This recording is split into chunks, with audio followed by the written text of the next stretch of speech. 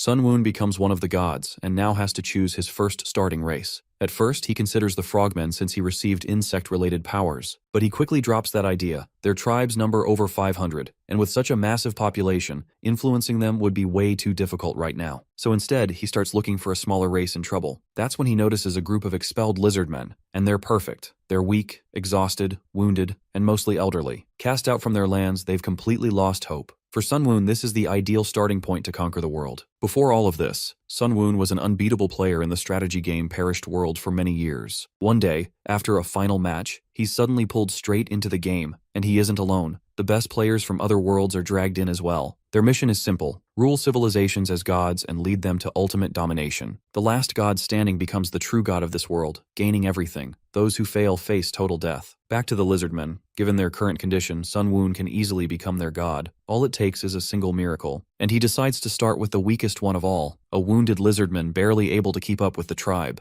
As the injured and starved lizardmen force their way through the desert, they all freeze in shock when they see an injured animal lying helplessly on the ground, basically served up for them to devour. The desperate lizardmen don't even think for a second before jumping onto the unsuspecting prey, going absolutely batshit crazy, wanting to have it all for themselves. The elderly and sick in the back feel utterly crushed, knowing there won't be anything left for them to eat. The healthy lizardmen tear through all the flesh and the tasty parts, leaving nothing but bones behind. The greedy bunch even decide to nibble on the leftover bones, until one of the benevolent lizardmen stops them. He grabs all the remaining bones and offers them to the sick and old ones to eat. Those poor guys are grateful even for bones, eating as if it's the last meal of their lives. The healthy lizardmen feel dissatisfied by their benevolent friend's gesture. For them, letting the old and sick eat such insubstantial scraps is a waste, since they're not going to survive for long anyway. Their wounds have only gotten worse. It's a miracle they're even alive at this point. But the benevolent lizardman reminds them of the time when one of the injured, namely Rakrak, risked his life and defended them against a saber-tooth. So instead of being selfish, they should be grateful. Still, it doesn't change the fact, at least to the healthy lizardmen, that injured and sick people are eventually going to die. They keep arguing back and forth until night descends and everyone finally falls asleep. While everyone sleeps soundly, Rakrak struggles with the rotting wound on his shoulder. As he groans, he notices a blue butterfly seemingly trying to get his attention. Eventually, Rakrak stands up and begins following the beautiful critter. A few of the lizardmen notice Rakrak leaving and assume he's probably abandoning the lounge for good. But Rakrak? He's simply driven by curiosity. He's noticed something peculiar up above and wants to see what it is exactly. Maybe he's imagining things, since he's the only one who reacted to it. Even if it's just an illusion, he wants to check, and once he gets up there, he finds an entire buffet of beetles stuck together. Rakrak is pleasantly shocked, realizing he's found enough food for everyone to feast on. With this first revelation, Nebula is one step closer to acquiring a race. The amount of beetles he sent is enough to feed the entire lounge for a few days. It's quite surprising to Nebula that these guys are sharing their blessing with each other without making any fuss. This just shows how strong-willed these people are. Eventually, Rakrak decides to put his faith in the god who fed them. He names him the Nameless Beetle God. This comes as yet another surprise to Nebula, who was sure his god name would be related to butterflies. Nonetheless, he's happy to acquire a race, and especially happy with this candidate named Rakrak, a kind-hearted and selfless lizardman who chose to share the blessing with everyone. Nebula is convinced this guy will become a crucial asset in his civilization building. A few days pass, and the lizardmen finally find their sanctuary. The wound that had been plaguing Rakrak has finally healed too. It's all thanks to the blessing of the Nameless Beetle God, or at least that's what Rakrak believes. He even tries convincing others about the existence of the benevolent one who descended these blessings upon him. His wound healing overnight is proof enough for him. Hell, his shoulder scar is even covered with black scales, similar to a beetle. Now, with these blessings in tow, Rakrak is confident in himself and wants to go buffalo hunting. To prove his newfound strength, and the power of the blessings his fellows are struggling to believe, he takes his stance and chucks the spear as hard as he can, obliterating the target tree. Everyone's jaw hit the fucking floor after seeing this display of astronomical strength that practically transcended lizardman physiology. To understand how they even found this place, and why Rakrak is so dead set on hunting a buffalo, we jump back a few days. Rakrak is once again following those same hallucination-like visions, and the group is excited at the prospect that they might hit yet another beetle jackpot. They eagerly follow the path only Rakrak's visions have been able to notice. But Rakrak warns them that winter is coming, and the beetles keep appearing from the direction of the cold winds. If they keep going that way, they might freeze to death. This deeply concerns his fellow lizardmen, who wonder if they should even be following the path Rakrak's visions are pushing him toward. Rakrak himself can't confirm whether the visions are leading them anywhere meaningful. Since they have no alternatives, he can only rely on the visions and keep following. Turns out, the reason Rakrak doubts these visions is because Nebula still lacks enough faith. If it weren't for Rakrak, Nebula doubts he'd be able to influence anything at all. For now, all he can hope is that Rakrak keeps believing. Only then will he be able to lead them toward an unimaginable future. Despite not knowing where the visions truly lead, Rakrak continues following them, and they eventually arrive at a sanctuary. This unexpected salvation spikes everyone's faith. The nameless beetle god has led them to their haven. Nebula's god level jumps by 1, officially making it level 2. His sub-area also increases by 1. This level up unlocks a new skill, Insect Sanctification. This skill lets Nebula choose and designate a priest, and obviously Rakrak is the only fitting candidate for this role. The blessing bestowed upon Rakrak will help him spread the god's will. Later that night, as Rakrak sleeps peacefully among his kin,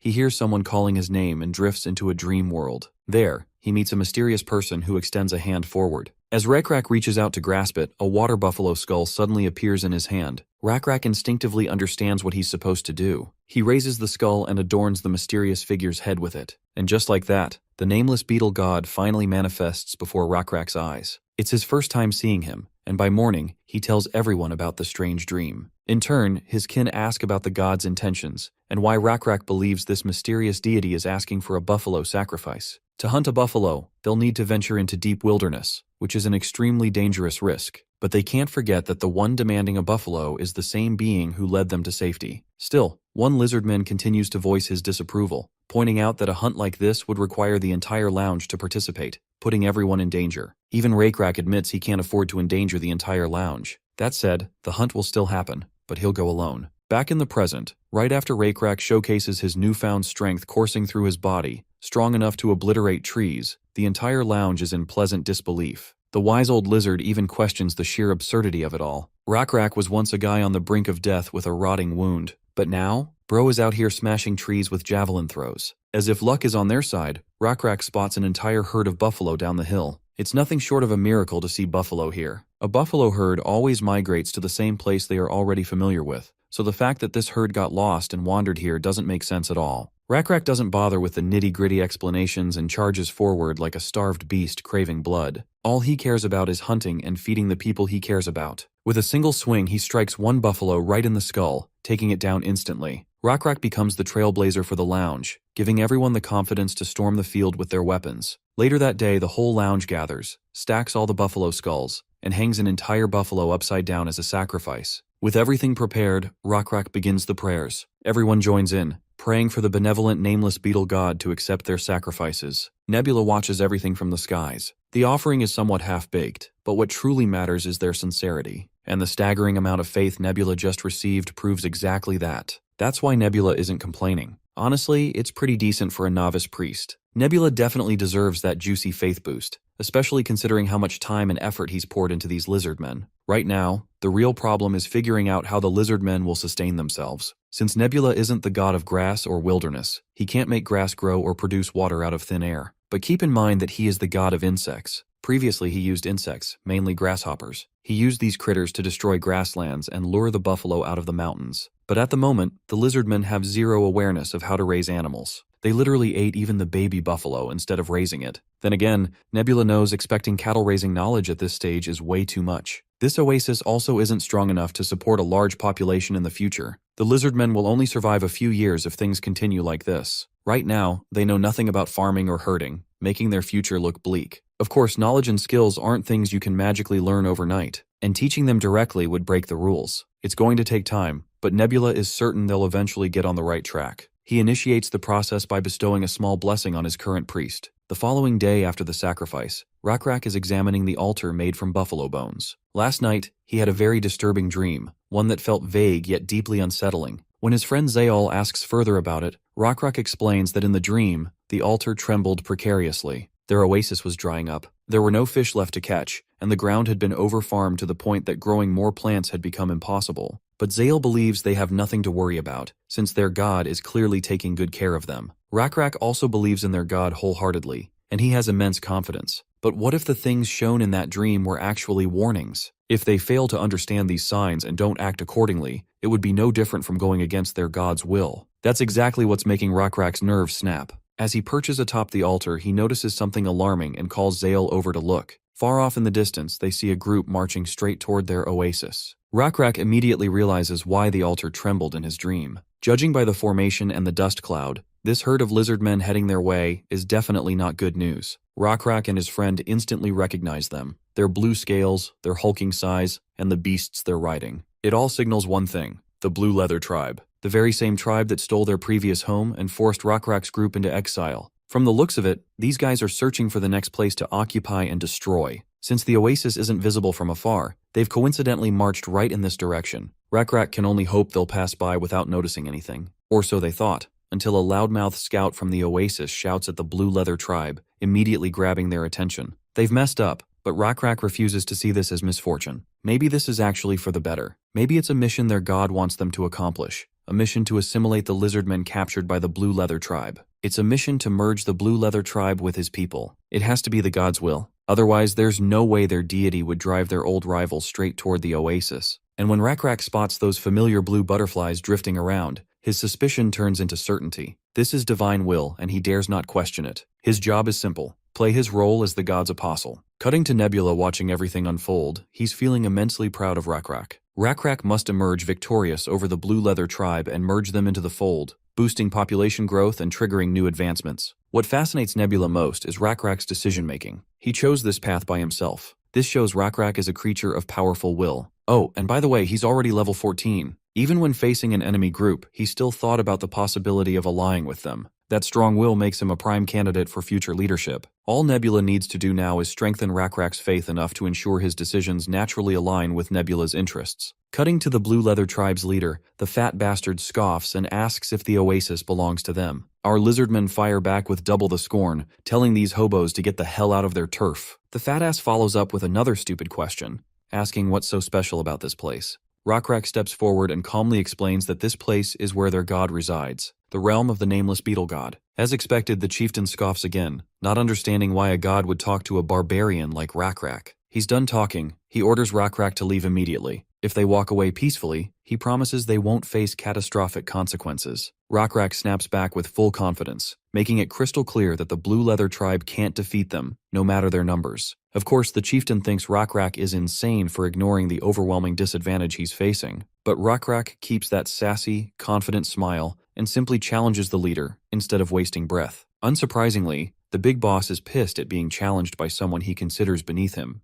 Rakrak, meanwhile, calls the Blue Leather Tribe a bunch of homeless lambs with nowhere to return to. That's why he's giving them a chance, an opportunity to live under the god's blessing. The fat bastard cracks up in laughter as if Rakrak just told the funniest mom joke ever. He doesn't buy this god nonsense at all. To him, the one with strength rules, and Rakrak is heavily outnumbered. Yet Rakrak's will doesn't waver. He takes his stance and makes it clear he won't falter, not when he fully trusts his god. Losing his patience, the Blue Leather Chieftain charges forward atop his beast, ready to crush Rakrak in one blow. Rakrak prays for his god to grant him the strength he needs to defeat the foe in front of him. As the beast lunges closer, Rakrak's only weapon completely shatters, and the monster swings its paw once again to crush him. At that exact moment, Nebula receives a system notification about the clash between two civilizations. Then another notification follows, officially recognizing these lizardmen as Nebula's tribe, since he has nurtured them closely and they've lived in his domain for quite some time. This unexpected development unlocks a brand new skill, one that's a complete game changer for the current battle. When Nebula activates it, we cut back to Rakrak just as the strike is about to land.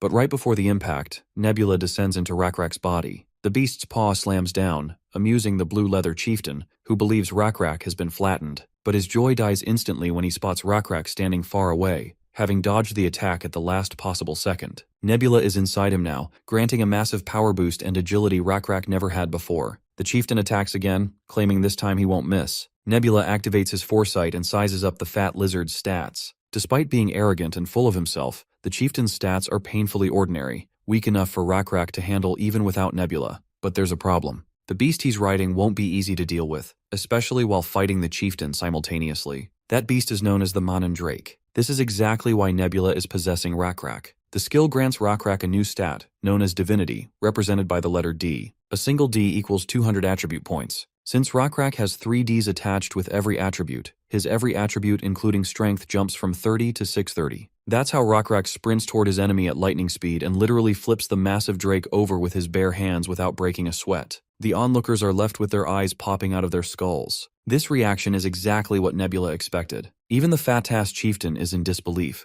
refusing to accept the reality in front of him. He assumes it must be some kind of trick. After crawling out from beneath his toppled drake, he lunges at Rakrak with a dagger aimed at his chest. But Rakrak ends the fight with a humiliating, ego-shattering slap straight across the bastard's face. The slap is as overpowering as my mother's, instantly knocking the strength out of the chieftain's knees. With their leader down, Rakrak dares the rest to step forward if they feel brave enough. Just as Nebula predicted, everyone drops their weapons and surrenders politely to Rakrak. Once it's over, Rakrak regains control of his body. He's in complete denial of what just happened. The only explanation he can think of is that his god possessed him. Later that day, the newly joined Lizardmen gather around the altar and finally get to eat. They're shocked when they realize Rakrak's group are the same people who vanished into the wilderness long ago. Their scale color changed due to the cruel conditions they faced. The gray Lizardmen proudly recount their journey, how they followed the nameless beetle god, who guided them to this sanctuary. Otherwise, they would have died, lost in the wilderness one by one. The blue lizards find the idea of having a benevolent god quite fascinating. Honestly, they wouldn't have believed any of this crap if Rakrak hadn't displayed that inhumane strength that clearly transcends the norm. Cut to Rakrak and his friend Zale. The friend is seriously worried about everything that's happened with the Blue Leather tribe. Because of this new tribe joining the Oasis, their population has exploded, almost a 600% increase. At this rate, it won't be long before this place runs out of resources, putting them back in the same miserable situation they once escaped from. But it seems Rakrak already knows what they're supposed to do. They're leaving this place. Of course, Zale hates that idea. They can't just wander the wilderness again without a proper destination. But Rakrak believes their god has already expressed his will. The answer to Zale's worries lies within their newly joined brothers. They will become the catalyst, and through unity, they will figure out the way forward. The next day arrives. Some of the gray Lizardmen are trying to tame this Blue Leather tribe's deceased leader's beast. By the way, one of the big Lizardmen's name is Yuri. Despite their best effort, they aren't able to tame this crazy fella. Right then, Rakrak arrives, making that drake sweat under his familiar presence. The creature recalls getting knocked out with a single swing, a haunting memory that makes the poor guy shudder and step back. But Rakrak is just here to feed this big dude. He offers the creature a few roots to feast on.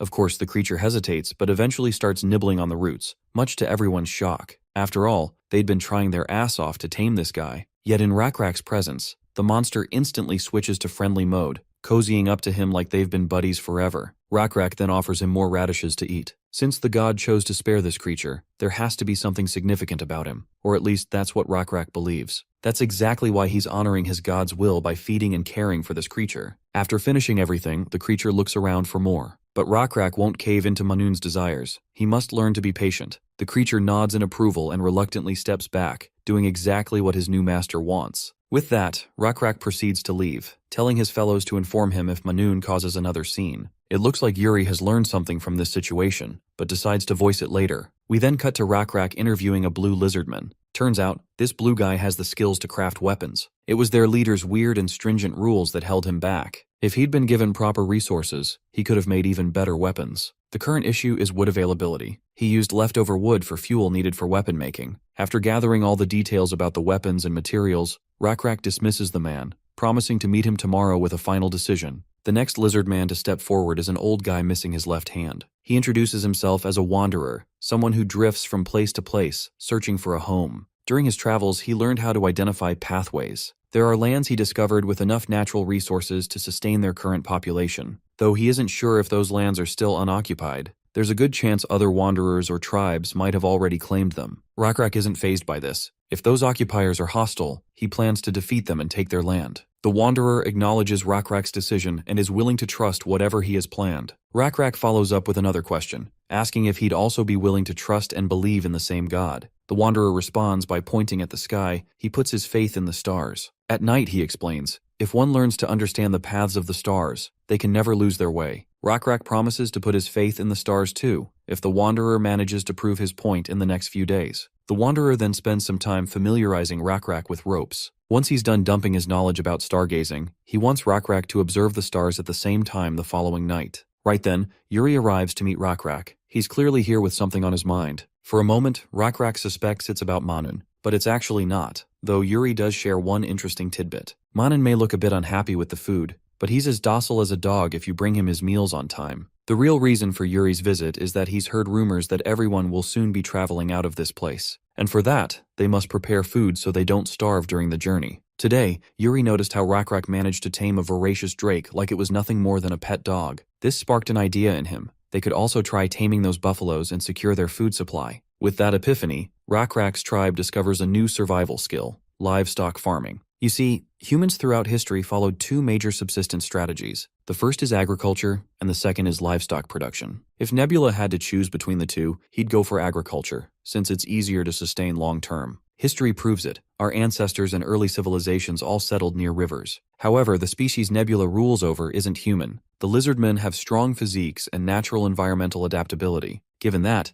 the Lizardmen would perform far better in livestock production than in agriculture. Furthermore, to advance, they must learn to make and use tools. And as we speak, that one blue lizard man with smithing skills is trying to forge a weapon out of iron. Nebula is glad they can already produce primitive iron tools. Though weaker than bronze, it works for now. In fact, it's a huge leap for a tribe that previously relied only on stone. Another thing that caught Nebula's attention is the guy with astronomy knowledge. Though the Lizardman's astronomy is just beginner-level stuff, Nebula hopes the Stargazer will expand his knowledge further. Later that night, Rakrak looks up at the sky, pleasantly realizing the Stargazer was right. The stars really are a heavenly compass. He finally understands the significance of astronomy and how it can guide their future. A while later, everyone gathers around the altar, where Rakrak delivers the depressing news. He starts by reminding them how much time has passed since the Benevolent One brought them to this land. Not only that, but the Almighty also reunited them with their other brothers. The Benevolent One chose to save their brethren instead of letting them wander into the wilderness and die. The god knew there was strength in unity, otherwise he wouldn't have accepted them into his sanctuary. However,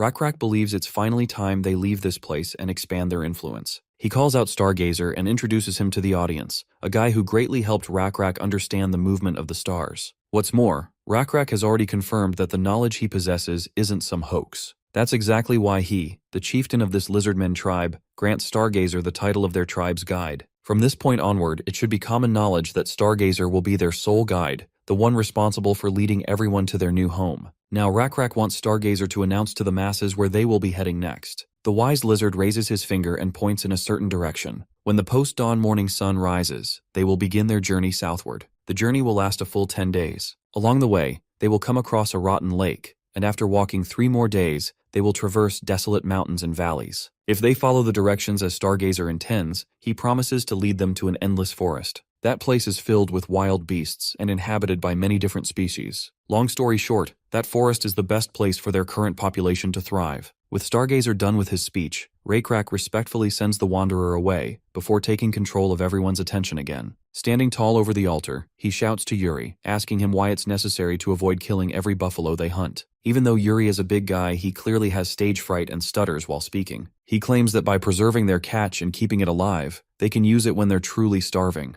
Rakrak, of course, publicly praises Yuri for his positive thinking, the fact that he suppressed his urges and, instead of eating the buffalo right away, thought of their future. To further endorse the idea, Rakrak rewards Yuri with an iron weapon. Everyone is shocked to see a weapon made out of iron, and Rakrak doesn't stop with Yuri. He also rewards those who resisted their appetites and preserved their hunt for later use. Seeing those being rewarded, the other Lizardmen begin craving such weapons for themselves. Well, it looks like Rakrak's strategy is working. This simple gesture encourages others to preserve food for better use, rather than giving in to their taste buds and instincts. Right then, Rakrak grabs one of the buffalo skulls and lowers it over his face like a sacred war mask. He summons the warriors to step forward. Yuri answers the call first, and Rakrak grants him a skull of his own. Those who bear the skulls upon their heads are consecrated as the skeleton warriors, fighters sworn to stand at Rakrak's side and carve their god's will into the world. They cannot linger in this holy ground any longer. Their god demands movement, demands obedience. They must depart at once and seek the next sanctuary that awaits them. As the first cracks of dusk split the sky, Rakrak invokes the name of their god, the nameless beetle god, commanding every warrior to carve that name into their very souls. The road ahead will be merciless, the trials unending, but they must endure, just as they endured resisting the temptation of devouring the water buffaloes. Their suffering is their offering. Their resolve is their worship. With their iron spears raised high, everyone vows to march forth. Rakrak stands beneath the dusk of a new day, a new journey, a new beginning. He begs his god for forgiveness for speaking so boldly, for using his name to motivate the others, for using the pretense of godly will to unify everyone. The said god watches everything unfold, and he isn't even slightly worried about Rakrak's actions. In fact, he feels proud to have Rakrak as his high priest. After all, Rakrak is truly having a positive impact on the people he leads, not only boosting morale but also accelerating their growth. Yuri is a prime example, having leveled up accordingly. Even Rakrak has advanced his special stats. The results the High Priest has produced haven't disappointed Nebula even once. But the real game begins now. The true trials for Rakrak lie ahead. Under the scorching heat, the entire Lizardmen Legion trudges through the wilderness. The heat is so unbearable that Manan even collapses. Right then, Rakrak decides to take a short break. As they rest, it gives them time to reflect on their current situation. They begin doubting whether they'll even reach the place they're hoping for after surviving this grueling desert. Even Rakrak wants to know what's happening, since they've already been walking for 3 days. The entire group is exhausted, and to make matters worse, they are running dangerously low on resources. And relying on yet another miracle from their god is the last thing Rakrak wants. Right then, Yuri comes running with alarming news. They've sighted another species in the distance. They're orcs, totally hyped up and ready to loot the lizardmen they've spotted. But once they approach the full legion, the few orcs are stunned, sweat dripping down their faces. Just as the skeleton warriors prepare to smash some heads, the cunning orcs drop their stone weapons and surrender immediately. Before engaging in dialogue, the lizardmen offer the green guys some food to feast on. The orcs first express their gratitude, then begin explaining their situation. The reason they're wandering the wilderness is because their home was invaded by a monster. They used to live in the hills. It wasn't paradise, but it had enough resources to survive. But ever since a particular monster took over, they had no choice but to flee. The mention of a monster piques Nebula's curiosity, so he promptly scouts the area, only to find a massive centipede guarding some kind of square structure resting on its back. Turns out, this creature is known as an abomination, and there are many types of abominations. This specific one is called the Ancient Coleoptera. The worst part? This creature has triple D in every attribute, adding an additional 600 points to each one. Here's a little more about these abominations. In the storyline of the game Perished World, there exist creatures said to have been created by the now-dead ancient gods. After the gods disappeared, these creatures were left wandering the planet with no one to guide them. Now these beings are notorious as abominations. Their unique trait? They possess venomous fangs. Long story short, this is not something Nebula should be messing with, especially considering the current strength of his civilization. As the creature twists and writhes, the entire ground shakes, causing distress among the lizardmen. However, the green orc calmly assures them that the creature is currently asleep, just sleepwalking. While they still have time, Rakrak begins weighing his options. According to the Wanderer, if they turn back into the wilderness and follow the mountain range, it will add 8 extra days to their journey. Wasting 8 days of supplies just to take a detour makes Rakrak hesitate. But fighting that monstrosity head-on also seems impossible, especially when his people are terrified. Rakrak hangs in the air, trapped in a dilemma. Meanwhile, Zale notices the high cliffs and the massive boulders resting at the edge. You can already guess what she's thinking. That's exactly why she suggests they fight, rather than taking the long route. When Zale says fight, she knows what she is saying. After all, her intellectual stats are way higher than your everyday lizardman out here. She's already figured out how to use the landscape to their advantage. But for her plan to succeed, they must find an effective way to push the boulders off the cliffs with minimal effort. She recalls how the blacksmith once used a contraption, a bellows, to push more oxygen into the brazier for stronger flames. Similarly, they must figure out a method to push those giant boulders efficiently. After thinking it through, they manage to figure out a lever mechanism to push the boulders off the cliff. With combined effort, they finally succeed in moving the boulders into position. Nebula praises his civilization for coming up with such a simple yet effective method to deal with a monstrosity like this centipede. Still, to secure victory, they must drop all the boulders at once. Eventually, they push the first one, and it rolls down the cliff with deadly speed. The centipede notices far too late. The first boulder finds its mark, smashing into the monster, but it barely does anything.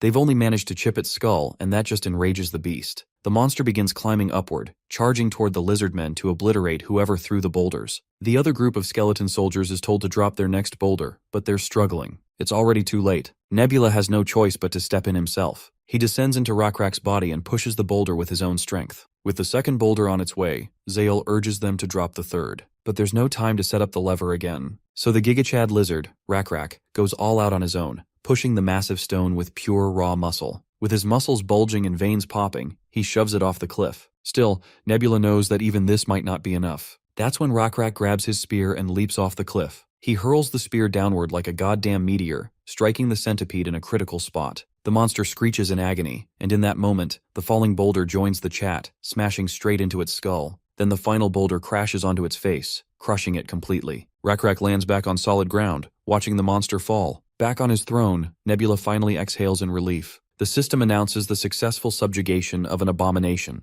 This achievement increases Nebula's faith. Along with that, the system also rewards him with something new. Abomination Essence, something Nebula had long desired. As you know, Nebula can create resources specific to his civilization by spending faith points. But to create something that doesn't exist in the world at all, he needs special materials. That's where Abomination Essence shines. With it, Nebula can craft sacred beasts. Sacred beasts exist solely to spread their god's will across the world. They also have room to grow their stats, and raising them to higher levels grants them new classes, such as Apostle or Incarnation. For now, Nebula is looking forward to seeing what kind of sacred beast he'll be able to create. Cutting back to the Lizardmen, they refuse to let the monster's corpse go to waste. They plan to use it for sustenance, but the smell is absolutely foul. Zale tries taking a bite and realizes it tastes like literal garbage. To salvage the taste, they decide to add other stuff to make it at least edible, even if not a 5-star cuisine. Zale suggests adding some flavorful flora and roasting it over a fire. That way, they won't have to deal with the creature's rotten odor. They follow her idea, and when Rakrak takes a bite, he's shocked. It's actually not that bad anymore.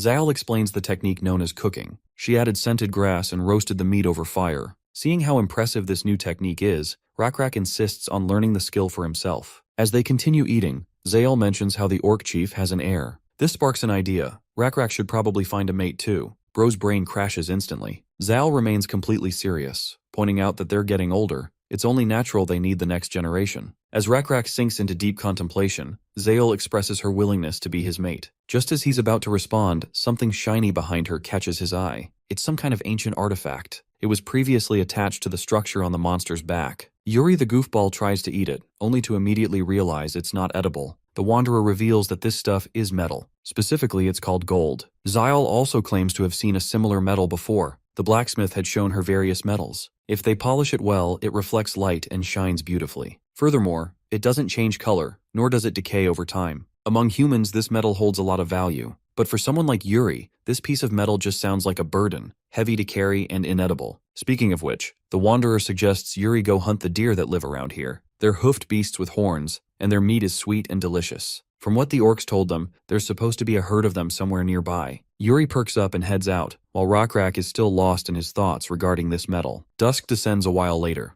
and instead of indulging in the hunted deer resting in front of him, Rakrak is still lost in thought. If gold supposedly doesn't decay, then what purpose did the creators of the tablet have in making something time couldn't wear down? This only makes him more curious about what the tablet is supposed to convey. Zal returns with news that the entire lounge is ready to rest for the night. Rakrak is surprised that she found him even though he told no one about his whereabouts. Well, she spotted him because of the furred clothes he's wearing. Turns out, it was her who suggested he wear them. Perfect for someone meant to play the role of chieftain. Night descends, and the hunted deer in front of Rakrak begins to decompose. Yet he's still sitting there trying to figure out the purpose of this tablet. Suddenly he notices the fireflies leaving trails of light, trying to form symbols. At first, Rakrak is astonished to see such bizarre illusions. But whether they're illusions or real doesn't matter. What matters is that the fireflies' movements resemble the markings on the tablet. It seems Rakrak has finally reached the epiphany he'd been searching for. This tablet was meant to represent something timeless, something that could never decay or be erased by time. And he has finally figured out what that thing is. He works all night deciphering the markings, and the dawn begins to break. He goes straight to Zale and wakes her up, wanting to show her what he has discovered. Let me spoil it for you. Bro has learned the concept of written language. He draws a symbol with a twig representing a male lizardman. Then he draws another symbol beside it to represent a female lizardman. After that, he draws an equal sign between the two symbols. Together, the symbols show that the male and female are companions to one another. And get this, Rakrak didn't draw this out of nowhere. He's actually using the symbols to tell her that he accepts her proposal and considers her his companion and mate. By now, Zale has learned enough of the language too. She draws a circle around the symbols and hopes Rakrak understands what that means. Well, it seems the chieftain knows exactly what it entails, and so do we. This is how Nebula's civilization discovered the concept of written language. It's honestly an achievement to be proud of, though it's going to take at least a few generations for it to evolve into a modern language. Anyway, now that Rakrak has chosen his mate, it's time for the wedding ceremony. For that, both the male and female must go out and hunt the biggest animal they can find and present it to their partner. And it looks like Zale has already outdone Rakrak with her catch. Anyway, Nebula is just relieved that he can now expect succession. We then cut back to the creature's corpse, which had already been dissected thoroughly. Currently, Rakrak is having a dialogue with the orc chief. The orc guy literally wells up in tears when Rakrak gives him the good news that the lizardmen won't be occupying the place,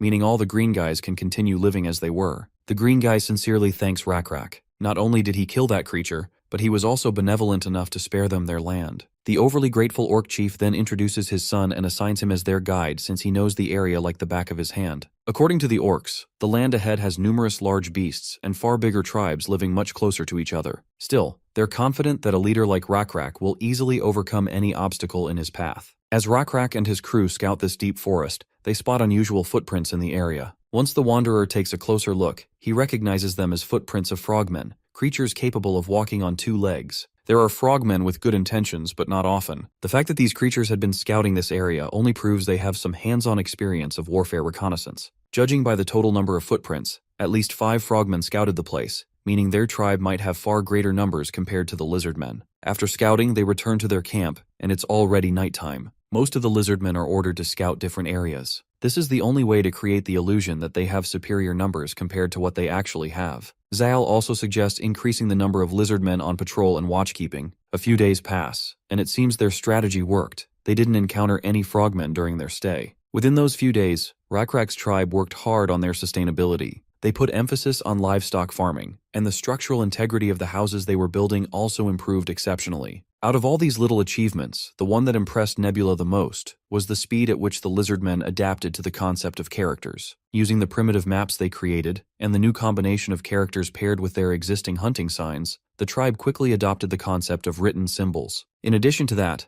Rakrak also made sure his tribe members recorded their harvests on a daily basis. This public record created a sense of competitiveness among the Lizardmen, who wanted to outperform their peers. As for Nebula, his swarm of locusts is steadily growing in the center of the continent, and the insects from the nest to the south are also increasing in number. Thanks to that, his small dominion over insects has reached level 4. Just for context, Nebula previously had 3 swarms of insects, and he uses them to manipulate various environmental factors. Nebula feels very proud of the progress he's made so far. Under normal circumstances, no player would even dare push this much progress in such a short amount of time. It's all thanks to the terrain advantage Nebula had. The place he started from was an isolated region in the east, so he didn't encounter other players or major species during his early struggles. However, this is only the tip of the iceberg. There's far more ahead, with dangers no one could even comprehend right now. Cutting back to Rakrak, Yuri suddenly rushes in with concerning news that requires immediate attention. The frogmen are here. A while later, we finally meet the frogs for the dialogue. From our side, our upper echelon is also present to entertain these uninvited guests. Immediately, the first thing that catches Rakrak's attention is the presence of a Lizardman standing among the frogmen, something that makes no sense to him. Anyway, the top brass of the frogmen introduces himself as Shunan, son of the great chief Aloy. First of all, he makes his intentions clear. They have no desire to engage in combat.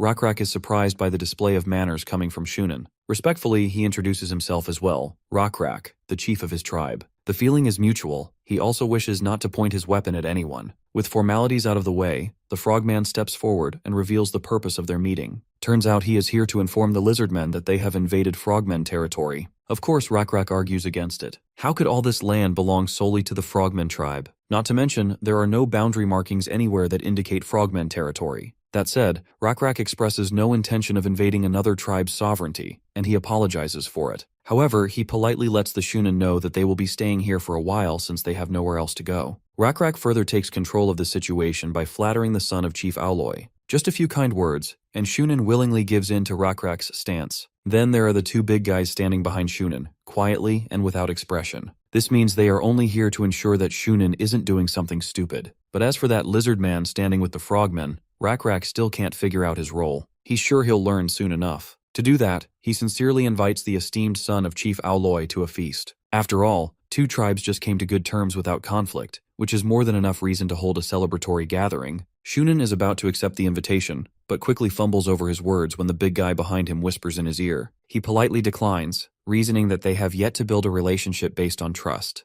Rakrak keeps insisting, claiming that sending a benefactor away without responding with kindness goes against the Lizardmen's code of conduct. At the very least, he wants Shunan to share a meal right here if he's uncomfortable entering the village. When the big guy behind Shunan gives an approving nod, the chief's son agrees. This is how Rakrak ends up sharing some sizzling meat with the chief's son. This is a perfect opportunity for him to learn about the relationship between the frogmen and the lizardman who accompanied them. However, Rakrak restrains himself from asking such crucial details directly, as it may reveal how curious he is. so he decides to steer the conversation slowly. First, he asks a random question. What do the feathers around Shunen's neck symbolize? Turns out they're feathers of a cockatrice. Of course, Rakrak has no idea what kind of creature that is. Shunen doesn't realize he's being played and starts rattling off details. These birds are dangerous creatures living in the nearby forests. Appearance-wise, they walk on 2 legs and are massive in size. Aside from their sheer size, what makes them dangerous is that they are poisonous. They have quick reflexes too. That's why the Frogmen tribe often sends scouts all the way here, to make sure no cockatrice is near enough to pose a threat. Since these birds sound like a massive pain to hunt,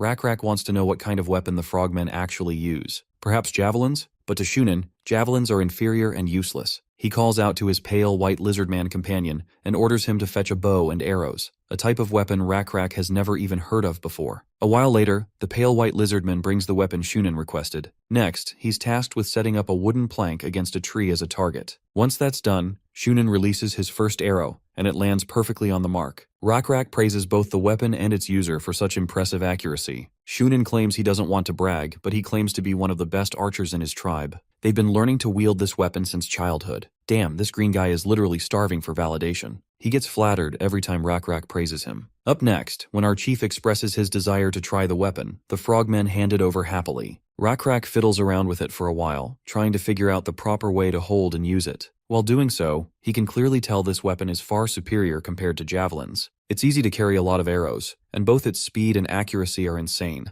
Rakrak attempts several shots, but none of them manage to reach the target. Shunen then orders his lizardman companion, whose name is Owen by the way, to fetch the arrows. As Owen dashes forward to collect them, Rakrak insists on picking them up himself, since he was the one who fired them. Of course, that's just a pretense to get closer to Owen, away from earshot. As Rakrak crouches down near Owen, the first thing he notices is how shaken this guy looks. When the chieftain questions this young lizardman on why he's hanging around with frogmen, Owen responds hesitantly. He claims that both the Lizardmen and Frogmen tribes actually live together. And why they're together? Well, according to him, both tribes benefit from the arrangement. Of course, that sounds completely unbelievable to Rakrak, but Owen doubles down, happily insisting that both tribes live in harmony. Naturally, Rakrak is curious how this symbiotic relationship even works. According to Owen, the Frogmen provide protection, while the Lizardmen take care of menial tasks. Furthermore, Frogmen can dive deep and explore underwater areas, while Lizardmen are better at picking fruits and climbing trees. They basically exchange resources that the other tribe can't obtain themselves, making life easier for both groups. However, Rakrak believes Lizardmen don't need anyone's protection since they're fully capable of defending themselves. But Owen reminds the chieftain about how dangerous this forest truly is.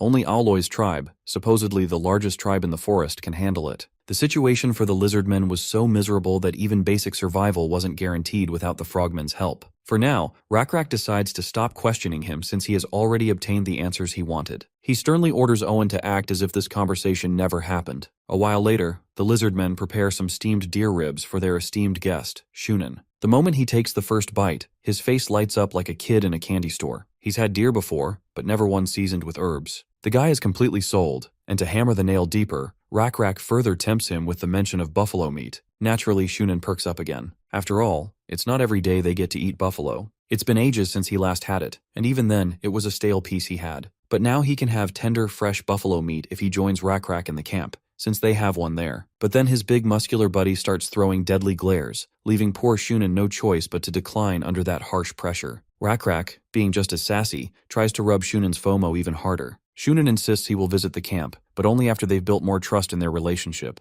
Luckily, Aloy's tribe members aren't hostile toward Lizardmen, and Owen, and the other Lizardmen living with Frogmen, are living proof of that. Shunen calls Owen over and asks him to explain to Rakrak how their tribes have been helping each other ever since they started living together. Of course, Owen begins narrating the script he's clearly been taught by his masters, and Rakrak sees through all of it. He can tell every word coming out of Owen's mouth is rehearsed, prepared for this exact moment. With dusk starting to cast its yellow hue, Shunen decides to be on his way. He definitely enjoyed the company and is genuinely grateful. When Rakrak insists he visit their village next time, Shunen politely declines as expected. The representatives of both tribes wave at each other before parting ways. It's then we notice Shunen getting extremely harsh with Owen, a detail Rakrak's eyes don't miss. He can tell these Lizardmen aren't on good terms with the Frogmen at all. Once Shunen gets back to his village, he and his men start beating the shit out of Owen. Turns out, Shunen realized Owen had spoken to the Lizardman chief earlier, and demands he spill everything he talked about. The poor Lizardman fumbles over his words as he tries to lie, claiming he only guided the chieftain on how to become a better bowman. Well, that pathetic excuse just earns him more beating, because he can't even shoot an arrow himself, so how the hell was he tutoring that chieftain? But Owen doubles down, insisting that if he had told the truth to the chieftain, that guy would have become suspicious. That's why Owen demanded some sort of payment if the chief wanted shooting lessons. In response, the chieftain said he didn't possess anything valuable to pay with. Eventually, Shunan buys the story, and even starts holding Owen in high regard for such impressive bargaining skills. Since Owen did such an excellent job, Shunan promises to spare his offspring, who was scheduled for sacrifice today. You see, these bastards have a bunch of lizardmen captive, all intended to be sacrificed. That's exactly why Owen is willing to obey every command Shunan gives. He's prepared to fool Rakrak and his tribe with everything he's got. Later that night, Owen sits at the edge of the pond, reflecting on the terrible decisions that led him here. He regrets not seeing the true colors of these frogmen earlier. They lured them in while pretending to be benevolent. By now, the major chunk of lizardmen who lived here have already been sacrificed. The remaining 200 or so don't dare revolt against 1,500 frogmen. Not only do the frogmen have superior numbers, they also have a supposedly divine creature they call a god, a terrifying two-headed fiend that can devour anything with a single swipe.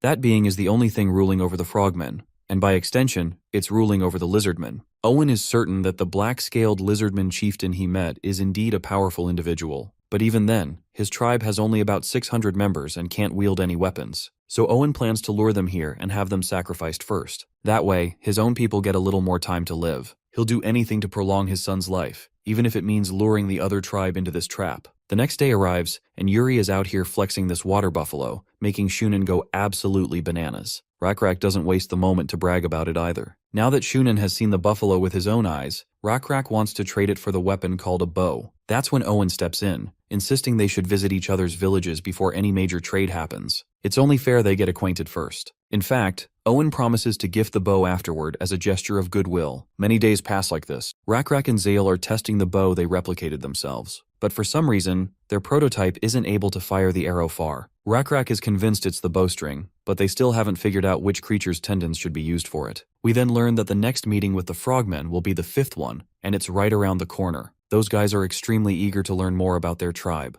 Although their curiosity feels suspicious to Rakrak, he's certain they're hiding something vicious under the pretext of friendship. The problem is, he can't quite put his finger on what they're plotting. I guess it's finally time to put Owen to use. This will also help Owen prove his worth and loyalty. We cut back to the frogmen. They're busy choking that poor guy again. They're frustrated that they've made no progress getting closer to the tribe, even though they followed Owen's guidance. Owen admits the black-scaled chieftain is far more cunning and cautious than he expected. But whatever the case, Shunan wants Owen to speed things up. Chief Auloy has given them a deadline to bring the sacrifices, and they can't afford to miss it. Owen insists on knowing why the deadline is so strict. In his mind, he's certain these guys are hiding something crucial, something he needs to know. So he questions Shunan about it. Shunan explains that his father and the elders are getting sicker, so delaying the sacrificial ritual isn't an option. A disease is spreading that causes extreme itchiness, and the symptoms only get worse. While Shunan admits no lizardman should know about this, he considers Owen an exception. He stresses how dangerous the disease is. If any frogman is afflicted, their skin not only itches but becomes coated with a sticky white layer of mucus. This layer is impossible to rub off, and it constantly expands. At a certain point, the mucus makes it impossible to breathe properly, eventually suffocating the victim. As of now, a priest has already died from it.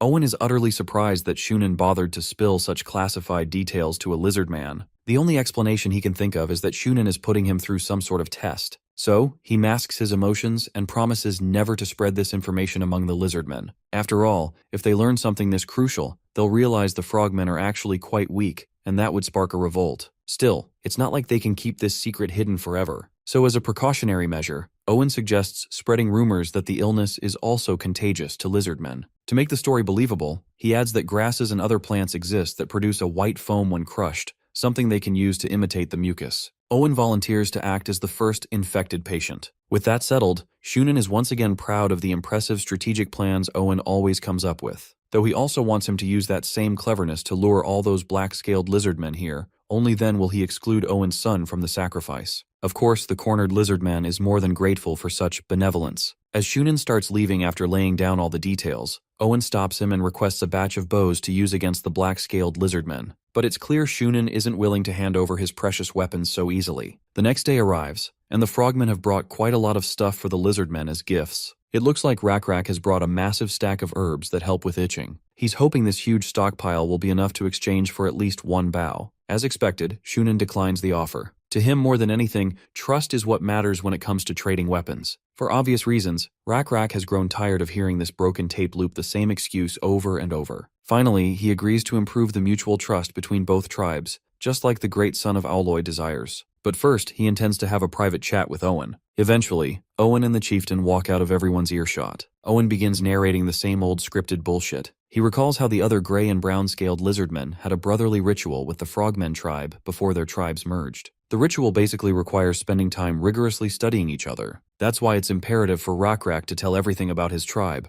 Only then will Owen share all the information about the Frogmen. It's about time they stop being so wary and actually make an effort to get closer. Right then, the familiar blue butterflies join the scene, one even landing on Owen. Rak immediately picks up on what his god is trying to tell him. He wholeheartedly agrees with Owen. It is indeed time to stop being so wary of each other. Rak is willing to tell Owen everything he wants to know. A while later, Shunan and his crew return to their village. This time, Shunan is absolutely ecstatic to realize they've managed to gather a ton of information about those black-scaled lizardmen. What excites him most is that they've finally convinced those fools to visit their village. Even better, those supposed fools voluntarily showed Shunan around their own village. Now the Frogmen know exactly where the Lizardman village is located, and how many numbers they possess. Shunan doesn't hesitate before giving all the credit to Owen, who helped them gain the upper hand over the tribe. Owen is flattered to hear it, though he hesitantly reminds Shunan of the promise he made. Of course, that cunning toad remembers the promise all too well, though I highly doubt he plans on honoring it. Dusk creeps in,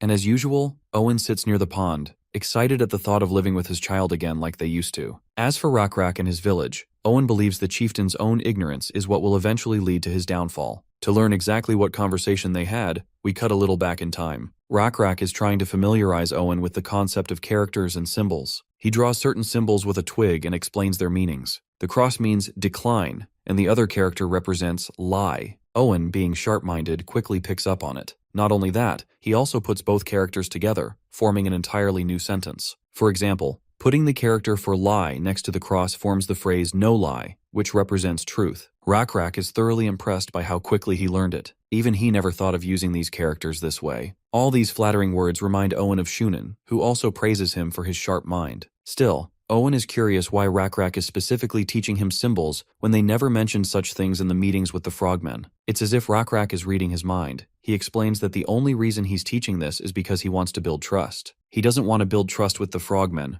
but with Owen himself. Rak already knows the things he's been told about the Frogmen aren't true, and there are many stories Owen simply isn't allowed to share. Rak and his people have seen pain. That's exactly why they've learned to recognize it in others. He can easily differentiate predator from prey, and he's already recognized that Owen and his people are the prey. Rak can see and smell the pain carved across Owen's face. Despite that, the young lizardman keeps denying everything, but the chieftain knows all too well. Returning from the flashback, Owen reflects on his situation. He knows the chieftain of the black-scaled tribe is confident and strong, but he doesn't stand a chance against frogmen weapons. Rak's claim about taking down an abominable creature sounds ridiculous to Owen, especially when they don't even have special weapons. Furthermore, Chief Rak must be incredibly foolish to give him knowledge of their symbols. Owen feels he isn't worthy of the chieftain's trust. He considers himself nothing more than a bargainer, someone only concerned about his own gains. The next day arrives, and Rak finally pays a visit to the frogmen's village. Seeing them, Shunan welcomes his new friends with open arms. Once the pleasantries are done, Rak apologizes for arriving fully equipped. He feared they might encounter a cockatrice along the way, and didn't want to risk it. Of course, Shunan has no objections. In his mind, he thinks these lizardmen are stupid for believing their primitive spears could ever stand a chance against a cockatrice. Besides, Shunan doesn't intend to fight the lizardmen at all. He plans to poison the food during their feast. Rak then starts glancing around, looking for Owen. Shunan explains he's busy preparing for the banquet. They eventually spot him arranging seats for their guests. Shunan notices him scribbling something on the ground with a twig. He doesn't suspect a thing, and thinks Owen is probably marking where each guest is supposed to sit. He gestures for Rak to go greet Owen himself. As for Shunan, he's going to check on the food preparations. Once Rak approaches, Owen points to the markings he's been carving, pretending they indicate where the lizardmen are supposed to sit. But the symbol he's drawn is the one that means lie. Rak immediately understands what they are supposed to do. He signals to Yuri to get things started. And just like that, the real banquet begins. Yuri plants his feet, takes his stance, and chucks the spear with all his strength, killing one armed frogman instantly. Rak then orders his warriors to obliterate the frogmen, initiating this one-sided massacre. A while passes, and Rak's crew clears the whole area without sustaining a single casualty. Most frogmen have already fled, including Shunan. Next, they must prepare to fight the bowmen. For that, Rakrak can only hope their backup plan works. He quickly turns to Owen and gives him a crucial task, one he cannot fail. Cutting to the frogmen, Shunan is grinding his teeth in fury, if he has any. He's certain this is all Owen's doing. He orders his henchmen to gather every warrior in the village. They must attack the Lizardmen immediately. As for the gray captive Lizardmen, their job is to hold off Rakrak's group until the Frogmen warriors are ready. Soon the Frogmen unleash a barrage of arrows aimed directly at the Lizardmen, but Rakrak had already planned for this. Their backup plan was shields. All the Lizardmen raise their shields, blocking the incoming arrows. Those weak sticks bounce right off as soon as they hit. Yuri is ecstatic seeing these things actually work against arrows. Meanwhile, Shunan quickly adjusts the strategy. He orders the frogmen to fire only when the Lizardmen advance. But that plan also collapses as a thick blanket of smoke begins swallowing the entire area, ruining everyone's visibility. No one can aim properly anymore. And the one spreading the smoke? Well, it's Owen, who has set the frogmen's abodes on fire. His fellow Lizardmen stare in disbelief, watching him commit such a bold act. For a moment, they think it must be on Shunan's orders. But Owen reveals the truth. He's acting under orders from the black-scaled chieftain. He begs his friends to trust him, just this once, assuring them that Rakrak will crush the frogmen. Eventually, his comrades pick up their own torches and start burning everything around them. By the time Shunan realizes the settlement is on fire, it's already too late. For now, he decides they must retreat, especially since the Lizardmen under their command have already betrayed them. They plan to rejoin the battle later when their trump card, Warrior Oboy, arrives. But Shunan still doubts whether they can turn the tide. He doesn't doubt Oboy's strength. He's worried they might need more than just a strong warrior. He then considers taking aid from the fiend living in the waters. Meanwhile, Warrior Oboy receives word that Shunan is retreating to the lower village. The 10 warriors stationed at the banquet hall, and the 5 warriors sent to investigate, have all been massacred. Oboy counts the 5 warriors on the island, and the 10 beside him. Counting everyone, they have 45 warriors in total. That number gives him confidence. They still have the advantage. One frogman takes out a spear, laces it in poisonous frog mucus, and prepares to shoot. But suddenly the ground trembles. A cold tension grips Warrior Oboy. The feeling in his chest is the same one he had the day he faced the cockatrice. He can tell something catastrophic is coming. Eventually they unleash their barrage of arrows, but their attack is rendered useless against Drake Manon. His massive presence alone makes the frogmen shudder in fear. The one riding the beast is Zael. She notices how big Manun has grown since the last time she rode him. What's even more comical is the fact that the arrows, supposedly the enemy's ultimate weapons, are literally serving as side snacks for Manun. You see, Manun eats anything that comes close to his mouth. He roars viciously, ready to devour even more food, and these frogmen are about to become his buffet. Oboy finds himself in a serious pickle since their ultimate weapon has completely failed them. Even if he tries shooting at Manun's vulnerable parts, the creature is simply too fast for him to take proper aim. Eventually, Manun lunges forward and crushes one of the frogmen with the sheer strength of his jaws. At this point, Oboy is certain this monster isn't something they can mess with. Since nothing is going to work against this all-round predator, Oboy decides to use the creature's own strength against it. He tosses the poisonous toad right at Manun, and just as expected, Manun devours it instantly. The other frogmen also begin throwing their poisonous toads toward him, and Manun is literally catching every single one with his mouth left and right, making sure no delightful dessert goes to waste. Meanwhile, Zael finds it strange that the enemy is throwing literal snacks at Manun. Under Nebula's blessings, specifically one of the 3 blessings, they have resistance against toxins. Once again, Oboy realizes far too late that they've royally screwed up. Manun pleasantly smiles at his next snack before yanking Oboy's head off his body. We then cut back to the place that had been set ablaze. One of the frogmen tries to snipe Rakrak with a poisonous arrow, but the Chad lizard simply tears through the incoming arrow with a strike of his tail. Yuri then smashes the sniper's head, causing the brain bits to splatter. With the last warrior taken care of, no enemies remain. Shunan has already abandoned the village and has gone to the inner village located in the island in the middle of the river. Since the frogmen has been crushed mercilessly, the grayish-brown lizardmen have also begun attacking the frogmen. Seeing all the destruction and the overwhelming damage the frogmen have taken, Rakrak starts wondering why their leader, Owloy, hasn't shown up yet. Well, turns out Nebula has already taken care of Owloy off-screen. There's a virus with a ridiculously long name that I can't even pronounce. The only thing that matters is that the illness caused by this virus is extremely fatal. By the time Rakrak decided to leave the Holy Land, Nebula had located a disease hundreds of kilometers away. Using insects, he transported that disease all the way here. Once the great frogman leader Owloy became infected, he was no longer the powerful figure he was revered to be. The idiot, on the brink of death, held countless ceremonies where he sacrificed poor lizardmen children, offering them to that 2-headed fiend. He believed this was the only way his illness could be cured. Cutting back to Rakrak and his crew, they've successfully wiped out the frogmen in the area. That's when Owen comes running to him. He desperately begs Rakrak to cross the lake immediately and reach the island in the middle. There are young lizardmen about to be sacrificed to that two-headed fiend. But as grim as this sounds, Rakrak points out that Owen is telling him all this way too late. They can't cross the lake now because the frogmen have already sailed off toward the island with their boats. Trying to reach it by swimming would be pure suicide. In the water, they'd be nothing but practice dummies for frogmen archers. Owen sinks into utter despair. With clasped hands and eyes full of sorrow and desperation, he begs Rakrak to do something. His son is captured there. Hearing the mention of his son, Rakrak goes absolutely ballistic and smacks Owen across the face. He yells at this brain-dead fool for not telling him earlier. He's utterly disappointed that Owen never trusted him to begin with. If they had known from the start, Rakrak is certain he would have already been prepared to take down that so-called god. Now, thanks to Owen, his son is likely headed toward an unnecessary demise. Even Owen begins regretting his decisions now. And just as everything seems too late, the two-headed fiend finally responds to the frogmen's ceremony. The fiend arrives to claim the offerings. The frogmen chant their god's name with full devotion, begging him to accept their sacrifices. Aloy further pleads for his god to destroy the black-scaled lizardmen threatening the lake. Meanwhile, Owen sits at the edge of the lake, helpless, able to do nothing but watch. As for Rakrak and Zael, they're busy sizing up the abomination. First thing to note is that the creature is slightly bigger than the Coleoptera they defeated with boulders. There's a chance they can defeat it, but the odds are severely against them, especially since the terrain now puts them at a huge disadvantage. Casualties would be inevitable. Right then, Rakrak receives a signal from his god,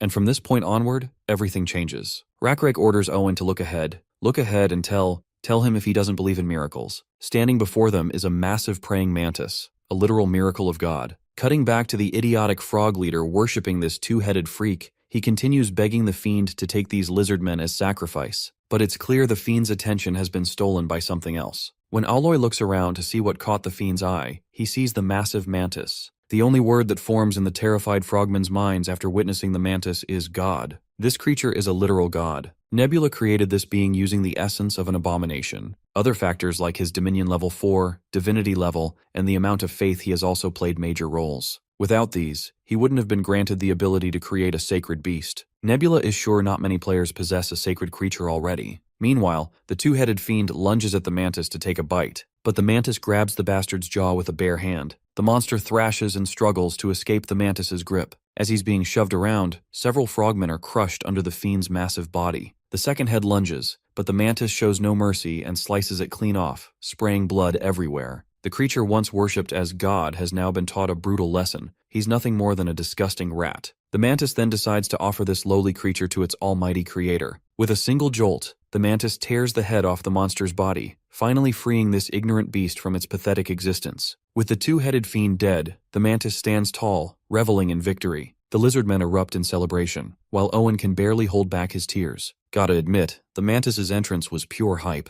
Even Nebula thinks so. Despite the fiend's impressive stats, it never even got the chance to use its small dominion. And as we know, the defeat of the two-headed fiend rewards Nebula with its essence. A new notification allows him to claim the small dominion, though it's unknown at first. Only after claiming it does Nebula learn the dominion is seawater. Now it makes sense why the monster didn't use it. There's only fresh and sweet water here, so the seawater dominion would have been useless. Honestly, dominion over rivers would have been way better, since even Nebula can't utilize seawater here. Still, he's sure it'll come in handy someday. We then transition back to Chief Aloy, who is in utter disbelief seeing their god fall with such ease. Seeing his father in such dismay, his son Shunan finally begins to understand the real reason behind the frogmen's downfall. As far as he can tell, his father and his tribe didn't lose their strength because of the disease. It's because they were too devoted and reliant on that two-headed fiend. The entire tribe let their guard down. They stopped training, believing that the two-headed god would keep them safe forever. Now, the frogmen are nothing more than cowards, powerless to stand against their enemies. The great mantis delivers the good news to his creator about the abomination's annihilation. Nebula feels proud of his creation and grants him the chance to rest until he is summoned again. The great mantis is prepared to emerge whenever the time comes, and his involvement becomes imperative. Meanwhile, Rakrak and his crew notice the frogmen crossing the river to reach the outer village. The village has been abandoned, giving Rakrak the opportunity to swim across and rescue those lizardmen kids. With his voice raised high and a tone dripping with dominance, Rakrak addresses the captives of the village. Today, he is here to claim victory over the frogmen. If there is anyone with the courage to join him in this endeavor, they can step forward. Owen immediately volunteers, ready to help him secure this victory. The other injured lizardmen also gather their courage and insist on joining as well, finally acknowledging Rakrak as their chieftain. but Rakrak insists that the injured stay behind and rest. One brave lizardman proclaims himself a former warrior who knows exactly when to rest while facing danger. Although none of them feel any honor in exterminating frogmen civilians, their hearts have been reignited with a fire to fight for themselves and reclaim their freedom. What sparked this fire is Rakrak and his people's resolve, their refusal to fear frogmen warriors. Rakrak can tell the real fuel behind their energy is pure hatred and anger toward the frogmen. The former warrior admits it without hesitation. It's finally time to let this burning hatred out, just so the fire in their hearts can be extinguished. They have lost their companions, their children, their grandchildren. Unless they return these wrongdoings back to the frogmen, they will never find peace. And honestly, that's exactly what Rakrak wants them to do. He once again raises his voice, letting it crack through the air as he charges everyone with determination. Determination to seek vengeance against those who inflicted sorrow. Before we move further in the story, we cut a little back into the past. It's around the time when Shunan helped Rakrak use a bow. Given how fast Rakrak was learning, Shunan was sure he'd soon be on par with frogmen warriors. Currently, Rakrak's biggest drawback is that he takes way too long to shoot an arrow. To that, Rakrak argued that hitting crucial points of the target is better than hitting non-crucial parts. That's when Shunan explains that real targets in real battles are always moving. So it's essential to shoot as quickly as possible without missing. Folks, keep that little detail in mind, it's going to come in handy soon in the story. After sharing a bit more knowledge about the weapon, Shunan also promised to teach Rakrak how to make a bow himself, but only when their bond becomes stronger. He assured him that the materials needed for the bows are easily accessible to lizardmen as well. Back then, Rakrak felt a strange, ominous feeling when Shunan mentioned the materials being easily accessible. It was a morbid feeling, one he will eventually understand directly from Shunan's own mouth. I have a strong hunch why Rakrak felt that ghastly chill, but I won't spoil the thrill. Right now, he's swimming toward the island with the other warriors. Once they reach the shore, the gray-scaled lizardmen pounce toward their loved ones. Owen hugs his son Ian as tightly and passionately as he can. Rakrak then tasks Yuri with helping the kids evacuate the area. He orders the gray and brown-scaled lizardmen to move to the back of the outer village and confuse the frogmen. From what Yuri can interpret, they are about to launch an attack and pinch the enemy from two sides. Rakrak confirms this much. Once the enemy's attention is fully drawn to the front of the village, he plans to cross the lake and strike from there. Although Yuri feels concerned for his chieftain, Rakrak reassures him that he'll be fine, especially since the enemy no longer has the numbers they once did. Not to mention, the lizardmen have just received yet another blessing from their god. Their black scales now shimmer like rippling waves sparkling under the moonlight. Cutting to the frogmen village, everyone is running around in panic, trying to evacuate because the enemy has arrived. Right at that moment, Rakrak and his crew crash the party from the opposite side of the village. Yuri and his fellows were already wreaking havoc, and Rakrak joins them without missing a beat. The great chieftain of the frogmen begs desperately for the two-headed fiend to manifest and rescue him from this catastrophe. After all the sacrifices he made for that two-headed god, this is the least he deserves. Rakrak shuts the bastard's yap with a single spear piercing through his head, killing him instantly. The one-sided massacre continues, swallowing up every last frogman. Right now, the lizardmen can be heard shouting and looking for Shunan. The man in question is hiding inside a shack. He's in utter shock. How could the frogmen lose despite having superior numbers and advanced weapons? He is eventually found by Rakrak, who creeps up right behind him. Realizing someone's behind him, Shunan is stunned in fear and falls to the floor. Rakrak commands him to get on his feet and grab his weapon. He's willing to give Shunan a chance to protect his honor as a warrior and die fighting like one. But Shunan is a coward. To him, honor means nothing in the face of death. He immediately starts begging to be spared for the sake of the time they had spent together. He even offers to reveal the secret behind the materials used to craft their bows. In fact, he is more than willing to expose the living beings they used to extract the tendons for the bowstrings. With a trembling voice, he confesses that those tendons came from lizardmen. Shunan realizes too late that he has only worsened his situation by revealing such morbid information. Rakrak acknowledges Shunan's confession, and surprisingly, he accepts the deal and decides to let Shunan walk away alive. After all, Rakrak holds no personal grudge against him. With that, he sternly orders Shunan to run. The frogman takes the cue and bolts toward the forest. But the only reason Rakrak let him go is because he wanted a moving target to test his aim. The next day arrives, and we find a frogman's corpse tied to a tree, acting as the perfect target dummy for the lizardmen chief. Rakrak is testing the new bows they crafted, each fitted with the custom bowstrings they managed to create themselves. The only problem they currently face is the limited resilience of the strings. If they pull just a little too hard, they snap. Owen admits there simply aren't any stronger materials than what they are using right now. Rakrak knows this well, and that's exactly why he isn't planning to stay here forever. Winter is coming, and to feed the buffaloes they're raising, they must relocate to a much warmer place. Since Owen is wearing his warrior mask, Rakrak assumes he must have gone hunting today as well. Owen confirms it, proudly stating that he exterminated all the remaining frogmen in the area. For now, they won't have to worry about having enough material for bowstrings, at least for a while. We then get a glimpse of the past, when Shunin got struck in the foot, causing him to stumble. The Grey Lizardmen were hyped to kill this bastard right then and there, and the one who took this responsibility was Owen, determined to kill that filthy toad with his own hands. Owloy, the chief of the Frogmen tribe, met the same end as his son. By now, his bones are likely adorning someone else's head, just like Shunin's bones now decorate Owen's. Just as Owen is about to explain a crucial detail, Zale arrives and spots a kid trying to sneak behind a tree. She purposely startles the kid and asks if he's here to talk to the chief. That's when Zale notices a small wooden statue the kid drops. When the statue is shown to Rakrak, he immediately recognizes it as their guardian. They're actually surprised that such a young kid crafted something so meticulous and detailed. The child perks up in happiness after receiving praise and admits he was on his way to gift it to Chief Rakrak. Zale adds that kids in the village often make such figures for each other, and every child has one. The kid proudly explains that his figurine represents their guardian, a massive being who saved them from the two-headed fiend back then. Rakrak likes the idea of having figures of a guardian. If everyone possesses one, it will make them feel safer and more confident. So, he suggests everyone have one. Returning to their original conversation, Rakrak asks Owen what he was talking about earlier. The Grey Lizard reveals they discovered something strange inside the cave the frogmen were hiding in. He then eventually leads everyone to that tunnel.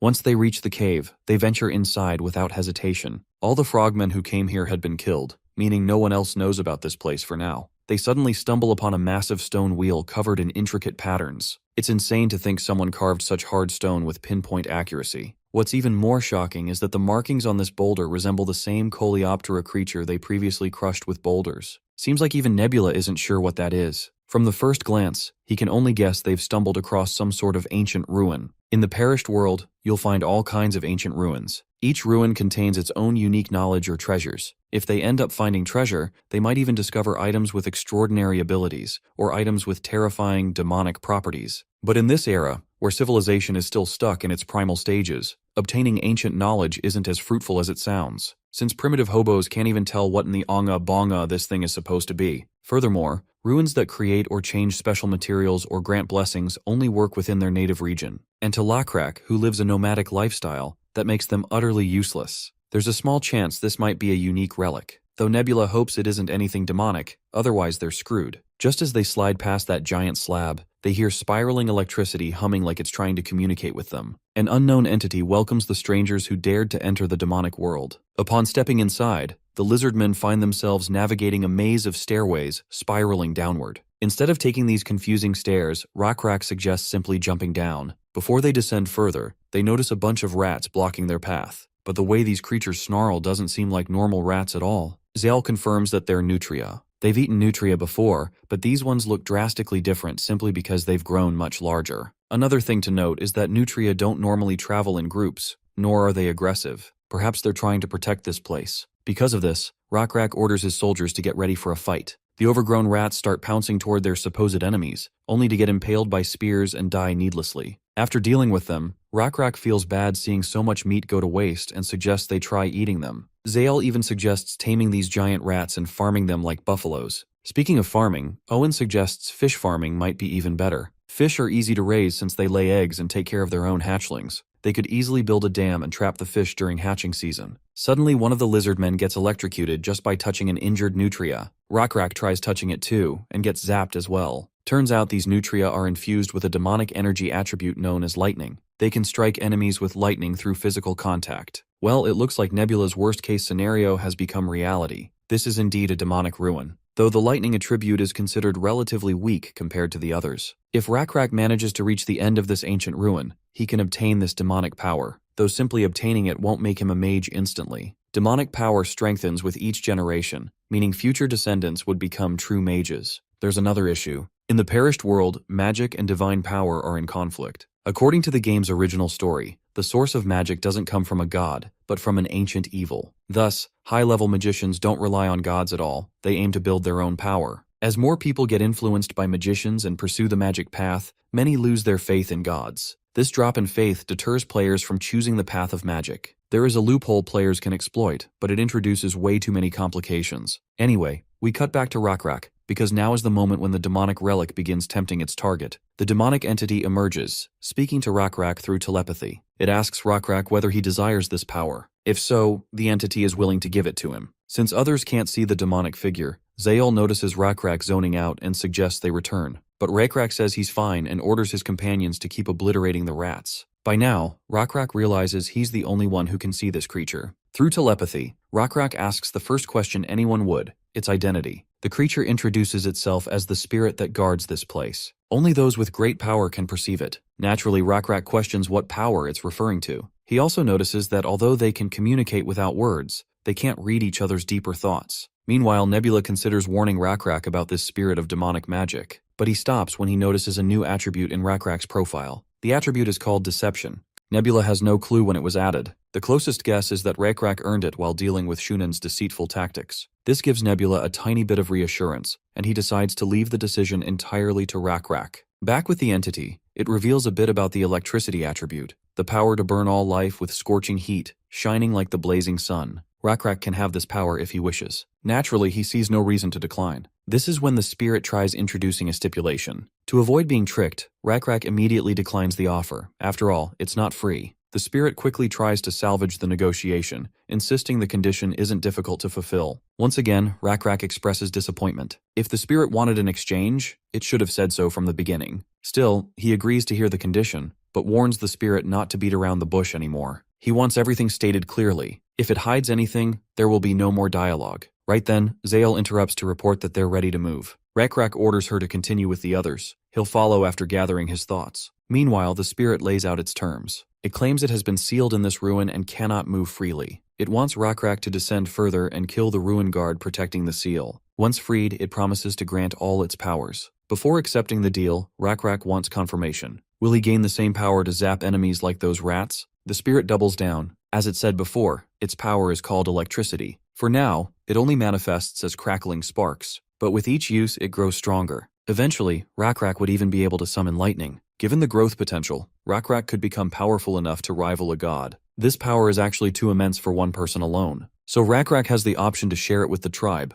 or he could monopolize it entirely for himself through a ritual. Rakrak acknowledges everything the spirit explained, but he still can't understand one thing. How did a being capable of granting such overwhelming power end up sealed? Well, according to the spirit, it was that very power that led to its downfall. People usually interpret strength as a threat, and they typically lock down anything they fear. Rakrak finds it ironic that the spirit openly admits it's in fact dangerous. At this point, he suspects the spirit is hiding something. Either the power isn't as great as advertised, or the harm it brings far outweighs the benefits. It would be great if the spirit just came clean about what it's hiding, because Rakrak doesn't want things getting complicated. He decides to head back and collapse the cave's entrance, making sure no one ever stumbles across this place again. The spirit panics and promises to reveal everything it can. It identifies itself as a being descended from those who ruled the world in the distant past, the so-called ancient demons, long forgotten by time. The gods are so ancient that they cannot remember their own origins, and neither can this spirit. No matter how hard it tries, the only thing it knows is that it has been sealed for eternity. A power with an unknown origin intoxicates people precisely because its source is unknown.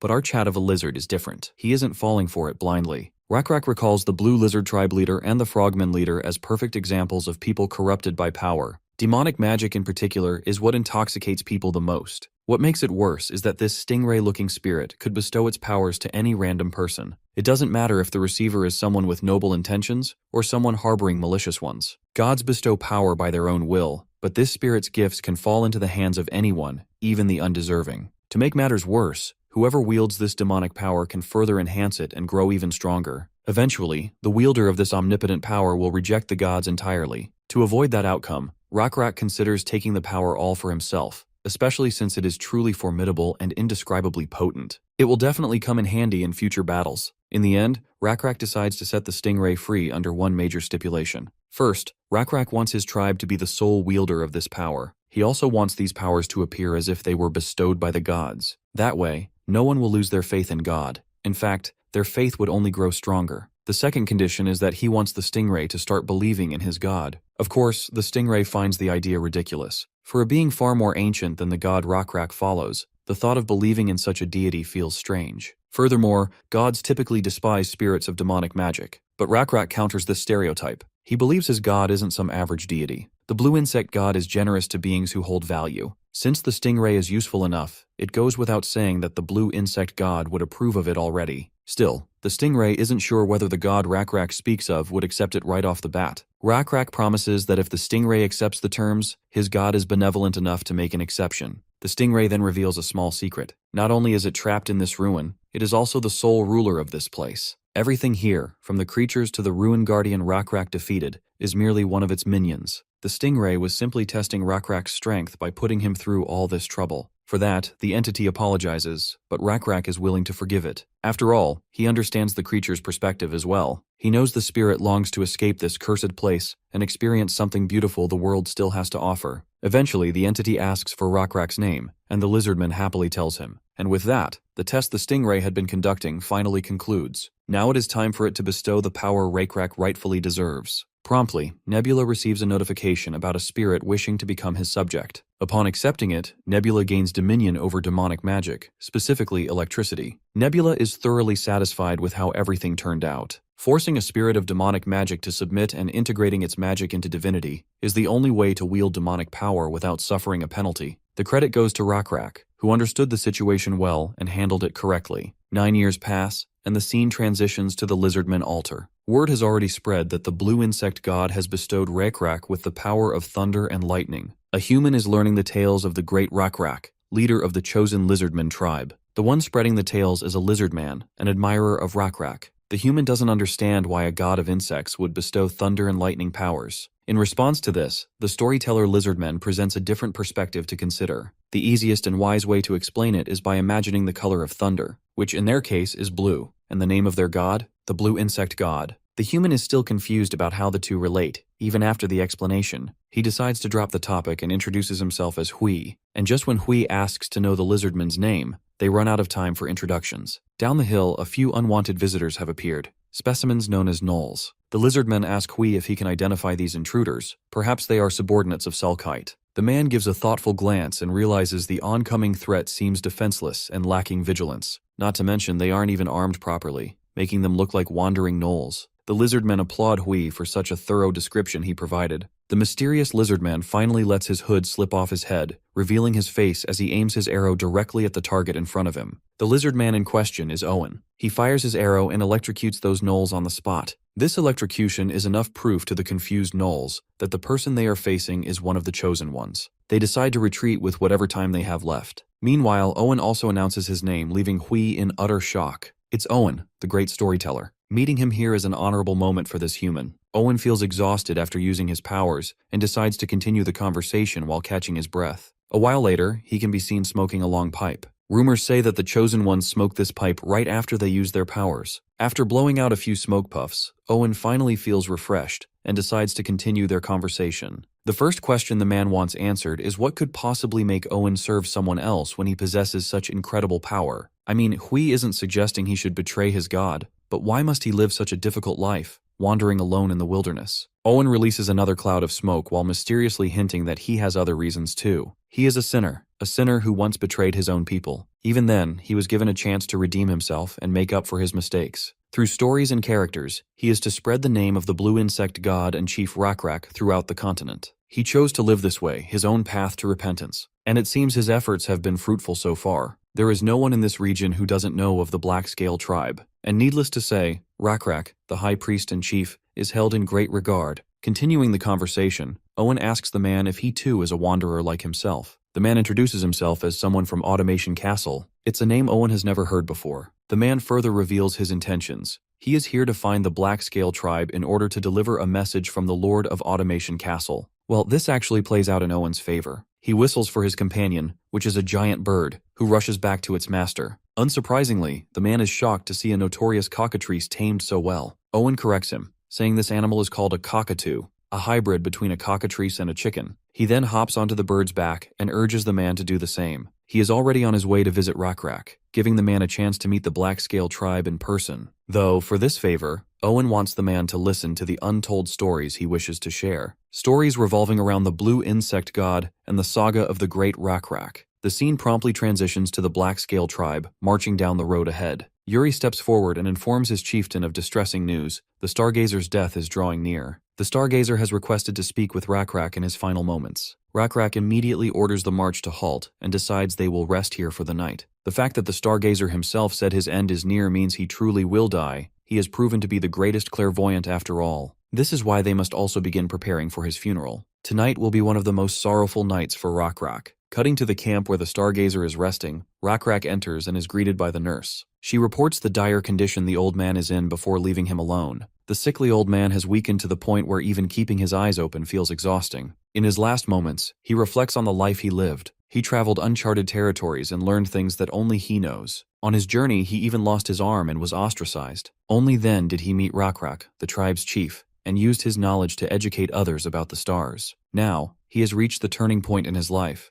The moment when every Lizardman eventually requires eternal sleep to escape the pain nurtured by time. But before he departs, he is glad to spend his final moments with the tribe's chief. He wants to quiz Rakrak with a question nobody else seems qualified to answer. The million-dollar question: what awaits people after death? Since Rakrak is the first to be chosen by their god, the favorite among them all, only he can satisfy this curiosity. He wants to know why death is called eternal sleep. Do the deceased dream forever? Is there a possibility that one might be stuck dreaming nightmares eternally? Rakrak responds bluntly that he doesn't know how to respond to these daunting questions. He isn't even sure what makes him qualified to answer such a philosophical question. The Stargazer recalls how the beetle god always showed them the right path whenever they were lost. Perhaps the god will continue to do the same after death. Would he also guide wandering souls? For now, Rakrak can't help but agree with the Stargazer. As he once guided them when they were lost in mortal dust, the beetle god will guide them still, even as they journey into the realm beyond. The Stargazer has full confidence he definitely will. He is curious to learn more about the afterlife. He doesn't want to begin his afterlife journey by meeting their god unprepared. Rakrak figures that it's more fun that way. He envisions the afterlife as a vast grass field with no horizon, where you can run endlessly, the wind whispering bliss, and the tender grass beneath your feet. Rock mounds to rest on once you're tired, and dynamic weather that shifts with every season. The Stargazer hopes he, too, will have his own house in the afterlife, a place to return to whenever he feels tired. He doesn't want a tent that can be blown away with a gust of wind. He wants a solid house he can settle in. The Stargazer has always disliked tents. And speaking of which, he is currently resting in one, though he has no complaints. Soon enough, his soul will find a place to settle down. He worries whether the skies of the afterlife will have stars or not. Rakrak assures him that the god is considerate enough. He will definitely place stars in the sky so everyone can find their way home. Right at that moment, Rakrak notices those familiar blue butterflies, a clear sign that the god is watching them. The god has arrived to claim the Stargazer's soul. Once the soul is claimed, the old Lizardman is finally put into eternal sleep,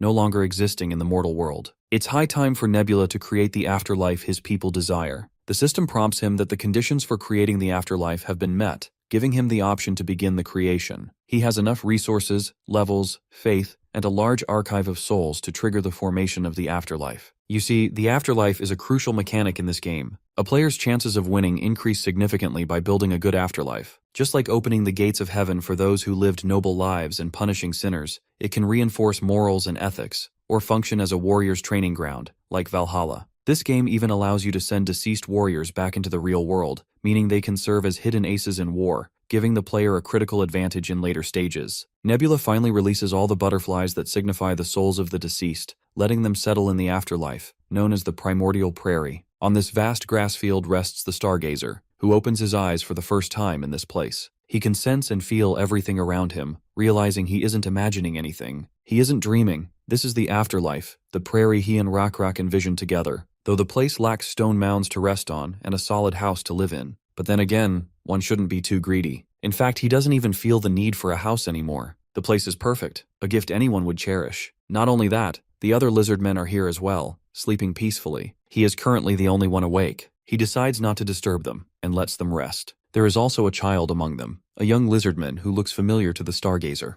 If his memory serves him right, a catastrophe once struck when the Goblin Alliance launched an ambush, killing many members of the Lizardmen tribe. Those sneaky bastards united their clans and targeted only children and the elderly. Stargazer was one of the old ones too. He thought they were doomed with the enemy approaching, but one young Lizardman stepped forward with a weapon in hand, ready to protect those he loved. He was one of the kids Stargazer had taught, the knowledge of numbers and arithmetic. The child understood the situation and knew how to minimize losses, all thanks to the arithmetic he learned. The kid was brave and charged straight toward his demise for the greater good. At the funeral held for the warriors who couldn't return, Rockrak was furious. Everyone blamed Stargazer for teaching the warriors arithmetic. Now they didn't hesitate to dive into danger, ready to expend one life to save two. Rockrak could do nothing but shed tears of sorrow. Even though the warriors made the wise decision, the only thing he could do in such a hopeless situation was feel frustrated. Because of this young man's sacrifice, he became the trailblazer for the other children to learn arithmetic. Anyhow, Stargazer is glad to be reunited with this brave soul. A while later, the Stargazer can be seen wandering around, wondering why they haven't met their god yet. That's when he notices someone sneaking behind a tree. Stargazer begins chasing the unknown figure, and the chase leads him right to the stargazing laboratory. The wise lizard walks forward, millions of thoughts clouding his mind. He wants to know why their god is so benevolent, why they were chosen, what makes them any different from other species. Upon entering the chamber, Stargazer notices a strange contraption on a pedestal, and the entire ceiling is adorned with glittering stars. The curious lizard climbs the stairs, acknowledging that Rockrak was right. There exists a house made of stone and stars. Approaching the machine, he peeks through the nozzle and sees an entire galaxy with his own eyes. He can see the Nebula Galaxy. This is his first time seeing stars so closely. The revelation completely shifts his understanding of the cosmos. If only he could share this knowledge with the people in the real world, it would be a game changer. Meanwhile, Nebula watches Stargazer reach this epiphany. He wants Stargazer to realize that he has perfectly followed the path shown to him. The afterlife is not merely a destination for the dead. The beliefs of their god shape the values of their followers. When Vikings die, their people envision a paradise called Valhalla. For cultivators, they dream of a peach blossom spring. Now you can imagine what happens when a scholar enters their afterlife. It becomes a foundation for technical advancement. Nebula is glad the afterlife is functioning exactly as he desired, especially since the threat approaches faster than ever. The clipped ear tribe is their current danger. These folks possess advanced ironworking skills and the ability to tame the formidable Gomchi beasts. Long story short, their technological prowess and strategic movements are far ahead of the Black-Scale tribe. The only reason this tribe has such strength is likely because they're backed by another player. This means war is inevitable and Nebula must prepare. Players are slowly expanding their territorial influence. To counter this, Nebula has invested heavily in his dominion over insects, currently commanding 3 types of insect swarms. One of them is the Locust Swarm, which Nebula simply calls the Swarm. He uses these critters to quietly sabotage players who rely heavily on agriculture. Then there's the second swarm, the Virus Swarm, also known as the Host, which he previously used against the Frogmen. These critters are continually expanding their arsenal of diseases. Last but not least, the Nest, which breeds all kinds of insects. This group is responsible for farming experience passively, while Rockrak focuses on uniting the neighboring tribes. Given the pace Nebula is moving, he is certain it won't be long before he takes over the southern peninsula. The first major hurdle in Nebula's expansion plan is dealing with the player who commands the Knoll tribe. Cutting back to our Lizardmen tribe, Owen has finally arrived with Hui at Rockrak's resting grounds. Owen isn't thrilled to learn that Stargazer has passed away. Stargazer is so famous that even Hui has heard his name, though he's unsure whether visiting Rockrak on this day was the right decision. Owen reassures him that everything is fine. The Black-Scaled tribe considers it a good omen when a traveler joins their funerals. After all, it simply gives them one more person to share their sorrow with. The funeral ceremony begins, with Rockrak standing at the very front. Owen and his human companion join the ceremony as well. Hui immediately identifies the great leader of the Black-Scaled tribe, the chieftain,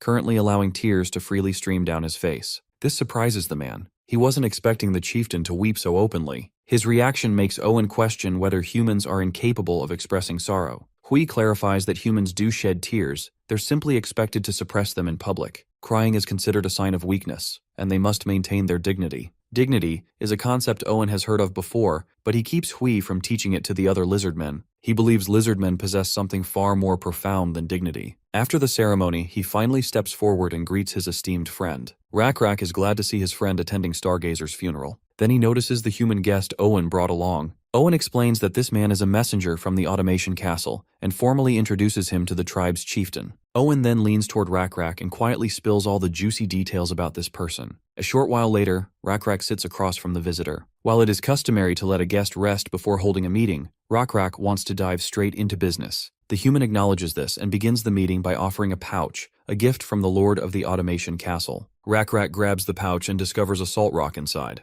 The human explains that rock salt is the Automation Castle's specialty, and this is the first rock salt being gifted with no expectation of repayment. The way Hui is careful with his words, Rockrak realizes that this is only the first rock. More will follow. The man confirms it, only for Rakrak to casually crush the rock with the strength of his grip, grinding it into powder. He instructs Hui to deliver a message back to the automation castle. The gift has been received. But the man wants to know why Rakrak destroyed the rock. The chieftain claims it is done to please his god. Sprinkling rock salt on the floor is apparently a ritual that amuses their deity. Of course, the man knows Rakrak is pulling his leg. They continue this conversation back and forth, and the conclusion becomes clear. This is Rakrak's subtle way of saying he has no interest in trading with the automation castle. Hui also realizes that Rakrak dislikes diplomatic rhetoric, so he decides to be blunt. First of all, he asks the chieftain why he rejected the offer. Rakrak makes his terms clear. He doesn't like accepting an offer that someone else previously rejected. If another tribe already declined it, then the offer must not be valuable. Hui insists that the automation castle prepared the offer exclusively for the black-scaled tribe. But Rakrak knows better. It is no coincidence that Owen ran into this man and brought him here. According to Owen, Hui came from the north, not the west. The automation castle lies to the west, and the severed ear tribe of Salkite lives in the northern wilderness. This clearly implies that Hui went to Salkite first and returned only after being rejected. Now Rakrak wants the man to be honest. He knows this man is the lord of the automation castle, Co. Hui. Before continuing, here's a quick introduction to the automation castle. Though the castle is built of clay, it is surrounded by 5-meter-high walls. Given the technological level of this era, it can easily be considered an engineering marvel. It is also one of the mysteries of the Lost World, with mud soldiers maintaining and patrolling it. Inside this castle of unknown origin, humans and various tribes coexist. From an opponent's perspective, the castle is difficult to breach due to its geographical advantage. The mountain valley it sits in serves as the gateway to the rest of the continent. In other words, the automation castle must be secured to access the continent. Additionally, the castle has a salt mine, which is extremely valuable for livestock and food production. Back to the meeting, Rakrak makes it clear that he does not believe in gifts that come without a price. And if a gift comes from someone hiding their identity, he is even more inclined to refuse. Since the lord of the automation castle is neither confirming nor denying his identity, Rakrak becomes even more certain. He knows the only reason this man revealed his name was to test how much the Lizardmen know about the castle. Inside the automation castle, very few people know the lord's true name or appearance. Even within the 4 clans loyal to him, only a handful are aware of it. Additionally, the name Hui is shared among those of the lord's bloodline, and Rakrak has heard rumors that the lord has 2 sons and 3 daughters. It is clear the human standing before him is not a woman, and judging by the wrinkles on his hands, he is no longer young either. This is how Rakrak figured out exactly who this man really is. The lord of the automation castle is thoroughly impressed by how much Rakrak seemingly knows about them. He doesn't recall any lizardmen ever serving him closely enough for such crucial secrets to be leaked. So it's insane to think that Rakrak figured out this much about the automation castle without ever stepping foot inside.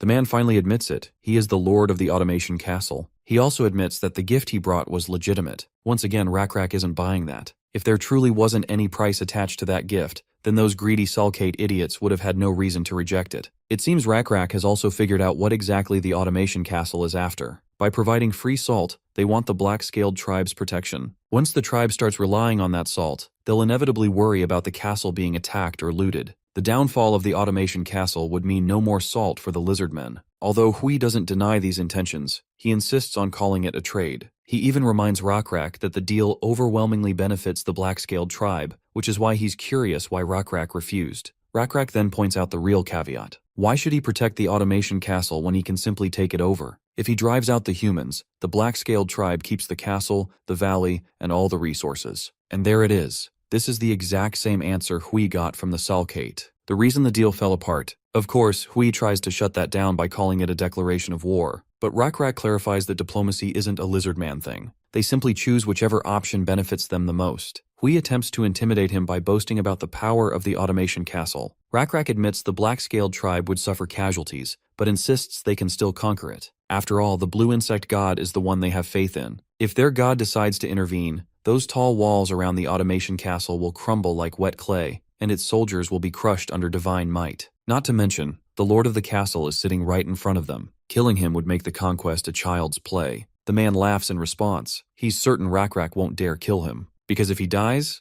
Rakrak loses any way of knowing who the next heir of the automation castle will be. At first, Rakrak doesn't think that information is worth much, so Hui decides to teach him a little about a board game called Go. It's a game where players place black and white stones on intersecting lines. The strategy is simple: surround the opponent completely. Right now, Hui represents one of those stones. This whole thing, this war, this expansion, is just a game of Go played by 2 gods. Rakrak and his opponents are merely the stones, moved by higher beings. The black-scaled tribe has entered the second round, facing the gnolls. This time, the thing at stake is the automation castle. Whoever wins this round becomes its rightful owner. Hui already knows Rakrak has been meddling with the upcoming succession inside the castle. Some lizardmen and their followers have reached out to his children, trying to get them to believe in the lizardmen's god. By now, some of his children have already begun believing. The cat is out of the bag, and Rakrak doesn't bother hiding it. This approach is the best and cleanest way to take the automation castle, a method that requires almost no bloodshed. To understand how Rakrak made all this possible, we cut back to 3 weeks ago. Nebula is suddenly approached by Hegemonia, the second-ranked player of Perished World and his usual rival. Hegemonia tries to catch up with him like an old friend,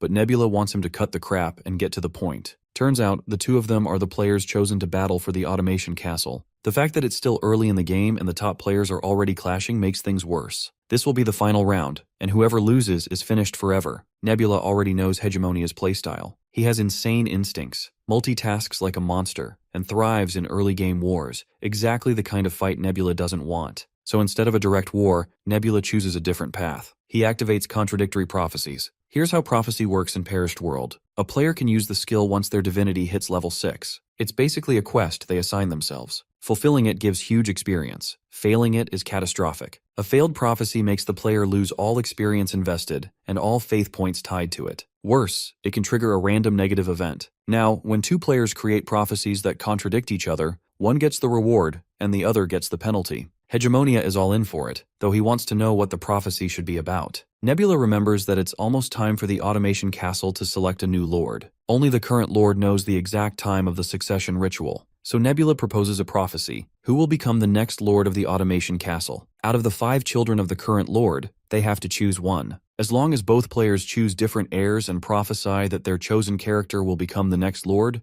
their prophecies are bound to contradict. Hegemonia already has the list of siblings from which they can select. The first is the eldest son, Dan, a man in his early 30s. He is strong, intelligent, and highly trusted by Hui. Since 2 of the 4 clans serving the Lord support him, he is the most likely candidate to inherit the title. Next is Jun, a man in his late 20s. He is the half-brother of Dan, and most consider him weak. He rarely appears in public and has no interest in the throne. He is supported by only one clan, which is from his mother's side. The third child is Jin, a woman in her late 20s who shares the same mother as Dan, the Lord's legal wife. She likes to disguise herself, sneak out for parties, and mingles well with brutes like hunters. She has the backing of the last remaining clan. Fourth is Kyung, a woman in her early 20s. She has a different mother than the first and second child, and as far as Hegemonia knows, her mother has already passed away. There is something uncanny about Kyung's appearance, an effect of a curse. Because of this, she has been isolated not only by the Lord, but by the clans as well. Last is the 5th child Min, currently in her mid-teens. She is said to be highly intelligent and talented in many ways. Being the youngest, she is naturally the most beloved by the Lord. With the 5 candidates introduced, it's finally time for both players to choose their characters. Hegemonia is even willing to give Nebula as much time as he wants. But Nebula has already done his homework. He's ready to make his pick. They each pick one heir, and the system prepares to initiate the contradictory prophecy skill. Before the skill activates, the system warns them of the consequences. Nebula accepts and proceeds to finalize his choice. Hegemonia selects Seo Hui's second child, Jun Hui,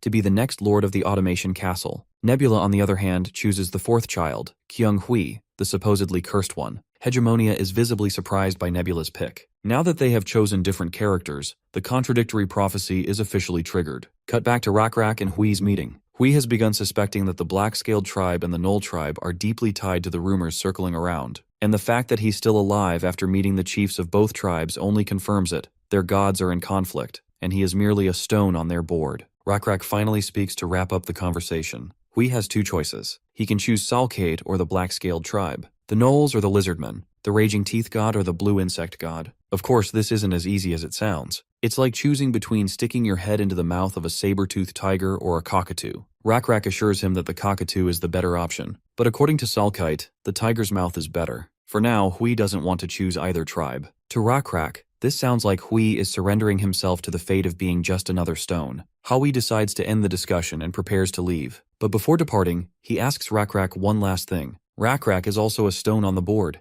Doesn't that make him angry or afraid? The Lizardman simply smiles and promises to answer once everything is over. A while later, Hui reunites with his crew. After shaving off the beard he grew over the journey, he mounts his horse and heads back to the automation castle. Around 3 weeks earlier, we see Kyung Hui struggling to climb a mountain alone. Well, climb isn't quite accurate. Her cart full of salt rolled off the narrow path, leaving her clinging to a rock for dear life. Here's some background on Kyung. Ever since she can remember, she's been told she's cursed. She was shunned by the clans, accused of being the devil who killed her mother. But she doesn't blame them. Ever since childhood, she has been at the center of one freak accident after another. At 13, she fell down the market stairs. At 14, she was accused of being a salt thief and got locked up for a few days. At 15, she fell through the bathroom floor. Yes, literally, that one almost killed her. Honorable mentions include water jars falling on her head or being chased all night by a pack of rabid dogs. So climbing this mountain shouldn't be too hard, right? Wrong. It's exhausting as hell. Right now, she's reached a steep section with nothing left to grab onto.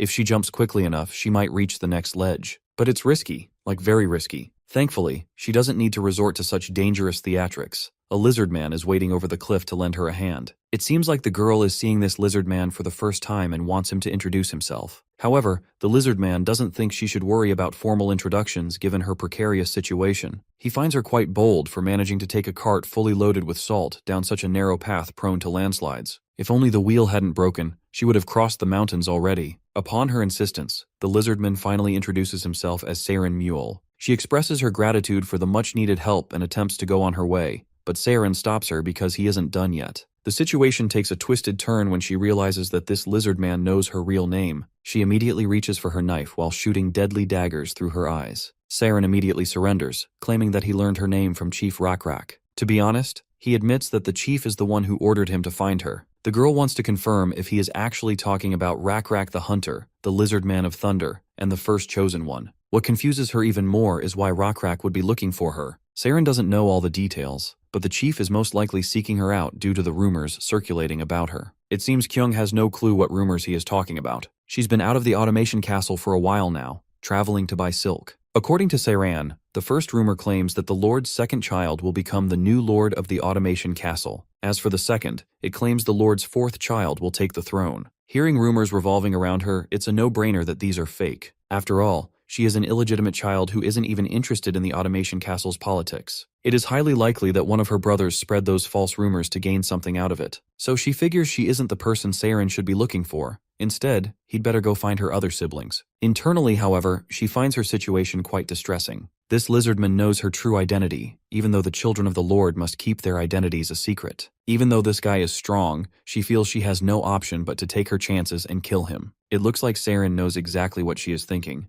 This is why he reveals that he has also been ordered to protect her. Of course, this throws her into confusion, prompting the lizard man to explain the situation. Even though she deems the talk of the town to be mere false rumors, the main families of the Automation Castle wouldn't just overlook them. They will do their absolute best to eliminate her to reduce the variables in play before the succession ceremony. The woman refuses to consider his help, claiming she is more than capable of protecting herself. But Saren sticks to his guns. He will honor the orders he has been given. Eventually, she pulls back her bangs and shows him the horns protruding from her head. She has trimmed them, but they will grow back from the base. It's a curse she has been haunted by, born after tearing through her mother's belly with these very horns and killing one of her siblings along the way. She believes she only attracts misfortune to others, which is why she prefers to be a loner. Saren feels sad about her condition, but he doesn't really care if she is cursed or not. He is here to represent the will of the tribe as per the orders of the chief. If she refuses, he will be left with no choice but to use force. Kyung internalizes her situation. If scaring this big guy doesn't work, she has no option but to cave in. Now that she thinks about it, given the terrain,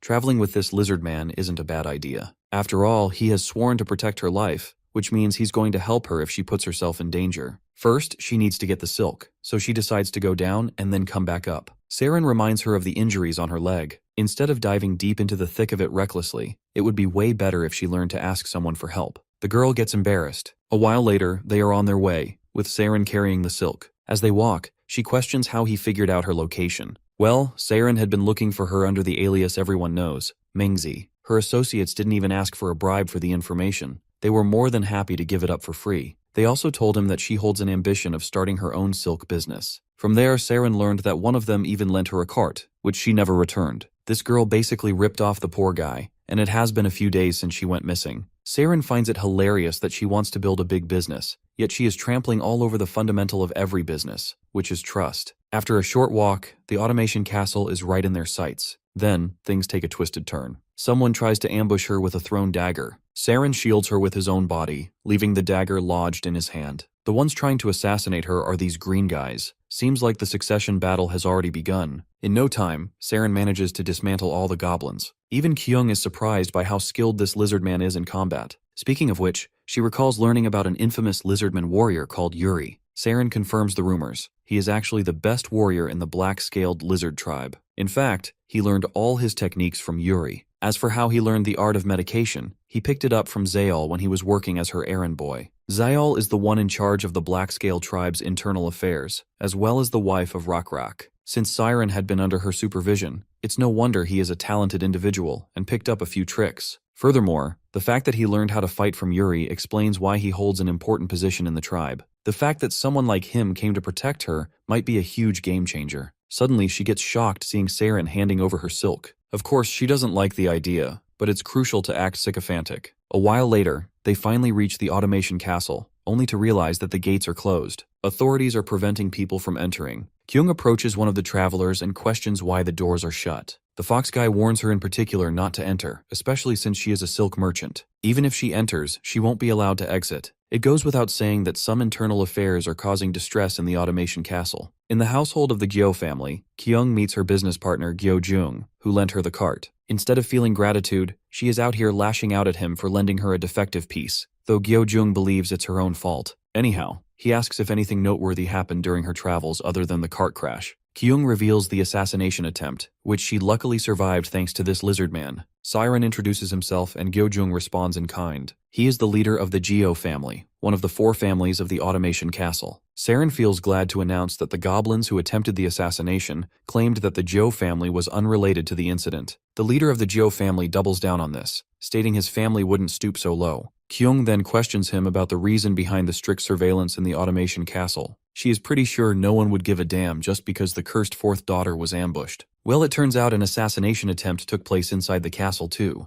Now that the castle lord has left, a leading heir of the automation castle, her brother Hui Dan, went missing. A while later, all 3 visit the room where the assassination attempt took place. The room fills Kyung with nostalgia. She was very close to her brother at a young age, but they grew distant as time passed. Saren suddenly notices blood staining the floor. The stains clearly show that someone tried to wipe the blood away. If the puddle of blood was this big, it doesn't take much effort to deduce that the victim is already dead. Even the authorities found the evidence, but the problem is, they couldn't find his corpse. After finding these traces, they blocked off the castle gates so the culprit wouldn't be able to take the corpse out. The corpse will definitely rot and start to smell. If that happens, it's only a matter of time before the culprit is caught. But then again, Kyung finds it odd. The culprit mustn't be dumb enough to not consider this possibility before committing the murder. Regardless, it's not her problem, and she decides not to think too much of it. Out of the blue, she senses an ominous presence. Something dark is talking to her. The entity is willing to expose the culprit. As she is occupied with her internal turmoil, Saren can clearly sense that she is feeling unwell. It looks like she has found the answers they had been investigating. She wants to know about a person who possesses a pot big enough for a corpse to be stored in without being suspected.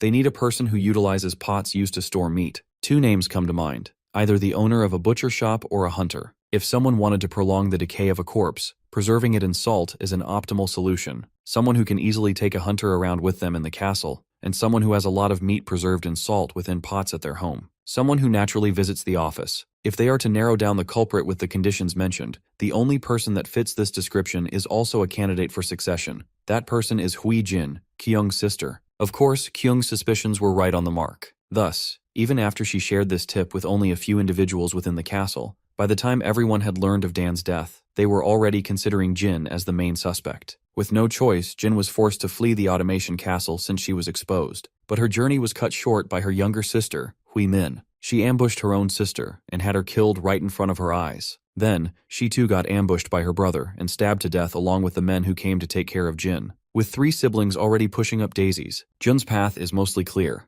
The only target left for this man was our girl, Kyung. In the following days, Kyung got the shocking news that Jin and Min were found dead. At the same site where the other bodies were discovered, they found Dan's body too. By now, even a fool would understand who is behind all of these assassinations. Of course, that's Junhui. He knew Jin would strike first, and that Min would see it as an opportunity. Since he knew his siblings' sinister plans, he waited until they got rid of each other. She can tell that the assassination attempt she faced was also his doing. If it weren't for Saren saving her life, people would have thought of it as nothing beyond a robbery. It's finally time Kyung is actually in trouble, and she is totally prepared to face it. Gyo-jung then briefs them about the recent meeting the Jeo clan held. Although other families are rooting for Jun-hui since he has the upper hand, the Jeo clan has decided to gamble on her. The girl is thoroughly grateful for the gesture. To this, Jung makes it clear that they aren't favoring her out of their relationship, but because it is a calculated decision. The entire Jeo clan wants her to survive. Before leaving, she promises to try her best. This time, she indeed wants to survive and get over it. There is finally someone who has actually put their faith in someone like her,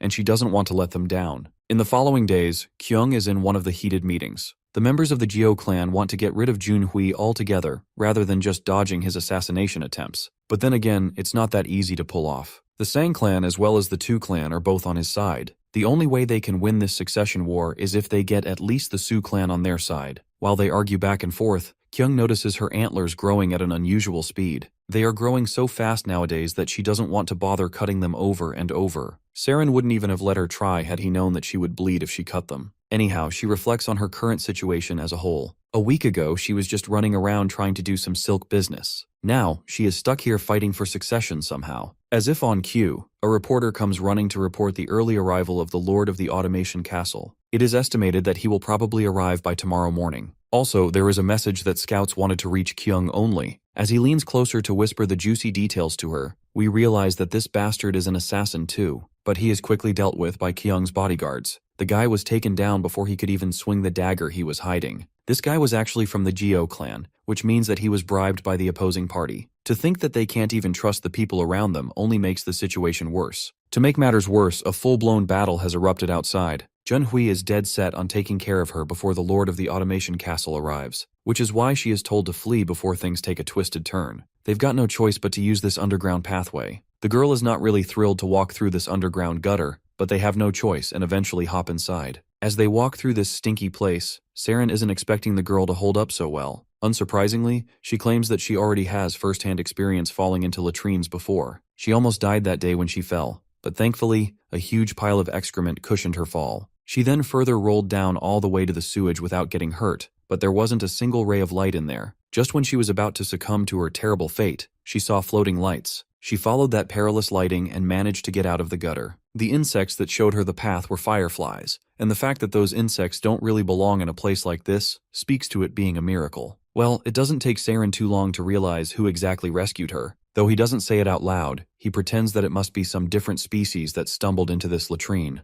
Eventually, they get to the exit door. Saren decides to take the lead from here. If he doesn't come back after some time, she is ordered to run in the opposite direction. While that guy is gone, Kyung is left there to think about how considerate Saren actually is. It is only because of him that she is even alive at this point. It's been 3 weeks that she has been arguing against his will, but he is stubbornly upholding his word. Suddenly, she hears some unpleasant sounds. This reminds her of the warning he gave her about running back. But instead of retreating, she rebels against her fears and dashes straight ahead to rescue her friend. As soon as she gets out of the gutter, she spots Saren pierced by a spear. Her brother Jun is also there, feeling smug about taking care of this lizard already. Saren, however, refuses to show any signs of weakness despite being injured. Jun finds the lizard quite bold for his persistence. He orders his lackeys to take care of Kyung while ignoring the lizard, but Saren isn't letting that happen. He charges forward and begins striking down those pesky humans left and right. After breaking off the spear lodged in his back, he expresses his frustration at her for making the wrong decision, even though running away was the optimal choice. Nonetheless, he also likes her boldness.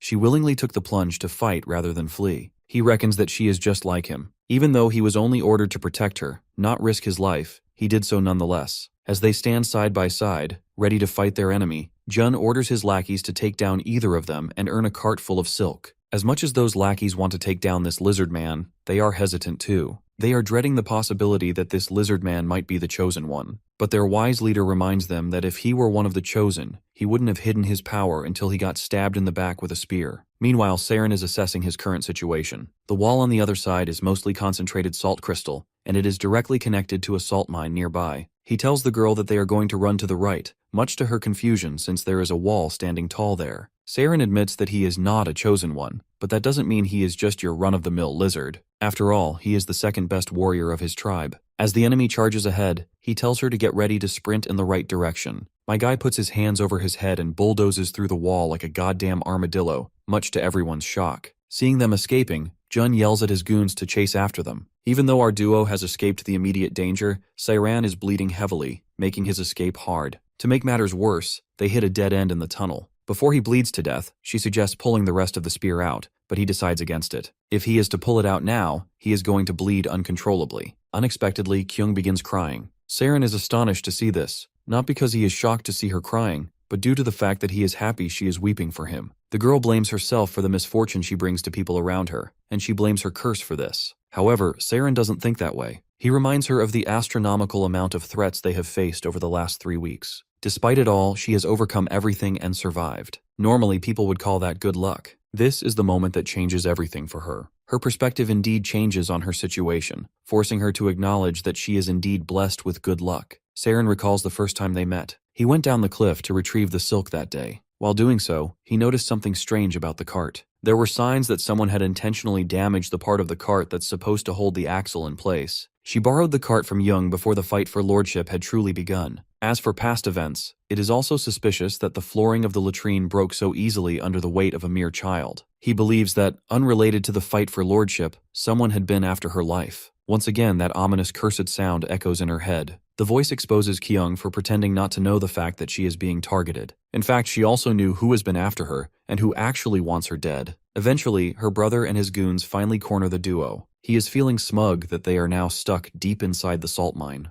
They won't be able to break through the walls and escape like before. After getting the signal, the underlings rush toward the injured opponent. Currently, the only thing Seiran is banking on is the luck that has always helped Kyung escape deep shit. And then, a miracle finally happens. A blob of electricity begins to materialize between the two parties, and out pops the stingray. The stingray has arrived to announce the good news. Siren Mule has been chosen. The lackeys don't understand what this creature is yapping about. As for their scummy leader, he is losing his patience and yells at them to charge the front lines. Meanwhile, Saren is quite astonished to become one of the chosen ones. After all, there had only been 5 people from his tribe. Counting him makes it 6. The only other possibility is that one of the existing chosen ones has died. And that person is Stargazer, leaving an open spot for a successor. Since Saren is the second most courageous person in his tribe, he is qualified to take the mantle. From now on, Saren will be acting as a proxy for God's will. Those who carry God's will possess the ability to borrow and draw upon God's power too. From this point onward, he is officially one of the chosen ones. Looks like the tides of battle are about to turn. Since the monster has disappeared, the leader orders his minions to seize the opportunity and strike. The goons unsuspectingly begin running toward their demise. As for our Chad lizard, he is out here totally supercharged with electricity. After yanking the spear out of his belly, he quickly cauterizes the wound to stop the bleeding.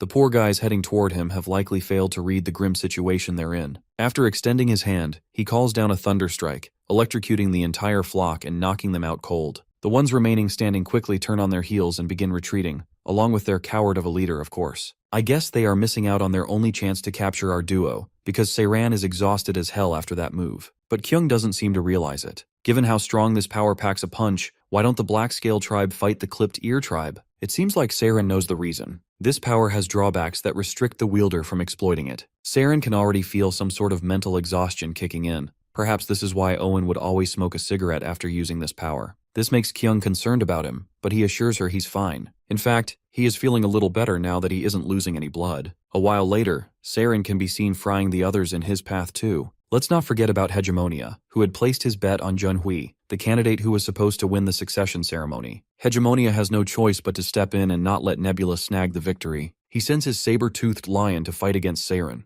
Our duo has no clue where the fuck this overgrown cat came from. The tiger runs out of patience and lunges. Seiran doesn't hold back either. He uses all of his power and electrocutes the big cat, roasting it alive. At this point, Kyung is losing her brain cells. How in the fuck does a saber-toothed tiger infiltrate the automation castle and come straight into the salt mines? She has seen so much unbelievable shit in just the span of a few hours that she wants to faint. Seeing yet another bizarre thing outside this cave is the last thing she wants to happen. Outside the cave, they finally corner Jun, who has the audacity to complain about his situation. His audacity surely gets on Kyung's nerves, since he was the one who started all this shit. Instead of taking accountability for his actions, the bastard pins all the blame on her for meddling in the fight for inheritance, which supposedly should have been only between siblings. He blames her for involving outsiders, a species that poses a direct threat to humans. The guys hiding behind our duo suddenly launch an ambush, only for them to get slaughtered unnecessarily. Jun can't believe his stupid eyes. The display of sheer stamina and strength this lizard man is showing is unfathomable.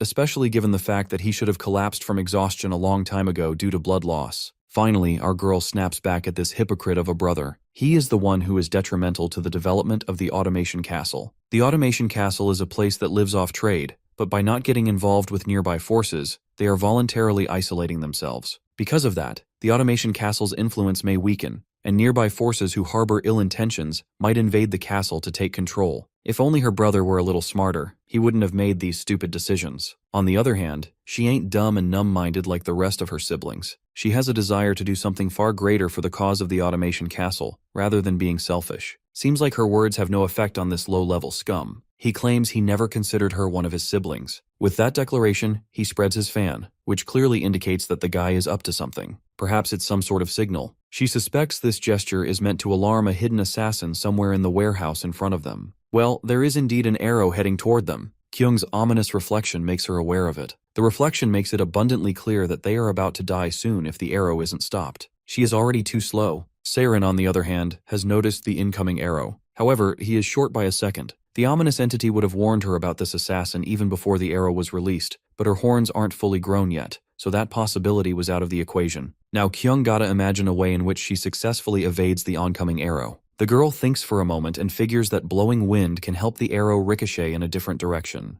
The ominous entity approves of this possibility, and promptly, it generates a small tornado, causing the arrow to veer off course. Everyone is shocked, and so is Kyung. She is questioning the true nature of this ominous entity. What is this entity actually? A curse? Or luck? The entity claims she is neither of those. It can see limitless possibilities for the future, and can choose the path that will be most suitable for the situation and bring the most benefits. In simpler terms, the entity can manipulate probability. Right then, a system notification informs Nebula about Hui Kyung awakening a demonic property. It's called probability. Hegemonia feels like the biggest clown out here for thinking that what Kyung had going for her wasn't a curse after all. Bro is crashing out over his dumb mistake while Nebula is having a dab moment. Hegemonia is damn certain that this character had been identified as a cursed entity, so what gives? He blames Nebula for altering the character's description, but Nebula reminds his rival that her description had always been like this, even before they came into this world. This begs the question, how did Nebula know that she had a demonic property? Well, Nebula didn't know from the beginning either. He had thought it was a curse that brings bad luck as well, but then Nebula realized something.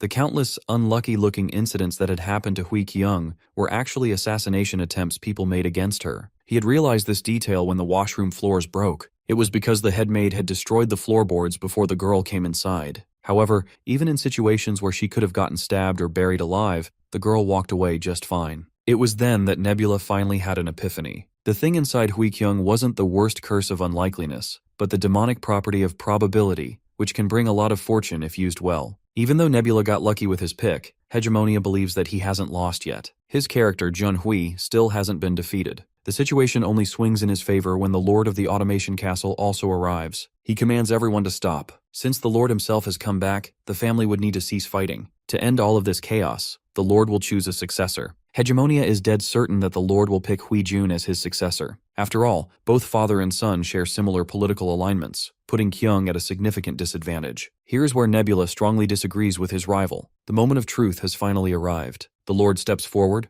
orders the skirmish to cease, and decides to announce the next successor on the spot. But before he makes his decision, Kyung wants to ask a fairly simple question. Why have you tried your absolute best all my life to assassinate me? This takes the Lord by surprise, though he seems prepared to encounter this situation. The spectators, as well as Jun, are shocked to hear her bold accusation. The Lord doesn't deny it, but wants her to confirm since when she found that out. The girl claims she knew about it for a long time now. She just decided not to think about it and overlooked it. She just never wanted to believe it. The truth is, the reason he tried to kill her was the fact that her mother passed away while giving birth to her. She also knows that he intentionally tainted her name with the cursed label, a lie he stirred up by himself. The father finally confesses his wrongdoings. His wife's body was too weak to give birth, and thus she passed away. That woman was special to him, and losing her inflicted an astronomical amount of pain upon him. At that moment, the only word that came to his mind was curse. The father chose to believe that Kyung's horns were the curse that caused her mother, Ryo's, death. The position of Castle Lord was full of never-ending difficult days, and she had taken away the only thing the Lord held precious. Once the confession ends, Kyung gives her father the moment to make his final decision. However, his son Jun immediately interrupts, questioning his father if he is going to be swayed by guilt and pick her over him. The father reassures his worried son. Even though he is tired and emotionally drained, He will make his judgment purely for the sake of the automation castle. This is the last decision he can make with free will as a pawn of the gods. The Lord takes a breath as he is about to state his choice. Meanwhile, one of the gods in question, namely Hegemonia, begs and prays for the gods he knows to have the situation favor him. Nebula finds it quite ironic. Praying to gods won't do jack shit, because Hegemonia himself is the god. Meanwhile, Kyung's demonic property comes forth, and just by reading the mere lip movement of the Lord, it deduces that Kyung is to be the next owner of the automation castle, though Kyung doesn't seem too happy about it. The reason is that her father is merely choosing her out of guilt, even if he isn't aware of it. If she is chosen, it won't take long for rumors to spread that the Lord gave up his position to his daughter out of pity. June is further going to fuel these rumors. This is going to make her doubt herself, believing that she was merely chosen because of her luck, not merit. That's why the 4 families of the automation castle will refuse to follow her, and even the position of castle lord she receives will be at risk. Keeping this in mind, she insists to the demonic property that she doesn't want to be chosen as her father's successor. She wants to obtain that position by herself. So before her father designates her as the next lord, she interrupts and proclaims her desire to become the lord of the automation castle. Her confident declaration leaves everyone stunned, especially her scummy brother. You see, directly demanding the position of lord from the Lord himself would be considered rebellion and a direct threat to his authority. That's exactly why everyone is wondering where the hell she got the courage to question his authority and threaten him in front of all the soldiers. In order to humble everyone around her, she gestures to Saren, and the Lizardman summons forth his electrical powers, causing a wave of shock. At this point, it should be pretty clear to everyone that Saren is a chosen one of the Blackscale tribe. Even if he doesn't have the ability to kill everyone here, he certainly has the ability to kill the Lord and take her away. However, Jun tries to convince his father that they are just putting up an act of bravado. The Lizardman is already bruised and battered. He has no strength to hold out against their men, but the father thinks otherwise. Back when he visited the Blackscale tribe, he had already observed the might of the Chosen One. For one thing, he is damn sure that Rakrak isn't someone they should mess with. The Lord internalizes his situation. Rakrak is a pawn of the gods, a stone on the table that is supposed to act as a deterrence, making sure the Lord of the Automation Castle isn't making foolish decisions. Anyhow, he warns her that if the Lord of the Automation Castle is to die without designating his successor, the families of the Automation Castle will delegate someone as the next heir from within their families, meaning Kyung will have no chance. Of course, Kyung is aware of the situation, and she is prepared for it. If that happens, she will merely lend a little help from the Blackscale tribe and expel everyone out of the castle who dares to stand against her. The scummy brother uses her words to yell at her, calling her ill-intentioned trash. At this point, the Lord of the Automation Castle knows what he is supposed to do. He steps forward and officially hands out his position to Kyung. Unsurprisingly, the scummy brother sinks down in utter defeat, his knees losing all strength. A few days go by, and the Automation Castle is livelier than ever, with its local economy seeing exponential growth. Everyone attributes all the credit to the fight that happened for the succession. The economic shift and potential growth are insane, with more and more traders visiting the place. Species of different races and people from different walks of life are all coming in. The important 4 families have been quiet given the growth of the Automation Castle. This clearly indicates that they aren't rebelling against the new Lord's drastic decisions. Unsurprisingly, Jun is out here listening to all this pleasant gossip spreading around regarding the positive change that the new Automation Castle Lord has brought. Being the scummy brother who got defeated, he can't stomach it and decides to sneak out of the castle during the night. He plans to abandon his home and find somewhere else to amass influence and power, making sure he returns with a bang.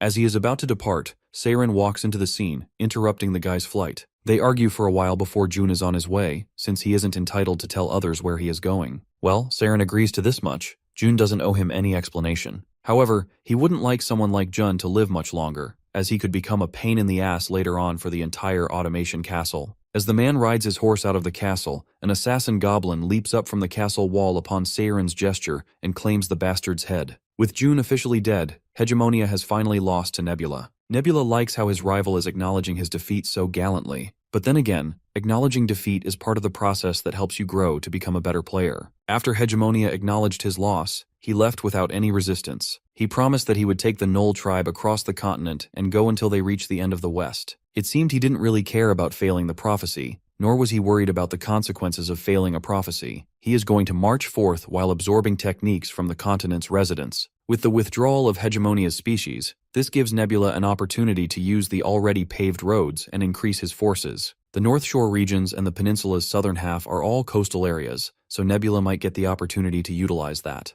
The abominable god those frogmen had with them possessed dominion over the sea, but since the serpent only occupied a lake, he was not able to put his dominion to use. But since Nebula has that sea dominion, coastal areas may benefit him after all. That's a matter for later. For now, he wants to see the current lord. Cutting to Hui Kyung, the girl falls asleep and begins to descend into some sort of dream. Upon opening her eyes, she is met by a mysterious figure in a cloak standing in front of her. It doesn't take her long to realize that it's the blue insect god. Instantly, she falls down to her knees and bows in respect, grateful for the help and generosity the blue insect god has shown her so far. She is just a mere human and doesn't feel she is valuable to the almighty god. So she isn't sure how she is going to pay him back for his help. Nebula suddenly conjures up an iron plate in the palm of his hands. It's a metal that merchants use to trade. She openly admits to being short-sighted and apologizes for not understanding what the Almighty wants to tell her. Perhaps she considers that God is asking her for money. She is suddenly spooked by Saren, who comes from behind. She is shocked that how is he even here? And before she can ask him any questions, her vision fades, snapping her back into reality. She knows what she saw wasn't just a simple dream, but she has no clue what the blue insect god was trying to tell her. Since he was showing her that iron plate, perhaps it's something related to that.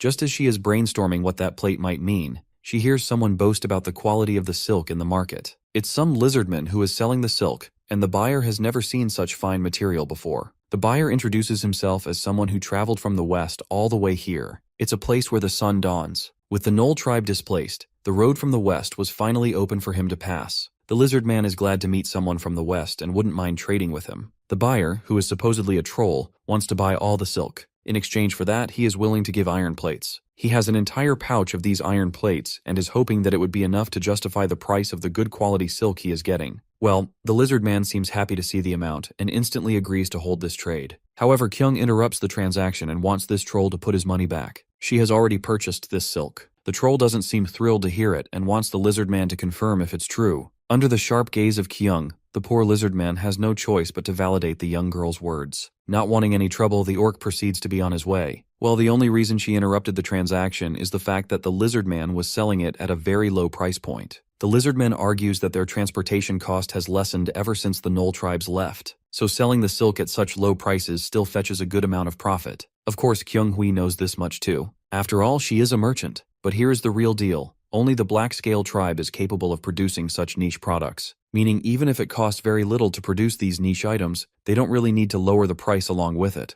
Any product that falls into the luxury category can be charged for more. There is also another important thing she wants to mention here. It's the iron plate the troll had earlier. She puts one iron plate of her own on one side of the scale, while placing the troll's on the other. By comparing the weight, it becomes clear that the orc was giving them an inferior quality iron plate. It weighs very little compared to the other iron plate. She lectures him to always check the weight of the iron plates before closing any deals. Right then, Rockrak arrives there with an iron plate of his own. He liked that weight balancing contraption and wants her to weigh his iron plate too. Upon grabbing it, the girl realizes that this particular iron plate is very different from the others. Rockrak explains that this iron plate is made out of an ancient relic they found in an ancient ruin. It's of good quality, but it was too hard to smelt, so the blacksmiths gave up on it altogether. This is why he has come here, thinking that the automation castle may be able to smelt this iron and make weapons out of it. It is at that moment Kyung realizes what the blue insect god meant. He certainly wants her to create weapons. Of course, she proudly affirms that the automation castle can handle it. However, it looks like she is going to face some shame soon. The blacksmith she tasked to do this smelting task has came back with some caveats. At first, the dude was all confident that he could handle the job, so Kyung agreed. However, now the blacksmith reports that he was only able to produce literally a single spear point, working all night with all his might. What usually takes around 10 hits to mold iron is taking at least 30 to 40 hits. That's why he can't work on this shit for a prolonged period of time. If he is to take a moment of respite in between, the bloomery will cool down, which is going to consume more charcoal than necessary. Not to mention, training an entire staff just to smelt this metal is an entirely different ballgame. Eventually, Kyung dismisses the blacksmith with disappointment. While the blacksmith feels happy to finally be over this shit that is way above his paycheck, Kyung is feeling hopeless about how she is going to honor the promise she made with Chief Rockrak. Back then, she confidently took the job, but now retracting her words would make her look like a useless partner. However, Saren is dead set that Rockrak wouldn't take any kind of offense. After all, he is one of the most benevolent people out here. He wouldn't even say anything that might remotely make her feel bad about her failure on the job.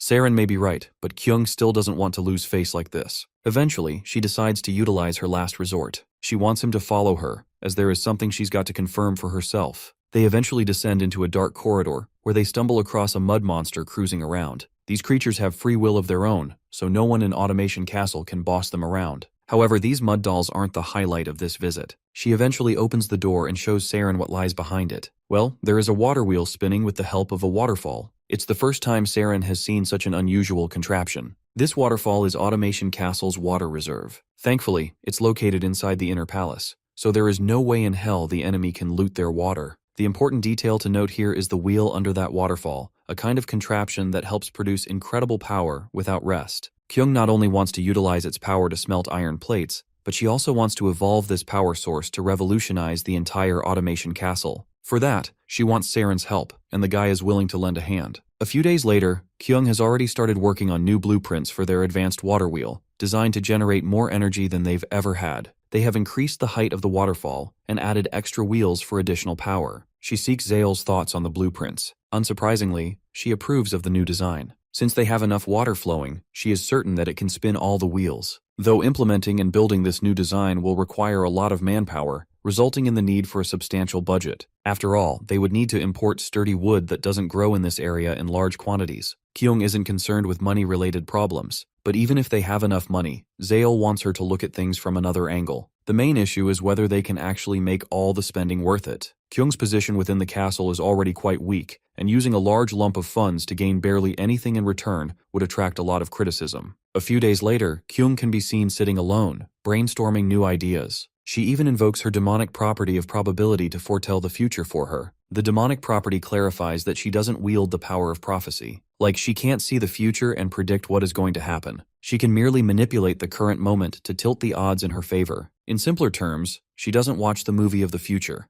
She edits the movie while it is playing to make the outcome of that particular moment favorable for Kyung. However, Kyung still ends up explaining how her new water wheel design is going to work. And when she asks if this would work, the demonic property refuses to answer. After all, she has already made it clear that she can't see the future, though she does admit that the idea is kinda good. Eventually, Kyung makes up her mind. She's gonna materialize her idea into reality. And thus, the construction began. It goes without saying that they had to face many uncalculated challenges during construction, resulting in several major accidents. They even got scammed once while gathering the right materials. And most painful of all was the trial and error phase. In many failed attempts, they had to scrap the entire construction and start from the beginning. This not only drained their funds, but it was incredibly time-consuming too. Furthermore, there is already a shortage of workers, and the current labor force is already causing many problems. But Kyung doesn't have the patience to accommodate excuses. She has given her word to the blue insect god, and she's gonna honor it no matter the cost. Under her unshakable resolve and burning desire to uphold her word, her people have no option other than to obey her commands, despite the many caveats. Even Nebula is surprised to see her taking things so seriously. He doesn't even remember asking her to build 4 wheels. I guess this much is expected. The human race is more goal-oriented, dedicating their lives to materializing their cause.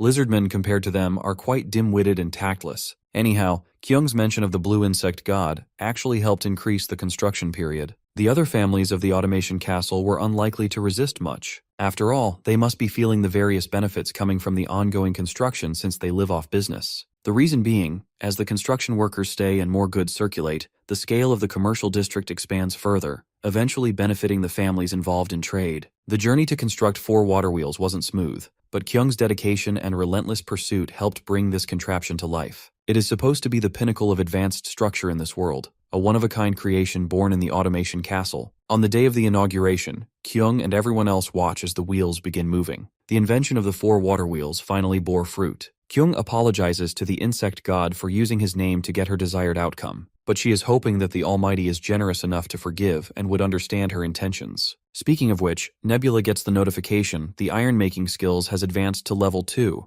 This helps his civilization lay the path toward producing some high-grade iron. Not only does Nebula's civilization have the edge in producing ironware, but they have also established a currency of their own, as well as a writing system known as the Chung letter system. This officially makes Nebula's civilization the most developed and advanced out there compared to any other faction. Nebula isn't surprised in the slightest. He knows exactly what humans are capable of. This unyielding drive they possess is precisely why he chose them as his second species. A few days pass in the Automation Castle. We see a few elves visiting, surprised to hear a water wheel working all the way out here. This indicates that the water wheel must be massive for it to make such loud noises. A lizardman standing nearby further enlightens them, clarifying that not only are the water wheels being used to grind grain, but their power is also being utilized to manufacture weapons. The peddler then directs their attention toward the great quality silk he is selling. As soon as the elves get a feel of the cloth, They can instantly tell this shit is fire. Without thinking twice, they offer iron plates as a form of currency. According to them, these are the highest grade of iron plates, exclusive to their home region. The peddler promptly weighs the iron plate he has been offered. As it turns out, the plate is low grade, at least by the peddler's standards. The peddler is utterly disappointed. He has no interest in trading with dubious people who aren't trustworthy. For some reason, the poor elves feel like they are being accused of deceiving him for no reason. They are confident about their iron plate quality. However, the peddler instructs them to visit the automation castle's central bank and exchange them for good iron plates. The elves believe that the peddler is speaking too highly of his relatively low-quality fabric. Of course, the peddler is beyond livid at having his craftsmanship questioned. He begins lecturing these guys on the amount of effort that goes into producing this fabric. While yelling, he finally scares those elves off. Meanwhile, Kyung is watching the peddler from the shadows. It seems like this peddler has taken her previous lecture too seriously regarding value signal pricing. Seeing the elves, she suddenly remembers that it's not very common for them to travel all the way here. In order to learn how these elves actually do business, she decides to stalk them for a while. After following these guys, what she learns isn't very pleasant. Turns out these guys are literally scamming and smooth-talking newbie business owners. Kyung realizes that the automation castle's booming economy has also attracted scammers after all. She seriously wants to learn where these guys even came from. Meanwhile, Nebula receives a private message from a fellow player. It's a player named Eldar, a god who controls the elven civilization. Nebula tries to decode the player's intentions. You see, the elven civilization is located on the far northern coast, meaning both civilizations are distant from each other, leaving no room for confrontation or territorial disputes. Eventually, he decides to accept the invitation, especially since he knows very little about the northern coast area beyond the wilderness. He may learn a tidbit or two. The player on the other end of the screen puts up an all-graceful and elegant facade, introducing himself just as gracefully. For a moment, Nebula thinks the god of elves is actually trying to roleplay his in-game character to match the vibe. As you may know, players who do roleplaying basically immerse themselves in a role within the game, and this elven woman seems like one of those players. By the way, I can't really tell the gender of this freak. However, Nebula reciprocates the greetings. Eldar is glad to meet a well-spoken personality, unlike Hegemonia, whom she considers nothing less than a barbarian. She even made sure to push his barbaric group out of the northern coast. Hearing this, Nebula internalizes Hegemonia's situation. After getting overpowered by Eldar,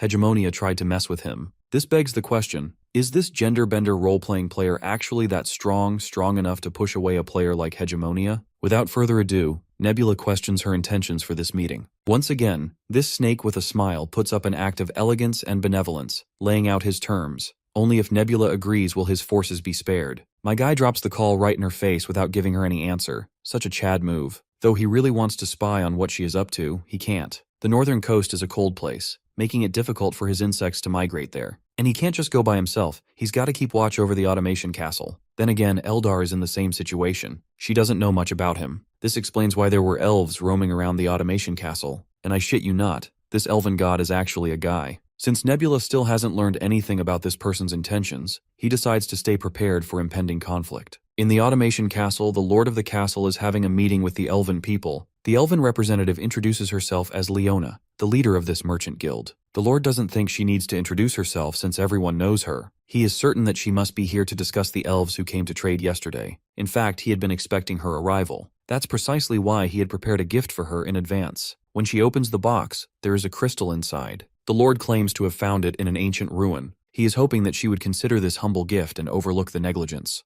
Kyung acknowledges the value of the gift. However, she outright rejects it right to their faces, making it clear that she won't just sell her dignity away. Leona quickly bends down to pick up the precious stone and bluntly questions what more she desires. Internally, Kyung is trying to figure out why the elves want to trade with the automation castle all of a sudden, given that it is unprecedented to see them leave the northern coast. Directing her attention toward them, she makes things crystal clear. If they want to win her favor, they must follow the law instead of bribing their way out. Also, she doesn't want them to be too over the top. If they really want to mend the relationship, she suggests they buy these dolls representing the blue insect god. However, the elves refuse to make such a transaction, since they are already devoted to the dancing shadow god. But as far as she is concerned, having faith in more than one god wouldn't hurt them. A few days have passed since this incident. In the castle, Saren visits Kyung with news related to the elves. The elven chief is demanding an apology for the religious offense Kyung committed by asking elves to convert their religion. Of course, this gets under Kyung's nerves. Those guys are just pretty snakes hiding behind smiles. She decides to hold them accountable instead for starting all this. They were the ones who tried to bribe the lord of the automation castle.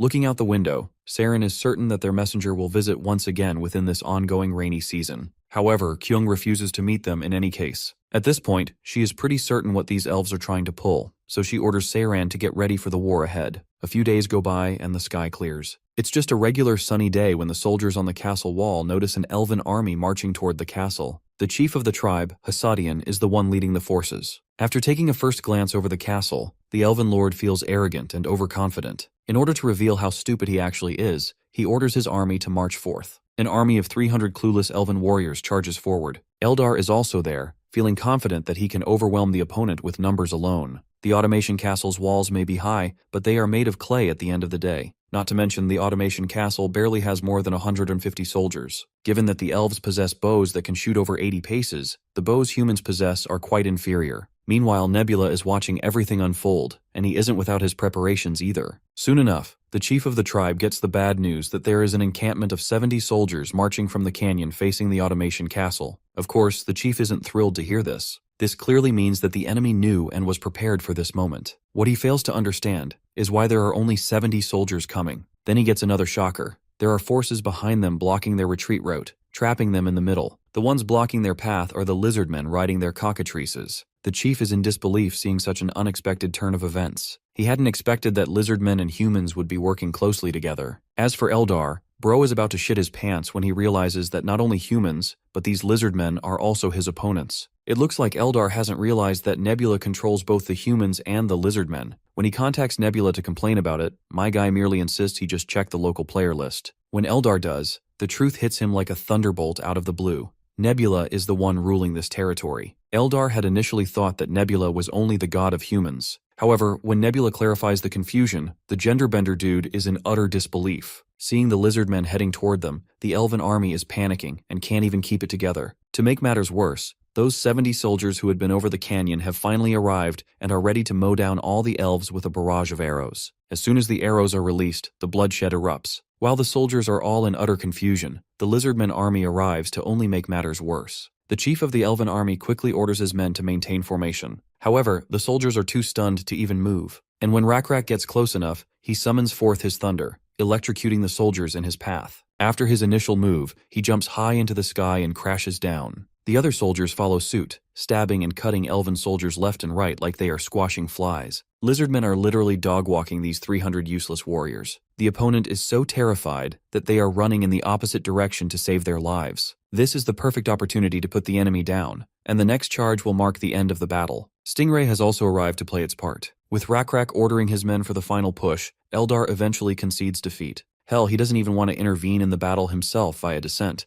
Nebula doesn't waste any time before making his demands clear. He wants information, skills, as well as resources. His blunt demands sound like daylight robbery, though he assures his opponent that he won't be needing everything all at once. Eldar has the option to stick together with Nebula. The genderbender begins weighing his options. At first, he thinks that trading info of Northern Territory isn't worth it. But then again, he is at a severe disadvantage right now. He has lost almost 300 warriors already, and it would be difficult to survive as a player with what he has left. On the other hand, Nebula has already got 2 species under his belt. If Nebula were to shake hands with some other player, Eldar knows he will be screwed. So as usual, he puts up this fake-ass act of graciousness and agrees to Nebula's terms. He is willing to cooperate and provide all 3 things Nebula had requested earlier. Eldar is hoping he forgives his past self's arrogance, and that they can be on friendly terms from this point onward. Now that they have finally come to terms, he is willing to spill all the juicy details regarding the North Shore. Nebula learns that there is an alliance that exists there involving 3 players: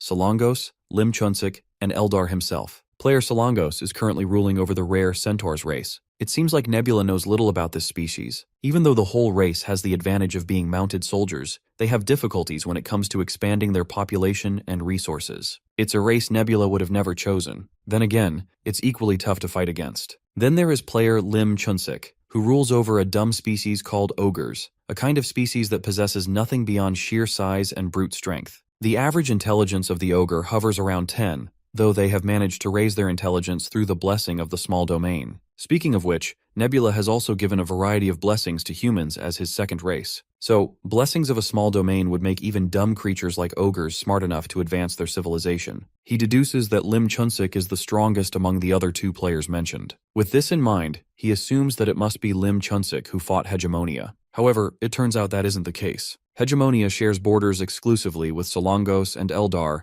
leaving no room for a direct confrontation between those two nations. Nebula quickly understands what transpired. The three members of the Alliance had been preparing to attack Hegemonia together, but Hegemonia was forced to confront Nebula before that plan could materialize. Now that Hegemonia is out of the picture, Lim Chunsik has turned his attention to Eldar. He is demanding an exorbitant amount of offerings if Eldar wishes to keep the Alliance afloat. It was quite difficult for the Elven god to meet these demands, eventually leading to friction with Nebula. Nebula knows that the Fatas favors Solongos over Eldar. This bias likely stems from the fact that the Solongos are a nomadic race. You see, both elves and ogres are settlers. The power of a settler civilization is determined by the size of their land. Therefore, Chunsik plans to annex the current Solongos territory to gain a territorial advantage. Since Eldar is of no use to him in this regard, Chunsik intends to discard him like trash. After grasping the dire situation he is in, the poor elven god slumps into despair, though his worries are soon rendered moot because Nebula extends a hand of alliance. For a moment, Eldar feels enlightened, only to remember his grim reality. His major forces, as well as his high priest, have been wiped out,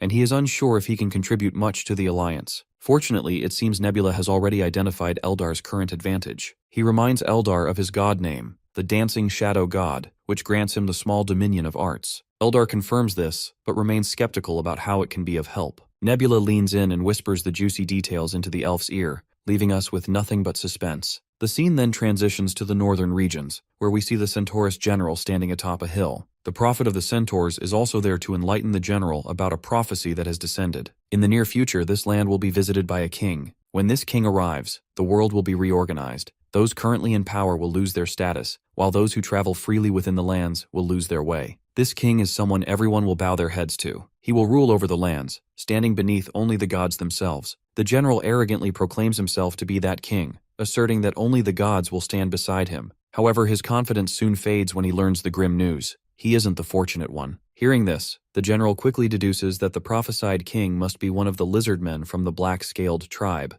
But the prophet debunks this assumption. He believes the being rising in the north is far more powerful. The one destined to become king is a giant ogre, possessing astronomical strength and a sheer size that would dwarf anyone standing next to him. He is stronger than any centaur and possesses intelligence surpassing that of the elves. Naturally, the tribe chief of the centaurs doesn't like the fact that he will be nothing more than a lackey for that massive brute. He is so enraged by the prophecy that he literally strikes down the prophet for foretelling such an unpleasant future. He, the great Tamaridu, representing the centaurs, is the only one with the drive to stand at the pinnacle. He will bow to no one but the gods. It turns out this prophecy was staged by Nebula and performed through Eldar. Now that Eldar has done what was asked of him, Tamaridu is beyond livid and refuses to accept the prophecy. All that is left for Nebula to do is materialize this prophecy into reality. Cutting back to Tamaridu, he is treading through the treacherous terrain of the northern cold wilderness. He is trying to reach the high peaks of the northern mountains, which are supposed to represent prestige. However, he feels his strength failing him, unable to climb any further. To make matters worse, a boulder sliding down the path ruins his ascent. Thankfully, it was just a dream Tamaridu was having,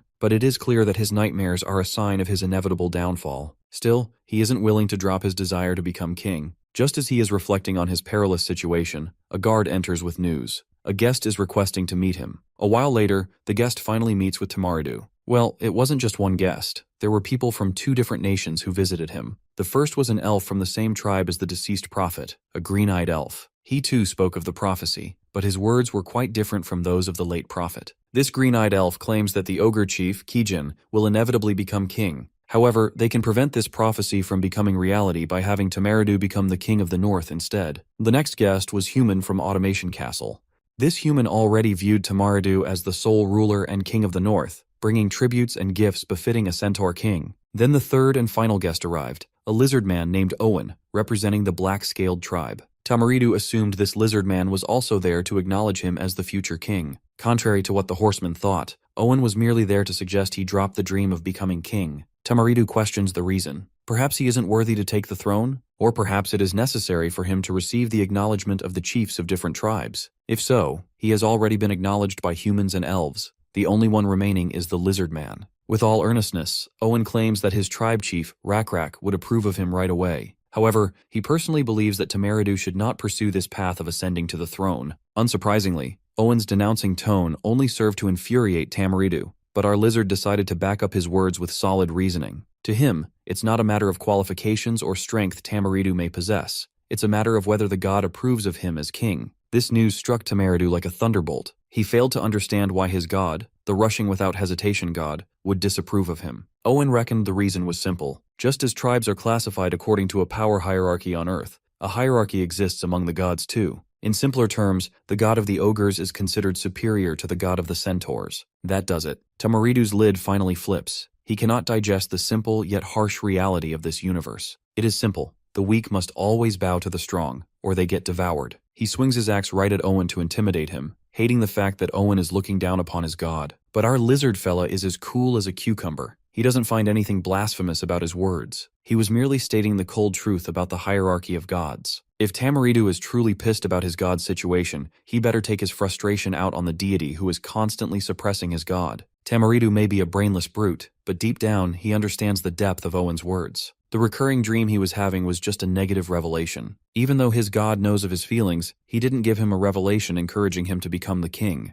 Instead, that boulder falling off the mountain was a sign that he wanted him to give up on the idea. At last, he accepts Owen's words as true and seeks further guidance. Before leaving, Owen gaslights the guy about his situation. He gives the example of black-scaled warriors who would go against their commander's orders if it meant their rebellion served a greater cause. And that's exactly what Owen wants Tamaridu to do. After putting some thought into it, Tamaridu finally realizes what he is supposed to do. He must become a king. He must become a king for the sake of his god. He must take the path full of thorns that his god never desired him to take. Meanwhile, Nebula and Eldar are watching everything go as smoothly as they desired. The fact is, Nebula used Eldar's small dominion of arts to achieve these satisfactory results. The elven god is astonished that our boy used the dominion of arts way better than Eldar could have done himself. You see, the small dominion of arts is all about swaying people's hearts with art. And art may take the form of murals, sculptures, or prophecies. Nebula used prophecies to manipulate his opponent. Even the species that other players control can be manipulated to do things their god never desired. The Solongos player who controls the centaur species is going to have a tough time because of his high priest rebelling. Though Eldar isn't sure if that much is enough to achieve their objective, Nebula remains confident. While they successfully manipulated the species of different players, they still aren't sure if they can stop Solongos from ruining their plans. But Nebula has already thought of this possibility too. You see, Solongos is aware of how much his centaur species can grow in terms of economy and technological advancements. After all, his species is nomadic, while the civilization of ogres, who are settlers by nature, will be far ahead in that regard.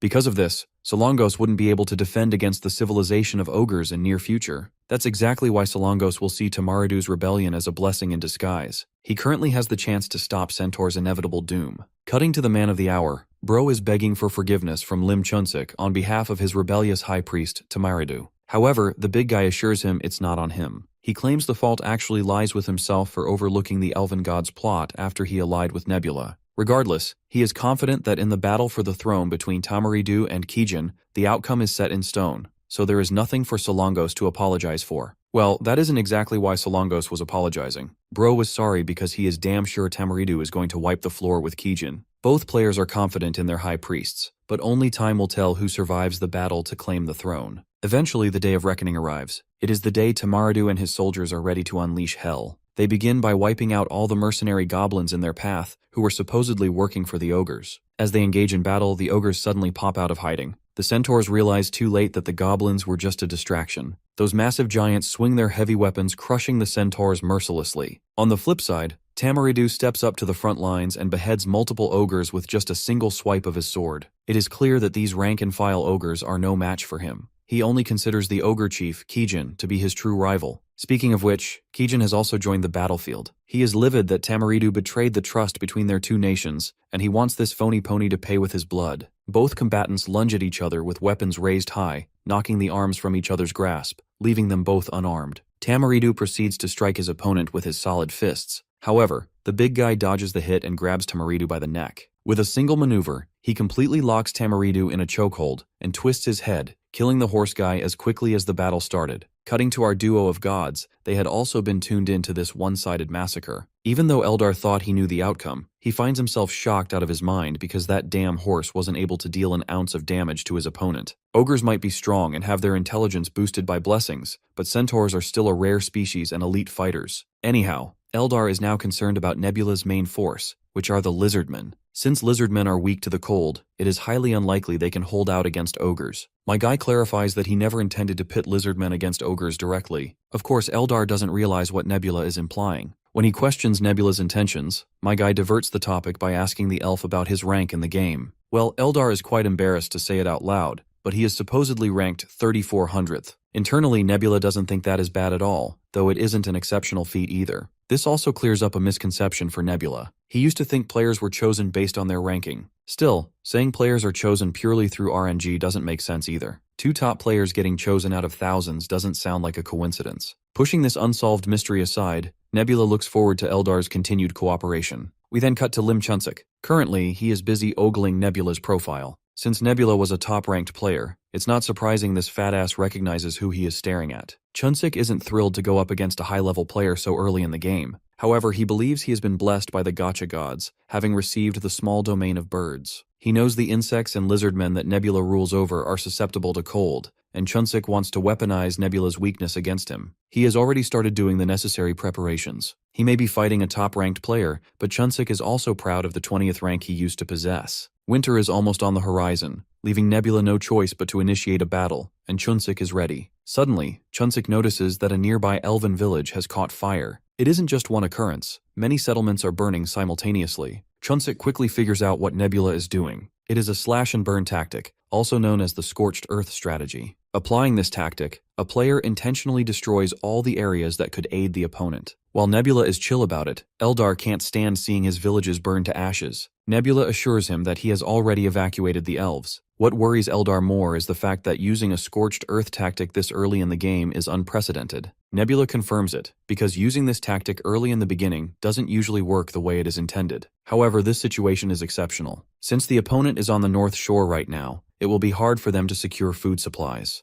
The Black-Scale tribe controls all the trade in the Automation Castle, and now that the nearby elven villages have been wiped out, the ogres can't rob or trade for goods. The ogres' greatest weakness is that they need a massive amount of food to sustain themselves, and with winter already on the horizon, they will be short on supplies. That fool Chunsik thought our boy was weak to the cold, but little does he know, the lack of resources is the real killer. Nebula also gives credit to Eldar. Without him, this strategy wouldn't have worked. Under normal circumstances, a player would have to burn their own land for this strategy to work, but the ogres just so happened to be in the land of elves, sparing Nebula his own resources. The trade-off is worth it. The opponent will inevitably fall with the arrival of a second winter. The scene transitions to a goblin village. The entire place has descended into chaos with ogres invading. These hungry giants are here to devour the poor little guys and rob them of their supplies. With time, most of the goblins have already evacuated with their supplies. When Ogre Chief Kijin hears this news, he doesn't feel good about their situation. What's worse, their god hasn't responded to their prayers, as if he deserted them altogether. The ogres have started to die from malnutrition, and Chunsik isn't able to do anything other than watch the remaining survivors suffer. Eventually, he swallows his pride and contacts his old friend as well as his rival, Solongos. Just when the guy requests his former friend for a little bit of reinforcement, Solongos breaks the bad news. He has already lost most of his forces. After his high priest Tamaradu got ripped apart by Kijin, losing his soldiers was bad enough, but the situation spiraled when Lizardmen conquered the Centaur's land. On a positive note, Solongos is glad his former friend contacted him because there was something he wanted to discuss. Turns out Eldar had contacted Solongos and offered an opportunity to form an alliance with Nebula, under the stipulation that Solongos help him fight against Chunsik. Hearing this, Chunsik almost thought he was screwed, only for his former friend to assure him that he rejected the deal. Becoming someone's pawn is the last thing he would want. Not to mention, he wanted to honor the time he spent with his friend Chunsik before their conflict. Even now, Solongos wants to revive the old bond they once shared and launch an attack after combining the last bit of strength they have left. Chunsik doesn't think it's a bad idea at all. In fact, he is excited. Even if they lack an army, they can battle Nebula head-on. It won't be a simple clash of two opposing civilizations. It will be a battle between the gods. Chunsik plans to descend onto the battlefield to chip away at the majority of Nebula's forces. Furthermore, Eldar is out of the equation already. Since he had fought Nebula before, his divinity level must have dropped to the point that he is no longer eligible for the descent option. This puts Nebula alone against two other gods. His high divinity level will be overshadowed when two gods descend at once. And so, both ogres and centaurs manage to scrape together the last remaining bits of their forces and finally march right into the battlefield. From the front, they spot their opponent has also arrived. Chunsik doesn't waste a single moment before descending into Kijin, and Solongos does the same. Together, both gods lunge at their lone target, Nebula's high priest. Our boy doesn't hesitate for a moment before descending into Rakrak's body and dodging the onslaught. He slips around like a hot knife through butter and electrocutes both of his opponents on the spot. That's all it took to take those two goofball gods down in an instant. With their defeat, both gods turn into statues after being sealed. You see, if a player dies while they are descended, they lose an astronomical amount of experience points, making their divinity level fall severely. If the divinity level hits level 1, the players will be sealed. In order to truly kill both of the gods, Nebula shatters their statues, killing them once and for all. If these statues aren't shattered, then the gods could be revived by undoing the sealing process. But Nebula didn't think they were of any value, so he turned them into dust. With them dying, he levels up, putting a smile on his face. The cause of his amusement is due to the fact that he is as stacked as a player can get in this game. Killing the two gods has also allowed him to consume one of their small domains out of many, though he will get only one randomly. As soon as he confirms it, the Gacha gods bestow him with the small domain of swamp, while the second is the small domain of birds. The swamp is just fair, but the bird one seals the deal. It's all Nebula had wanted. Perhaps he should replace the blessing of insects he bestowed upon the humans and lizards. But then, he decides to save the best for the next generation. Nebula has finally managed to deal with the 3 players who posed any inconvenience to him. With the current situation taken care of, he decides to step up his game further. He lays his eyes on the west. According to the info he received from the Locusts, 5 players are divided into 3 forces, and they are fighting each other. However, he decides not to stick his nose in and let those guys deal with each other, waiting until they actually pose a serious threat to his territory. As for the east, it's all ocean. His current priorities are conquering and expanding on land. Narrowing down his options, the north and south are the 2 left. He needs to conquer these 2 before the NPC tribes situate themselves there completely. However, Rakrak can't be in the north and south simultaneously. So, taking help from the elves for the northern side of things sounds doable. Many days have likely passed, and the scene is set in the far north, where the cold weather is merciless. The remaining elves have been delegated to inhabit this place, though they aren't satisfied with the decision. The winters here are too long, and starting farming again is going to take a lot of time. Not to mention, they are constantly under the threat of ogres and goblins aiming for their necks. They all want answers from their chief, Linar, who sits silently absorbing all the complaints. He finally breaks the silence with good news. The prophecy foretold that someone from the south is on their way to help the green-eyed elf tribe. As if on cue, a soldier reports sighting a group of humans approaching. This confirms to Leonard that these characters are likely here to assist them. Without further ado, the elves stand outside in the cold to receive their guests with due honor. When the humans finally reach them and dismount their horses, it turns out that the one leading the group was the very Lord of Automation Castle, Kyung. Since both lords have seen each other before, it spares them introductions and a lot of formalities. Leonard promptly proceeds to welcome his guests inside his tent. However, Saren is called forth by his mistress. The overly protective Chad steps forward and insists on surveilling the tent for assassins before his goddess Gracious enters. Of course, Leonard isn't in any position to object, so Saren goes straight in. A while later, both lords finally settle down in the tent. In order to keep the dialogue alive, Leonard questions the purpose of their visit. Kyung hopes that he already knows through the prophecy. Still, she clarifies that her blue insect god wants her to help weak and marginalized civilizations such as the elves. Poor Leonard isn't sure if she is actually here to help or merely patronizing them. She then points towards the farming tools and weapons she has brought along, as well as grain seeds that can grow in cold weather. Of course, Leonard feels beyond happy, but his moment of joy takes a serious nosedive when she mentions the price tag. Her god may have tasked her to help the impoverished elves,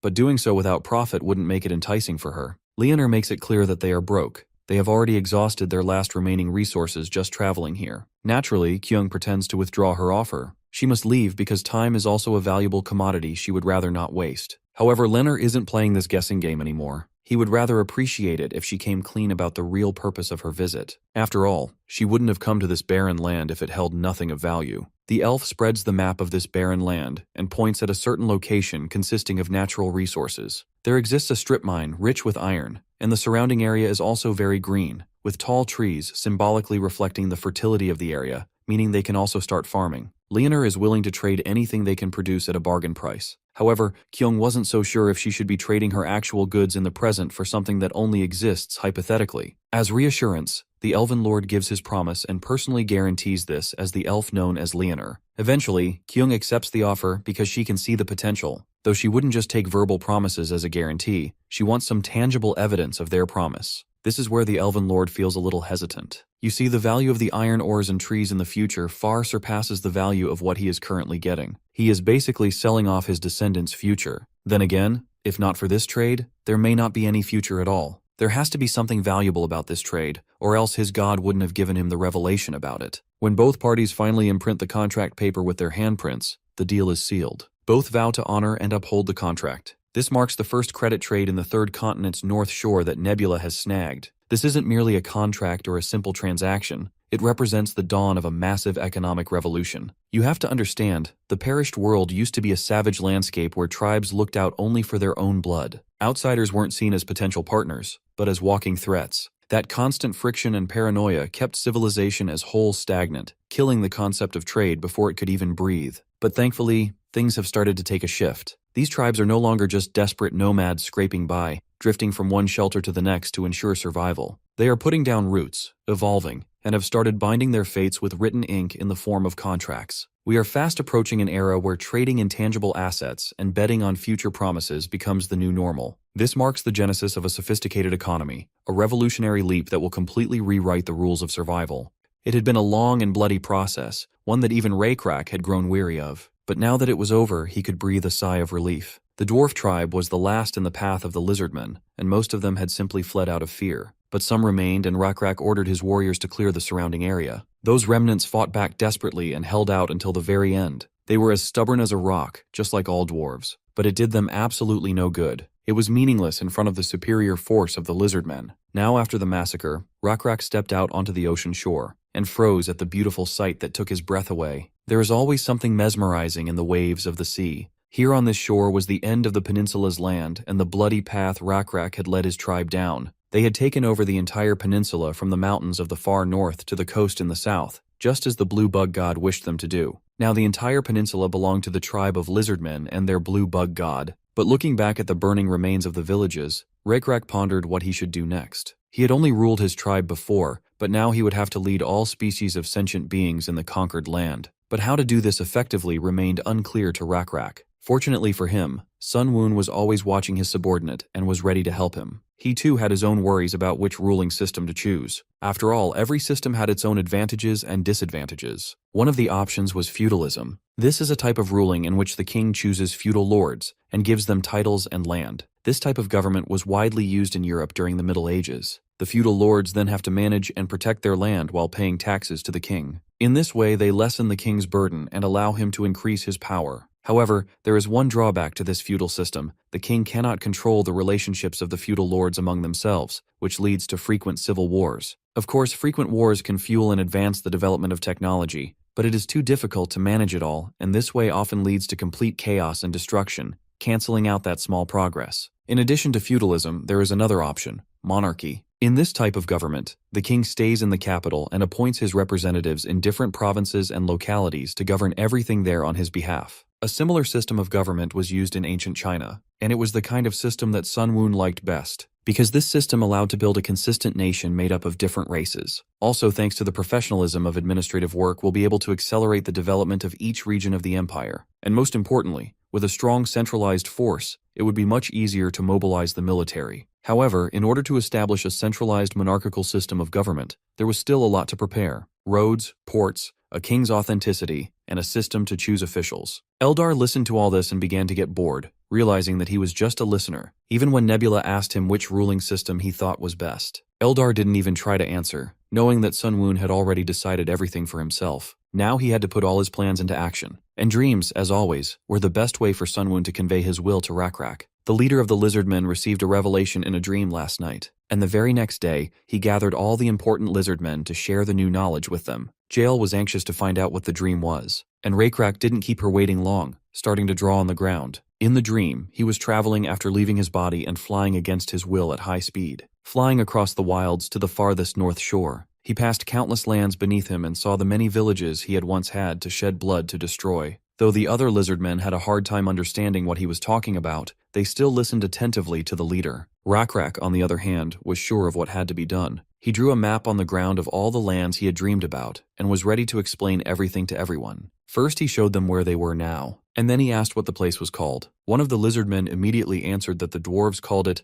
Maganin, which means the end of the land. Raycrack wrote the name on the map. Next he asked what was the name of the place where they had destroyed the red-skinned orcs. Yor remembered that the place was called Salmon, but as it turned out, there were other places with that name, so Raycrack decided to call it South Samon. This continued until most of the places had their names. There was only one place left without a name. But when Rockrak asked what it was called, no one knew. There were no species of intelligent beings living there. And there were objective reasons for that. Not only was it rocky and without fertile ground, but it was also inhabited by wild cockatrices. That's why everyone tried to avoid that place. Jael summarized that no one knew the name of the land, but in fact Rakrak did. It was about this land that he had a dream. Although this land is surrounded by high mountains, there is one small road that can be cleared of bushes, vines, and small trees to get there. Deep within that ring of mountains, there is a fertile valley with a river that flows through the entire valley on flat terrain until it meets the ocean. Jael immediately guessed that this was the land the god had shown Rakrak in his dream, and the blue bug god named this place Orazon, which means land where God stands. According to the will of their god, Rakrak was ready to become king of Orazon,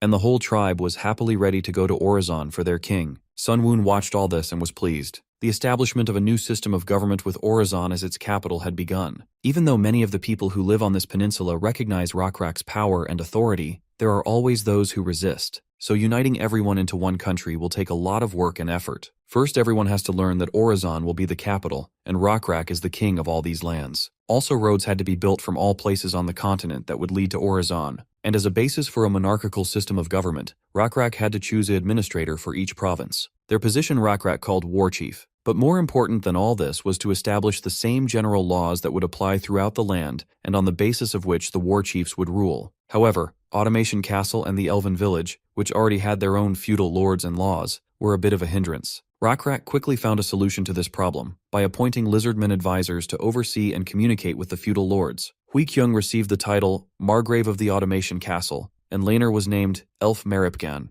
At this stage, this ruling system seemed primitive and sloppy to Sunwoon. But it was already progress, and the problems were gradually solved. Even this was enough for the system to notify Nebula that his nation had entered an era of early monarchy. In the end, Sunwoon ended up using monarchy for Lizardmen and feudalism for humans and elves, along with all their advantages and disadvantages. In all of this, the only thing that confused Eldar was that his elves are now part of our boy's kingdom, but Sunwoon saw no problem with that. After all, the elves lived in his territory. Eldar found himself in an interesting position where everything he owned belonged to Sunwoon, but everything Sunwoon owned belonged only to him. A few years passed and peace reigned over the kingdom of Rakrak. The former warriors, used to constant battles and conquests, were getting bored. The usual hobbies like fishing were already tiring them out. And fishing here was not a simple lizard, but one of the war chiefs appointed by Rakrak. His name was Tatar, and he had once been the commander of an elite Lizardman squad. Now he couldn't get used to the peaceful atmosphere around him. It was because he'd spent most of his previous life in war. He had once been one of the best warriors, and that was why he had been appointed to the position of war chief. Someone still had to protect this place. After all, even this boring Maganon still belonged to Rakrak. However, there was one problem with all this. This land had no one to defend it from. Being located in the far south, it was surrounded by the rest of the Lizardmen lands and the ocean. Unless someone came from the ocean. Surprisingly enough, they did. A dozen boats appeared in the distance, with strange creatures inside. At first it was hard to see what they were, but soon it became clear who they were. A crayfish-like intelligent life form. They certainly looked creepy, and the young Lizardmen thought they were monsters. But Tatar was more experienced and dismissed that theory at once. These crawfish-like creatures used boats and could probably communicate, so Tatar decided to personally go and meet them on land. He was clearly not lacking in courage. Towering over the crayfishes, he asked who they were and for what purpose they had come. Without hearing an answer, he introduced himself a little threateningly as War Chief Tatar and ordered them to state the purpose of their visit. The poor crayfishes immediately wet their pants with fear. They were just turquoise lobsters who had had to cross the ocean after getting lost in a storm. Now they wanted to know where they were. Tatar proudly announced to them that they were now in the territory of the Hukran nation, which means black scale in Lizardmen language. Meanwhile, the young Lizardman was tense and ready to rush into battle at any moment at the command of his leader. He was sure that Tatar was not one of those who showed mercy to their enemies. And since these crawfish-like creatures were unknown opponents,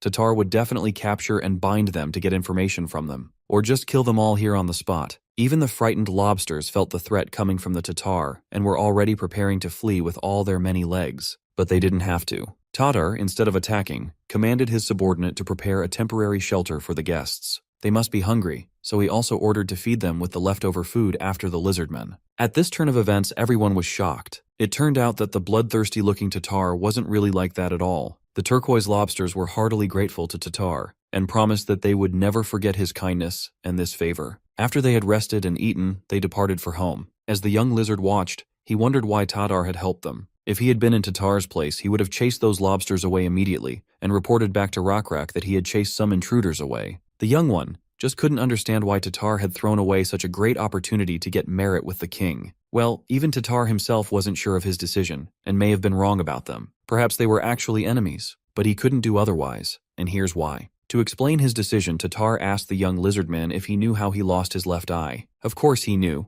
It was a well-known story among the lizardmen. Tatar had fought against 10 trolls at once who were trying to rob travelers, and in that fight he had been wounded. To be fair, those travelers were just strange halflings who weren't even allies of the lizardmen. After Tatar lost his eye, he met up with Rakrak. The king of the lizardmen noted that fighting against 10 trolls at once and losing only one eye is a prideful feat. However, the problem was that he lost his eye not by helping the tribe, but by saving a group of halflings. And Rakrak wondered if he regretted it, and then Tatar answered him as follows. He had heard that long ago a group of lizardmen, led by Rakrak, had been wounded and exhausted after wandering the wasteland for so long. There seemed to be no hope, but at that critical moment Rakrak had received the blessing of the blue bug god. And in return for his help and blessings, the blue bug god wanted nothing. He simply took pity on the poor travelers. Rakrak was shocked. Tatar dared to say that he had helped those halflings because he had acted as mercifully as the blue bug god. Tatar assured him that he felt he had to do so that time. That answer pleased Rakrak. Tatar was right and had done the right thing. Rakrak then wanted him to continue to act the same way, and if anyone said he was wrong,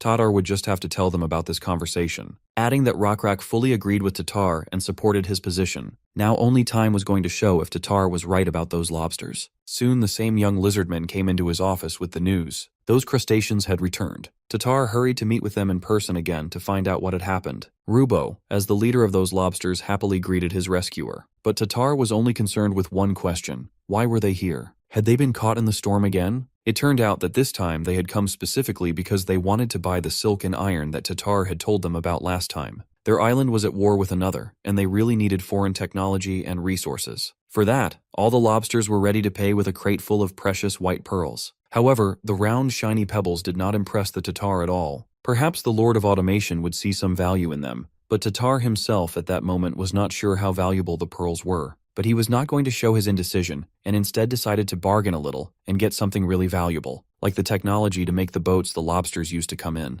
The lobsters didn't really like the idea of sharing the technology they were so proud of. So Rubo began to justify that the manufacture of such boats takes a long time and it is a complicated process. To which Tatar replied that he did not know complex things, but if Rubo did not like his proposal, then there would be no deal. This outcome of the negotiations the lobsters could not accept. They were desperately in need of resources. So they immediately agreed to everything and promised to bring an empty boat next time, which they would give to the lizardmen and use it as an example to show them how to make the same ones. This option suited Tatar, and he agreed to exchange silk and iron for all this. A seagull was watching all this from above. It was very suspicious and looked at all this as if it knew something that it should not. Fortunately, it was just a seagull that Sun Woon used to observe his creatures. The small area of birds was very useful. Thanks to the bird scouting, he learned everything he needed to know about this race. These lobsters are a crustacean species that lives in the southern archipelago. They called themselves Astacidans. There were several of their tribes on these islands, and they were constantly at war with each other. Their civilization was at the level of the Bronze Age, and they were most likely not ruled by the player. Due to the fact that this tribe lives on the archipelago, they had an advanced technology of making boats. Received from trade with them, pearls will definitely like Hui Kyung,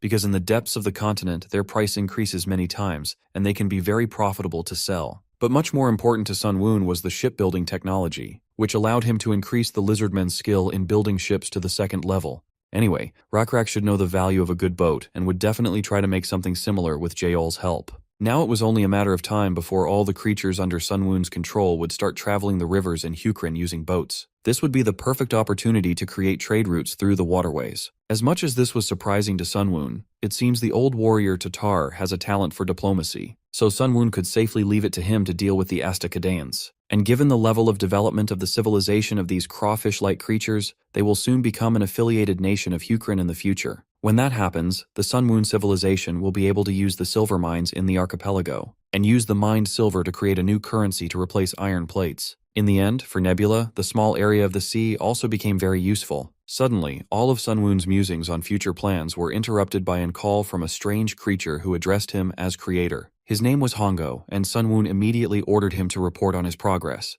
Some time ago, Nebula had tasked Hongo with the management and cultivation of a swarm of locusts, and he wasn't supposed to report if nothing serious happened. Well, things didn't go according to plan, and because of Sunwoon's miscalculation and Hongo's mistake, the identity of the one behind the locust swarm became known to the other gods in that area. Sunwoon was forced to take such a risky step because the size of the level 3 locust swarm had begun to decrease. He had recently instructed Hongo to direct the locust swarms at other players' grain plants to slow down the development of their civilizations. Sunwoon wanted Hongo to do this carefully so that the other players wouldn't notice the interference if possible. But unfortunately, the swarm attacked a settlement that belonged to one of the players' advanced civilizations, and there were unavoidable consequences. That player realized that the locust swarm was the work of another player who was controlling a small area of insects. Fortunately, Hongo could take it easy. Sunwoon expected something like this to happen soon and prepared himself. The only thing Sunwoon was a little worried about right now was Hongo himself. He was fine, even though he had lost a lot of locusts due to the other gods' wonders. But it seemed the other gods hadn't yet realized that a creature like Hongo existed at all. This was a good thing for Sunwoon. If the others found out about Hongo, it would be a much greater loss. So Nebula ordered him to use the remains of the locust swarms to create confusion and hide himself. Now for Hongo, his survival had to come first. Hongo understood the order and proceeded to follow it. After this conversation, Sunwoon realized that he didn't like interacting with his creations. They were so empty and willless, unlike the NPCs in the perished world. There, the creatures spoke as if they had souls and personalities, not like robots. Well, it's not that important anyway. What was important was that Hongo had accomplished most of his mission, and the swarms of locusts had damaged crops and vegetation in the territory of the 5 nations to the west. If the gods at the head of those nations find out that Nebula was the one behind all of this, they will definitely attack. Based on the location of the nations, the 2 closest in the neighborhood would most likely attack. The nations Danim of the Sataros race and Jukwa of the Lenar race. It seems that these 2 are already ready to move their troops out. The other 3 nations are just watching from behind for now, but it's only a matter of time before they send their troops as well. Of course, it doesn't look fair when one player has to fight against 5. However, there was no help for it. Such was the unfair world. And Sunwoon was ready to fight even against 5 nations at once, because even that was not outside of the scope of his expectations. Meanwhile, in the city of Demarit, capital of the Sataros nation of Danim, King of the Lenars Hattie doubted whether he and his ally could trust the 3 nations that were behind them. They did not seem trustworthy to him. King of the Sataros Fav agreed with him on this point, but still insisted that they could not allow the culprit behind the swarms of locusts to do whatever he wanted. The gods had made it clear to them that inaction was not an option, and those bastard lizardmen must be crushed. They pray to their evil blue bug god to make the other nations starve while they themselves live in abundance. To make matters worse, after obtaining Automation Castle, the Lizardmen began producing high-quality iron plates using their technology. Their plates have become the standard, and they benefit more from exchange and trade. Also, because they were the 2 closest to the border with Hukrin, they would suffer losses anyway if the armies of the other 3 nations marched through their lands. In the end, they simply had no choice but to attack using their own forces, trusting completely in the prophecy of the 5 gods, which said that the Sataros and the Lenars would come together to destroy the Hukrin capital of Orizon to the ground. In that case, Hattie wanted to decide the best way to attack. Fav already had a plan ready. The Hukrin territory was surrounded by mountains on all sides, and the only sure way was through Automation Castle. There is, of course, another way through the southern coast, but it is full of insects of the blue bug god, and the terrain there is too rough. The only thing left to do is to use the remaining opportunity and attack Automation Castle to free it from Rakrak's grasp, and then move on. There were 2 roads leading to the castle itself, and Sataros was going to move straight to Automation Castle. The Lenars, on the other hand, decided to take a slightly detour and approach the castle from the northern wastelands. So they reached an agreement and decided to work out a more detailed plan and gather their forces for an attack in a month. 1 month later, everything was ready and the armies were on their way. Under the watchful eye of their gods, of course. One of them was Krampus. He ruled the nation of Sataros and was known as the life-sacrificing god. He had reached rank 1430 in the game, and now he was wondering what the allied god was doing to provide his army with supplies. She planned to use her own supplies until the army crossed the wilderness, and then when the Lenars hit the northern coast, they would have to ravage the villages on their way. Her name was Runda. She was the god of Lenars, also known as the Supreme Fruition God, and no matter how hard she tried, she could not contact Nebula as he had deliberately blocked her. Over a month passed and he never unblocked her, nor did he unblock the rest of the 5 gods. Runda couldn't understand what he was thinking. Krampus didn't either. If they could have contacted Nebula, they could have easily negotiated compensation for the damage from the locust swarms. But Nebula blocked everyone and didn't even give them a chance to settle things peacefully. He also blatantly increased his military training and scouting parties. And at this point, it was too late for negotiations. Krampus and Runda together had over 1,100 Leaners and 800 Sataros. Together their army was the largest on the entire third continent, and Runda was sure that it was only a matter of time before Nebula fell. By the way, Runda was a real girl unlike Eldar, in case you were wondering. Suddenly a notification sounded. It turned out to be a request to communicate. Krampus immediately assumed it might be Nebula, but he was wrong. It was Eldar. The Leaners' army was just passing by the elf colony, and they were just about to talk. Runda realized that he might want to both negotiate and was up to something. As Krampus knew, Eldar and Nebula were in a loose alliance, which meant they could betray each other at any time. He advised Runda to speak as if she were the only one here and to listen carefully to Eldar, for they might be able to use the terms he offered. Eldar appeared in his trademark style of playing the role of the elf god, his RP stuff he couldn't get past. Perhaps even on purpose, there was a reason he got a small domain of the arts. Runda was meeting him for the first time and was shocked to say the least by this appearance. Not only did he look like an elven girl, but he was also behaving quite unusually. Eldar continued to play the role of innocent victim and wanted to ask for help. Runda was still recovering from the encounter and hesitantly asked what specifically he needed help with. He immediately began to tell his sad story of how the insidious Nebula had forced him to submit against his will, and then used him for his own purposes, humiliating him in every possible way. Eldar had no choice but to agree to everything after Nebula defeated Solongos and Lim Chunsik.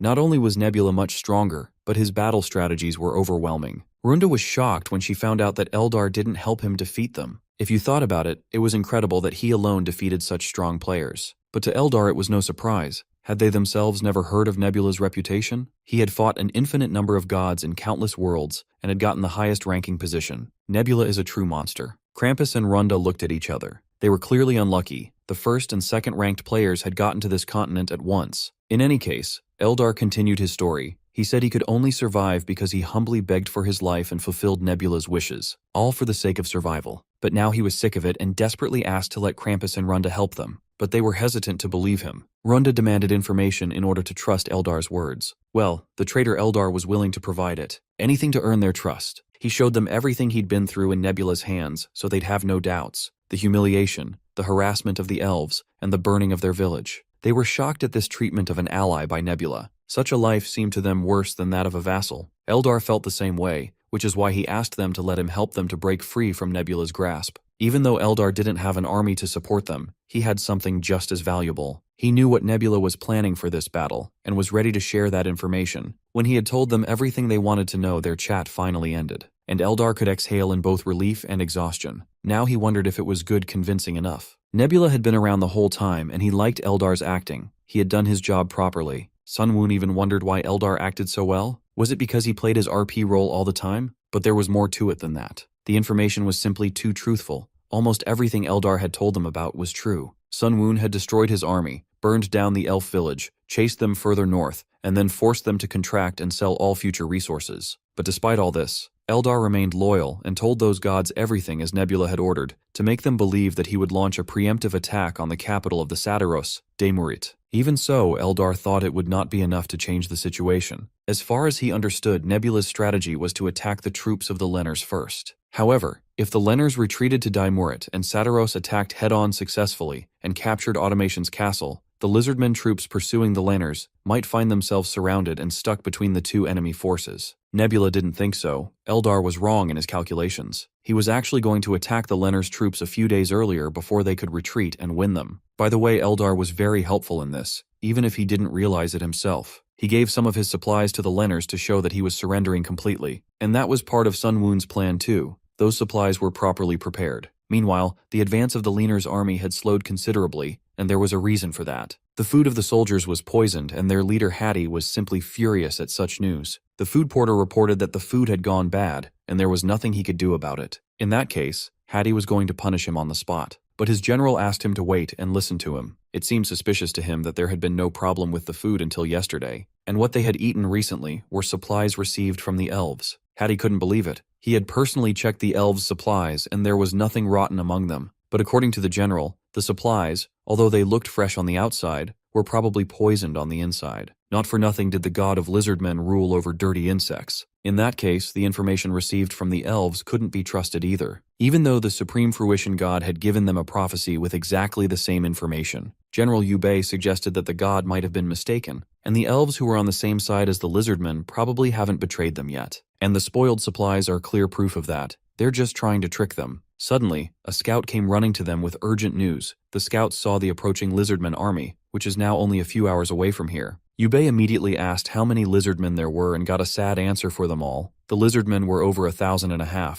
This was very bad news. After the food poisoning, they only had 900 combat-ready soldiers left. To make matters worse, even if the number of Lenners was the same as the Lizardmen, they would have a disadvantage because of their size, and now they were even less in numbers. Now they would definitely lose, and it was pointless to fight openly. So Hattie ordered everyone to retreat and sent a messenger to the king of Sataros to let him know that they were retreating because of the encounter with the main enemy forces. Yubei suggested to run back straight to the mountains and forest to start a guerrilla war there. That way they would have a chance to win. The entire army of Lenners hurriedly retreated. Hattie hoped that guerrilla warfare would help them realize their small size advantage, and thus earn as much time as possible. And if the army of Sataros could capture Automation's castle in that time, the Lizardmen would have no choice but to retreat. Unfortunately, Hattie's plans were not destined to come true. An insurmountable obstacle stood in the way of the Lenners. A huge praying mantis, Stratus, blocked their path, and warned them that they recklessly came to the territory inaccessible to those who do not believe in the blue bug god. The frightened Lenners immediately began to flee from such a monster. But it was too late. Stratus was going to make them pay for this sin with their deaths. Hattie ordered his men to drop everything and scatter to the sides. Even though Yubei wanted to stay and fight the monster, Hattie quickly assured him that it was not a simple monster, but a guardian of these evil Lizardmen, obeying their god, which means this is not their battle. The Supreme Fruition God must send his guardian to save his army, the overgrown rat Neji. The two monsters converged in a desperate battle. Runda watched it all and couldn't believe how bad it was for her. That damn mantis had absurdly high stats. It was the first time she had ever seen so many essences put into one creature with trait monstrosity. Stratis had incredible stats for strength, speed, and intelligence. Such a monster Neji couldn't handle on his own for sure. Runda blamed herself now for being careless and thinking that everything was going well. Now it looked like her army had no choice but to run after all the way they had traveled. But even if they escaped, this creature would definitely reappear and chase the Lenners after killing Neji, whose sacrifice would be in vain. In that case, it was necessary to kill Stratis right here and now. The Guardian Stratis had level 11 and only level 4 divinity, which gave Runda hope. She had level 9 divinity and Neji had level 3 divinity. If they were combined, together they would reach level 12 divinity and then they would have a chance. Runda was determined to descend to Yubei to help her creation. Together they could literally defeat Stratis in 30 minutes. Yubei immediately received a divine boost of power. Hattie realized that this Supreme Fruition God had descended on him, and when Yubei ordered him to withdraw his forces while he fought the monster, the king didn't dare to disobey. Runda immediately rushed into battle, just in time because her rat was already barely holding on, but it was still willing to fight to the end. Runda ordered him to shut up and fight, because they couldn't lose to this monster today. She was going to use the time until the Lizardmen forces arrived here to win. There was no mediator here for Nebula to come down and help his guardian, and she wondered if Stratis was afraid of death. Of course not. None of that mattered to him. He was simply fulfilling the task he had been given, and would do so until the end. The fierce 2-on-1 battle had begun, and while Neji restrained Stratis' movements, Runda began to tear off his limbs. Though even that wasn't enough to stop the mantis, he easily sent Neji into a knockout. Such pain was insignificant to Stratis, and he even considered it as a blessing from his god. Runda chopped off another limb of his and realized he was crazy. Though it didn't matter now, at this rate in less than 10 minutes, Stratis would be dead. Suddenly she heard a strange rumbling and stomping. It was hard to believe, but a lone figure was rushing towards them at an incredible speed. The most violent, the most diabolical, the most dangerous, the Beast Slayer, a conqueror of conquerors. The goat of all goats has arrived. Sunwoon's power of divinity made Rakrak faster than a cheetah and stronger than an elephant, and when combined with the demonic power of an electric stingray, he became a true one-man army that was almost impossible to stop. All of Runda's calculations were wrong from the start. Yes, it took 3 hours for the main force to get here, but she also had to think about how long it would take Nebula to get here after he descended on Rakrak. After taking a godly leap into the air, he charges up his spear with that unmatched power of blue lightning, and sends it crashing down like a goddamn meteor. The speed of the spear was so immense that there was barely any time to dodge or outrun it, and Runda ends up taking a nasty cut on her left arm despite her desperate attempt to avoid the hit. Neji goes nuts seeing this stinky lizard attack their god, so it quickly leaps at Sunwoon. But the mantis grabs this overgrown rat with his giant hands and tosses it away like a trash bag. Sun Woon demands the stingray to grant him some of its powers, because he wants to take care of this nuisance of a rat first. With his finger pointed at the fat rat, my guy gives the command, and the stingray is more than happy to comply. So, the white rat gets the biggest electric shock of its life. Although its mind is nearly fried, that one lightning bolt is still not enough to shut it up. So the stingray quickly drops another lightning blast, finally cooking Neji alive and leaving Runda in disbelief. But she doesn't have much time to grieve about the loss of her creation, because the stingray immediately starts throwing zaps at her. Using Yubei's quick reflexes, Runda quickly jumps away in order to save himself. By now, she knows that she can't hold her ground any longer, so she decides to return. Unfortunately, even though she cancels her descent, there's a 9-second cooldown before she can go back, which is bad news for her. If she dies during this time, she'll receive an additional penalty. So, she starts putting some distance between herself and her opponent, just trying to survive these last few seconds. It's even harder for her to stay alive now because she's already dropped a level due to Neji's death, and she can't afford to let Yubei die either. Right at that moment, she spots a fruit and starts devouring it in order to recover some stamina. But her eyes widen as she spots a swarm of insects surrounding her. It doesn't take her long to realize that this isn't an actual attempt to attack, it's just a distraction meant to block her sight. So she steels herself and decides to hang on just a bit longer. There are only 2 seconds left, and when that giant mantis tries to crush her, Runda starts jumping away. But unfortunately for her, Sun Woon grabs her throat from behind. Before she can even try to escape, he crushes her throat like a tomato, leaving blood splattering everywhere. As an outcome of her foolishness, she has already lost Neji along with most of her forces. And the biggest blow of all is that her divinity level has dropped drastically from 9 to 5 due to her failed descent. If she'd managed the descent on time, it would have only dropped to 7. Krampus then connects with her, and it's clear that he's not thrilled with how the battle turned out. He questions her about her level, and without even flinching, she lies, claiming it's still a 7. But Krampus still seems concerned because, in his eyes, this is a major loss. That spooks Runda, because if he thinks losing 2 points is that big of a deal, she's terrified of how he would react if he knew she actually lost 4 points. Anyhow, Krampus believes that with a level 7, she won't have enough faith to conduct internal affairs properly. Runda tries to calm Krampus down by saying everything is under control. However, the reality is that if the orchards, which are maintained by divine miracles, get destroyed, she won't be able to earn anything.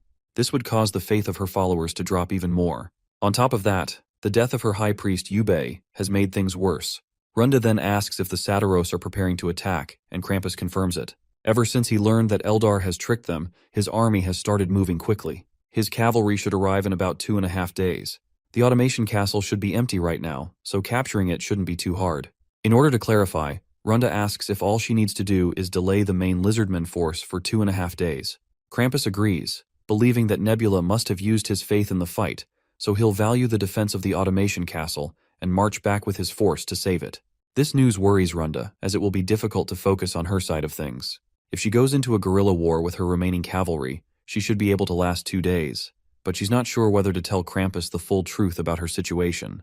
In the end, she decides against it, reasoning that if she's going to be screwed, she might as well drag him down with her. The next day, Krampus contacts her and informs her that the Lizardmen forces are advancing in his direction, even though her task was to keep them occupied. Well, we know that she failed her mission, largely because there weren't enough Lenar cavalry to hold them back. However, the biggest issue was the flawed information from the Eldar. According to the original plan, the battle should have taken place on the advantageous terrain of Hukrin, but because the fight happened days earlier than expected, they were forced to engage in an area with no cover or strategic advantage. Krampus is visibly annoyed, as he can already see the defeat looming. With no proper fortress to defend, he has no choice but to redirect his forces and set up a camp in the capital. Runda, on the other hand, knows they're in serious trouble. She can't fathom how Krampus is supposed to fight 17,000 Lizardmen with only 800 satyrs. On top of that, the giant mantis, Sratis, is like a walking siege weapon. While her alliance with Krampus is holding for now, she doesn't believe it will last much longer. In fact, she is already making plans to switch sides. She's considering forming an alliance with Wisdom. Even though he is of ill-tempered nature, he's logical and might be a more reliable ally in the long run. Krampus then requests her help, stating that when the siege begins, it would be highly effective to attack Nebula's forces from both sides. She tries to avoid this plan for some obvious reasons, and she suggests she launch an attack on Automation Castle. But Krampus points out that she won't make it there in time. Well, she reluctantly admits he's right. He then agrees her idea isn't totally off base, especially since the Automation Castle is empty. So he suggests a new plan. Her cavalry could head for the castle, while her foot soldiers support him. They'd split the forces, 200 cavalry and 300 foot soldiers. Since there are 400 fewer enemies, they'd only face 1,300 opponents. With his 800 Satyros and her 300 Lenners, Krampus believes they'll be able to hold their ground against the Lizardmen and even secure a victory. But by the looks of Runda's face, it's clear this plan isn't going to go as Krampus hopes. The web of lies she's tangled herself in is closing in on her, and she doesn't know how to get out. She even lied to him that she had already taken care of Nebula's creation, that giant mantis. She knows that if he finds out the truth, she'll lose any chance of an alliance with him. So she quickly decides to lie again. Just then, Krampus picks up a whisper request from Nebula. While Runda tells him to refuse the request, the guy ends up establishing a connection with our boy. Nebula starts off the conversation by asking if they've finally decided to surrender. Naturally, Krampus is annoyed by the arrogance in Nebula's voice. He reminds him not to get too cocky just because he won once, and reassures him that the overall situation is still in their favor. It doesn't take Sun Woon long to piece together what's happening. One glance at Runda's anxiously sweaty face clears any lingering doubts he had, and he can't help but chuckle. The thought of Krampus being lied to by his own partner is just too entertaining for him to control his amusement. Meanwhile, Krampus grows increasingly impatient and irritated, still fuming over the fact that Nebula had kept him blocked from whispering all this time. And now that they're finally connected, this smug taunt is all Nebula has to offer? Sun Woon offers a quick apology, claiming he didn't mean to offend anyone with his words. But regardless, Krampus firmly refuses to surrender or even entertain the thought of defeat. This only deepens Sun Woon's sly smirk beneath his skull hat even more. Without another word, he drops the call. Krampus looks absolutely annoyed as he grumbles about how he can't figure out what that guy is thinking. Runda also reminds him that this is exactly why she advised him not to accept the call from Nebula in the first place. She then grows more anxious as this one concerning thought crosses her mind. What if Sun Woon knows that she lied? After quickly coming up with an excuse, she tells Krampus she needs to check on her army, then hangs up the call and quickly sends whisper requests to Sun Woon. Meanwhile, Sun Woon is just chilling in his seat, watching everything happen before his eyes like a boss keeping tabs on his employees. Then suddenly, his screen lights up with an avalanche of notification spam from Runda, each request piling in one after the other. Since Sun Woon has no reason to reject her requests, he accepts it right away. The moment the call connects, Runda practically and figuratively bursts out of the digital window, immediately starting to berate him for no apparent reason. Sun Woon tries to stay calm as he tells her to take a chill pill. He points out that there's no reason for her to be so mad. If anything, it's him who's frustrated since he's about to be attacked from both sides. But Runda doesn't stop yapping, so Sun Woon, fed up with her nonsense, decides to cut the call. She's not his wife, and he's not going to tolerate her trash talk. So he hangs up, leaving her fuming. Runda, however, immediately reconnects, this time yelling at him even louder for hanging up like that. She reminds him she's not his friend, so he better not treat her like one, then demands to know what he really wants. But Sun Woon isn't in the mood to talk further as long as she keeps bitching. Runda reluctantly swallows her anger, takes a deep breath, and calmly asks why he ended the call when Krampus didn't surrender. In response to her question, Sun Woon explains that his original plan is to secure Krampus's surrender and an agreement from the 5 players to avoid attacking for now. However, given the circumstances, he has decided it might be more efficient to ruin and occupy both Krampus's and Runda's nations, even if it requires extra effort. But Runda counters that at the current stage of civilization, he doesn't have a large enough population to protect all his borders. That is when Sun Woon gives her the gist of his strategy. He plans to take the Satyros land for himself and divide the Lenners' territory among the other 3 players. He is confident they will happily accept free land without having to fight for it. But she counters that she or Krampus won't sit idly if he tried to claim their civilization's land. Well, Sun Woon has already thought it through. He has no intention of letting either her or Krampus stay alive, ensuring there won't be any hiccups in his plan. This leaves Runda visibly shaken. She asks him if this is some sort of threat. Sun Woon, however, remains calm, making it clear that eliminating them is simply one of the options available to him. Realizing she has no way to turn the situation in her favor, Runda surrenders. She asks what he wants in exchange for sparing her life. Without hesitation, Sun Woon demands detailed information about the Lenners, the Satyros, and the Trolls. Well, she can tell him about Satyros since she has an alliance with Krampus, but she's not sure she knows anything about Trolls because she doesn't have any alliance with Wisdom. My guy clears things up by telling her straight that she needs to form an alliance with Wisdom and get him the information. He doesn't care how she does it. Of course, the lady gets mad because she's not about to play double agent for anyone. Out of frustration, she starts punching the screen and ranting nonsense, but my guy just dismisses her. He reminds her that her alliance with Krampus won't last long anyway. especially since this attack will hit Krampus hard, and her last remaining army will fall as well. He threatens her, pointing out the consequences if he tells Krampus about the current state of the battle. Since she's already lied to him, she'll lose her alliances with the other 4 players and be left completely on her own, stuck at level 5. Her face tightens in anger, and she lashes out again, refusing to cooperate. Once the call ends, she just sits back, thinking over everything, trying to figure out a way to get out of this mess. She looks at her Linar people. While some are living a carefree life, others are praying to her to end the conflicts and battles without anyone getting hurt. But judging by the look on her face, she's not sure if she can respond to those prayers. With no other choice, she contacts Nebula, and my guy smirks, like he was expecting this already. He asks if she's done thinking, to which she replies yes, albeit a bit reluctantly. But my guy just keeps that sassy smile under his hat and decides to start with the info she has on Satiros and the Linars. Afterwards, the battle with the allied nations ends, and it seems Krampus had a hard time understanding Nebula's ceasefire offer, but Runda managed to convince him, and it ended with a truce. Meanwhile, at the automation castle, we meet Hui Kaiyung's cheerful face. She's apparently holding a conference where representatives from each race are present, and she proposes the idea of creating a merchant alliance. She reminds them that creating a 4-wheel required the help of several experienced merchants, and everyone involved earned profits through interchanges they had. So it would be a good idea for these meetings to continue. She believes that sharing information with each other, purchasing resources in advance before prices rise, and not taxing between the allies when trading with each other would benefit all of them. The white-haired guy, whose name I forgot, also says that they could trade items that are forbidden by their nations in a way that would go unnoticed. They could gather those items in advance, and once the prices rise, they could resell them. It would even be nice to buy up all the stock of certain products and control the prices however they want. The troll representative raises a valid question. Since they're different species from different areas, how can they continue trusting each other in the long term? To which Hui Kaiyung reminds him that there's one way, which is to believe in one god as the basis of their trust. But of course, the troll isn't interested in this, as he's not about to abandon his faith in his god. He counters her by asking, why don't she abandon her god and join him? That's when Hui Kaiyung pulls out a dice and decides to settle everything with a roll. The rule is simple. They'll believe in the god of whoever throws the highest number on the die. Well, we all know how that dice roll ended, and one system window clears up any doubts as well. Under Hui Kaiyung's leadership, the Merchant Alliance, now known as the 5th Wheel, has been officially created, with the blue insect god as its main deity. This alliance benefits everyone involved by making black market deals, monopolies, and price-fixing practices easier. As a secret merchant alliance, they can now rake in profits without paying any taxes. Sun Woon reflects on how it might be a little early for this kind of secret organization to form, but he had been expecting it. He's impressed by how Hui Kaiyung used her demonic property, probability, to pull this off. She's truly outdone herself this time. With the conflicts over, it's time for everyone to focus on their nations for a while and handle the events that unfolded.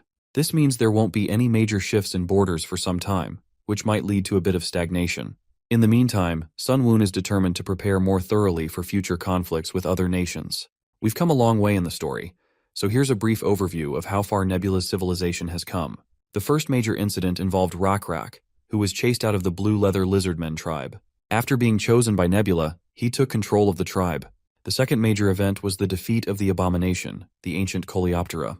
By doing so, Sun Woon obtained the Abomination Essence and created the sacred beast, Sratus. The third major event was the defeat of the Frogman tribe and the 2-headed abominable god, which helped Nebula earn the demonic property of lightning.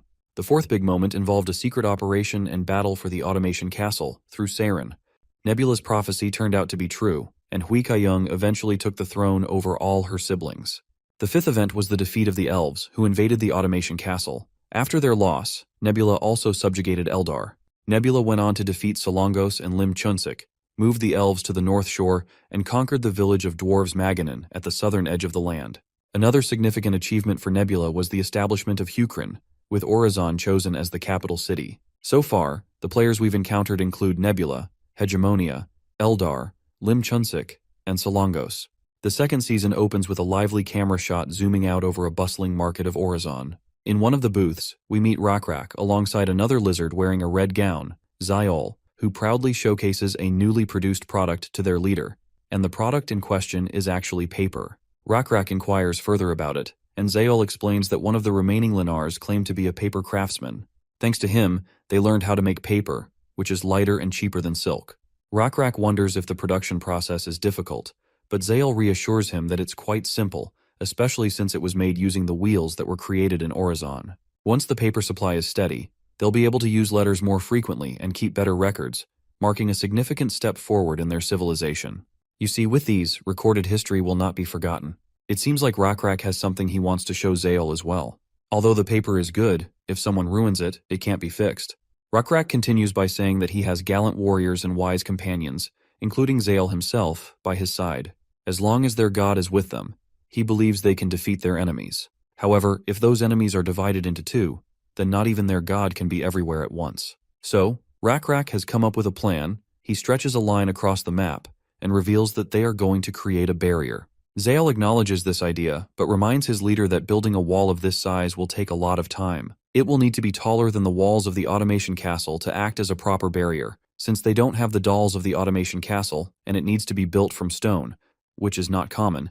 It will still take at least 100 years to complete, even if they gathered all the manpower available and spent all their money. Rakrak is surprised to hear this, not because it will take so long, but because he had originally thought it would take 200 years. However, Zael's point still stands. It will be difficult to maintain work for 200 years, and they would need to complete it within 100 years. Since 100 years is still a long way off, Rakrak decides to think of a more efficient way to handle it. After some thought, Rakrak proposes using the steep river and 3 swamps as natural barriers. If they exclude those areas, it should only take around 80 or maybe even 70 years. But still, this amount of time would take an entire lifetime. So Rakrak decides to propose a different plan altogether. Instead of focusing on delaying the enemy, they could simply call their allies faster. He suggests using fire and smoke signals, a system with 5 chimneys. 1 chimney lit means everything is fine, 2 means an enemy has been discovered, 3 means the enemy is heading their way, 4 means the beacon has been intruded upon, and 5 means the battle has begun. This system would protect the wild without connecting all the walls. The mountains themselves act as natural barriers, and by setting up mountain fortresses in the valleys with beacons on the ridges, they would serve the same function as beacons in the wild. After outlining the entire plan, Rakrak asks Zael for an estimate of how long it would take. The junior quickly responds that it could be completed in 5 years. It's nice to see how they started with a 200-year plan and ended up with one that could be completed in just 5 years. 3 years pass like a breeze, and we find ourselves in Orizon. Inside a mansion, Rakrak sits alone, seemingly lost in thought. He reflects on how maintaining a nation is proving to be harder than creating one. He needs to unite his people internally as much as he needs to defend them from external enemies. Yet every species, aside from humans, fear the Lizardmen. While fear makes it easier to command obedience, relying on it alone makes ruling difficult. Without harmony, people will either submit reluctantly or rebel outright. Moreover, he cannot force everyone to place their faith in the blue insect god. If only there were a way to align everyone's hearts. He acknowledges himself as a good fighter but admits that he lacks the intellect to be a true king. Still, he is wise enough to understand that merely living on the same land and coexisting is not enough for true unity. A familiar voice agrees with Rakrak's thoughts, and to his surprise, it belongs to Stargazer, who miraculously walks into the mansion. Stargazer believes that although everyone may live on the same land, they do not live in the same time. Rakrak jumps to his feet in joy and asks his old friend how he's here, as he was supposed to be dead. Stargazer places a finger over Rakrak's mouth to keep his voice low, signaling him to be quiet. At that moment, Rakrak realizes that Stargazer's final words were true. Even if they die, the blue insect god will guide them. He desperately wants to ask Stargazer about the afterlife, but knows that death is a secretive matter, so he refrains from seeking answers. Instead, he asks what Stargazer meant when he said they are not living in the same time. Stargazer looks outside at the stars, then asks Rakrak if he remembers the stories he has told him. Pointing to the sky, he asks if the stars seen in Orizon and those seen in Maganin are the same. Rakrak isn't sure, but he can tell they are different, even if only slightly. Stargazer continues by asking about the lands of the Lenners and the Saturons. Rakrak responds that they are even more different. Stargazer agrees and reminds Rakrak that just as the skies differ, everyone lives in their own time. As a king, Rakrak must learn to live within everyone's time. You see, everyone lives their own lives in their own time. Even though they share the same land, their hearts are divided because of this difference. As a king, Rakrak must understand this. As far as Rakrak knows, from all the things he has learned from Stargazer, others read time in their own unique way. He realizes that their previous misunderstanding with the dwarves occurred because each species counts days differently. This realization feels overwhelming to Rakrak, and when Stargazer asks why it is difficult, Rakrak responds that teaching is challenging, especially to those who are hostile to the Lizardmen. Stargazer explains that this is exactly why he's here. He points to the blue shining star and tells Rakrak that this star represents him. If aligned with neighboring stars, it forms a constellation of Rakrak atop a cockatrice. This wandering star, which shines in the spring and dims in the winter, is named Owen. Stargazer believes that when the time comes, Owen will graze Rakrak as it passes by, and Rakrak will be able to hear all the stories Owen has collected so far. Rakrak enjoys the time with Stargazer, and as Stargazer shows him the fragment, Shunan, Auloi, and even the figures of Lord Hui Kayung, Siren, the Ogre Chief Kijin, and Tamaridu, Rakrak feels the warmth of their shared moment. Everyone is together, living in harmony, even if only for a short time. Eventually, Stargazer senses the god calling him back, and he knows it is time to leave. Rakrak, not wanting this moment to end, insists that Stargazer stay a little longer, saying he still has so much to share. But Stargazer dismisses this, telling him that such things are part of the business of living. Curious, Rakrak asks about the afterlife, hoping Stargazer will reveal more about it. Stargazer, with a somber tone, responds that the afterlife is the business of the dead. Hearing this, Rakrak feels sad. He wanted to know more about what happens after death, as it is something that has always frightened him. Stargazer acknowledges this fear, admitting that those who live should rightfully feel afraid of death. He goes on to explain that the dead cannot change anything. Even if their god allows them to watch, they can do nothing more, for that is their limit. Only the living can work to change things, and Rakrak should never forget this. As Rakrak sees the constellation of their god, he quickly falls to his knees in reverence. But suddenly he hears his name being called. He wakes up from his dreamlike state to see Zaol standing in front of him. It's a crucial time, and all his vassals have assembled to discuss matters of great importance. Rakrak orders Zaol to bring him a large piece of paper and some charcoal, and he wants enough paper to draw out the sky. Meanwhile, the system window announces a significant achievement: the creation of the Hunting Star Calendar, the first calendar in Green Cityac.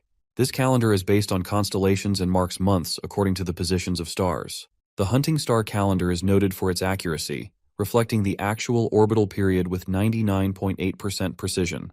It has been adopted by 3 nations and is recognized as a near-perfect system for organizing time. Nebula observes this notification with pride.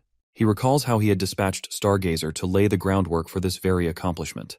Though this has cost him a lot, the more information Stargazer revealed, the more faith value dropped. Transferring knowledge from the afterlife isn't free, but it was a necessary investment. It seems like he's on a call with Runda, and he's glad that the Lenners are also going to benefit from this calendar. But judging by Runda's sour face, she doesn't look grateful at all. Nebula further explains that it's a solar calendar calculated using leap years, not just based on the moon. She could at least pretend to be a little happier about it. Instead, she only acts like she's happy but is clearly not. She explains that she somehow managed to fool Krampus and Wisdom, but she borrowed too many resources from him while trying to keep up appearances. Now she's too stressed to dance to his tune. Nebula then asks why she contacted him, to which she reveals that a new force is about to appear in the middle of the continent. This surprises Nebula, and the girl further states that this could even be a player. Sunwoon asks the reason behind her thought, but right at that moment, he gets 2 system notifications revealing something about a clash of civilizations.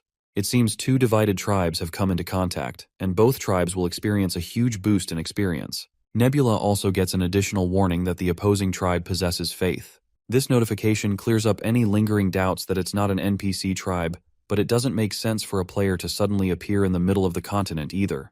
What makes it even more suspicious is that it's been around 22 years since the game started, and this tribe hasn't made any moves until now. They just appeared out of nowhere. Nebula mentions that it could be an abominable god, but Runda explains that she can send whispers to them, and they show up in the local player inventory, so there's no way it's an NPC. Her whispers are getting blocked. Sunwoon doesn't fully trust her, so he asks if she might be trying to trick him as well. That's when she sends him all of the sauce she has regarding this mysterious player and its civilization. She further explains that the information regarding vampires has been sent by the player, whose nickname is AR-1026, who controls the Juman civilization, whose main species is Nixon, which is called Nix in singular form.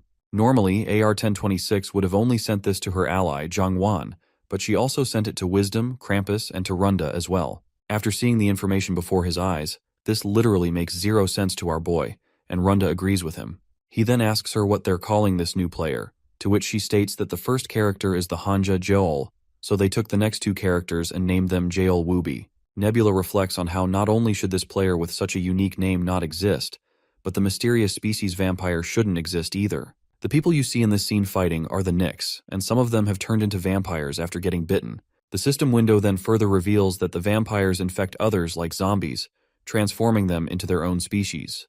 The transformation usually takes a day, or at most a few days. During the transformation, their abilities generally decrease, but occasionally they can increase. Runda finds it fascinating that even Nebula doesn't seem to know about this vampire species, to which he agrees. She further reveals that, according to Krampus, they might not know because it's an event with an extremely low probability of occurring. But Nebula believes that no such thing could exist, and thinks it's more like DLC, similar to an expansion pack to the game. He reminds her that this perished world is not exactly the same as the one they used to play in the game, and they no longer have the graphic options window or the logout window, meaning they can't log out. If things that once existed can disappear, then it's also possible for things that never existed to suddenly appear. Nebula then decides to inform the approaching threat to AR, who is another player, and AR should also look into the matter of who is behind all this.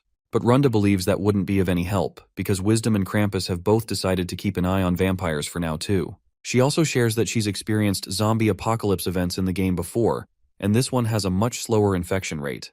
However, Nebula argues that, compared to zombies with low intelligence, these vampires maintain their intelligence and should not be underestimated. Runda is still unsure whether she should inform AR about the looming vampire threat. AR has an alliance with Zhangwan, while Wisdom is playing solo. Meanwhile, with her alliance with Krampus, there are 3 distinct factions, all of them currently at war with one another. If AR is weakened by this vampire madness, it would directly benefit her and her partner. Nebula acknowledges her thought process and decides to meet her later to discuss further. With that, he ends the call and starts reviewing the information he has received about the vampires. However, he still hasn't figured out the source of this strange anomaly. The scene transitions to a mountainous region, where 5 major players are on a conference call together. The first player, Zhangwan, wears a large mask over his face. He is the invisible flow god, his species is kobold, and his nation is Amgal. The third participant is AR-1026, known as the invisible root god, but we will simply call her AR from now on. Her species is Nyx, and her nation is Guman. They are apparently discussing whether to turn to help Hegemonia or Nebula, but from Krampus's perspective, they're both equally douchebags, and Runda agrees with him. However, she believes it will be easier to communicate with Nebula than with Hegemonia. While everyone has expressed their opinion, there's still one person left who hasn't given his statement, who is Wisdom, the tangled and entwined god. His main species is Troll, and his nation is Sukmion. He approves of Runda's idea as well. With the speak of the devil, Nebula also joins the Skype call to figure things out. My guy feels smug, knowing everyone was just talking about him. Of course, they all give him cold, unamused looks. But Wisdom gets straight to business and initiates the conversation by asking Nebula if he knows why they called him here. Naturally, my guy plays it cool. He admits he has a hunch but adds that predictions aren't always right. Runda, absolutely annoyed, thinks to herself how this bastard is acting clueless, even though she sent him all the information beforehand. Wisdom cuts to the chase and reminds Nebula that something unusual is happening in the center of the continent. A player everyone is calling Jiol Wubi has emerged with a new species, known as vampires. Nebula acknowledges this, agreeing that he knows about it. He also confirms that the vampires, which began in AR's Juman lands, have now spread to the territories of all 5 players and become a significant force. Well, of course Nebula knows everything, that's just expected of him, so no one seems particularly surprised. Wisdom gets to the point and asks directly if Nebula will lend his help. But my guy throws the question right back, asking why he should help. This little statement leaves everyone silent for a moment. Meanwhile, Runda thinks to herself how much this guy loves to play these kinds of games. Wisdom explains that due to the locusts that recently appeared in their fertile regions, their food supplies have dwindled, and everyone knows Nebula is the one who caused it. But our boy brushes it off, stating that since Krampus and Runda already attacked him before, he feels like they're even now. Zhangwan loses his mind to hear this, and argues back that it wasn't even a proper war. Seeing this shitty cat getting ahead of himself, my guy outright challenges him. If they're so pissed, they can come at him any time. Before things escalate, Wisdom quickly tries to calm Zhangwan down. He believes Nebula is acting cocky on purpose, and warns that if they let their anger prevent them from securing his help, the situation will spiral out of control. Zhangwan doubts if Nebula's behavior is intentional, but Wisdom reassures him that it is. With tensions somewhat under control, Wisdom redirects the conversation back to the main topic. He points out that if they work together, they might be lucky enough to defeat the vampires on their own. But if their luck runs out, the vampires will continue growing their forces, and everyone will eventually have to beg Nebula for help anyway. Our guy, of course, feels a smug satisfaction seeing just how well aware they all are of the importance of his existence. Since Nebula has no reason to help them, he can simply just sit back and watch them get screwed. but Wisdom counters, arguing that if they collapse, it will eventually bring trouble to Nebula as well. Facing 5 divided opponents is far easier than dealing with a united force of vampires. This remark leaves Nebula momentarily speechless because Wisdom's reasoning is solid. Nebula recalls seeing his name in the top 10 rankings back in the game. If this is the same person, Wisdom is one of the most talented players among them. Still, Nebula isn't about to agree just because of that. He fires back, saying that dealing with one united opponent is still easier for him. Runda then asks him if his refusal to help is simply because he lacks the motivation. But Nebula denies what she has assumed, and finally reveals that if they want his help, he expects to be appropriately rewarded. Wisdom, quick to follow up, asks what kind of reward Nebula wants. With his usual calm demeanor, Nebula lays out his conditions, stating that he wants 3 people each from the candle craftsman, glass craftsman, and brick craftsman categories. These both talents have been monopolized by individual civilizations, and he wants them as well. Additionally, he also wants 12 wagons of gold. Nebula's demand leaves everyone bewildered. Krampus practically boils with rage and starts calling out Nebula for taking advantage of their desperation. He goes as far as to accuse him of working with Jill Wooby, but our guy calmly responds to this angry red tomato that if they show him attitude, they're just asking to get screwed. Before the situation can escalate any further, Wisdom steps in once again. He suggests they take some time to think things over and promises to call Nebula back once everyone has made up their minds. With that, the call ends. Not long after, Nebula gets another video chat request. He returns promptly, and this time, Wisdom announces that they've accepted his conditions. Wisdom promises that they'll send the craftsmen tonight and will progressively deliver gold as they collect it. In return, they want Nebula to share his plan for defeating Jill Wooby and the vampires. He is confident that Nebula must have a strategy in mind if he was bold enough to demand such a hefty reward. But Nebula subverts everyone's expectations by casually stating that their assumptions are wrong, because he's already put his plan into action. We then see this unknown Nyx appear on Nebula's display, and it would not be surprising if this turned out to be the Lord of Vampires and faithful follower of Jill Wooby. The scene transitions into a flashback. We see Juman engulfed in flames. Amidst the destruction, a lone woman escapes the gruesome scene alive, and this woman appears to be same lady we just saw. The tragedy unfolded due to a sudden attack by the Knoll tribe. During the assault, the human tribe's chiefess, her mother, was sacrificed. Her mother fought valiantly, putting her life on the line, but ultimately perished. Following this disaster, the invisible root god chose a new chief from another family, marking the downfall of the original bloodline. Now, the newly appointed chief is ruthlessly hunting down the survivors of the former ruling family in order to purge the original power. She can't believe this is the result of being loyal to their god. She wants to know the reason why they got abandoned by their god. How could the invisible root god could not grant her even the smallest miracle? She starts to wonder if they were nothing more than disposable pawns to their god all along. Desperate and broken, she begs the invisible root god to answer her prayers. But just as her pleas echo into the void, a dark and mysterious entity appears right in front of her. She's bewildered, staring at this unknown figure, and starts to wonder if the god is here to kill her. But at this point, she has nothing left to lose. It doesn't matter what happens to her anymore. Mustering the last of her strength, she asks the entity for just one sip of water. The entity throws a pouch filled with blood and a piece of rotten meat at her feet. But to her eyes, that disgusting filth looked like sweet, cool water and freshly baked bread. She starts thanking the entity, tears streaming down her face as she takes a bite of the bread. After devouring the rotten meat and drinking the blood, she surrenders herself completely to the entity. She promises to do anything for it. At that moment, the entity offers her a sword. The moment she grabs it, her hand begins to move on its own, and before she knows it, the sword is pointed right at her. In desperation, she begs the entity to save her, and eventually her hand stops moving. After getting overwhelmed by the entity's apparent generosity, she decides to consider it her new god. She vows to serve it, whatever it desires, and she calls it the Blood and Rotten Meat God. A system notification flashes to reveal that the Blood and Rotten Meat God has chosen Chief Shaven, and with that, the first vampire is born. The scene transitions back to Nebula, who is observing the vampire's rapid growth. In just 6 months, their population has skyrocketed to 6,000. Within less than a year, the vampire forces have grown to 4,000 strong.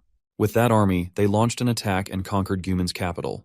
AR, one of the players, perished while using Descent, losing both her life and her creation. Her level has probably dropped to 4 now. If anyone had helped AR when the vampire force was still small and wiped them out back then, this wouldn't have happened. But instead, all of the players decided not to help her. And now, this is the result, the foundation of the vampire nation. The nation is called Beka White Fang, and the leader of the vampires calls himself the Vampire King. The generals are mainly the vulnerable beings cast away by other nations, and their ultimate goal is to get revenge on the gods who abandoned them. Nebula promises to tell them how to defeat these vampires, but the question is whether they'll even be able to handle it now. You see, vampires have 3 weaknesses, but Krampus cuts our boy mid-sentence, because he is surprised to hear this, since he thought they only had 2 weaknesses. Nebula then asks him to share the 2 weaknesses he knows, so they can see if he's right. Krampus says it's common knowledge that vampires can't go near sunlight, and they're weak to silver. The 3rd weakness, he thinks, must be that they get weaker the more generations go by. But Nebula corrects him, saying that's actually a strength, not a weakness. Here's the thing. Higher-level vampires have outstanding physical abilities, but they're still weak to sunlight and silver. As generations pass, their physical abilities do get weaker, but so do the effects of sunlight and silver on them. Wisdom then asks about the plan Nebula had mentioned earlier. According to scouts Wisdom has spread around, it seems like the vampires haven't started moving yet. But Nebula clarifies that Beka is already on the move. Just so you are not confused, Beka is the vampire's civilization name. Nebula then finally reveals that being vampires is their own inherent weakness, which is the 3rd weakness he was talking about. Krampus asks for further clarification on their 3rd weakness, and Nebula takes a moment to check the Beka force's marching status from the past few days. He shows them that they have a force of 4,000 strong, dividing themselves into groups of 1,000, and spreading out in all 4 directions, starting from the center of the continent. It looks like it would be easy to defeat them, but the balance comes from the fact that each nation's force is only about 1,000 strong, so it's just balanced out. Runda looks at the 4 maps Nebula shows her and points out that they all look the same. Nebula explains that these maps are from different days, which means the armies haven't moved at all. Runda argues that maybe they've just stopped reorganizing. But Nebula disagrees, saying that they wouldn't be able to stop all 4 armies just for that. He believes there must be another reason they've become undetectable, and he thinks it's connected to the 3rd weakness of the vampires. Wisdom finally asks him what that 3rd weakness is. Nebula reminds them how everyone used to treat vampires like zombies at first. But there's a big difference between the two, which is that the vampires have intelligence. You see, zombies are just people who've been infected by a disease, so there's no individual behavior to them. But vampires are different. Vampires have ranks, and some of them are even forced into becoming vampires. The lower-level vampires are subservient to the mediocre-level ones, and the mediocre ones, in turn, are subservient to the high-level vampires. But this subservience starts to break down as you go lower in the ranks. Runda's mind struggles to make sense of what Nebula is saying, so Wisdom steps in to clarify. He explains that what Nebula means is that the lower-level vampires don't have the same sense of purpose or loyalty as the higher-level ones. Nebula further clears out that the key to the cohesion between vampires lies in this inherent subservience. At first, vampires had to kill others to make them obey, or even just to survive. In that process, vampires themselves got hunted as well, so they had to stick together for protection, and the weak followed the superior. But once the nation of vampires, Beka, was founded, they were placed in an environment where they could survive without having to kill anyone. Basically, the vampires no longer have a clear reason to fight. All they have left is a vague sense of subservience to their superiors, but even that's starting to weaken. Some of the generals don't want to risk heavy losses. Now that their immediate needs are met, they're no longer starving, they're thinking beyond survival. They're planning ahead, strategizing, and waiting to see which general will make the first move. Later we see one of the vampire generals, General Junior, sitting in his quarters. He's frustrated, thinking about how to take control of the continent before their chance slips away. He can't figure out why the other generals aren't making a move. Suddenly, he hears the creak of a door. Someone is standing there, shining direct sunlight at him through a mirror. As soon as the sunlight touches his skin, it starts to burn. Acting quickly, Junior throws a dagger with deadly precision. The blade hits the mysterious person, who is a woman, right between her eyes, and she drops to the ground. It turns out she had intentionally used the mirror to flash sunlight into the room, knowing that sunlight is a vampire's weakness. Junior's servant arrives on the scene and apologizes for the disturbance in his sleep. He explains that one of their feeds managed to escape and cause trouble. Junior, however, calmly assures him that the woman came inside before he went to sleep. The servant asks why he hasn't gone to bed yet, to which Junior explains that he's still trying to figure out what the other generals are thinking. He then asks his servant if he has any ideas. The servant says it's because not everyone follows the blood and rotten meat god. Well, Junior already knows this, especially since Satiros follow the life-proving god. The servant goes on to say that there are some vampires who follow that same god as well. Junior is shocked and questions how such beings could even exist. He despises the gods who abandoned them. To him, only the blood and rotten meat god has cared for them, so he finds it absurd that there are vampires who don't follow their god. The robed figure explains that not everyone became a vampire by choice. While there's no doubt that the Vampire King Shaven carefully selected his generals to become vampires, it's likely that the generals who turned others into vampires weren't as careful with their selections. Among the generals, there might be those who don't think the same way anymore, which could explain why some of them have stopped moving. Juiner insists that they must understand that they have no choice but to serve the one who gave them immortality, the owner of the teeth who bit them. But the servant counters, arguing that loving the one who made them a vampire doesn't mean they have to obey everything they say. After Beka was founded, every general had to fight against the others to conquer better lands. The servant advises Juiner that this is why they don't want to make the first move and risk heavy losses. They need to maintain their forces. Juiner acknowledges what his servant has said. He tells him to inform all their soldiers that once the sun sets, they'll begin marching. He's determined to show the Vampire King Shaven that there's a general who's different from the others. Meanwhile, Nebula tells the group that one of the vampire armies will likely start moving soon because one of the generals seems particularly faithful and subservient. Krampus points out that if they move again, their weakness might no longer be effective. Wisdom explains that it's enough to understand the principles behind their actions. If their movements are predictable, then he's sure they can manipulate them through miracles and buy themselves some time. By delaying vampire supply lines alone, they can break up the vampire armies. With more control over the situation, they'll have more options to play with. Krampus throws in a jab thanking the Starhead for his thorough explanation, but Wisdom quickly responds annoyingly that this is not a star. Nebula then asks what it is then. Wisdom then proudly reveals that it's the great dodecahedron of the Kepler point polyhedra. A brief silence falls over the group after hearing such a long, strange name. Surprisingly, no one laughs, and Nebula even promises to keep that in mind going forward. He also apologizes for mispronouncing his title previously. Wisdom then asks if Nebula is planning to create social division to break up the vampire army. Contrary to Wisdom's expectation, Nebula explains that while breaking them up could work, it would take too long, and the damage would be spread out. So instead, he's going to do the opposite, bring them back together. The masked figure asks how Nebula plans to unify them. Nebula clarifies that their confidence is the thing that is dragging these vampires down. They are so damn sure of themselves that they can defeat everyone, so they are spreading out everywhere. That's why he's planning to strike them with one big blow to turn everyone's eyes on him. The scene transitions back to Juiner, where his servant barges into the room to announce the arrival of enemy forces. Juiner quickly asks if the attackers are the Satyros. The servant says no because it's actually Hukrin's Lizardmen. Meanwhile, the perspective shifts to our party. After riding on their cockatrices for what feels like an eternity, they finally reach their destination. Rockrak looks visibly excited as he asks Zael if he has heard of Tatar, a legendary warrior who once defeated 10 trolls by himself. According to rumors, Tatar is now working in the southern archipelagos and has climbed to a high-ranking position. Now that he thinks about it, Rockrak proudly reflects on how, no matter how much he trains, there are still countless warriors stronger than him. He admits that he rarely gets the chance to truly flex his muscles. But now, after seeing a few trolls in the distance, he grins and declares that it's high time he works hard to try and steal Tatar's fame. Zael gives his leader a pleasant smile and says that Rockrak is already a great general and an elite warrior, claiming that fame like Tatar's should be no big deal for someone of his caliber. But Rockrak reminds him that, in order to become an elite warrior, one must be greedy. With that, my lizard guy begins slaughtering those bastards left and right. That's when Juiner charges like a raging bull in the name of the god of blood and rotten meat. However, that bastard eventually gets his head severed. So far, including this one, Rockrak has killed 9 trolls. Zael teasingly smiles as he notes that Rockrak is still 1 troll short of claiming the title for the highest troll kills. But Rockrak explains that his share has decreased because everyone got excited after hearing what he said, and they all went crazy. He also reminds Zael that since the last troll he killed was a general, it should at least count as 2. However, Zael rubs salt in the wound by reminding him that there's only 1 head, so it's not possible to count it as 2. Still, Rockrak reminds him that they aren't even trolls, since they're vampires.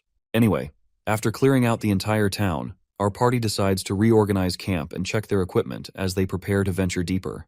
The scene transitions to the residence of the King of the Vampires, where Shivan looks annoyed to hear that General Juiner has died along with 400 soldiers. There are around 300 enemies, and they're from the Cockatoo Cavalry Warriors of Hukrin. When the lady hears that only 300 warriors wiped out 400 vampires, she's completely baffled.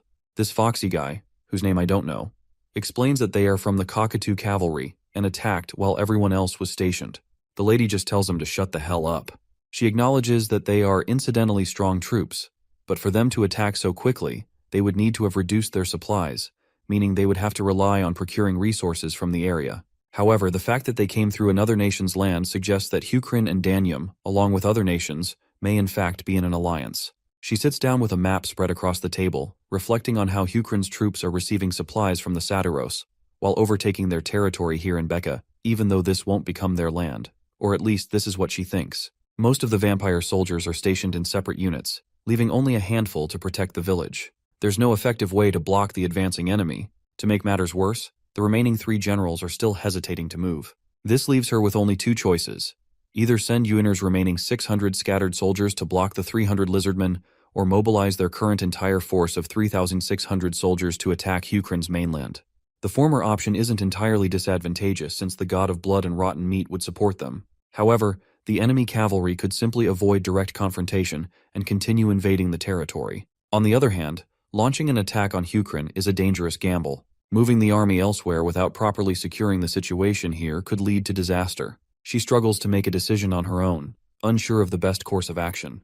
Just then, her gaze drifts to the moon outside. Her eyes widen as she notices the moon has turned red. Acting quickly, she orders her servant to gather all the generals and soldiers, because she wants to march to the east, and the whole force will attack Hukrin's land. We return to the players, where Wisdom acknowledges Nebula's cleverness in uniting the enemies. He asks her if they are planning to carry out a pincer attack. Nebula replies that it would be nice, but questions whether anyone here even has the forces necessary to execute such a maneuver. He reminds them how AR's Nixon forces were practically annihilated when the capital was conquered, and Runda's Lenars are in poor shape. However, the other 3 factions are in better condition. The masked man admits that his forces are in good shape and offers his support. However, Nebula points out that his forces are too far away to align with the necessary timing. This leaves Wisdom and Krampus as the only 2 who can realistically help. Wisdom volunteers to send 300 soldiers, while Krampus agrees to contribute around 500. Nebula acknowledges this and states that this should be sufficient. He then predicts that if the vampires plan to attack Hukrin, they will either have to cross the wilds or raid the mountain fortress on the path leading to the Automation Castle. He confidently asserts that the vampires will almost certainly choose the latter. From the vampire's perspective, it's difficult to avoid the sunlight in the wilds, but the mountain paths provide shade, allowing them to attack the villages along the way to replenish their blood supply. Nebula plans to chase the vampire forces from behind, using his own cavalry of 3,000 along with Wisdom and Krampus's forces, while keeping their distance to avoid getting too close. Wisdom agrees with the plan, but he expresses concern that if they follow the vampires too far behind Becca's rear scouts, he questions whether Hukrin's mountain fortress can withstand an attack from more than 3,000 soldiers alone. Nebula gives him a sassy smirk and asks why he thinks Hukrin can't handle that. Seeing our boy's confidence, Wisdom is now certain that it will be fine. He concludes that the rest of them will have to focus on suppressing the vampires within their forces, and Zhangwan will need to use those forces to reclaim AR's territory. He's confident that they'll be able to significantly reduce their faith value, and by lowering the number of vampires on the front lines, they can make a considerable impact. The only thing bothering him, though, is that Jiol Wubi has barely used their faith resources, aside from using them to descend when capturing the capital. Since then, they haven't been utilized at all. Currently, Becca holds the greatest territory on the 3rd continent and boasts a large number of regular vampire soldiers. This is often overlooked due to the prejudice that vampires are an overpowered species, but they're actually quite skilled as players. Considering this, Nebula wonders if Jiol Wubi's current divinity level might be quite high. If he takes this into account and calculates their possible highest level, they might already be at level 17. If that's the case, the dignity skill obtained at level 16 could become a problem. Still, Nebula is certain there's a way forward, even if this presents a challenge. The scene transitions to Hukrin, where we see the vampire king Shaven gritting her teeth in frustration. The path ahead of them is treacherous, steep with a sharp elevation, and there isn't a single place to hide from sunlight until they reach the castle. She wonders if there's anything they can use to overcome this challenge. Her assistant hesitates before suggesting that the big weasels might be the only option, but they don't have enough of them to be effective. She then orders him to use the Lenars and trolls to approach the castle walls, equipping them with large hammers to break down the defenses. The assistant, visibly uneasy, reminds her that this approach will result in heavy casualties. The Vampire King, however, coldly states that they can use the bodies of the fallen to make the steep slope more manageable. That's when a sinister plan forms in her mind. If she's going to build stairs from dead bodies, they don't necessarily have to be vampire bodies. Her assistant quickly catches on to her plan, realizing that she intends to use the slaves as both a distraction and a means to diminish their supplies in the process. She then reveals that she's heard rumors about the slaves, how all the gods have forsaken them except for one. a single god who has yet to give up on them. Later, we see the vampires forcefully escorting all the slaves, demanding they march ahead. Inside the tent, many other slaves cower in fear, knowing they'll be next. The boy reflects bitterly that, at the end of the day, they were nothing more than slaves and food to the vampires. The gods he had once believed in have forsaken them. If that wasn't true, their god wouldn't have abandoned them like this for no reason. The blood and rotten meat god does not accept prayers from those who were brought in as slaves. However, there are rumors circulating that the Lizardmen of Hukran are fighting back viciously on vampire territory. This rumor has sparked a glimmer of hope among the slaves. The blue insect god, the unknown god they've come to believe in, now represents their last saving grace, their final hope. The time has come, and the remaining slaves are ordered to step outside. While people from different species cower in fear, that human boy stands up. He knows that keeping hope alive is pointless, but Blue Insect God is the only thing they have. As he steps forward, his eyes fall on the piles of bodies lined up along the path, forming a gruesome ladder. He knows he's next in line to become part of this horrific construction. The vampire soldiers bark their orders, explaining their grim mission. The slaves are to run toward the castle doors of the Lizardmen. If the Lizardmen are willing to save them, they'll open the gates. The crowd recoils in terror as they're shoved forward, forced to march. Ahead, they can see the treacherous path to the castle, with 3 bends leading up the slope. No one has ever made it past the second bend. The vampire commander starts the countdown. When he reaches 5, the order is given. Everyone must charge toward the castle. The boy has no choice but to run. The countdown is ticking down, and if he doesn't move, he'll be slaughtered anyway. As he starts to sprint, another slave is decapitated by the vampires, and the rest follow suit, desperate to escape the same grisly end.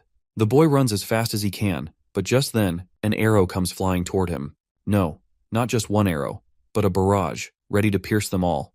The Vampire King's plan is simple: crush any remaining hope the slaves might have. By doing so, she can build her troops' morale and reduce their expenses, killing 2 birds with 1 stone. Her assistant questions what they'll do if the Lizardmen actually open the doors and accept the slaves, but the Vampire King Shaven coldly asks him if he can't see they're shooting arrows at them. She believes that unless the Lizardmen's commander has gone mad, there's no way they would open their castle doors. However, if they do decide to open the doors and pretend to be saviors, that would work in her favor too. She could launch an attack then. To her, the gods have abandoned the slaves. Even those who still believe in them are nothing more than tools in the eyes of the gods, to be used and discarded as they please. She believes that only the blood and rotten meat god is their true savior, and that only those who refuse to believe in him are abandoned. She is determined to prove this point to everyone here. The boy, meanwhile, is running as fast as he can, miraculously avoiding all the arrows. He glances around and notices that there are no bodies nearby, meaning he must have made it farther than anyone else. Yet, eventually he stops running. The vampires watch him curiously, wondering why he stopped and why the Lizardmen have ceased their shooting. The boy, on the other hand, is certain that there's no way the gates will open. Running toward them is pointless. It was clear from the start that opening the gates would mean inviting a frontal assault from the vampires. The vampires shout at him to keep running or risk being shot from behind, but the boy doesn't move. He has finally come to terms with the truth that whether he makes it to the end or not, he will die anyway. Their gods have abandoned them, so there's no reason for them to keep running like this. Tears begin to fall, filled with sorrow, as he asks himself why they were even born into a world where they've been abandoned by their gods. The boy, desperate for an answer to his pleas, suddenly notices blue butterflies gracefully entering the scene. Their ethereal presence catches him off guard. His wishes have been heard. The front gate opens. Meanwhile, from the Lizardmen's perspective, the one atop the wall is bewildered to see that the vampires are sending more unarmed troops toward them, and the Lizardmen are unsure of their intentions. Their commander is equally uncertain, but he has a hunch that the vampires are using the slaves to lessen the slope of the hill. That is when a familiar voice inquires whether using slaves in this manner is truly beneficial. The commander Quezel replies that the vampires are likely trying to end things quickly by discarding their excess food supplies, basically, throwing away what they no longer need. It's Rakrak gracing the scene, and he considers the possibility that there may be a different reason behind all of this. The commander Quezel continues, explaining that the great General Yu has fought in countless battles against vampires, so the commander is sure that the word that Lizardmen are killing vampires will reach far and wide. The commander Quezel believes it's more likely that the vampires are using these slaves to turn public opinion against the Lizardmen. Knowing the main castle door won't be opened, the vampires will make it clear that there is no hope for the slaves, thus making it easier to control them. He is quite impressed that the vampire commander is far more strategic and wise than they had initially anticipated. But Rakrak states that he has another plan and instructs the soldiers to open the door on his signal. The commander is bewildered by this, and asks their leader if he truly intends to save the slaves. He warns that those people may not be slaves but weapons the vampires have been hiding. Rakrak makes it clear that this is why they're taking precautions, by shooting them twice if necessary. The commander argues that even if they open the doors, they won't be able to save more than a few dozen people, so taking such a big risk is pointless. Rakrak simply gives his friend a sly smile and asks if he's trying to resist his leader's decision. While Rakrak has no doubt that Quetzal is a capable commander, he also remembers how Quetzal always loses to him in games.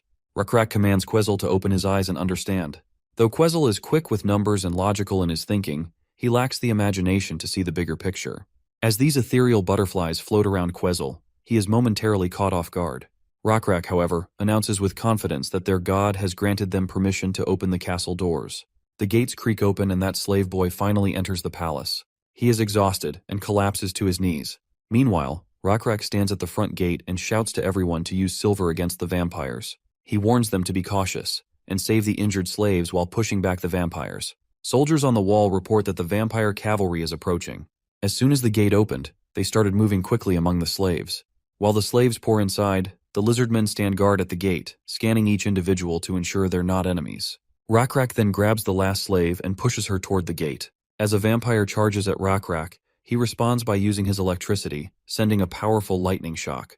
The descending bolt is so intense that it's visible from miles away, even catching the attention of the vampire king. Her attendant apologizes to her, saying they didn't expect the enemies to open their gates. Lord Shaven, however, claims that she didn't anticipate this either, but has no choice but to proceed as planned and begin the attack. Once the attendant receives the orders, he decides to rally the soldiers. Meanwhile, Shaven reflects on the one benefit of her vampire army, its composition of different species. The Lenars are fast and skilled with most weaponry, while the Kobolds are small and nimble, making it easy for them to dodge arrows. The Trolls are strong enough to withstand a couple of attacks, and the Nixon and Satiros are solid all-rounders, forming the core of her forces. Being able to take full advantage of each species' strengths is her victory plan. On top of that, they have the power of being vampires, with the third-generation specialty. The captain of the Nixon is so strong that he can rival the strength of some Trolls. A hill castle like the one ahead should be able to hold around 2,000 troops, and she has managed to win battles with the same number in the past. But this time she has 3,400 soldiers, so there's no doubt in her mind that she will win. There's no way she can lose. Meanwhile, my guy is watching her live on the screen, and he is more than ready to prove her wrong. He had already anticipated that Shaven has no idea how to take over a hill castle, and now his hunch has been proven correct. He expected this much because there isn't a single commander in this generation with the experience needed to conquer a hill castle. Most of them must think it's just like attacking any other castle. Only Rakrak and Zaol, who have designed these strategies and trained in simulations, would truly understand how to approach this. You see, a regular castle and a hill castle are two completely different challenges. Even if vampires are skilled archers, none of their bows can match the precision or power of Rakrak's Lizardmen archers. On top of that, his archers have the advantage of aiming from a higher elevation to the ground below, and even if the vampires manage to climb and reach the castle walls, the Lizardmen are already prepared to deal with them. Massive rocks are ready to be hurled down, sending any intruders crashing back to where they came from. Next comes the batch of the strongest second and third generation vampires. These elite warriors boast impressive stats, but even they are no match for Rakrak's godly lightning attacks. A single strike of his lightning is enough to decimate the entire group. Rakrak, pipe in hand, casually smokes while literally smoking these bastards off the battlefield. Moments later, the front of the hill castle is littered with the corpses of vampires who had foolishly believed that attacking such a fortified position was a wise decision. The attendant reports the grim news to Lord Shaven that they have lost 600 warriors in this last attack. Shaven, visibly annoyed, does not bother to think it over, and immediately orders preparations for another assault. She declares that she must conquer the castle at all costs. Shaven desperately tries to beg the blood and rotten meat god to lend her strength. Meanwhile, the hill castle continues to rain down arrows, while everyone scrambles to escape. One of the high-tier vampires quickly cuts down a coward trying to flee, and he shouts to the others not to give up, claiming they can still conquer the hill castle. Nebula watches from the sidelines, thinking to himself that these fools are marching straight to their deaths. They've barely managed to reach the bottom of the castle walls, and they're already taking so much damage that it would be too costly to continue. The corpses are piling high, giving them a gradual incline, but if they retreat now, they'll have to start all over again.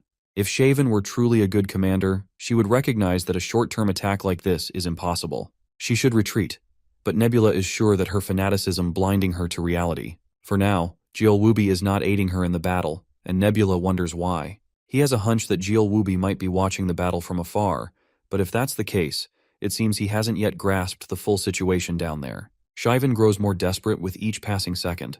If they continue attacking like this, she'll only keep losing more soldiers. Then, one of her soldiers rushes in with urgent news. He tells her that, from behind, about half a day to a day's distance away, trolls, Satyros, and Lizardmen warriors have united and are heading toward her army.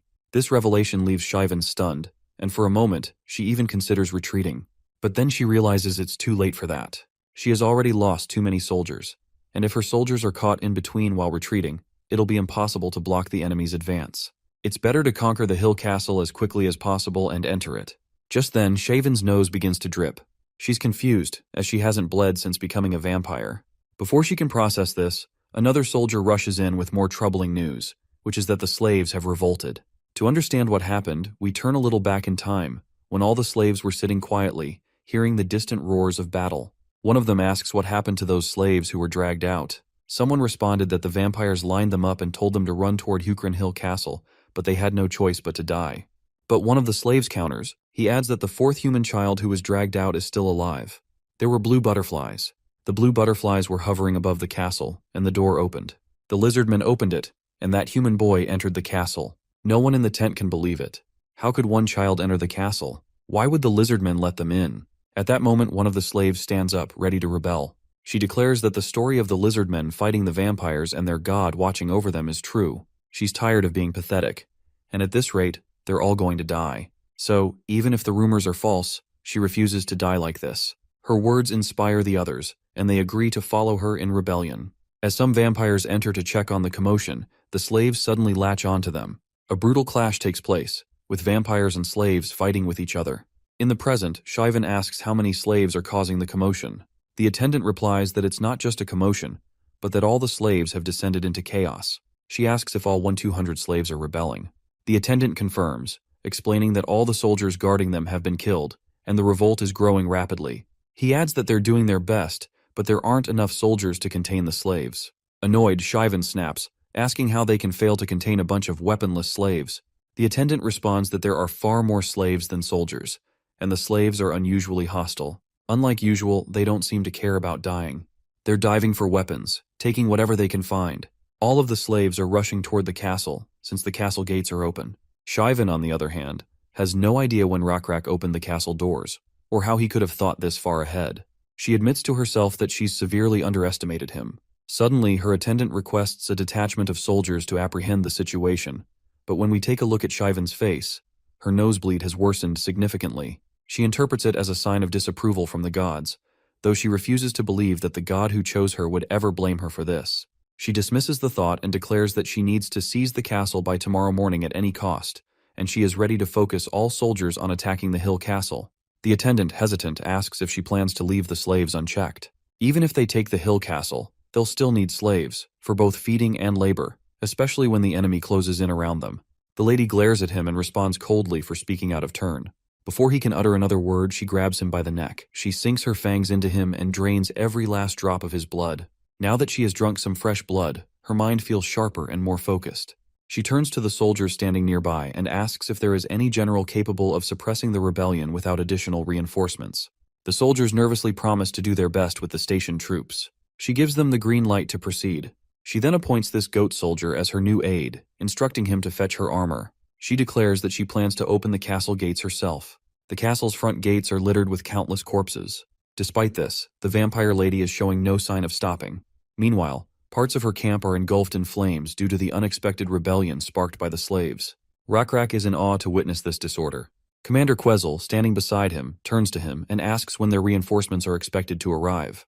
Rakrak calmly explains that it's far too early for reinforcements. Since the attackers are vampires, he is certain the rebellion is being caused by the slaves. Quezel questions why he believes this, so Rakrak merely smiles and responds that it would be wise to assemble the Cockatoo warriors. But the commander does not think it's a good idea, because the vampires will stop their attack to gather their forces and apprehend the slaves. But Rakrak doesn't think that will happen. Quezel then asks how the vampires are going to conquer the castle gate if they are not going to use their armies. Rakrak turns Quezel's attention to the front, where Shivan herself is advancing in order to take down the castle gate. She calls out to Rakrak, daring him to come out and fight if he isn't afraid. Queasel curiously asks his leader if he's going to fight. Rockrak responds confidently, saying that if he doesn't face her now, she'll use her god's power to break the castle gates. She's so desperate that she's come out herself. Rockrak knows the slaves will soon appear behind the enemy lines, and when that happens, he orders Queasel to deploy the Cockatoo warriors. His plan is to pin the enemies and eliminate them. While Rockrak's strategy is clear to us, let's take a look at what Shaven is thinking. She believes that the moment Rockrak opens the gate to fight her, she will send the big weasels toward it, and then the vampire soldiers will start biting the hell out of everyone with little to no regard. If she can break through the gates and take the high ground, she's confident she can target the hill castle and gain a strategic advantage. But suddenly, a massive silhouette casts a shadow over her face. Shaven looks up. It's Rockrak sitting atop his cockatoo. While she is standing in disbelief, my guy comes crashing down at her. Their weapons clash, and although she manages to save herself, the crushing weight of her opponent has left her in awe. She never had imagined that Rockrak is this powerful. After making some distance between each other, Rockrak comes at her, but once again, she manages to save herself from a direct hit. By now she can barely stand. Just 2 attacks were enough to make her knees buckle. But she hasn't given up and keeps fighting. Meanwhile, Nebula watches the battle happen in front of him, and he finds it funny how she underestimated Rockrak as just some regular cavalry soldier. This absolute gigachad of a man is actually a level 21 hero entity, and Anaxi is a cockatrice most hunters couldn't catch even with a group of 10. The situation is already stacked in Rockrak's favor. On top of that, the slaves have managed to take down the vampire general, so it wouldn't be a stretch to say victory is almost within their grasp. But then, Nebula's eyes catch something unexpected. And that unexpected thing is Jielwubi, who has a whisper request. What Nebula finds odd is that this guy chose to whisper him of all people, and at this exact time. This player's very existence is suspicious. Their nickname, appearance, timing, and even their species, one that didn't exist until now, are all weird. Normally Nebula wouldn't have accepted such a thing, but well, my guy ends up accepting anyway. As soon as the accept button is pressed, we see this dude who looks like a beat-up piñata, apparently wearing a human mask. Even his unusual appearance leaves our boy bewildered, but he eventually asks the man for an introduction. Since everyone's been calling him Jielwubi, he asks if that name is okay. But this creepy sucker doesn't respond. So, my guy asks why he's not speaking, since he's the one who sent the whisper. That's when this bastard finally opens his filthy mouth and asks Nebula if he really thinks he can win. My guy responds confidently with a yes, and that prompts this creepy sucker to claim he's going to win. But Nebula makes it clear that he is not letting any creepy sucker take the victory, and even claims that he would have won, even if it wasn't a battle for the hill castle. The creepy sucker then says he wasn't talking about the dull, lowly ones with 2 feet. But Nebula clarifies that if he's talking about a battle between Rockrak and Shaven, he's even less concerned. Because if this filthy mug descends, so can he. However, Jielwubi's reply remains the same. He's not talking about that either, and states that Nebula can't change anything in this world. Nebula has no clue what this clown is talking about. He is sure that if this person is a human who came from Earth, he would have said he's going to win the game. But Nebula can't make sense of what this filthy mug meant when he said, "You can't change anything." So, he decides to provoke him to get some answers. Nebula boldly claims again that he's going to win, develop his civilization, connect all the continents, and set up shrines in every city. But this beat-up piñata once again tells him to just stop, once again critically speaking, and stating that this kind of power isn't his, because it originally belonged to them. Nebula is intrigued by the mention of them, and wonders if there are others like this masked guy. Curiosity gets the better of him, and he asks about his identity, but the masked guy doesn't bother to answer. Instead, he confidently says he's here to take back the old debt. With that, the whisper call ends, leaving Nebula with a ton of unanswered questions. He doesn't dwell on it too much, though, since it's time to intervene in the battlefield. But right at that moment, something unexpected catches Nebula's attention. Some sort of red energy. Meanwhile, on the battlefield, Rockrak has severed Shaven's hand, but her anger is still clearly etched on her face. Rockrak, on the other hand, takes his stance in order to end this finally. His familiar charges at her with godlike speed, while Rockrak aims his spear directly at her. But just as he's about to blow her head off, his familiar suddenly slams the brakes out of nowhere. The red light Nebula saw earlier descends right in front of them, leaving Rockrak in complete awe. That red light wasn't some flashy stunt. It was a gigantic sword crashing down like a goddamn meteor. The one holding this colossal sword looks creepily similar to the masked guy, Jielwubi, but way bigger. So massive that Rockrak has to crane his neck just to look up at this bastard's face. This giant man has 4 arms and a body so enormous that Rockrak, for a moment, wonders if he's looking at a god. Not only does this guy wield a giant sword, but he's also carrying a bow, a hammer, and a spear in his other hands. It seems like Nebula knows exactly what's going on. He had hoped that Jill Wooby wouldn't know how to use that skill, but it looks like he was wrong. You see, this guy is using a skill called manifestation, which is something you get at Divinity level 16. Unlike Descent, this skill allows the gods themselves to land on Earth. The god can then set up the appearance of their manifestation, which is based on the domain they control. Even Nebula is in awe of its sheer size. This guy is so massive that even Stratus, that giant mantis, would barely make a dent on this behemoth. Rakrak seems panicked as well and orders a retreat, especially since manifestation consumes way more faith than Descent. To maintain the manifestation at Jill Wooby's current level, he'll need sacrifices. And since he can't perform a large-scale ceremony right now, he has no choice but to take sacrifices right there on the spot. That means he's going to have to kill his own people. And right away, the bastard grabs a handful of people and tosses them straight into his mouth. Shivan looks absolutely amazed to see the sight in front of her. She feels proud of her decision to make this her god. He doesn't care about friend or foe. He's just gorging on blood and flesh. All this madness makes her laugh out loud because, in her mind, this god isn't much different from her. Meanwhile, after taking in the situation, Nebula is sure he'll lose some Lizardmen. But if they escape through a side road where the siege is weaker, the damage won't be too great. Once this monster recovers his faith, the hill castle will be empty already, and Shaven's remaining forces will retake the castle. But it'll leave a huge mark on the vampire army and drain Jill Wooby's resources. They won't be able to use the hill castle, and only a few soldiers will remain, and they will have to travel across the continent to recover their forces. Once their power weakens, Nebula plans to deal with them personally. There will be quite a bit of damage done to the other players, but that's not his responsibility. Meanwhile, Rakrak is making sure everyone leaves the castle as fast as possible, because no one knows when the evil god will attack. Commander Quezel requests that Rakrak go downhill with their people, and he'll personally take care of the castle. But Rakrak is not willing to abandon his warriors just to escape. Quezel reminds him that he's not just a leader, but a king as well. But Rakrak sticks to his guns, and makes it clear that being a king doesn't grant him the right to act like a coward. Quezel tries to remind him of the responsibilities of being a king. He's the one most revered, their role model, and he should be the one leading them. They keep arguing until an explosion catches both of their attention.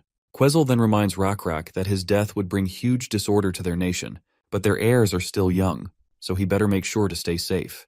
But for Rakrak, if abandoning his people is what it takes to be called a king, then he's not fit for the position. He looks at the monstrosity before him and can tell that it hasn't even filled half of its stomach yet. Not even half of the hill castle has been evacuated. Rakrak knows that the power of the gods does not last long, so if they leave them be, the vampire king will stay alive, and after conquering the hill castle, he'll escape onto the continent. The battle will last several years, but not much longer than that, and the victory will be theirs win in the end. But Rakrak doesn't want a victory that costs countless sacrifices. With that in mind, Rakrak refuses to take any advice from Quezel. Instead, he throws his comrade out of the way and charges straight at the monster. Even Nebula is shocked out of his mind after watching Rakrak make such an idiotic and reckless move. To stop him, Nebula decides to descend, but just as he activates the skill, he's hit with a notification that Rakrak is resisting the descent skill. Nebula has the option to force a descent, but surprisingly, he refuses to do it. If he forces the descent, Rakrak will freeze for a brief moment, and that moment is all it would take for the monster to kill him. Meanwhile, Rakrak finally comes face to face with the monstrosity. The giant quickly swings at him, but Rakrak dodges the blow effortlessly. Nebula, on the other hand, is growing impatient. He's wishing Rakrak would just retreat already. He even sends red butterflies as a clear warning to not engage in this fight. But Rakrak ignores the message entirely, which just annoys Nebula out of his mind. The arrow Rakrak shoots at the behemoth barely scratches it, like a tiny needle prick, and it falls off harmlessly. The monster retaliates immediately, descending its massive sword straight toward Rakrak. But Rakrak leaps into the air just in time and strikes the beast with his blue lightning. Unfortunately, that blue lightning is nothing more than a tiny tickle to this colossal monster. Since Nebula cannot descend right now, he opts for another option, which is to sponsor faith resources for the battle. Once he does, Rakrak manages to strike the giant monster with an equally massive bolt of light that cracks the hell out of the beast. All the while, Rakrak continues to resist the descent skill, and it's driving Nebula insane. Nebula knows some of the black-scaled tribe warriors would disobey their chief's orders if it meant saving him, which proves without a doubt that Rakrak is a true warrior. But Nebula isn't sure if Rakrak should be going against the god's will. He can see the flawed logic Rakrak is following, trying to save more lives by putting his own on the line. Rakrak seems to think that fighting this monster will reduce its manifestation time. To him, saving lives matters more than a shallow victory. so he's giving it everything he's got. As soon as Rakrak gets close enough to the monster's head, he calls out to Stingray for help. The blue lightning spirit complies, charging Rakrak's spear with electric power. Rakrak throws the spear with all his strength at the monster's head. In the aftermath, all that's visible is smoke. But within that smoke, the monster's red eyes begin to glow, which is a clear sign that shit is about to go down. The giant swings its enormous hammer, and with one devastating blow, Rakrak is knocked out for good. For Nebula, it's a crushing sight.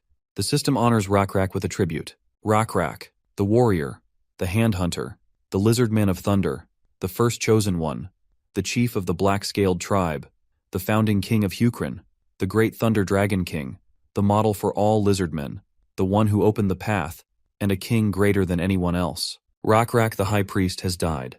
This loss causes Nebula to lose experience points, but the emotional blow is far heavier, not for Nebula, but for all of the Rakrak fans. Rakrak's lifeless body brutally slams into the ground, and that giant piece of shit swings his axe, making sure to crush what's left of Rakrak, ensuring there's nothing left of him. Nebula could only watch in shock. To him, this was the biggest strategic loss he could have faced. Sure, it's somewhat inconvenient to lose your most prized asset in such a critical moment, but Nebula had expected this much to happen. He will now appoint Hui Kyung for the Rakrak's role. And as for Rakrak, Nebula plans to send him to the afterlife, but before he could share his next plan, he gets a notification. It reminds him that Rakrak, a figure respected by all, has passed away, and many are mourning his death. Of course, Nebula finds it incredibly annoying to see this. It's as if the system is mocking him by pointing out the obvious. But then something catches his eye. The notification reads that Rakrak has been declared an apostle and has attained a divine status. This completely throws Nebula off guard, as he never expected something like this to happen. It feels almost unreal. You see, apostles are those who assist gods, and when a god's creation grows, or when a special being like a dragon becomes part of the faith, they can be made apostles. Sometimes even ordinary beings can rise to this status, which is known as ascension. Apostles can instantly obtain divinity levels and spread faith by taking the lead, rather than just following a god's orders. What's bothering Nebula, though, is that neither of the conditions for Rakrak's ascension seem to be met. Here are the conditions for apostle ascension. The entity's level must be at least hero rank, meaning level 21 or higher. The entity's story must be known by the majority. The entity must have internalized faith in the god. Lastly, Nebula must have 1 million in faith value. Although the first condition is met, the others are unclear. Nebula isn't sure what it truly means for an entity to be known by the majority, or what internalized faith in God means. Above all, the last condition does not meet the criteria at all. With his divinity level at 11 and a faith value of just 100,000, this doesn't seem to fit the apostle criteria. For Nebula to have a faith value of 1 million, his own divinity level would need to be at least 21, but his current divinity level is still at 11, making that impossible. Then, another notification takes him by surprise, telling him that he has surpassed the possible number of faiths, and the faith count is now skyrocketing. Nebula is left speechless to see this. While his faith is dropping down, it's also filling up at an incredible speed. He has no idea where all this faith is coming from. At that moment, the scene shifts to this massive behemoth, tearing through everything in its path. Watching the destruction, all the slaves begin praying for Rakrak. It's not just the slaves and lizardmen. Even the vampires are praying for him. But still, Nebula thinks, there just aren't enough people praying for Rakrak to generate this much faith value. It goes against the rules of the game. However, it seems Nebula might be wrong about all of this. He's absolutely shocked when he begins to consider the possibility that this world might not actually be a game after all. You see, the perished world was a game, but this world doesn't seem to follow the same rules. The system simply makes it appear like a game. If he is guessing it right, this means that the feelings, beliefs, and convictions of the people aren't something that can be easily quantified by the system. What Nebula is witnessing is something beyond the system's limits. It's a miracle, something that surpasses the numbers and constraints of the game. The collective beliefs and convictions of the people are so strong, they've triggered something extraordinary. The system then prompts Nebula, stating that Rakrak is requesting Advent. Nebula is quite fascinated to see this. Despite Rakrak just dying, he wants to fight as an apostle. At first, Nebula hesitates. He doesn't have the stats to support Rakrak in the battlefield. But then he remembers something important. Rakrak's fame and the titles he earned while alive will be reflected in Rakrak's abilities once he becomes a being of the story. With that in mind, Nebula presses yes and wishes Rakrak the best in his new journey. Meanwhile, on the ground, Commander Quazel is helping the other Lizardmen evacuate. Everyone feels numb after witnessing the death of their king. Though Commander Quazel would love nothing more than to drown in sorrow, there's no time for that. He knows he has to make the most of Rakrak's sacrifice.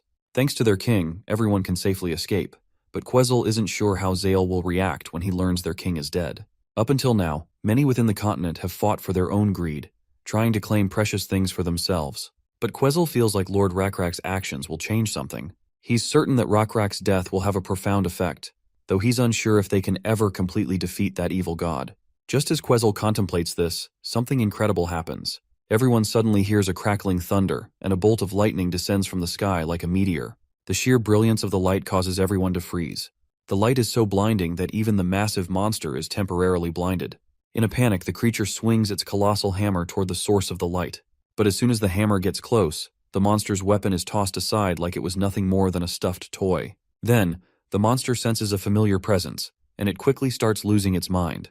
This isn't just any ordinary being, it's Rakrak, who's just ascended.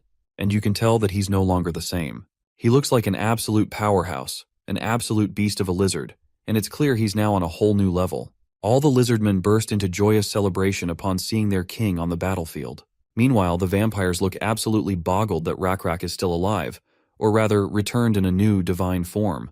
The colossal monster, however, is furious.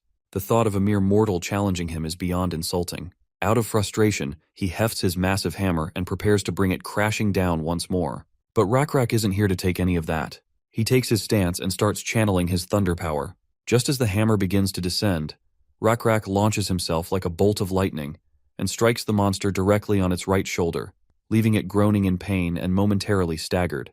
As Rakrak readies himself for another attack, we get a glimpse of his newly revised stats displayed on screen. He's now a level 6 warrior and a king, but his ascension as an apostle has brought him to an impressive level 13. Alongside these, there's an array of other stats, showcasing his incredible transformation. One thing is clear though, being an apostle is no joke. Rakrak isn't just back, he's stronger than ever, and he's here to turn the tide. Nebula also observes Rakrak's new stat upgrades with fascination. He notices that the levels Rakrak had as a high priest have been seamlessly transferred to his new role as an apostle. Since apostles possess divinity, these levels now include something called the D state, which represents divinity. However, Nebula knows that this alone isn't enough to take on the level 16 manifestation of Jielwubi. That giant manifestation boasts a 16D divinity level, 3 ranks higher than Rakrak's. But Nebula realizes something important. The true power of an apostle doesn't lie in raw levels alone.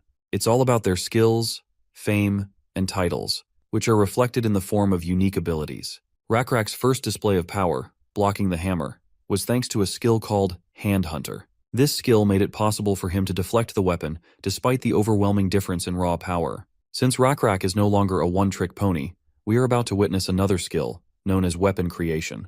Rakrak activates weapon creation and conjures a giant bow, challenging the monstrous manifestation, which is now also wielding a bow to take down the flying hero.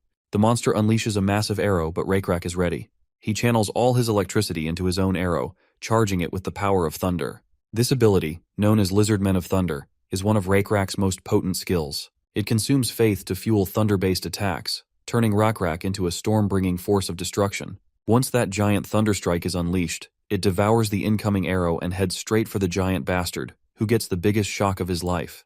But still, as massive as that thunder attack might be, this behemoth isn't ready to give up. The thought of losing to this apostle, who has just obtained divinity, doesn't sit well with him. So, the big guy throws his massive weapon at our lizard hero once again, but Rakrak quickly surfs over the spear. And after soaring higher into the sky, he prepares his own divine spear, ready to throw it down. The people of the Lizardmen tribe cheer, offering all their support and best wishes. Because of their positive attitude toward their king, the system announces a 4-point divinity increase in camaraderie, and another 4-point increase due to the relationship with the citizens of Hukrin. There's also an additional 4-point divinity boost in camaraderie due to the slaves Rakrak has helped, who now know his name and follow him. Currently, Rakrak is earning an apostle's faith based on his camaraderie and charisma. And once you add this another skill, the first chosen one, it increases his stats proportionally to the faith resources he has just obtained. To put it simply, the more people pray for Rakrak, the stronger he gets. With all the power Rakrak has managed to gather, he comes crashing down toward the monster, channeling all his electric energy. Quetzal feels absolutely proud and confident seeing his king back in action. He tells his king to exterminate the evil once and for all. From the people's perspective, they see a star so bright heading directly toward the monster. The light emanating from it is so intense that everyone has to cover their eyes. But one of the slave boys watches everything with his eyes wide open and sees how the giant monster's equally giant head is obliterated by the light. The light is almost like a beacon of hope, taking down the monster and leaving everyone in absolute awe. All of the lizardmen and slaves are having the time of their lives, seeing the monster finally put to an end. Quetzal runs towards his king, promptly falls to his knees, lowers his head, and waits for his king to respond. Rakrak states that he has to leave now, but Quetzal isn't sure what the hell he's talking about. Rakrak then points out that he definitely had died, and this is the way of the heavens. But Quetzal argues, asking at least to return to the palace and say his final goodbyes to his loved ones. Rakrak humbly reminds him that the heavens are not something they should go against. Quetzal, of course, is in tears, devastated by the thought that his most beloved leader is going to leave him behind. But that's when Rakrak offers him the spear he holds and tells him to take the weapon that killed the evil god in Hukrin. It's a divine object, so he better handle it carefully. Quetzal extends both of his hands with the utmost respect, while Rakrak flashes a pleasant smile at him. He tells him to not feel sad about anything, as he is going to protect Hukrin as an apostle of God. Quetzal promises to his king that he will ensure Rakrak's name is never forgotten from this land. But Rakrak surprisingly tells him that this isn't what he should focus on. Quetzal has no idea what his king means, but Rakrak is pretty sure that he will figure it out himself, and with that, he leaves the rest in Quetzal's capable hands. The commander cries, promising to carry out his duties to the best of his abilities. And just like that, his king disappears before him. After the defeat of the evil god, some of the vampires surrendered, while others scattered into smaller troops. High Priest Shaven, having lost her god, was killed by her subordinates and offered to Hukrin. Time passed, and 137 years went by just like that. In Hukrin's capital, Orizon, it was King Anpyong's 23rd year of governance. In one of the libraries of the palace, this old lady can be seen visibly displeased with the idea that they are skipping over the first prince and instead planning to accept the third prince as the crown prince. Her sharp tone makes it clear she strongly opposes the suggestion. Across from her, there is this white-scaled lizard who is seemingly unmoved by her objections. The white lizardman once again suggests skipping over the first prince and crowning the third prince instead. But once again, the old lady voices her opposition. After all, it's been a long-standing tradition that the first prince always inherits the imperial succession. This tradition has been around for more than 100 years now, so suddenly breaking it doesn't seem appropriate. Also, we don't have to keep calling him the White Lizardman anymore. His name is Dunan, and he holds the sacred position of hunting minister in the right cabinet. Moving on, Dunan reminds her that there have been exceptions in Hukrin's history, so he's not sure why she's against the idea this time. Sure, she acknowledges that the first prince is a lazy type who isn't exactly studious, more of a fun-seeking, laid-back guy. But that's not a good enough reason to make him give up his position as crown prince. This woman, by the way, is the leader of the left cabinet. Her name is Hui Moon. While she doesn't think the first prince's unserious behavior is anything to worry about, Dunan has the exact opposite opinion. Just look at the rumors that reveal how the first prince was out shooting with street thugs from Orizon right after learning how to hunt. If the kingdom's heirs are going to be that detached from their responsibilities, always partying and slacking off, then no minister would want to serve under such a ruler. But Hui Moon believes the first prince has been sick for a long time, and she doesn't want to put any pressure on him that might worsen his condition. She even suggests that Dunan be a little more sensitive with his words. The white lizard sincerely acknowledges the lack of empathy in how he's putting things. But that doesn't mean he wants to see the first prince on the throne. He suggests Hui Moon subtly hint his opinion to His Majesty ahead of time. He doesn't exactly want to shock the king the day he bluntly announces he's ousting the first prince. Of course, that makes the woman lose her bananas a bit, seeing how cold-blooded this reptile is. Did you see what I did there? Meanwhile, the lizard pushes her to propose the third prince as crown prince and to convince anyone who tries to make a fuss. Hui Moon is clearly not satisfied with how he's trying to handle this delicate issue, so she chases after him, insisting he reconsider. But it seems like her opinion means very little to him. He just straight up ignores her. All she can do is grumble behind Dunan, cursing the stubbornness this guy always shows. To understand what all this crown prince drama is about, here's the context. As we already know, it's been 100 years since Hukrin's great king, Rakrak, passed away. The royal family has continued through Rakrak's descendants. It goes without saying that every king since has been accomplished in their own ways, but none of them have come even close to matching the greatness Rakrak represented. And while there have been subpar kings, the current ruler, King Anpyong, is generally seen as someone who brought peace to the nation, even if he hasn't achieved much over the past 10 years. Now tension is rising within the royal family about who's going to succeed him. The scene now shifts to this old lizard hag who's supposedly the prince's teacher. Her name is Ravine Quez. In front of her sits third prince Kyle Lark Orizon, currently 12 years old. Since Kyle has basically finished reading every book in the library, across every field and subject, his teacher wants to know which branch of study he'd like to pursue. But Kyle is having a hard time picking just one field. He found a lot of them fascinating. So he asks if it's possible to choose more than one. Ravine suggests he briefly explain the books that fascinated him most, and what he liked about them. First up, he mentions Owen's travel diary. He claims to love it because of how it describes countless places and species he's never seen before. It's basically a travel diary written by Owen, a lizardman who lived during Rakrak's generation. Owen was a traveler who went to all sorts of places, leaving behind 9 travel journals before heading west later in life. Since there are no records after the 9th book, the 10th one is known as the Book of Illusions. Ravine is pleased to hear about Kyle's first pick, as it just shows that he's like many kids who love adventure stories. But then she's surprised when he mentions the next books on his list: Zayle's Algebraic Theory and Orizon's Architectural Design. Zayle's books, he says, make logic feel joyful, and you can really feel the warmth she had for people through her writing. Zayle was a mathematician and architect of her time. She compiled the math of her era, making her a one-of-a-kind figure in history. She also supervised the construction of the 4 water wheels and designed the capital city of Orizon. Every achievement and invention she made is clearly recorded in the books. Given that Orizon's architectural design is packed with complex numbers and floor plans, it's kind of insane that a kid like Kyle can sense the feelings of the architect just by reading it. To be clear, Zayle's books make most scholars look clueless, since they can barely understand them. Kyle also brings up a book known as Quesel's Ethics, written by his teacher's ancestor. Hearing that, Ravine feels proud that her family stood by Rakrak's side and supported him however they could. The Ethics of Quesel often quotes Rakrak's way of life, along with some original ideas added in by Quesel himself. By now, Ravine Quez is completely blown away by her student's intellect. It's admirable that such a young child even regards morality as an important topic, a crucial virtue for any king to have. As if that wasn't enough, Kyle further expresses his interest in Yur's Battle in the Plains, Saren Mule's Night Sky, and Rakrak's How to Read the Sky book.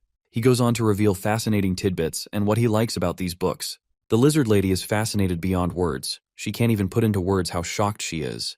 To have read so much and understood it all at such a tender age shows just how extraordinary this kid truly is. What disappoints her, though, is that Kyle is only the 3rd prince of the kingdom, making his chances of running the kingdom slim at best. The crazy part is that she even acknowledges that this kid is more knowledgeable than her in many areas. While she hopes he will use his knowledge to do good for society, she also fears he will be overshadowed because of his position as 3rd prince. Kyle snaps her out of it by calling her out. He actually wants to ask something that's been on his mind for a long time, though it's not related to studying, or maybe it is. He isn't sure. Regardless, he's got a question he wants answered. He's just not confident about asking. Ravine gives him the green light to ask whatever his heart desires. Finally, he questions her. Can he qualify to become king?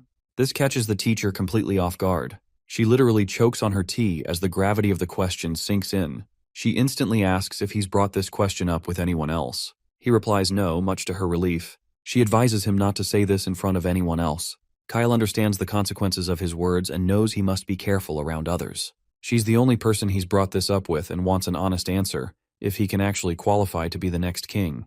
The woman hesitates to answer. See, the first prince, Basan Lak Orizon, has already been elected crown prince.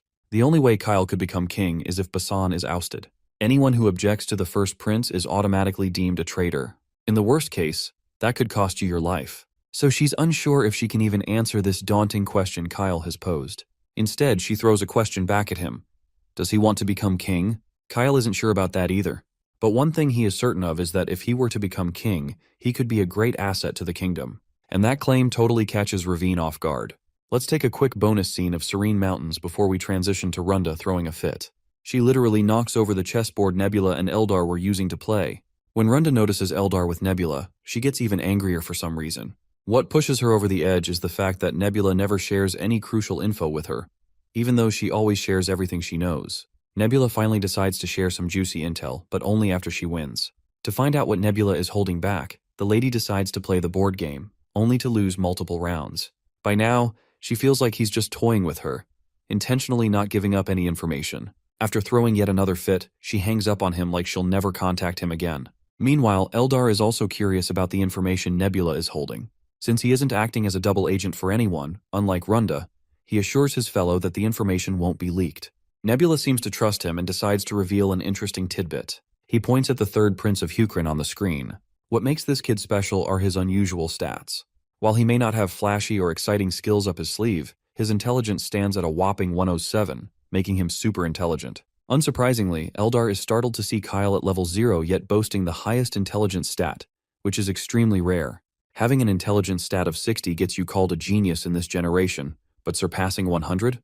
That's crazy. Nebula is confident it'll be difficult to find anyone with this level of intelligence for decades across the continent. Here's a little background on what's been going on over the past 100 years. After the battle between Hukrin and Beka ended, everything stagnated for the next century. No major events worth noting. Besides discovering ancient relics, killing abominations and abominable gods, and gaining small domains, the borders barely changed. With expanding borders, managing internal affairs also became a must, something Nebula should be taking care of. This is why he feels stagnation after a few decades is necessary in the game. Outside of the main species who led the early expansion, this was a period where appeasement policies were necessary to win over other species within the nation. Hukrin had its share of small and big issues due to the mixing of several species. While these problems aren't recorded in history, there were 6 revolts. The hardest issue was coexistence with vampires. See, after the evil god's defeat at Nebula's end, Beka's slaves and vampires wanted to be naturalized as Hukrin citizens. Of course, symbiosis with vampires was difficult, especially since vampires survive by drinking blood. The second and third generation high-rank vampires couldn't survive on animal blood alone, so the vampires made a surprising choice. They took refuge in mountain caves and prayed to Nebula, expressing their desire to follow the will of the blue insect god. As witnesses to Apostle Rakrak's holy death, they no longer wanted to live by hurting others. About 1,000 vampires decided to starve themselves to death. Though some escaped or couldn't resist temptation, 600 vampires endured the pain and faced death without moving an inch. They may have sinned, but since they reflected on their sins and wanted to be punished, even the Lizardmen believed the blue insect god would forgive them immediately. And so, they were forgiven. The area where the vampires repented later became known as Digging Buddha Valley, a sanctuary of the Night Sky Order. This place became a symbol of repentance and atonement, proving that even if you weren't a lizard man, with true faith, the blue insect god would embrace you. After this incident, the blue insect god was later bestowed with another title, Night Sky. That's how the Night Sky Order transformed into a faith followed by many species, not just lizardmen. Furthermore, this third prince who has Nebula's attention is also going to contribute further to these changes. For a civilization to develop, one needs suitable techniques and inventions, and those inventions must connect with each other. With the level of intelligence Kyle possesses, he's well suited to discover new things. If he becomes the next king, he would have the influence to bring important inventions all across Hukrin. The current governance structure of Hukrin isn't ideal. The left cabinet is open to several species and handles the internal affairs of the palace, doing the kind of work eunuchs did on Earth. However, the administrative officers with real power, the right cabinet, are monopolized by the Lizardmen. And everyone knows that power corrupts people, and absolute power corrupts absolutely. So there gotta be some regime change. Kyle seriously needs to solve this issue of harmony between species, and the new king must be wise enough to handle and resolve these tensions. However, Eldar points out that Kyle is merely the third prince. The first son, Basan, who is supposed to inherit the throne, spends most of his time playing. Still, that's not a valid reason to oust him. Once the crown prince position is set, it would be nearly impossible for Kyle to become king. Nebula has the option to simply send down an oracle and intervene directly in internal affairs. But since this is an important period for sovereign power, divine intervention would be unwise. So he'll have to use a more indirect method. Eldar wants to know exactly what methods Nebula has in mind. In response, Nebula leans in and whispers every juicy detail into her ear, without letting any one of us know a single thing. The plan is so strange that Eldar has a hard time believing it will actually work. Perhaps he's just too overconfident in the third prince's unnatural intellect. Still, Nebula is so certain about his plan that he's willing to place a bet on it. In the palace garden, 2 ladies sneak around anxiously in the presence of a massive sleeping beast. This creature is actually Orizon's guardian dragon, known as Manun. Manun is a drake once handled by the great Thunder Dragon King, the founder of the nation. Like the stories say, drakes don't die of old age. Manun's growth period continued for decades, and he grew to gargantuan size. The beast is currently about 25 meters long and estimated to be 150 years old. With that hulking size, it goes without saying that his food consumption is equally stupendous. With a big diet comes a big dump too, which the palace must discard every day, making this high-maintenance animal quite a burden. People are also afraid the giant creature might go wild and destroy everything inside the palace. Some have suggested relocating Manon to a less populated town. Others even suggested offering him as a sacrificial animal. But since Manon's existence represents the sovereignty that has continued since the Thunder Dragon King, they have no choice but to keep him, even if it's just a burden to resources. Luckily, Manon has been eating and sleeping peacefully. However, that's about to change. Suddenly, the beast noticed familiar celestial blue butterflies. This causes it to perk up in happiness. After all, these butterflies represent his long-dead friend Rak coming to meet him. When your favorite comes down all the way from the heavens, leaving behind comfort just to meet you, it means you're the luckiest person alive.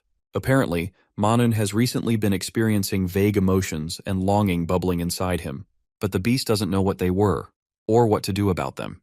He often sees these blue butterflies that always remind him of his second owner, Rak. As much as he wants to chase those blue butterflies, Manon knows he's prohibited from going beyond the boundary wall. In a similar incident before, when he tried to go past the wall, the guards pushed him back in.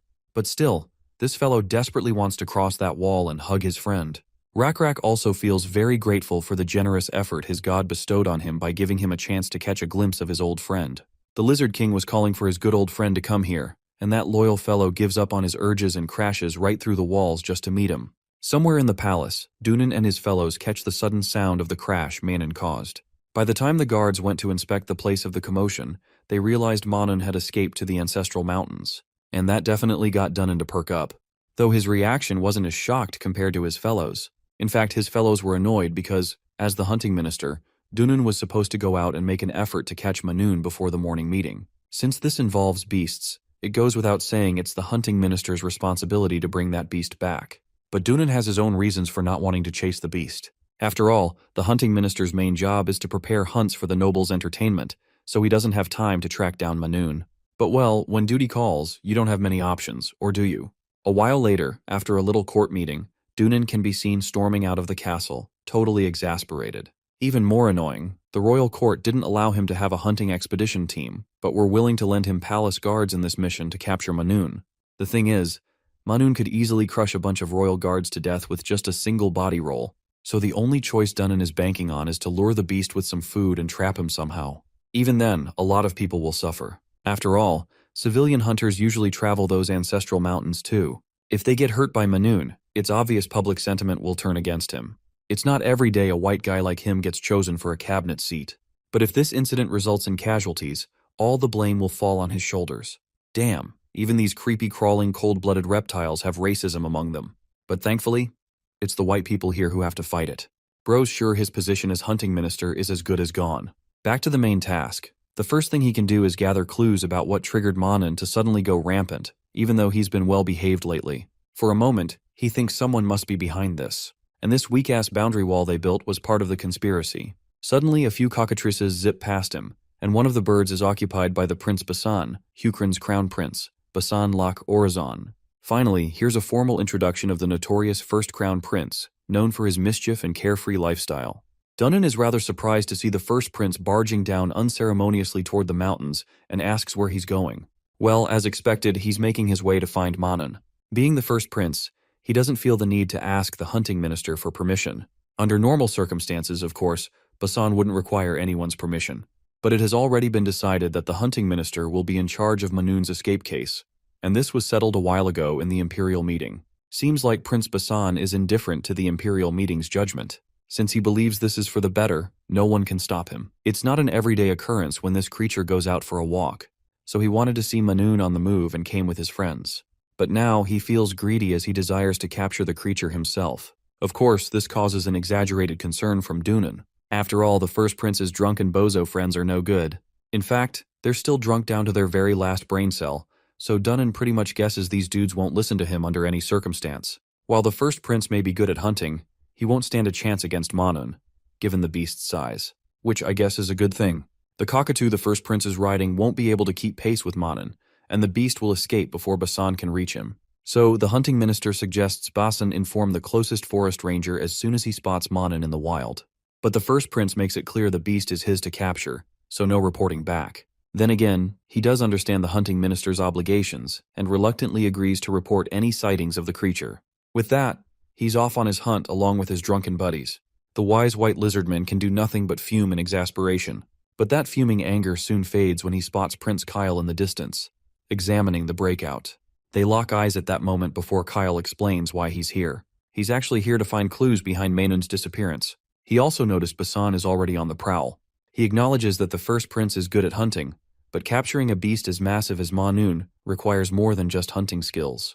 Regardless, Dunnan is more interested in what bits Kyle has managed to gather regarding the case. The first thing Kyle notices is how strange the wooden bar is. Anyone can tell from its appearance that it's difficult to break cleanly. If force had been applied, it would have shattered into pieces. Given this, it likely means insects have eaten away at it, though it doesn't make sense. After all, these wooden boards are attached to stone columns. The insects likely crawled through the stone columns and reached the wooden part. But how come the insects only ate the specific part in the middle? If the insects had eaten all the wooden parts equally, the entire structure would have collapsed when Manun tried to escape. But only the middle part was weakened by the insects, convenient enough for Manhun to break through and make a run for it. It's like a coincidental natural occurrence. Even if they coat the specific parts of the wooden fence with honey, it would take several days for the insects to eat through it. This is when the first prince connects the dots and points out the old name of the night sky god, which was used 100 years ago. It was called the blue insect god. If you go further back into history, there are records that the night sky god was even called the nameless beetle god. When the Hukran tribe was starving and wandering the wild, the insects guided them and kept them fed. Basically, what Kyle is implying is that the blue insect god, aka the night sky, caused this to happen, though Dunnan finds it unconvincing. Kyle also admits it's just a hypothesis he came up with. He's ready to confirm it by checking if the other wooden bars have been eaten by insects too. Even if the night sky is behind this, Dunnan seriously wants to know the motivation.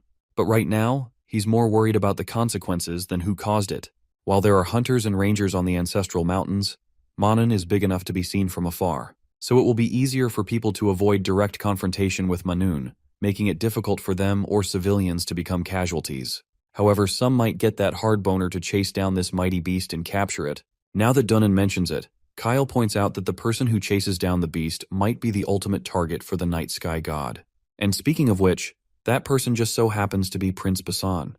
Looks like Dunnan finally cracked the code exactly what Kyle is intending to imply. Maybe the night sky really exists, and it wants the nation to succeed. For that to happen, it wants the third prince to become the next king. If that's the case, then the night sky god might try to claim Prince Basan's life. This shit is serious, so much so that Dunnan doesn't want Kyle telling anyone. While the young one promises to keep it secret, he has a favor to ask. Since Dunnan is planning to go after Basan, Kyle wants to tag along too. This request catches the white lizard off guard. He can sense Kyle isn't just being stubborn about going, there's a purpose behind it. See, having Kyle around will likely increase Basan's chances of survival. After all, the night sky god only wants Basan's life, and if Kyle gets hurt, that won't do anyone any good. Cut to Basan and his drunkard bozo friends following Manun's trail. After a short journey, they spot the beast nearby, lying on the ground. It's pretty unusual they found the beast so easily. Conveniently enough, Manun even left a trail behind, making tracking easier. Since Basan isn't that sharp, he assumes the beast must have been suffocating and itching to roam after being stuck in a shitty garden for over 100 years. Basan even feels a little sympathy for the poor creature that spent all that time sleeping. While the beast sleeps soundly, Basan's drunk buddies suggest waking the dragon up and driving it back to the palace. But the terrifying grumbling noises the beast makes even while asleep scare the bozos into retracting their plan. They start throwing out random solutions to a problem they clearly don't understand. Eventually, they settle on luring the beast with some kind of deer as bait, something the beast can eat. Basan decides to put this plan into action, sending his buddies off to fetch bait while he stays behind to make sure Manun doesn't wake up and move. Seems like Basan used this ploy to shoo the idiots away. First, because their plan was ridiculous. Second, if they all stayed, Basan wouldn't get the credit for bringing Manun back. Speaking of credit, Basan takes us down memory lane where we learn a little about him, like how he used to be praised for everything he achieved. But he soon realized that wasn't enough. He once asked his teacher, Ravine, why, if the night sky god is omniscient, omnipotent, and omnipresent, there's still war, pain, sadness, and misfortune in the world. He was seriously curious and wanted answers, but Ravine didn't seem to have any. That day, she even tried racking her brain for a plausible explanation, but eventually she ended the lesson. That's when Basan realized the compliments he had been getting weren't true acknowledgement. True acknowledgement, he figured, only comes when you do something so outstanding it leaves everyone speechless, just like the night sky god. Basan has never felt that kind of acknowledgement in his life. He knows many don't think he's worthy to be king, but he can't help it. He was born this way. After all, he's not naturally gifted like his younger brother Kyle, so he hopes to earn respect and sway public opinion by producing results.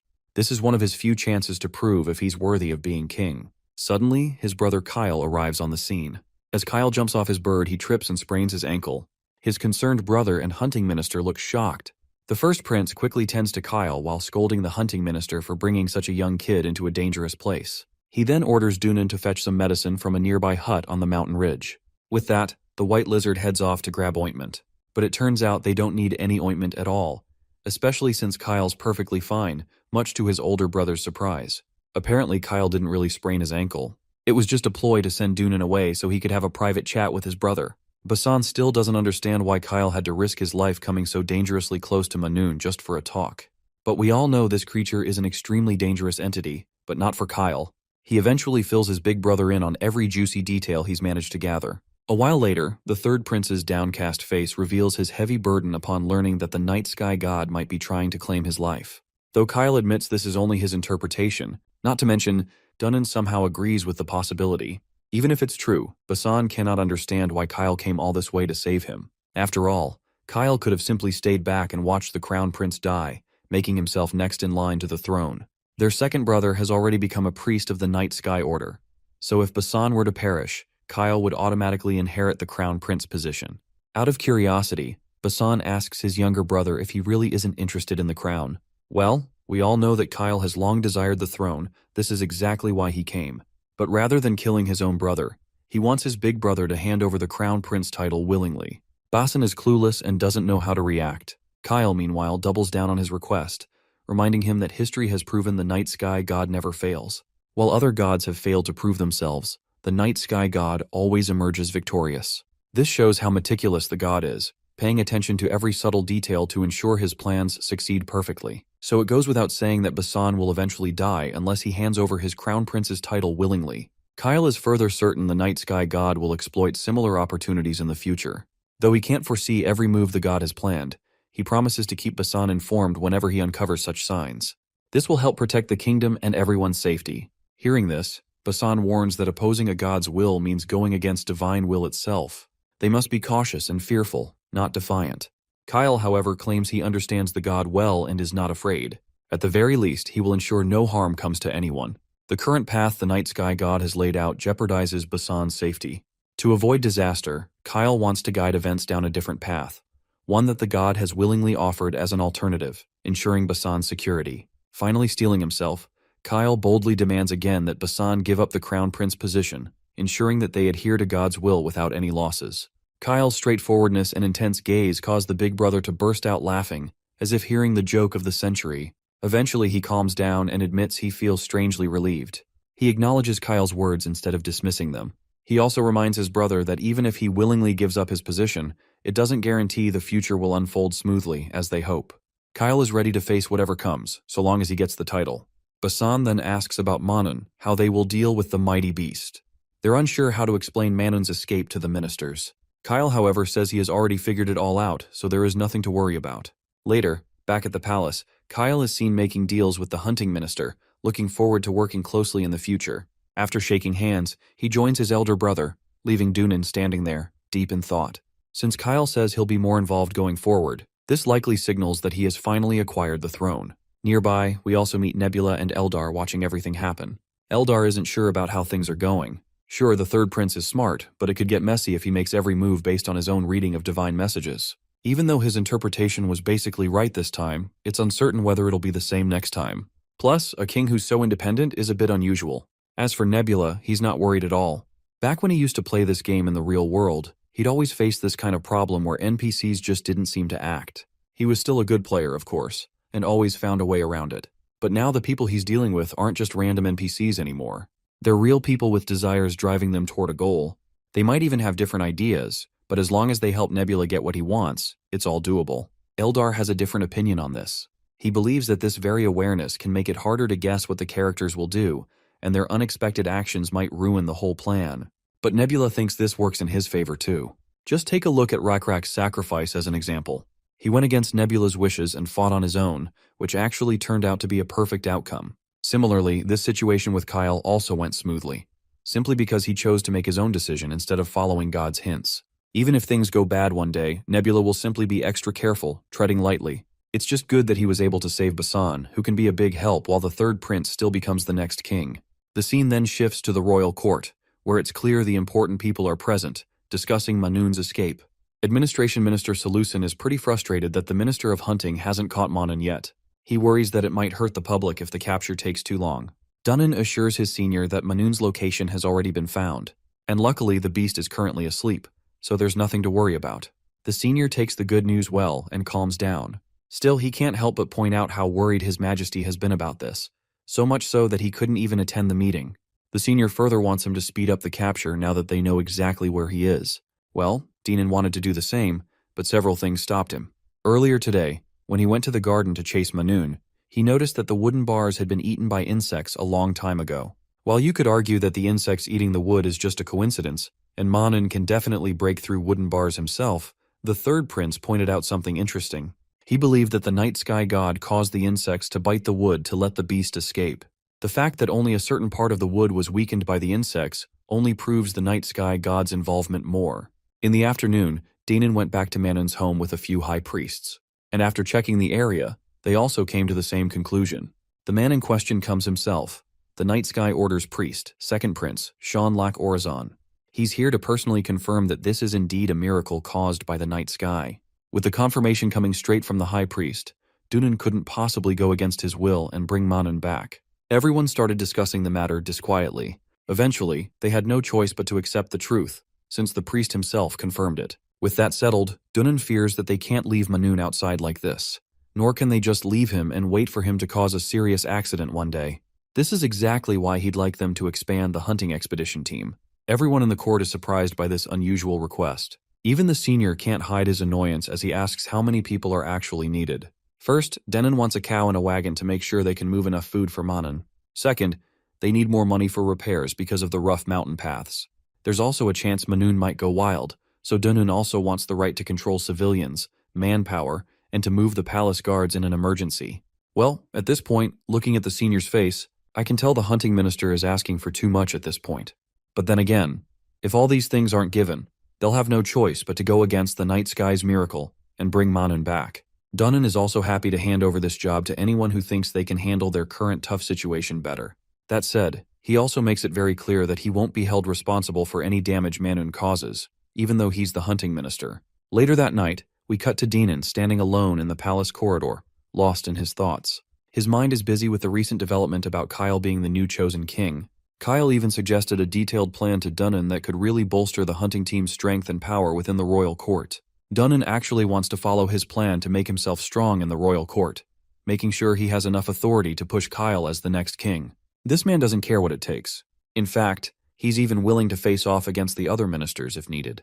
And so, as time passed, Dunnan slowly garnered power for the hunting expedition team, and the power balance kept shifting towards the hunting team. 6 months went by like a gentle breeze, and King An Pyong removed Basan Lac Orazon as crown prince, replacing him with Kyle. Just 3 years later, King An Pyong passed away from a terminal illness, and Kyle Lac Orazon became Hukrin's 11th king.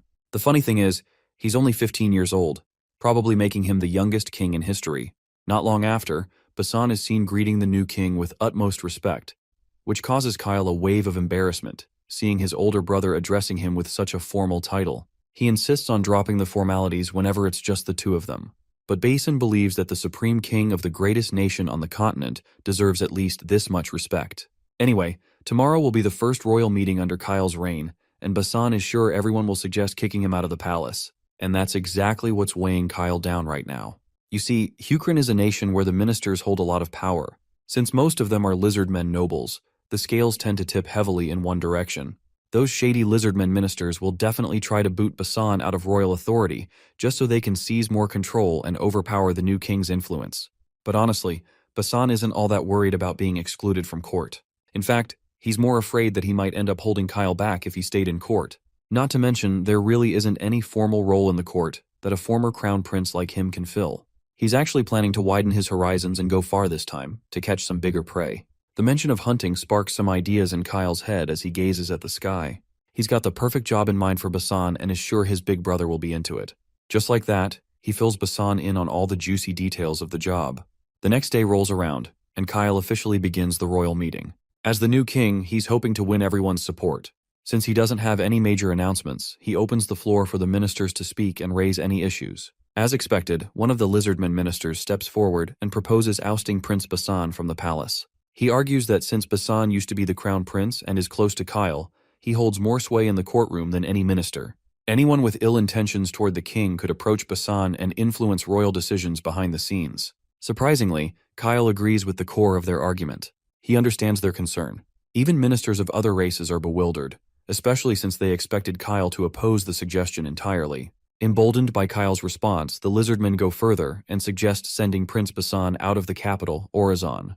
But this time, Kyle flat out refuses. He's actually annoyed that a minister would even suggest something that's clearly the king's prerogative. Instead, Kyle points toward the untouched lands lying in the eastern mountains. Historically, many kings have sent expeditions that way, but the steep, jagged terrain has always made those efforts a disaster.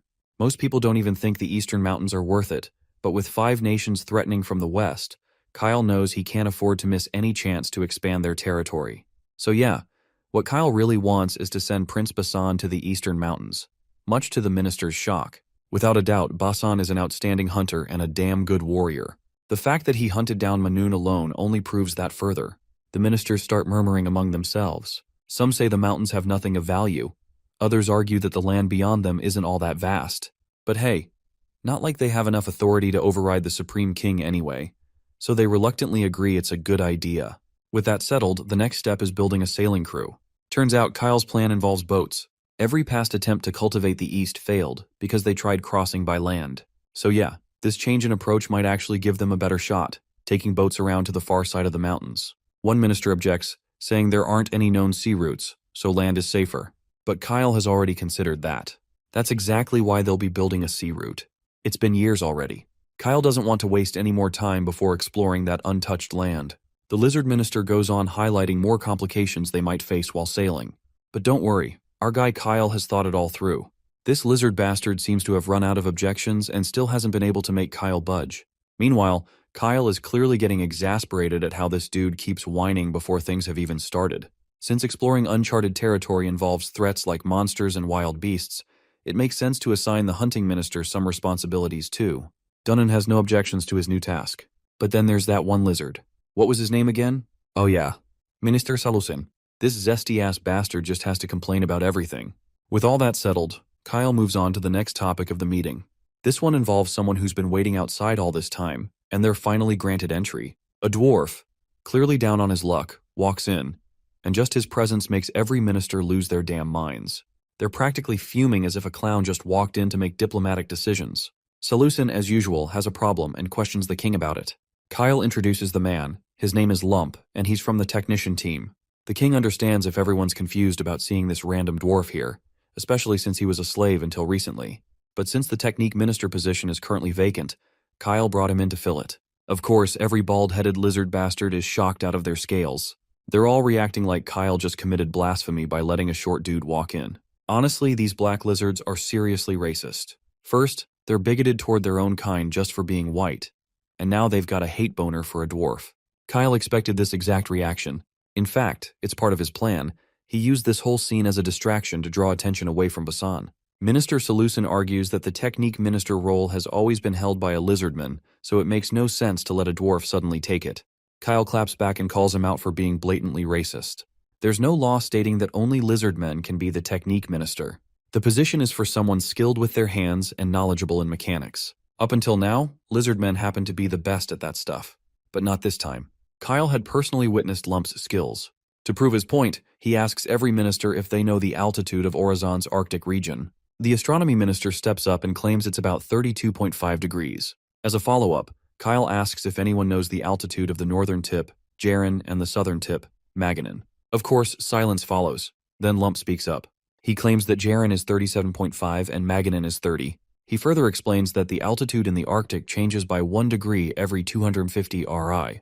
Jaren, being 1250 RI further north, is 5 degrees higher. Maganin, on the other hand, lies 625 RI further south, making it 2.5 degrees lower. Kyle is thoroughly satisfied with the answer, and more than a little proud that Lump gave the correct response where the lizardmen failed. But of course, that still isn't enough for Minister Salusin, the bastard. He gets so pressed that he starts ranting about why Kyle even became king in the first place. According to him, It's because Kyle possesses the blood of the great Thunder Dragon King, and all the ministers here are descendants of the warriors who once fought alongside the Dragon King. That, he claims, is why dwarves were enslaved. They were enemies of the Lizardmen until the end of Hukrin. Even after the nation was formed, they were still considered likely to revolt. Kyle shuts that down quickly. He reminds them that the legendary warrior Tatar once fought 10 trolls to save halflings, and the Dragon King himself once opened the castle gates to rescue slaves.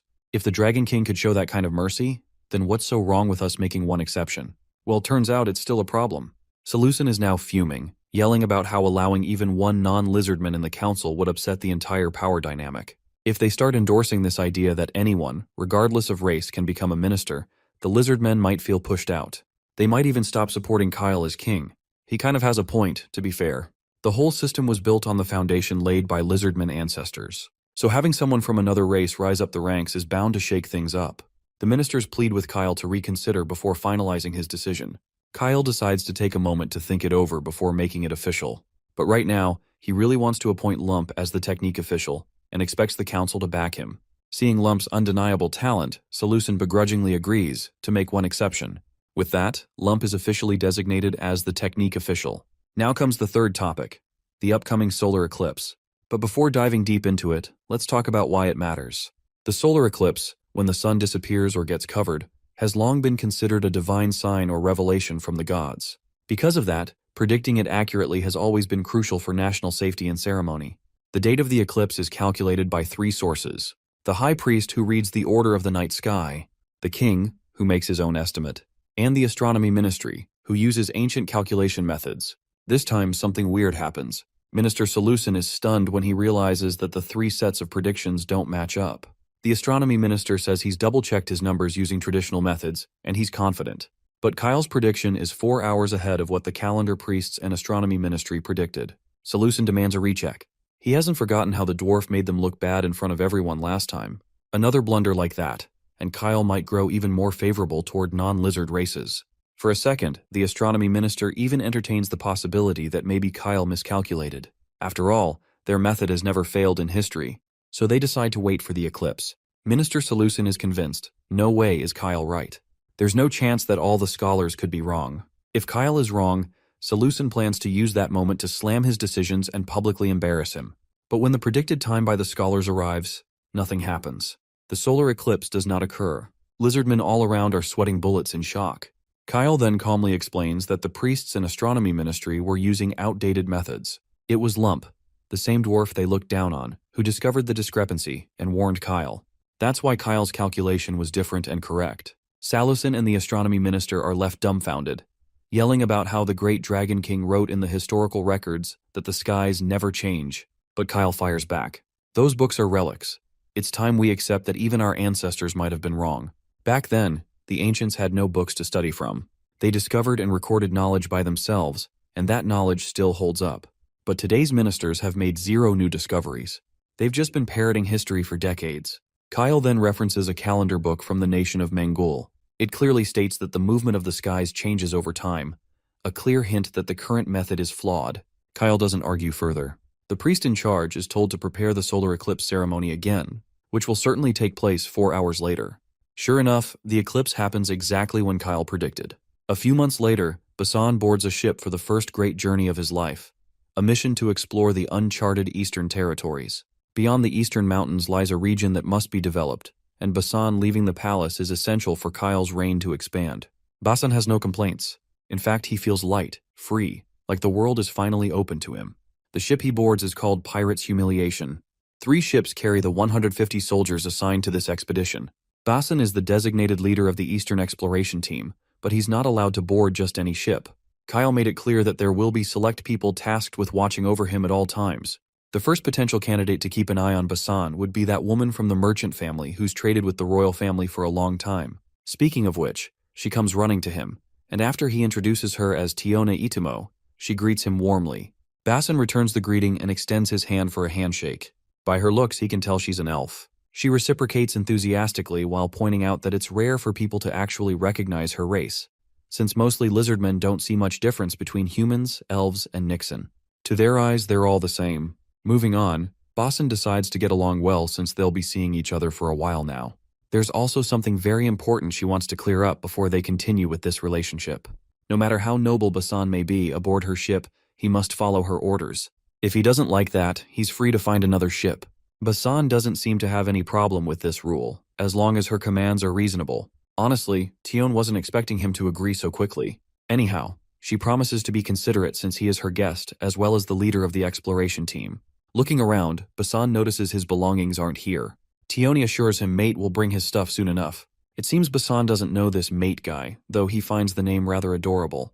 Before the girl can explain more, the person in question stomps into the scene, towering over Basan and making him look like a puny punk. The guy seems annoyed to be summoned and wants to know who called him. Tion explains that Mate isn't exactly a name but a title, because he's the first mate on the ship. Since this big guy says matey after every sentence, everyone just calls him Mate. While Basan is a bit startled being in this massive presence, he isn't afraid at all. Turns out, this isn't the first time he's seen an ogre. He's seen many in the palace. Moving on, Basan greets the big guy and introduces himself. The big guy returns the greeting and gives his name as First Matey. When asked if he doesn't have a real name, Matey reveals he never liked his former name, so he got rid of it altogether. Truth be told, Basan has never seen an ogre among a ship's crew. After all, smaller crew members consume less supplies. Matey admits this but makes it clear he contributes as much as he eats, so it balances out. The fact that Matey is from Jaren on the North Shore means he's one of the ogres with higher intelligence. These ogres from the North Shore are basically traces of the god who was defeated. But over time, their intelligence started to deteriorate with each generation, so nowadays, they aren't very smart. Even in Hukrin, sensible ogres who clothe themselves are very coveted and make good workers. So it's quite surprising for Basan to meet an intelligent ogre on a ship of all places. Matey then roars at the top of his lungs to show his dominance and lack of fear. He abandoned the land because the people living there are weaklings compared to him. Now his next goal is to conquer the oceans and become the first ogre to achieve that. Basan wishes the big guy good luck, hoping he achieves his dreams soon. Afterwards, Matey heads off to carry out his duties, making sure he earns the food he's going to eat. As far as Basan is concerned, he's pretty sure this guy isn't his overseer. Tion grabs his attention again by calling him Prince, which Basan doesn't like much, so he decides to drop the honorifics, and she simply calls him Basan, though Tion isn't sure if she feels comfortable enough calling him so casually. In this case, he suggests she just call him Captain, since he's the leader of the expedition team. So yeah, Captain should work. Moving on, they talk about their first destination. As much as Basan knows, they're passing Maganin heading south, then from there going east and up along the coastline. Tione confirms this is their general path, but their first stop will be Bavrin. It's actually the biggest port city in Danium after Orizon. This sounds like news to Basan, since he believes they have no business going to a foreign city. Tion reminds him that this ship is a merchant ship, so they have to continue trading to keep their pockets warm. She promises to fill him in on all the details later, but for now, she wants to show him where they're going to stay. As the ship sails through the endless sea, Basan kills time zoning out. His attention is soon grabbed by Tione, who finds it surprising that Basan isn't whining like a baby because of seasickness. Anyhow, Basan asks something he's been wanting to know for a while. If she's a merchant, why would she take on something as annoying as an expedition team? Well, being the merchant she is, she believes it's a deal that's bang for the buck. When the Hukrin royal family gives work, they pay well. She even received a glass-crafted item as a deposit this time. It looks like Basan doesn't realize the value of such items. As far as he remembers, he broke a few glass items in childhood. I guess that's not surprising. Someone as high status as him wouldn't understand their value. She reminds him that in Hukrin, because the craftsmanship on the glass piece is so delicate, they sell for a lot abroad. They'll be selling these in Bavrin, and in return, she intends to buy some exclusive goods from Bavrin. There are also some items the palace requested her to buy. Basan, naturally curious, asks about the list of items the palace requested. The woman, in turn, gets all sweaty because she spoke too much. She's actually supposed to keep the items requested a secret, but since it's Prince Basan we're talking about, she realizes there's no point in keeping secrets. So, after getting close enough, she whispers niter, which is the stuff she's supposed to buy. She's heard there's a lot of it in Mangle, and she doesn't know much, but apparently it's good for farming. Speaking of farming, Basan recalls a little ceremony where the chosen ones make thunder descend to decide if a certain field has fertile soil or not. Tione has watched that kind of ceremony too, though she was too young to appreciate it back then.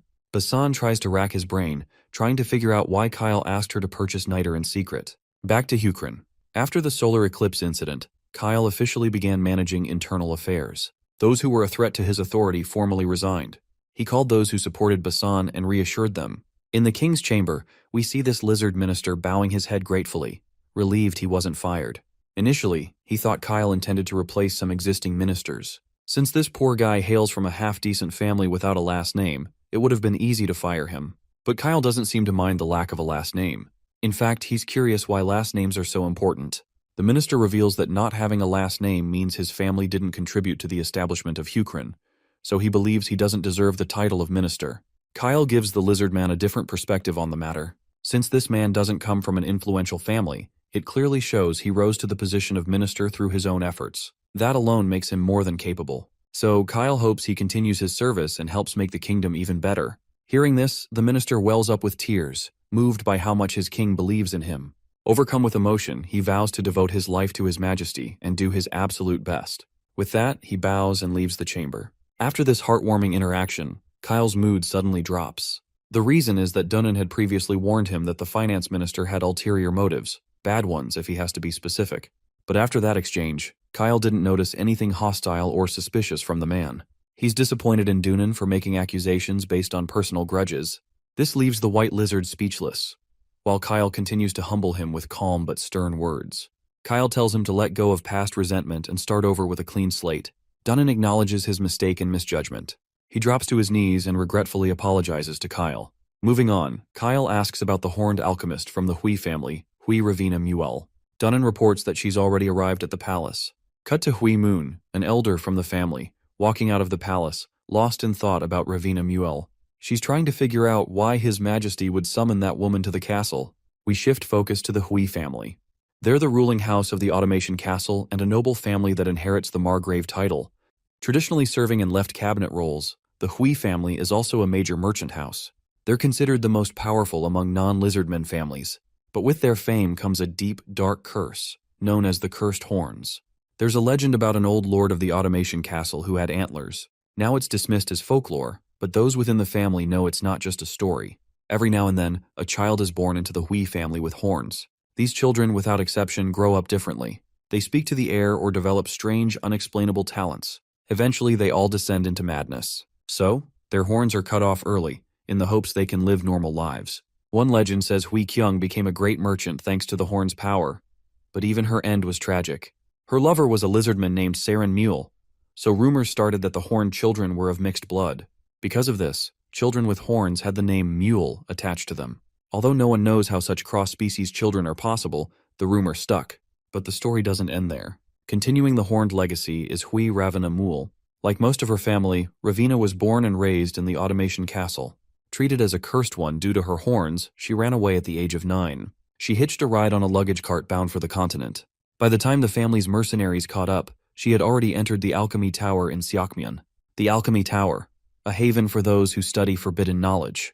It's also where many cursed individuals, like Ravina, end up. So in a way, it made sense for her to go there. Back in the present, as Moon stares at Ravina's horns, the girl calls her out. She's used to people staring. It doesn't bother her anymore. Moon tries to explain she wasn't staring because of judgment. It's just morbid curiosity. Moving on, we learn Ravina has been summoned because His Majesty needs an alchemist. A bit about alchemists. They deny the existence of gods and place their faith in knowledge alone. That's exactly why Moon is so tense. If Kyle is calling for an alchemist's help, it might mean his faith in the gods is wavering. And Kyle's rise to power was backed by the night sky god. She eventually asks Ravina why she even left the Alchemy Tower if she'd abandoned her family. Ravina reminds her that His Majesty summoned her, and Kyle is not someone you want to cross. Which, let's be honest, is true. But what really shocks Moon is, how the hell does this girl, living in faraway Seokmyeon, even know what Kyle is like? Even if she heard a bit of gossip, it's not like Kyle would travel all the way to the Alchemy Tower just to drag her out. Ravina responds plainly, he probably would have come if she refused. So to avoid that whole drama, she answered his call without a fuss. Moon isn't making it easy on the poor girl. But Ravina calmly reminds her that she's here because of her expertise in forbidden studies, knowledge very few people possess. Not even Moon. Moon insists it's better to be ignorant of such dangerous knowledge. But Ravina points out that King Kyle clearly doesn't agree. She pulls out a fat stack of letters she received last year. Each was filled with questions about ancient knowledge. The questions were extremely advanced, and the letters came from constantly changing addresses, so the tower assumed they were from rogue alchemists. But recently, they discovered the truth. All those letters were sent from Orizon, and in all of Hukrin, There's only one person who could send letters like that while tricking the correspondence system. Moon loses it, realizing Ravina is suggesting Kyle wrote them. But the Horn Lady doesn't flinch from the truth. His Majesty Kyle is an exceptional alchemist, and that's a fact, no matter how upsetting it might be. No one in Hucran compares to him. Moon, on the brink of explosion, feels like Ravina's mocking Kyle, making him look like an atheist. Their argument is interrupted when the man himself enters the room. He silences Moon on the spot. The woman, meanwhile, wants Kyle to confirm whether what Ravina said is true. Kyle responds subtly, saying that just reading a few alchemy books doesn't mean his faith has wavered. Before she can press further, he orders them both to sit down. Moon reflects on the situation. Technically, being an atheist is illegal, and in other nations, you could even be beaten to death for it. But even if Kyle were a non-believer, no one could punish him. Still, it's obvious his political position would take a serious hit. Back to the main topic, Kyle apologizes to Moon for keeping this a secret from her. She can be too serious and inflexible sometimes, so he thought she would worry needlessly, which is why he didn't tell her. Though she has simmered down, she's still against the idea of him studying alchemy, which basically goes against the traditions of their ancestors. Alchemy's main fields of study are making gold and immortality pills, some of the most morbid and discouraged stuff anyone could do. But Kyle believes a person should always diversify their skills, even if it means going balls deep into some forbidden knowledge to learn. After all, it depends on the individual how they plan to use that knowledge. Moon reminds him about the law prohibiting the study of alchemy. She's not sure if the knowledge he's pursuing is worth breaking laws and traditions. To Kyle, this knowledge holds a lot of value. He gives Ravina the chance to explain everything. Apparently, there was an alchemist who lived alone deep in the northern mountains.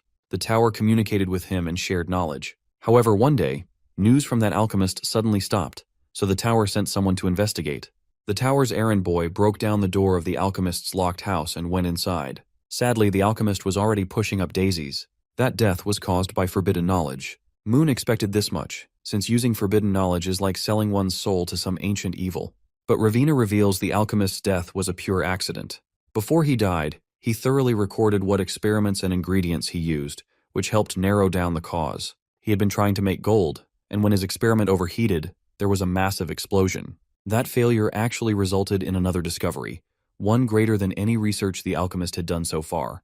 Although the experiment was done on a minimal scale, the powder created caused an incredible explosion when ignited. He'd stored it in a lead box for safety, but the box didn't hold, it was ripped apart, and shards pierced his throat. If you think about it, what the alchemist made was basically a weapon. The unfortunate thing is, this knowledge isn't some great secret, and Kyle isn't the first to realize it. The alchemists in the tower are the cursed ones who fled from various places. Like Ravina, some are still under the influence of their nations, and those nations want them to bring the tower's knowledge back. Other nations want to prevent the spread of alchemy. In fact, Ravina has been ambushed more than 10 times on her way here. In Siakmion, where the alchemy tower is, she's sure their army has already conquered it completely. On paper, it seems like the current age is peaceful, but if you look closer, it's not. The prices of certain ingredients have soared, and each nation has secret facilities conducting experiments to produce a weapon called gunpowder. Kyle emphasizes the significance of such a weapon. It can destroy enemies with little to no effort. It can literally sink boats and destroy castle walls. Even a common soldier wielding it can turn the tide of war. If they succeed, there's no way they'd lose. The woman thinks for a moment, then responds. While still against the idea, she's willing to follow whatever Kyle intends, since his judgment seems to be heading in the right direction. If he needs help, she's more than willing to lend a hand. Kyle does indeed require help. The case has been financed through the hunting expedition team, but that's not enough. He also wants to use the king's personal funds. Being the finance manager, she controls those funds, but since they're his funds, she can make an exception and let him use them, especially since he asked nicely. Though she wants to know how and what he's planning to use the money for. A system notification flashes in front of Nebula. Black gunpowders. It lists all the ingredients required to make this black gunpowder. Seems like everything is going just as Nebula intended.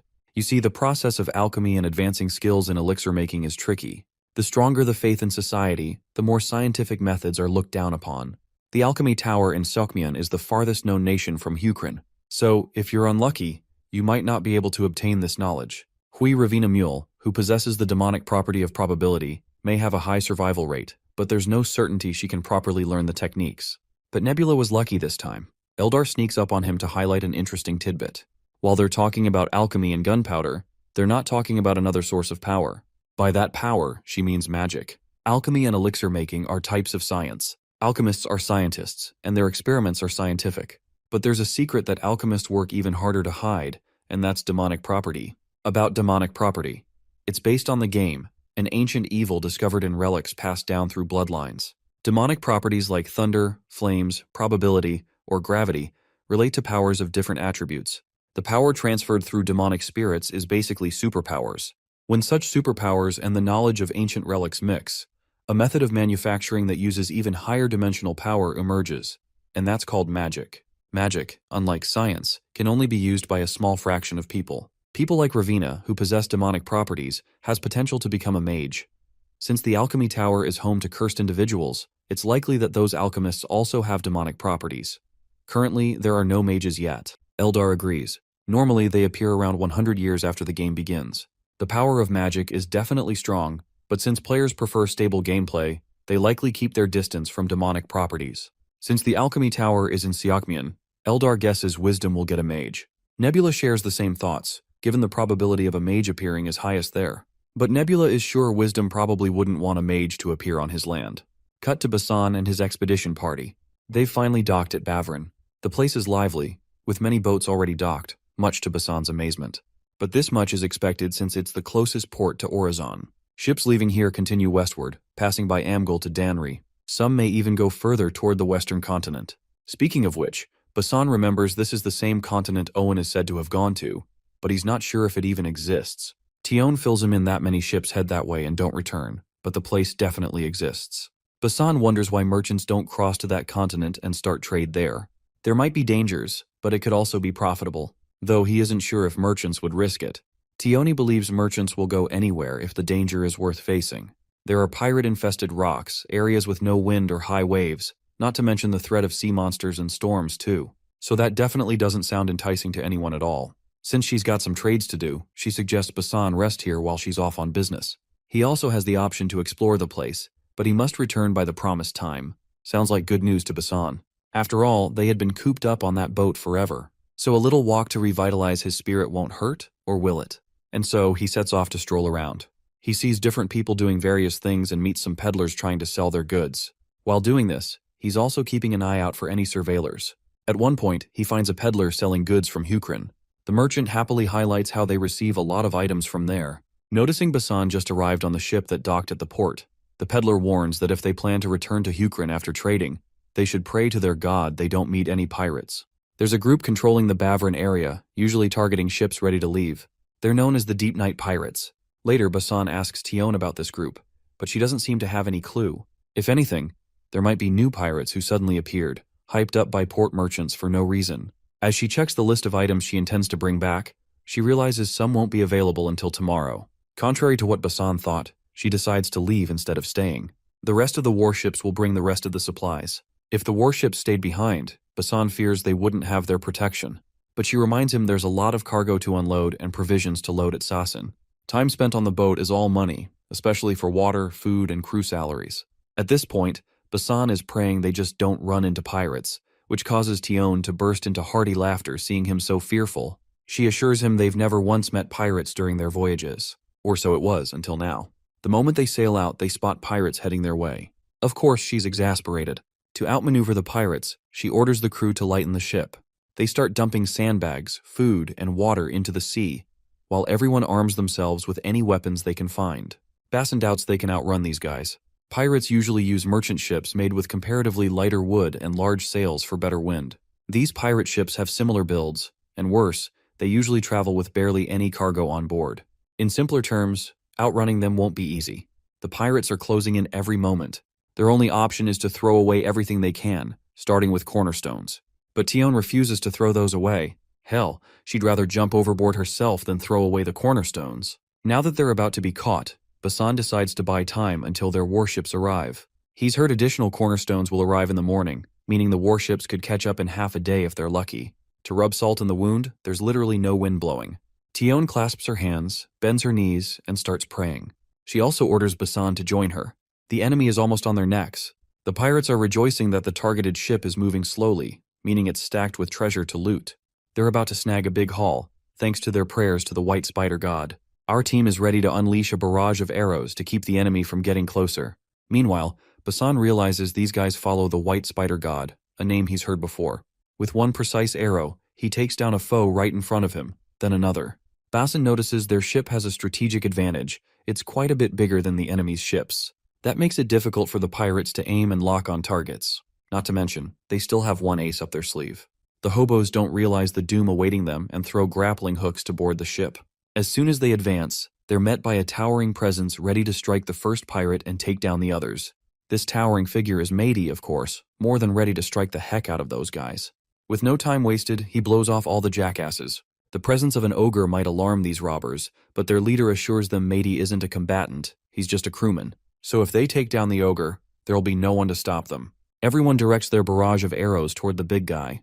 As tough as Matey is, he starts crying like a scared little kid, even though he's sturdy enough to bounce off those arrows like he's made of steel. Even Basan has no clue what kind of nonsense this is. He turns to Tion, asking why this dude is acting like a whiny baby. She reminds him Matey just got hurt, so his reaction is expected. But of course, everyone saw those arrows bounce off. Ogres are just built different, so how come? Tion reminds him again that ogres are people too. While Matey might be whining more than necessary, with the size he's got, why would he be on this ship if he was truly free-spirited? He would have been a general somewhere instead. Guess there's no helping it. Basin equips himself with bow and arrows and decides to fight these bastards as much as he can. Meanwhile, he suggests Tion comfort Matey and buy some time. But Tion has problems with this plan for obvious reasons. If Basin gets injured, it'll be on her head. And she isn't interested in losing her head.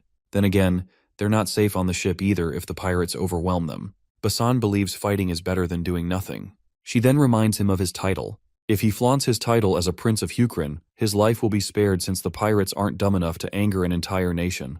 She might have a point, but he isn't willing to abandon everyone. Before the rest of the pirate ships catch up and overwhelm them by boarding from the other side, he has to think of something. Even if Matey is an ogre, he can't handle so many pirates, especially if he's a scaredy cat. They need to defeat one side before the others join. She continues to protest his plan, while he sticks to his guns. The only way they have a chance is if she pulls Matey out of his emotional funk. Out of frustration, she lashes out at Matey, reminding him of his dream to conquer the ocean. And now, he's chickening out over a few pirates. The poor guy seems too traumatized by those harmless arrows to even move. Meanwhile, our boy sneaks around, keeping a close eye on the enemy. Everyone's distracted by Matey. He has the perfect opportunity to surprise these bastards, but the thudding sound of his jumps is sure to grab attention. What is Matey even doing? Turns out, Matey has finally gotten his fighting spirit back and is ready to demolish the enemy by throwing barrels at ballistic speed. Just as Matey throws a barrel at full speed, Basan jumps off to match the impact. The barrel lands, quickly erupting and flooding the deck. The pirates scramble out of the way as if poison was thrown at them. The one encouraging his buddies to stand gets sneaked up on from behind like a ninja on a mission. Meanwhile, Matey doesn't hold back. He picks up the pace, throwing more barrels. Shrimp Pirate Boss suggests shooting arrows at Matey to scare him off. Like before, the barrels filled with water run over the enemy deck with hard impacts. With no choice, Shrimp decides to climb the ropes himself to get to the other side. But his plan fails as Basan is already upon him, having defeated all the other pirates. With all those bastards down, my guy suggests this sea dweller surrender. The crabby guy is surprised and blown away that a normal merchant ship has a warrior like Basan. But then again, Basan had the advantage of sneaking up from behind. Otherwise, in a 1v1 fight, he wouldn't stand a chance. He's pretty sure he can fight Basan, since Basan probably hasn't fought anyone of his species before. This bastard seems to forget the biggest variable of the equation. Of course, it's Matey throwing barrels without fear. In no time, Matey overwhelms the crabby pirate, crushing him under another barrel punch. Bro looks totally hyped after getting motivation from Tion. This time, he's ready to conquer the ocean for real. A little while later, the crabby pirate leader begins regaining consciousness. He hears Basan and Tion talking about how lizardmen often call Astasidians crawfish. This prompts Tion to ask what they call a real crawfish. Basin gives the most appropriate answer: edible crawfish.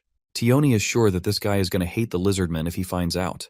The pirate wakes up yelling, demanding to know where his ship is. Tioni breaks the bad news upon him that it's currently under her subordinate's command, following them closely behind. As for the other two ships, those losers ran away without even trying to fight. The pirate refuses to believe it. But well, this is the harsh truth he has to swallow. As soon as the other pirates saw they were losing, with the arrival of the naval ships, they scrambled to flee. The pirate is still in disbelief that his brothers abandoned him. Regardless, he gets all cute and chummy, begging to be spared. He even promises to drop all his shady business and live clean from now on.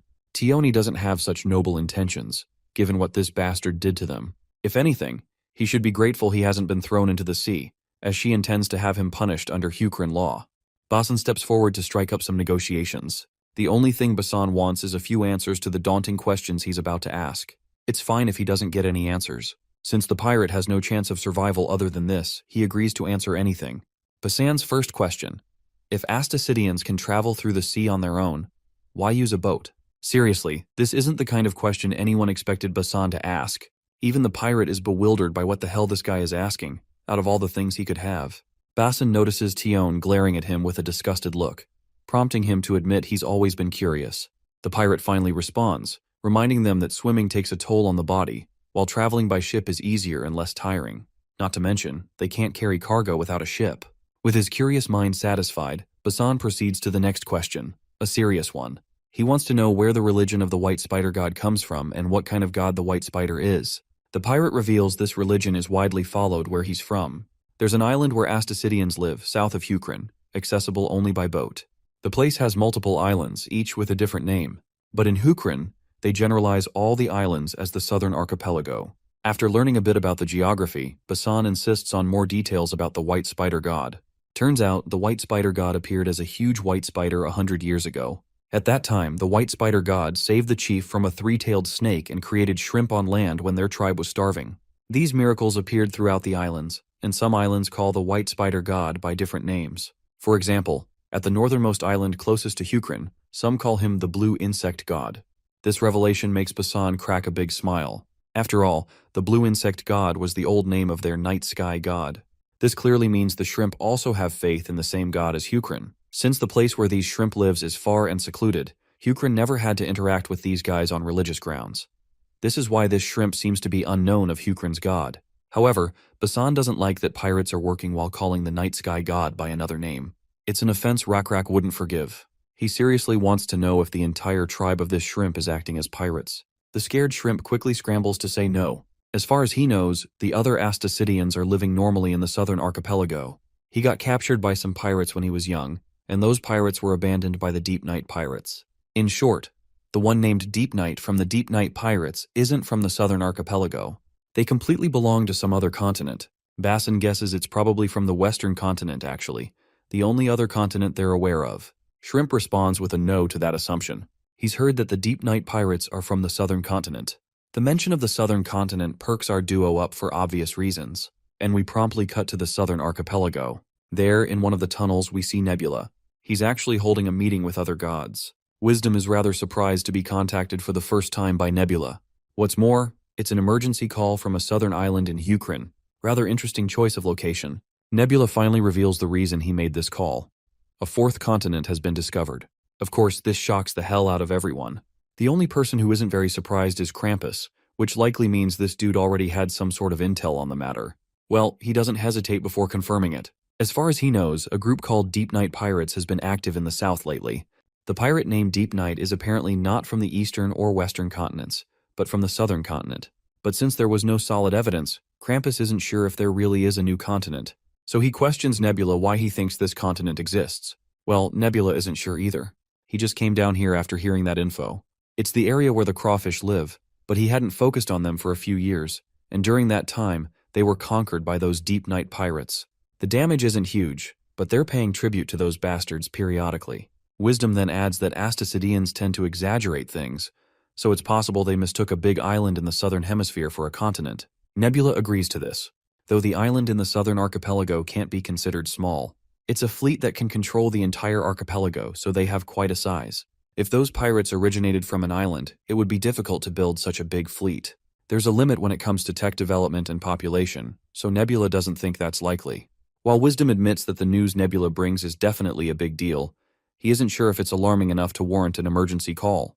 The last time they had a meeting, they promised they'd only use emergency calls when the situation involved unknown players with the glitchy nickname. Nebula knows this well too, and that's exactly why he used an emergency call. In a nutshell, there's a continent behind the Deep Night Pirates, and a player with a glitchy nickname is there as well, and Nebula is absolutely certain of it. This means another evil god has appeared, just like the god of the vampires did. Let's add some context regarding the history every god present here shares with each other. After the battle with the vampires, new terms of agreement were formed among the gods of the third continent. The most important one was about players with glitchy nicknames. The previous vampire guy they defeated, who everyone dubbed Geol Wooby, is just an example of how catastrophic these glitchy nickname players can be. Currently, Hegemonia is prowling the Western continent trying to gather related information. According to him, on the first continent, aka the Western continent, there was a species called werewolves. There was also another player with a glitchy nickname, and the werewolf species, similar to vampires, spread through a contagious disease. But the difference was that only humans, elves, dwarves, and other vaguely human-type species could become werewolves. Other than that, there was the fact that they were weak to silver, and they later grew stronger by transforming and weren't affected by the sun. So in some ways, they were better than vampires. But thankfully, that vaguely human-type species wasn't the main species in the West, so they were defeated without much trouble. According to the game's setting, everyone had deduced that these evil gods might be connected to the ancient evil. There was also an important analysis everyone did back then. Other than those who gave up, when the game began, there were 27 players. But after sending inquiries to players on other continents, these were the results. The first continent, Ebon, has 10 active players. The second continent, Sharnaf, has 8 active players. As for the third continent, Grand Sidiac, there are 11 players. That makes a total of 29 players. The numbers just don't add up. For example, in Grand Sidiac, where Nebula and his fellow gods are located, there are only 11 confirmed players. The total 29 includes Geol Wooby and the werewolf guy, meaning players were added after the game began. This likely means the player behind the Deep Night Pirates has a glitchy nickname and was added after the game started. If that's the case, Krampus should have noticed it too. If he came into contact with another player, they pop up in the local player log after all.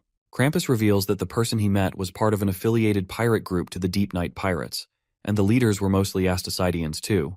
He didn't get the chance to meet those guys directly. Since Nebula is so confident about his claims, AR is sure he must have other evidence to validate the existence of another god's involvement. Nebula doesn't hesitate before confirming this. When he interacted with that new force back then, a message popped up before him. It read, "Clash of Civilizations.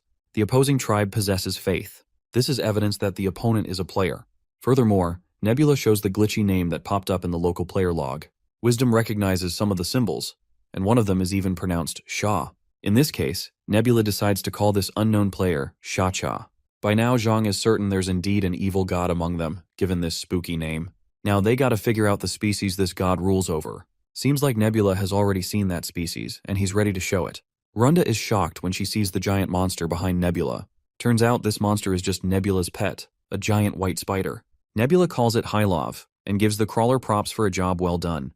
The spider feels honored to work for Nebula, indicating it's very, very loyal to him. Well, that much is expected since it's Nebula's creation, known as Hylov. Finally, Nebula shows the species that unknown player Sha-Cha controls.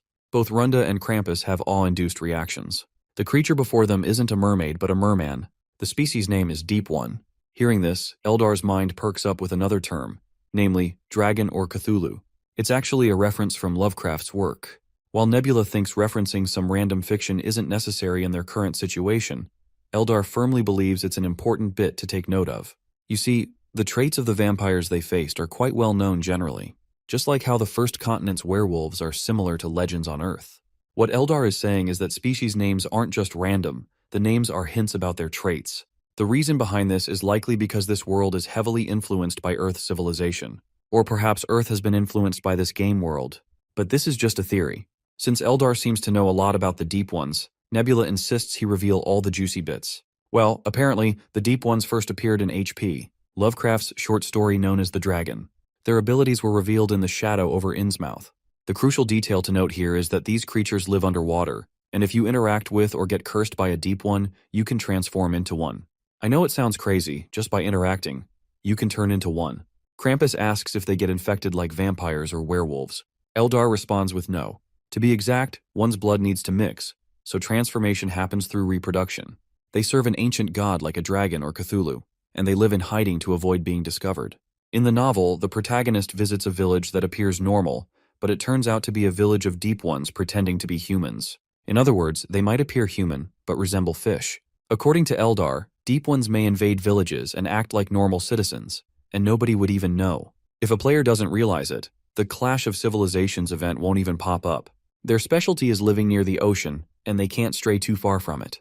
After hearing all this, Nebula decides everyone should investigate their respective oceanside areas. Before dismissing the meeting, Wisdom expresses a desire to talk about something. It's about the limited number of players who can participate in this game. It's common knowledge that the capped number of players for the perished world is 32. The cap for this game is 32, and 27 came from Earth. 2 new players appeared and were eliminated, while a third has appeared.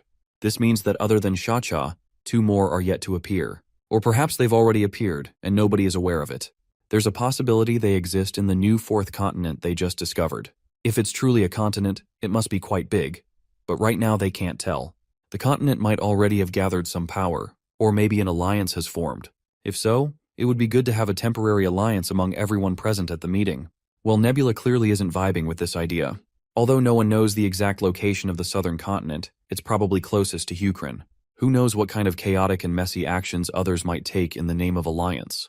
This internal conflict could cause everyone's downfall. Krampus accuses Nebula of harboring intentions to defeat Cha-Cha alone and manipulate and develop the new continent, however he sees fit.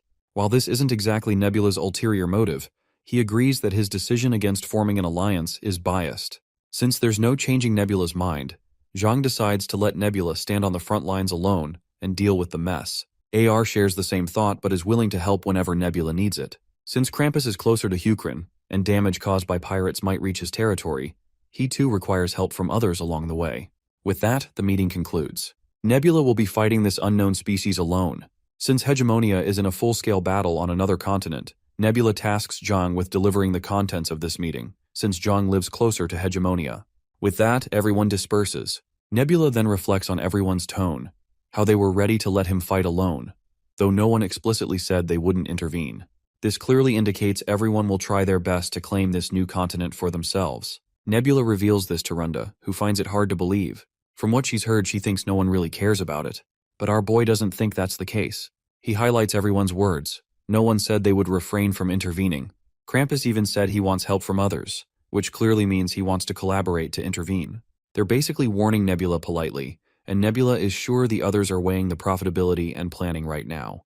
Additionally, Krampus is probably already talking to those players. Eldar isn't sure how Nebula will handle this unknown enemy with unknown strength. It was brutal fighting those vampires as it was. Nebula claims the situation is different from back then with Jielwubi. The players are ready this time so they won't be tricked as easily. And the enemy forces are currently just at the level of pirates. It's an enemy he can likely handle, although no one knows how many there are. But then again, it's not like he had been fooling around for 100 years. In addition, Nebula points out the top 2 weapons they can now use. They'll be appearing soon enough in the game. Of course, it's mages and gunpowder. If he can acquire gunpowder and the enemy can't, victory is within grasp. This is exactly why Nebula intends to handle the enemy himself. From other players' perspectives, Hukrin's southern islands are bridgeheads to the 4th continent, and the same applies to Cha-Cha and the Deep Night pirates. Other players will try to fight to ensure he can't monopolize it. Runda finds it absurd that other players would attack him without evidence. Nebula reminds her they can forge evidence. For example, they might attack under the excuse of needing to recover the southern archipelago from the Deep Night pirates. If that happens, it would lead to a result similar to an alliance. Basically, everyone will end up fighting each other, and Nebula is too well aware of it. The land has merely changed to sea, and there's the added variable named Cha-Cha. Either way, fights will break out since gunpowder has been invented. The fight against this evil god will include Krampus, another player, Cha-Cha, while Nebula, Runda, and Eldar are on one side. It will be a 3-way fight. With this formation, there will definitely be naval warfare. We then cut to Hukrin, where a minister rushes to meet Kyle. It's actually Priest Su-Hang. He's here to deliver a revelation from the Revelation Priest. The revelation was supposed to be delivered immediately, so this guy came rushing here. Since it's the Revelation Priest who sent the message, it clearly means their god has given his word. When Kyle reads it, he immediately wants to meet the administration minister. When the man arrives, Kyle expresses his desire to issue a royal command. He wants the minister to inform all government offices near the coast that if there are villages, groups, or people who communicate with pirates, as well as any species resembling fish, they should block or detain them. The priest knew a battle would occur in the distant future, but to think it would be like this. A new demonic king is on the horizon, even though this era was supposed to be one of peace.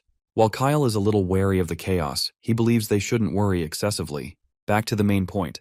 Currently, Hukrin's soldiers are no longer the same warriors from 100 years ago. Most believed Hukrin being a great nation was a given and looked down on other nations. A part of the long peace has now poisoned Hukrin. Just because there's poison doesn't mean everyone drank from the same cup. At least, that's what Kyle believes. Although the new demonic king who appeared in the south is definitely worrisome, there were already several signs pointing to a potential war. This might actually be good. If it weren't for the demonic king, Kyle wouldn't know where the war would break out or what to watch for. However, the focus is now clear. The problem is they've only made preparations to fight up north, and a battle in the Southern Ocean is something they haven't prepared for. While it's true that Hukrin's ships are still better than Danium's or Amgul's, they aren't as good as Danry's. Luckily, Danry is on the way to the western continent, so Kyle doesn't think they'll intervene here. But other than Danry, if the other 5 nations all try to go to war with Hukrin, Hukrin will be at a numerical disadvantage. Kyle has already thought of a solution. By now, Ravina should have reached Sajan. The priest isn't sure if that alchemist's wicked knowledge can help save the world, though he makes one thing clear: he doesn't despise alchemists. After all, everything is according to the night sky's will. Even if an alchemist is part of it, he has no objections. This is when Kyle drops something very interesting, something only he knows. Turns out, Ravina is the closest person to a mage on this continent. The fact that she survived the journey here from the alchemy tower is living proof. There will definitely be an order regarding when each nation obtains gunpowder, but it will eventually reach everyone. However, as for mages, the results of this war will largely depend on which nation they belong to and what they do. In the thick woods of the snowy mountains, we meet an eagle-like humanoid creature. Tagging along with him is a weird, creepy monster who claims to be a spirit. It seems this eagle guy and the spirit aren't exactly on friendly terms. According to his studies, this spirit-like monster is a mere pawn who served an ancient evil. The spirit constantly brags about his own prowess, suggesting that this eagle is no good without his powers. He also mocks how the eagle dude got a pair of wings, which are practically useless. Turns out this eagle-like guy is a rare species known as Garudas. As far as the spirit is concerned, this is why Siakmian's god chose trolls as rulers and utilized this eagle-like species as mere pawns. After placing them as a meat shield at the front in war, the Garduas lost their numbers and the god heartlessly abandoned them. The spirit further rubs salt in the wound by reminding this eagle that if Garudas had been chosen by any god, their fate would have been completely different. But this eagle fella tells the spirit to shut the hell up. He doesn't need a god to begin with. According to stories about Garudas, in the distant past, they were called the species of emperors and could soar the skies. Even during the ancient evil, the Garudas were an honorable species and did their best to fight as was natural. However, when the battle became unfavorable, the gods ran away. After that, for some reason, Garudas could no longer fly. There was an ancient story like that. What this guy is sure about, both in reality and legends, is that gods cannot be trusted. Neither does he need gods nor their help. He will fly the skies using his own abilities, or at least that's how this guy thinks. Once he gets out of this forest, he'll reach a river, and he's almost there. Soon enough, he finds the frozen river. Since elk knights can cross this river and continue to chase him down, the eagle decides to melt the river so no one can follow him. Though that spirit thinks this eagle doesn't have enough power to pull off something like that. Suddenly, his path is blocked by big, tusked guys. Trolls, of course. They immediately notice his rotten left hand, a dead giveaway that this bastard is Mazdari. Mazdari, however, is surprised to see them here because the people chasing him were supposed to come from behind.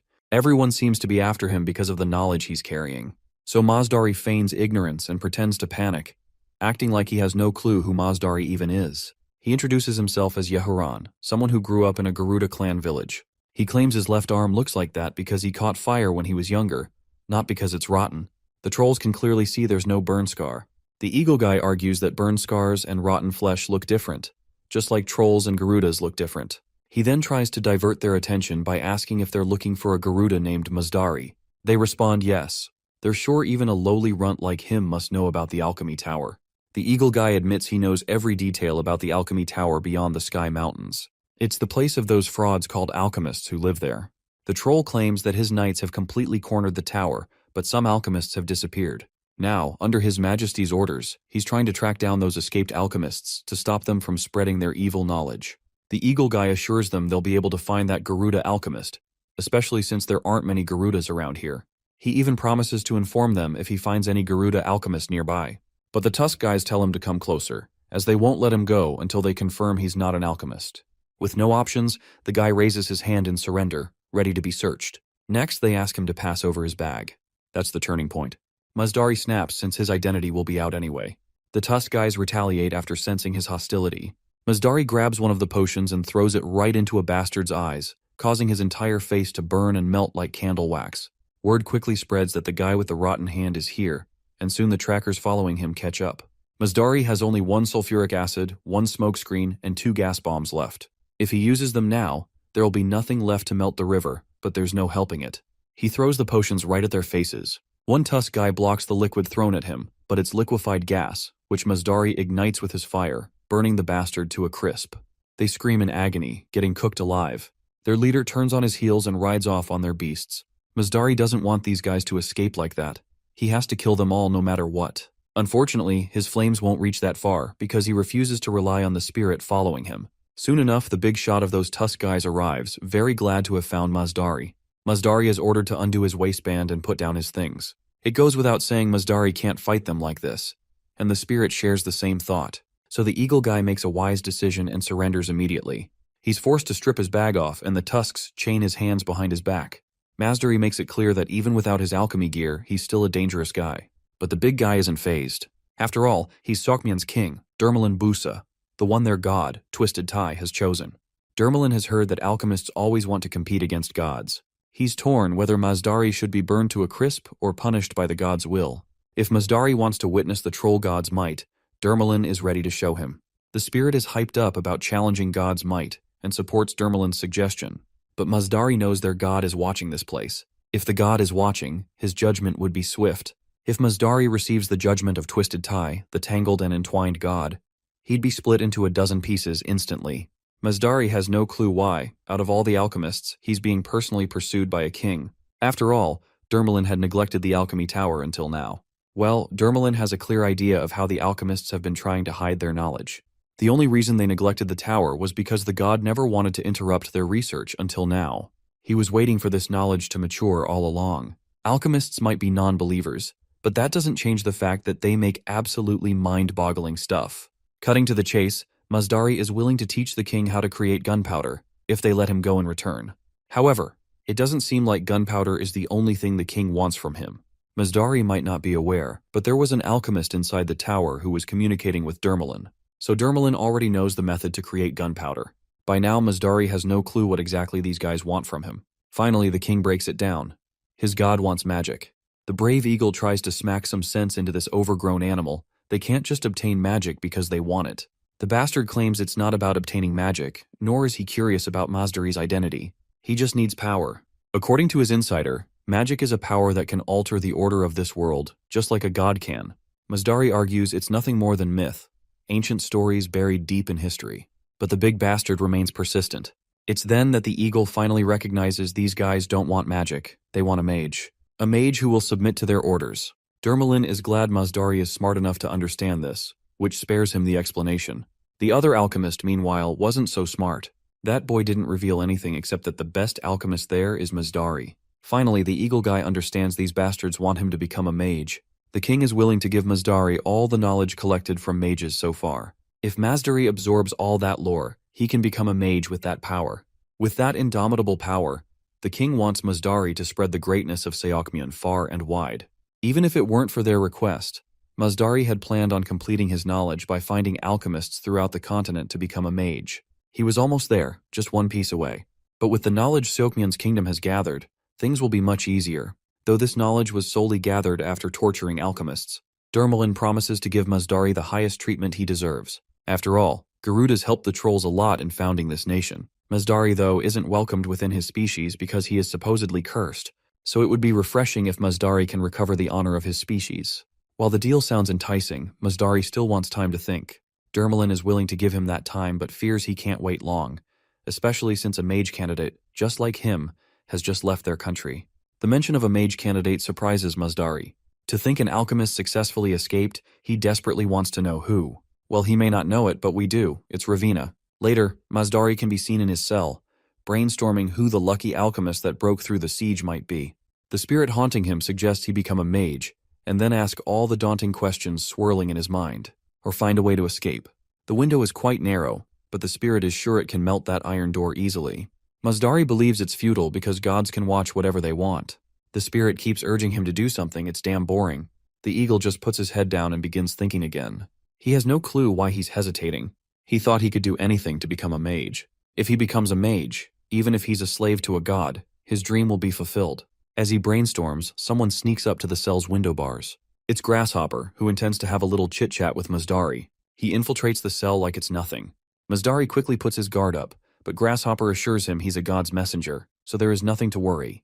His name is Hongo, one of Night Sky's creations. Upon hearing this, the eagle realizes he's referring to the god that Hukryn's lizardmen serve. He quickly asks what business the Night Sky god has with him. Grasshopper claims he watches everything and knows all that has happened so far. Mazdari finds it ironic that the Twisted Tie god reached out to him using Dermalin, while the Night Sky god sent a protector, even though this isn't his territory. Grasshopper assures the eagle that Twisted Tie isn't currently watching. He's confident because his Night Sky god assured him and he wouldn't tell something false. Moving on, Mazdari asks why he's here. Grasshopper says he came to deliver a prophecy. He, Mazdari, will become Seokmyun's mage. Of course, Mazdari has a bewildered look for obvious reasons. For all he cares, if he tries to escape now, that prophecy would be shattered immediately, rendering it bogus. Grasshopper reveals he entered this cell by the power of the god, and Mazdari can't escape like this. Also, the prophecy doesn't end there. The rest of the prophecy. Mazdari, who will become a mage, will betray Seokmyun. The eagle chuckles, because that sounds more like Night Sky's order than a prophecy. But Grasshopper makes it clear this is indeed a simple prophecy. With all said, Mazdari is free to do as he pleases. Poor Mazdari clicks his tongue. To think a god's protector came just to deliver this message. If he becomes a mage with Seokmyun's resources, Seokmyun will have a great mage. Then Seokmyun will become strong enough that no one can ignore their power. Judging by their size alone, Seokmyun is the biggest nation on the continent, and if they have a mage, there's a big chance they'll become stronger than Hukryn.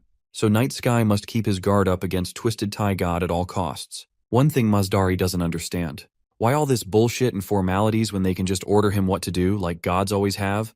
To which Grasshopper reveals that Night Sky God doesn't give out orders for petty reasons so easily. More than anything, he respects the free will of those underneath him. After all, he can still achieve whatever he wants without intruding directly. This doesn't make sense to Mazdari at all. Like, if he happens to do something against the prophecy, what will happen then? He's sure Night Sky wouldn't like it. But Grasshopper reminds him they can't be sure. He believes Night Sky would neither be overjoyed nor depressed whether the prophecy comes true or not. Since Grasshopper's mission is over, he decides to leave. His sole task was delivering the prophecy. Before leaving, he suggests Mazdari hide his thoughts deep inside, since the Twisted Tie God might hear them. If the Twisted Tie God hears his thoughts, his plan to betray would be impossible. With that, Grasshopper vanishes, leaving Mazdari reflecting on his situation. The spirit recommends escaping since the Twisted Tie God isn't watching him. But Mazdari has already changed plans. He may have hated gods before, but for now he's willing to act like the prophecy says. Mazdari is looking at the bigger picture. He really wants to exact revenge and destroy those who locked him up and tortured him. He also wants to avenge all the alchemists, those bastards killed along the way. He's finally chosen the route of betrayal, and it'd be perfect if he betrays after becoming a mage. One thing to note, the Night Sky God seems to have already predicted Mazdari would follow this path after hearing the prophecy. Even so, Mazdari isn't sweating it. Eventually, he sharply stands up, declaring he's done thinking and that he, Mazdari, will work for Seokmyun. The scene transitions to a lone ship cruising the vast sea. The ship has finally reached Sashin, where Lump and Ravina are both on board. About Sashin, it's a small port located between Hukryn's Orizon and Maganon. Because of its large plains and high-quality soil, this port is known for good farming. Apart from that, it's an ordinary place no different from other port villages, which is precisely why no one has taken particular interest until now. This is where Hukryn's secret ordnance factory actually is, constructed beside the ocean to easily meet the supply and demand of materials from vessels. Lump reveals it's not just a weapon manufacturing site. It's basically a place where the knowledge of non-believers gathers. And that thing on the ship they're bringing along is also the result of the same knowledge. Lump suggests Ravina not mention that thing blatantly, but Ravina reminds him it was the Night Sky God who commanded it, so there shouldn't be anything wrong. Still, Lump warns that the base is an unholy object, so before checking if it activates well, he doesn't want to risk any bad luck. He hopes the Night Sky God looks after them. By the way, the thing they are talking about is actually a weapon, and they are here to test some of the newly produced ones. This is precisely why they are at this particular location. Ravina is rather astonished by how much faith Lump has in God, especially since he belongs to the species persecuted the most. Also, this dude is one heck of a crafter. She only told him the theory of gunpowder, and he already made a trial product from that alone. By now, she's sure that Lump is the next in line with the ability to pull off their next plan. Even if something goes wrong, she can simply use her powers of demonic property. The alchemy tower might be gone, but the knowledge remains, and it will change the entire scene of this world. While staring at the blue sky, she calls out to the Night Sky God, wanting to ask something. She actually wants to find out where this world is headed, and what he's really planning. The next day arrives. In the bustling marketplace, we find Basan drinking and having the time of his life. He's already had so much that he's thinking about stopping now before he gets completely wasted. The guys serving him all the booze are having the time of their lives, thrilled that a prince is visiting their humble village.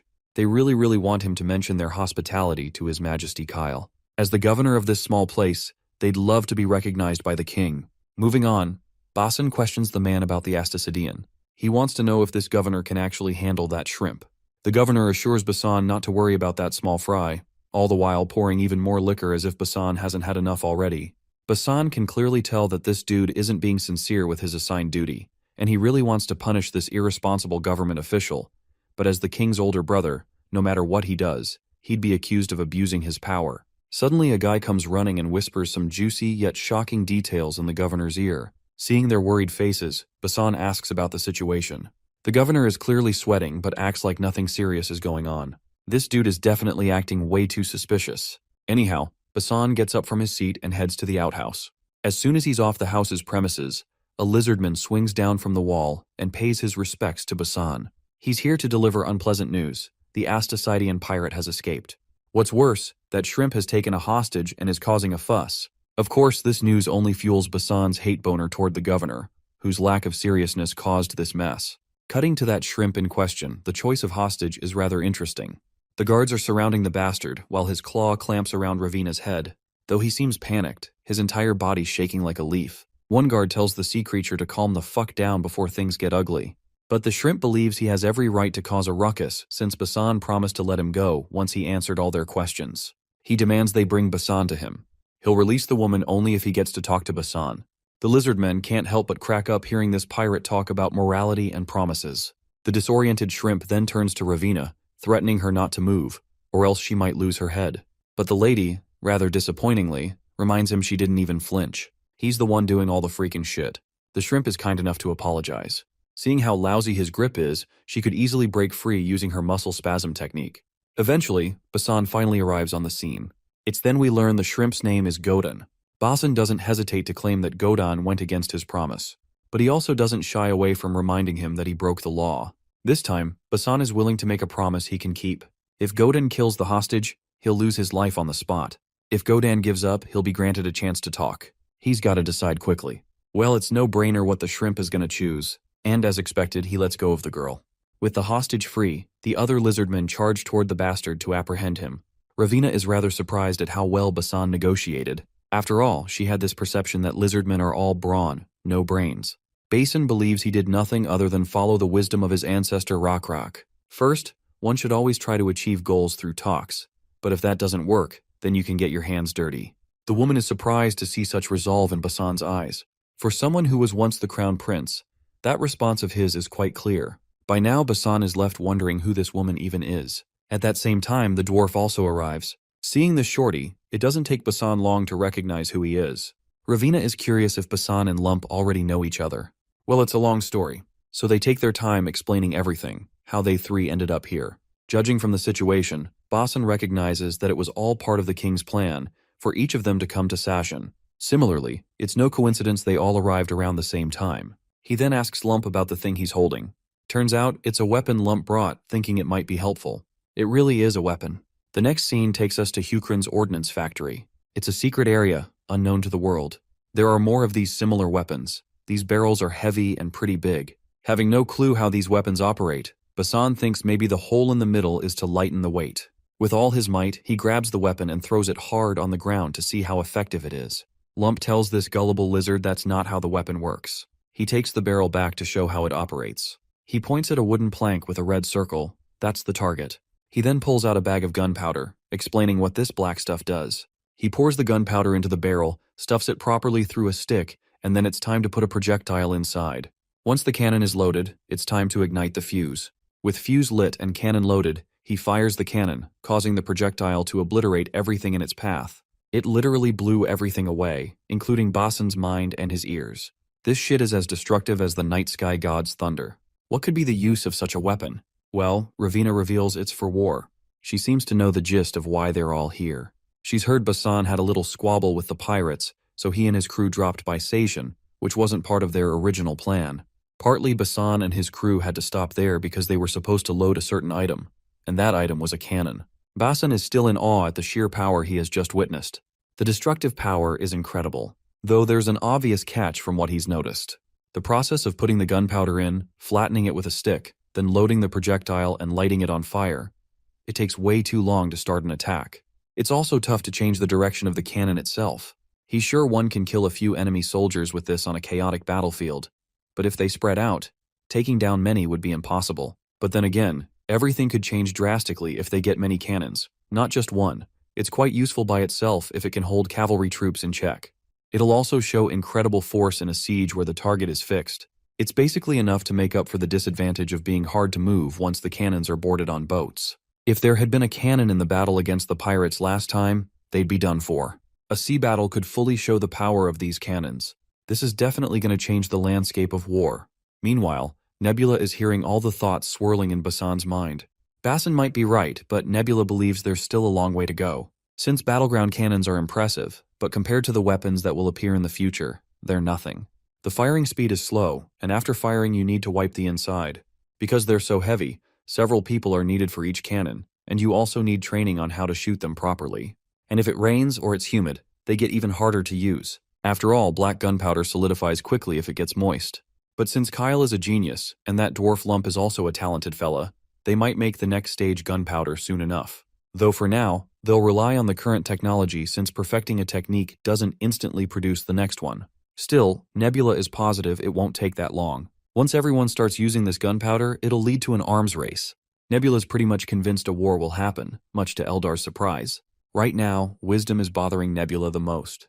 The fact that he's gathering resources at an alarming rate sounds concerning. Then again, it's not like Nebula is sitting around twiddling his thumbs. The power this world brings forth is getting bigger, and the scale of the war will be incomparable to before as a result. Nebula's positive he'll soon find out who is prepared more thoroughly.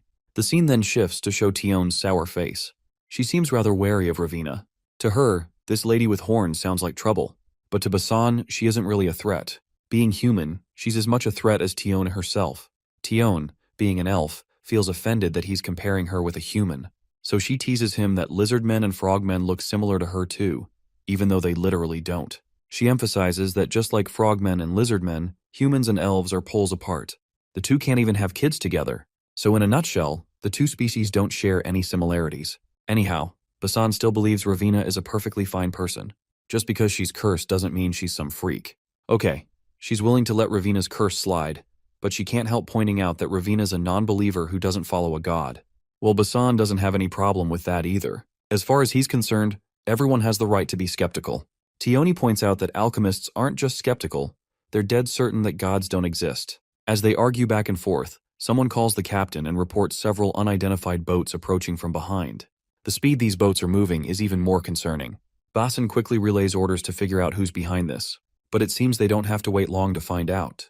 Gaiden screams at the top of his lungs that it's the Deep Night Pirates, though the shape of that ship doesn't really resemble the one his group had. They're actually the main ships from the southern continent.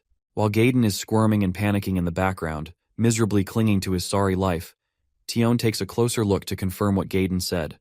The only thing they can do is engage in battle. Well, Basan had been waiting for this exact opportunity, much to Tion's shock. He basically wants to use the cannons during the battle and put these babies to the test. Since she can't go against the captain's wishes, she reluctantly orders the crew to prepare the cannons. Basan doesn't seem fazed at all, as he plans to go head first even though he doesn't know much about the enemy they're facing. The Lizardmen begin aiming tiger cannons at certain angles toward the enemy. Our crew has only 4 ships, and they're currently positioning them horizontally. The enemy on the ship seems to be the deep ones, and they're laughing their asses off seeing just 4 ships. The pirate master is so confident about victory that he's sure he'll get recognition from the Deep Night God. Our boats are finally in horizontal position and have stopped moving, much to the enemy's bewilderment. For a moment, they think maybe the opponent is willing to surrender because they got scared. But we all know that's far from true. Once the enemy is within range, Basan orders his crew to attack, and thus, the Lizardmen begin bombing the hell out of the enemy with cannons. A cannon directly strikes one of those fish freaks, obliterating his face on the spot. The relentless barrage continues, hitting the freaks on the ship, causing them to scramble and dodge. But it seems all too futile. They're being ripped apart left and right as if they're nothing more than veggies. The enemy finally stops pushing forward, but that halt is just temporary. The pirate captain yells at the top of his lungs, ordering his men to march ahead. He's confident the enemy can't sustain firing a weapon like this repeatedly. Seeing this, Basan also orders his men to prepare for another round. By now, one thing is sure: these sea creatures aren't dumb animals. The fish leader, on the other hand, feels glad his hunch was right, given how the barrage of bullets has stopped. He commands his platoon to get even closer.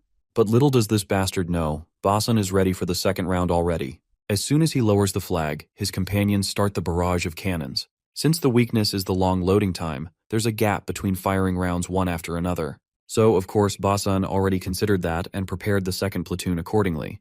He then instructs Tion to put some distance and buy them time to reload. Basan's main objective is the safe delivery of the cannons and gunpowder, and there's no need to purposely annihilate the pirates. However, Basan might just do so if they insist on following him. On the pirate ship, those guys scramble to get back up. The captain wants everyone alive to grab the sails and take control of the direction since he wants to chase his death a little longer. Even if the power of those weapons is great, they still can't destroy the boats. So if they get close enough, he's sure they have a shot. Basan expected this much. These creatures aren't completely thoughtless. It was definitely difficult to damage the boats with earlier cannon shots. In this case, he decides to use the big one. As soon as he orders, the Lizardmen take out the big cannon to obliterate their enemy. As the barrel of the cannon stares at those hobos, my guy pulls the trigger and lets the cannonball loose, making a giant fucking hole through the ship, rendering it utterly useless. The bastards sailing the ship have no choice but to jump off the sinking vessel. Meanwhile, up in the sky, Nebula is watching everything unfold. He seems thoroughly satisfied as well. It was a good thing he lured the pirates here, allowing them to test the force of the cannons. The pirates were driven out with almost no losses for them, and since they had Ravina, failing the test wouldn't have caused too big of an issue. He must say, though, Basan is better than he expected. To think he'd even learn a skill at all. His new skill apparently is all about being a great commander and leader. In Rockrak's generation, they used strategy and tactics. But back then, there were more situations relying on individual warriors' abilities to change things. However, after firearms appeared, fighting abilities standardized, so command systems became more important. Nebula can barely wait for the future when Basan becomes a natural force to be reckoned with. After that, Basan received secret orders to sweep out the pirates, and within a mere month, he conquers the southern archipelago. In the middle of the night, celebrations are in full swing. While Basan may have succeeded in pushing out the Deep Night pirates, he's unsure if he can leave here immediately. Although the southern archipelago may be pirate territory, they'll have a separate military headquarters somewhere. There are 2 islands close to the southern archipelago, from what Ravina has heard. Namely, one is Ormor, and the other is Dolton.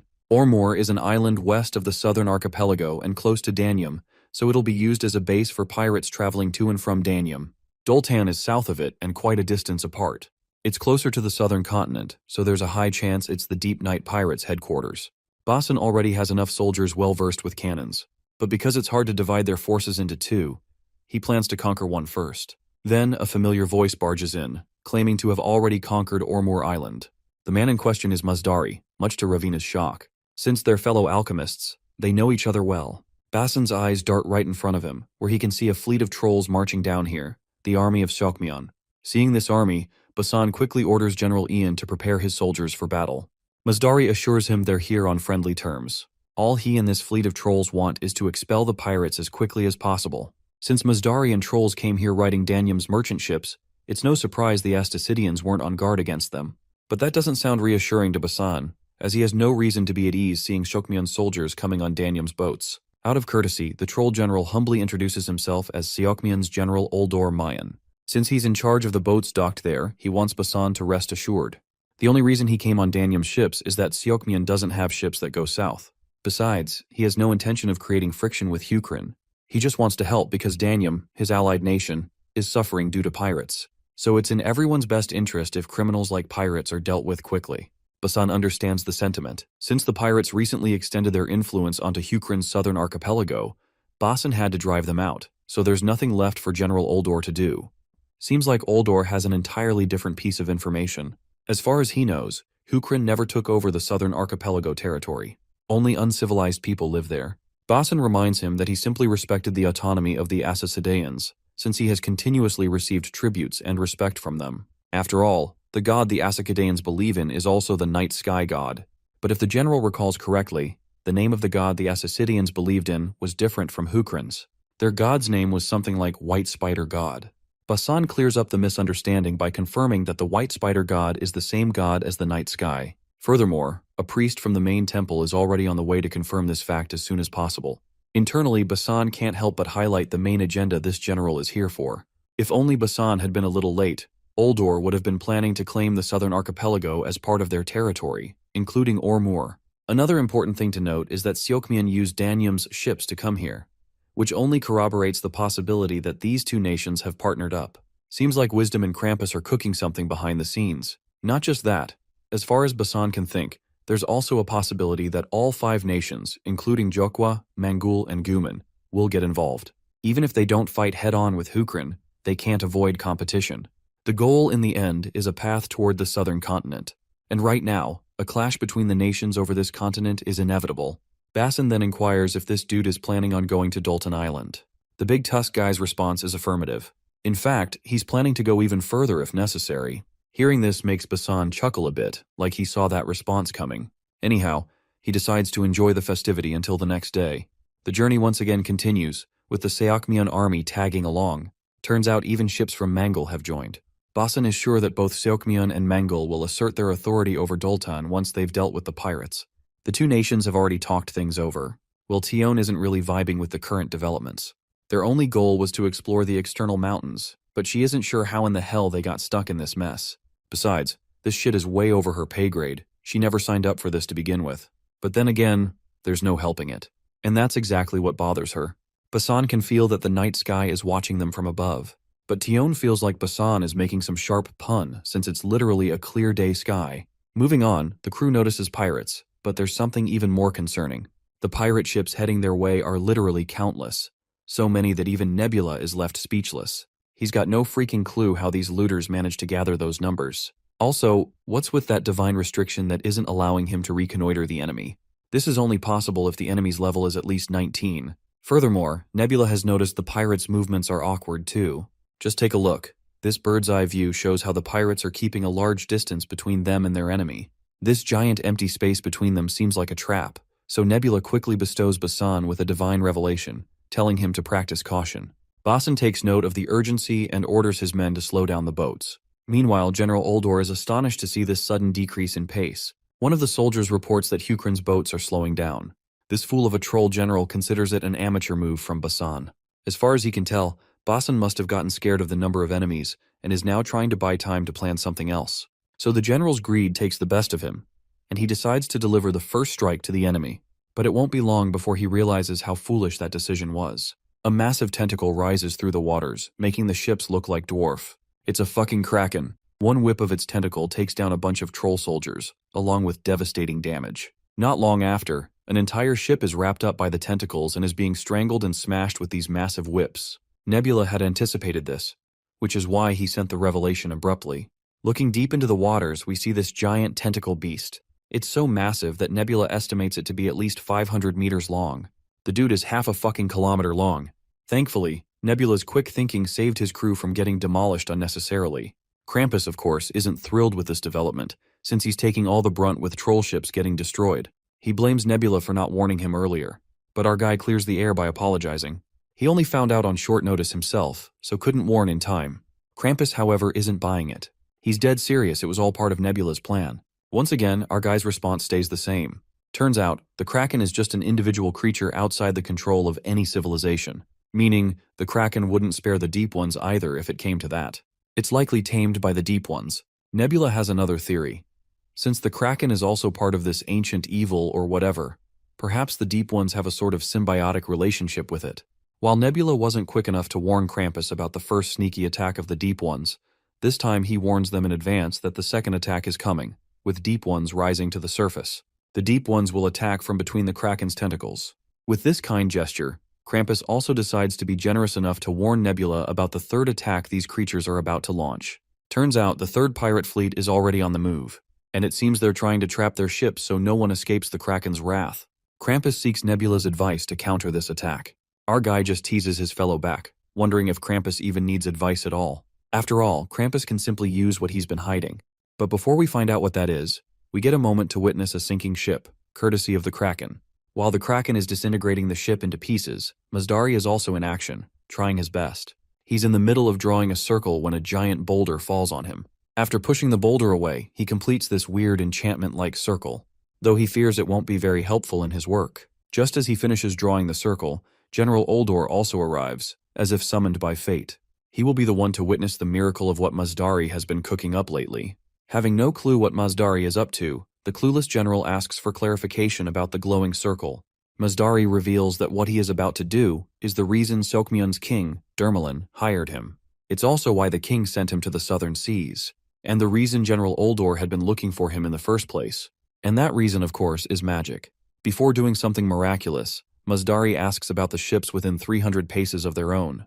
Well, that's around 10 ships. Most of them consist of trolls, but there are also elves, lenners, hobgoblins, and satyros.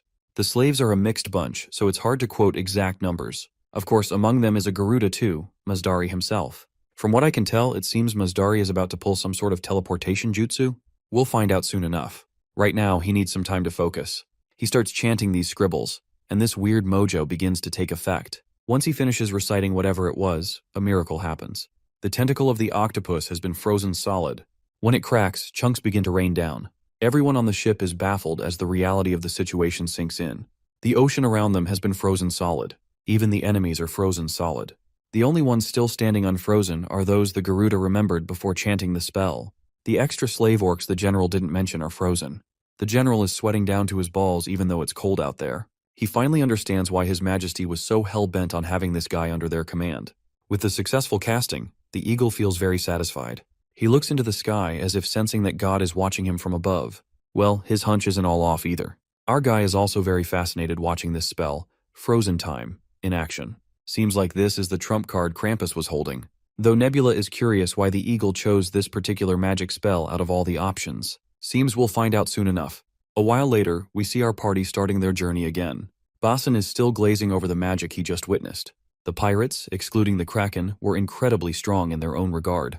If it weren't for Garuda's magic, this would have been a tough fight to win. Thanks to the magic, the Kraken was dealt with easily, and Danium and Mangle's ships could join to push the bastards out. Without it, the fleets would have been disassembled, causing great damage. Since Seokmyun has revealed the power of the mage they'd been hiding, they'll try to maintain a dominant position with that power backing them as they enter the new continent. Though Basan is also sure the Deep Night pirates won't give up just after one defeat. And if the person behind them has forces on the scale of a nation, it goes without saying they still have a lot of manpower. The lookout then reports sightings of Dalton Island nearby. But there's also something quickly approaching from under the water. Basin wants a clear description of the kind of threat they're dealing with. What the lookout sees next leaves him speechless. His reaction is like he's seen something totally unexpected, like flying fish. Well, quite literally, what he's seeing is flying fish, with fishmen riding them. As soon as the fish come out of the water, the fishmen attack General Uldor's soldiers. In the first wave, every fishman manages to snag a kill using their pointy spears. Meanwhile, the general is freaking out, seeing fish flying in the sky. Literally ridiculous. What's next to see? Flying dicks? Poor trolls are being drowned while stabbed to death. Basin and his crew can only watch as the trolls get slaughtered like this. Those fish knights make enemies fall from the deck into the ocean, where the deep ones waiting below finish them off. Basin decides to empty the deck and hide below. But his fellow points out those creatures are climbing up the ships. If they empty the deck, it'll give the creatures a perfect chance to climb aboard. If the crew lets their guard down, the ship will be conquered too. In this case, Basan believes using the cannons will be difficult. He has an alternative plan. While they may be in the ocean, the enemy they're dealing with is basically cavalry troops. So the only thing they have to do is fight these bastards head-on like they would on land. The fishmen are closing in very fast. One of the fishmen, likely the platoon leader, is sure there isn't much time to prepare countermeasures. He's planning to execute the same technique he used on the trolls, then let infantry crawl up and take control of the ship. With spears in hand, the fishmen riding the fishes are ready to slaughter the enemy in front of them. But they find themselves stunned midair when they see shiny spears pointed directly at them. One fishman makes a sharp turn and gets right over the blind spot of the lizards. The douchebag is cocky, having outmaneuvered his enemies rather easily, but he didn't anticipate what awaited him. It's First Matey, ready to screw these guys up hard. With just one swing of his fist, he dusts the bastard riding that overgrown fish. More and more flying fishes appear, definitely an alarming situation. But the lizardmen pierce through these bastards like they're hunting some good grub. The fishmen riding those creatures start to topple off their rides, only to get slaughtered cold-blooded. Basan yells out orders to everyone. Avoid contact with their maws. Also, their true weapon is their spear, so don't chase and stab them recklessly. He encourages the soldiers to hold their spears firmly and protect their positions. The soldiers obey, and it's working in their favor. It might seem like a new strategy, but it's just a version of a pre-existing one. Good thing Basan learned how to fend off cavalry troops. It might actually be easier to face them here than on land. The cockatoo cavalry is nimble enough to pierce through spears, but the fish cavalry has a hard time making sharp turns once they jump off. General Oldor's army has also started using this strategy, and it seems to be working for them too, though it's not enough to fend off these monsters completely. The lookout in the crow's nest mentions more pirate boats, likely more than 120. Since the preceding ships haven't finished their battle yet, if the pirates enter, the ships might get tangled up. If so, it'll be difficult to use the cannons. So Basan strategically decides to proceed forward instead of retreating. Tion isn't sure if this decision won't get them killed. After all, they're the only ones moving forward. Basan assures her others will follow closely eventually. That certainly isn't very reassuring. The reason Basan wants to go ahead is to use his cannons without damaging his allies' ships. Then Mazdari comes flying off and lands right in front of Prince Basan. He's here to contest Basan's idea. You see, if Basan uses cannons while allied forces and those 100 pirate ships are close together, the pirates and allies would be obliterated simultaneously. Basan doesn't get why he would want to attack his own allies. As far as Mazdari knows, he thought Hukrin had a hostile relationship with other nations. And this is the God-gifted opportunity to decimate the allies under the pretense that open fire was the only choice to defeat the pirates. Mazdari was the last person Basan expected to hear this crazy plan from. But Basan lets him know that he would never try to attack his allies given the current circumstances. After all, the battle against the Deep Ones isn't over, and you can't be sure these 120 boats are the last line of defense. Losing sight of the grand scheme in chase of immediate gains is the thing of fools. Mazdari notes how Basan is strangely similar to his god and believers in this aspect. Basan overhears Mazdari a little, who immediately switches the topic, saying he just came to lend his magic power. It's good if they're ready with all their guns. After all, a dangerous one is heading right toward them. One particular pirate ship is heading straight toward them at crazy speeds, towed by a massive fish. It seems to be the captain's ship, a buffed-up pufferfish. Instead of air, this bad boy packs some muscle under his skin. His only order? Destroy the opposing ships in sight. As for his formal introduction, he's the Deep Night Pirates boss, the Black Order High Priest, Yahun. And the big fella pushing this giant-ass ship is Ancient Sparkling Tail, a sea serpent. Yahun is screaming his fat ass off on his ship, confident in his prowess. He envisions destroying everyone, taking control of the entire continent, and becoming the top person of the order. This crazy-ass serpent is actually an abominable god. It's likely the Deep Ones tamed the abominable god, and now they're cracking the whip. It's a mystery to Nebula how these guys even tame these sea creatures. A little about abominable gods. Abominable gods and abominations are enemies that players need to defeat. They are treated as monsters that players must defeat to receive domain trophies. The only reason abominable gods follow the evil god Shacha is likely because Shacha has a unique domain that allows him to control these abominations. You see, after defeating Geol Wubi, Nebula obtained a unique domain as well, namely, the Domain of Corpses. That was a completely new, unique domain, so maybe Shacha also has a unique domain as well. The pirate ships have already gotten dangerously close. Everyone will bump into each other at this rate. Eldar worries if he isn't going to do anything about it. Well, Nebula has a policy against butting in unnecessarily. There's still hope here, and that hope is Mazdari. Finally, the cannons are put into action. Sadly, the cannonball just bounces off after hitting the abominable god, as if the cannonball were made of plastic. Since regular cannons are ineffective against this behemoth, Basan orders the soldiers to prepare the king cannon. They're supposed to lower the arc and aim it right in front. The chance of success is low. There's no guarantee the monster will stand still and get hit by the cannon. Forget hitting. They can't even be sure if the cannon will do any real damage. Basan doesn't exactly applaud his fellow for such pessimism. According to Hukrin military law, saying things that lower morale during war must be paid with one's life. Mazdari is ready to help, though he makes it clear he can't use magic whenever he pleases, as there are certain conditions involved. First, he needs to be able to touch the monster's body, then tie it down so it can't move. Furthermore, he needs enough time to drink a cup of tea. Well, these requirements don't sound that hard to fulfill, or at least that's how Basan thinks. Anyhow, Mazdari plans to go around the monster's surroundings and draw a magic circle atop the boat. Someone needs to stand guard and protect the magic circle so it doesn't get ruined.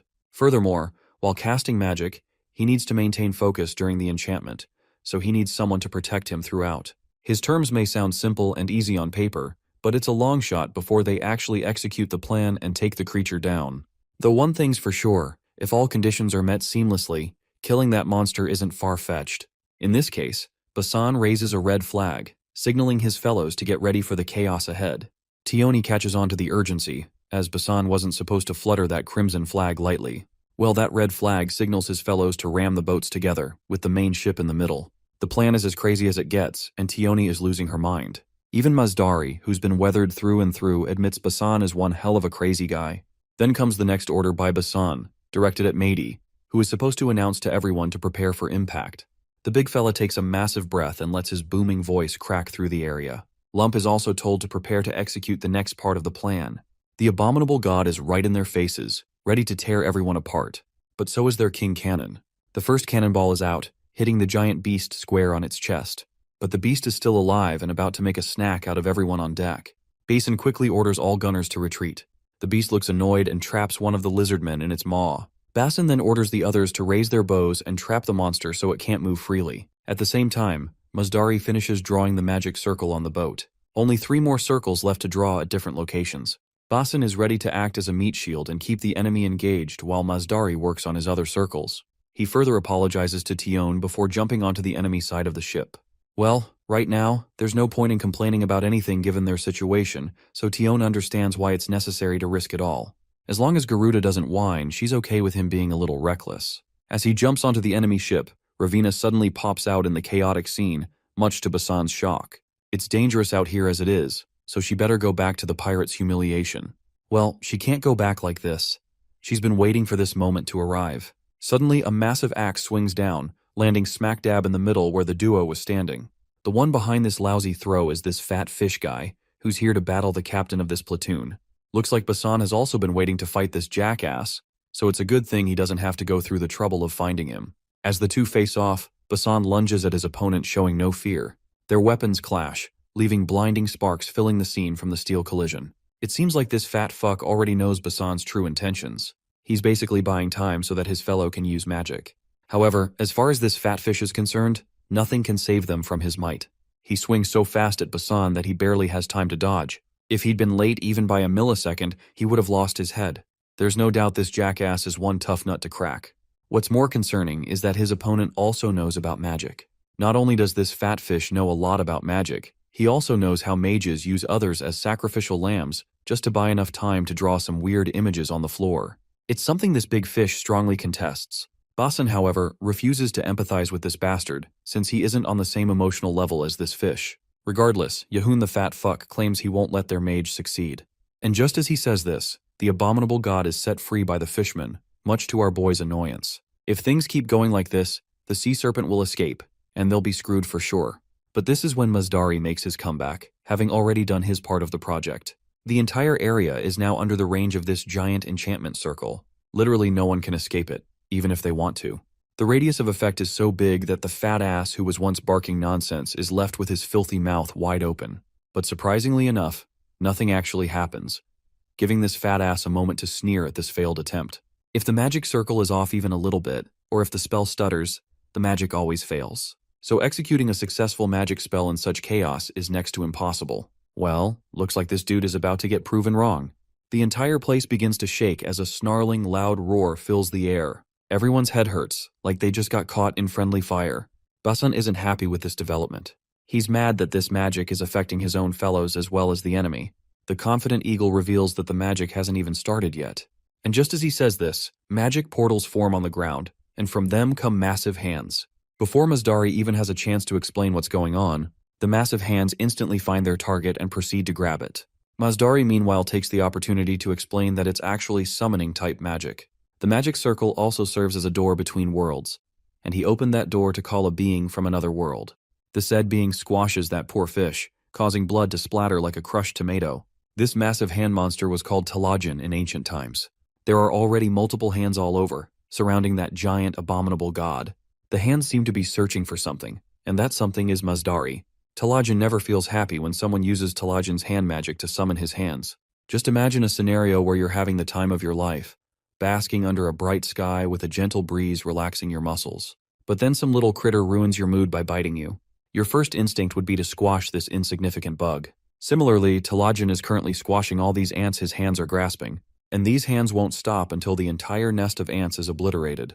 Basan fears the implications of how dangerous this actually is. But then again, all magic is dangerous, and Mazdari has taken the risks into account with each spell. You see, magic follows rules. The first rule is that Talajin's hand can only sense deep ones as long as they're here. The second is that Talajin senses that big monster as Mazdari himself, an insignificant bug who ruined Talajin's sleep. Now, let's pan the scene over to this fatty sucker yelling at the abominable god to do something before they get their asses ripped apart. The tamed beast obeys what the master says and promptly attacks the hand by biting it. Looks like the abominable god has finally caught Talajin's attention, and that's clearly not a good sign. The giant hand grabs the poor bastard by the throat, gripping so hard it leaves him screeching at the top of his lungs. The giant hand continues to scramble the hell out of the abominable god, making it look more like a whiny bitch than a formidable foe. In no time, the bastard grabs the abominable god with his giant hands and rips it apart like it's nothing more than spaghetti. The brutality is on a whole other level, truly. Everyone is so traumatized and horrified by the sheer brutality. The battlefield clearly isn't for the faint of heart. It's now obvious why magic is such an OP thing in this world. Dangers are apparent too. That's why it's never a good idea to draw a big magic circle. If you draw it too big, things other than just the hands and arms can come through. Then handling it would be a Herculean task. They wouldn't have been able to handle the shit. Basan wants to keep watching that hand, but given the opportunity, he decides to take down that fat ass in the meantime. So Basan gives Mazdari the task to watch those hands. Mazdari is thoroughly satisfied with the outcome, with everything going according to plan. With the abominable god down for the count, that big fat ass has no option but to run and save his sorry ass. Nothing is going as he intended. Not only did the Pope's knights get defeated before they could properly use their power, but the sea serpent they received as a representative of the high priest was ripped to shreds. Once the rest of them join, it's simply a matter of time before they're defeated. As far as this fat ass is concerned, if he hadn't been pushed out to the open sea, he would have easily defeated them. This is all because he got weaker after being pushed out in the power struggle of the Order. Blaming others won't do him any good. My guy is already out here risking his neck, and I'm not sure how his fat ass is going to save himself from what's coming. The only thing he's good at is running his mouth relentlessly. Before charging recklessly at our boy, the fat ass utters his god's name once. Deep Light. Seems like it's the first time Basan has heard this name. With the name of his god, the fat ass charges at our boy and brings that axe crashing down. That swing definitely packs a punch, so much so that Basan is forced to reckon with it. He can tell this king is a warrior who's been through countless battles. He's stronger and more experienced than anyone here. For a moment, Basan starts to regret coming alone into the fight, but he quickly resolves himself again. The bastard's coming from the other end, and my guy plants his feet ready too. The fish guy sneakily uses his tail to throw our boy off balance and onto the ground. Basin reacts just in time and jumps away. The bastard, meanwhile, is feeling smug again, but that confidence melts when he sees more than one lizardman arriving on the scene to assist Basan. Instead of risking it, he makes the wise decision to retreat for now. Basin feels disappointed fighting against a coward, no matter how powerful the opponent is. He throws a dagger straight at the monster, and it lodges right in the bastard's back. Poor Fatty can do nothing except whine about the sneaky attack Basan just pulled.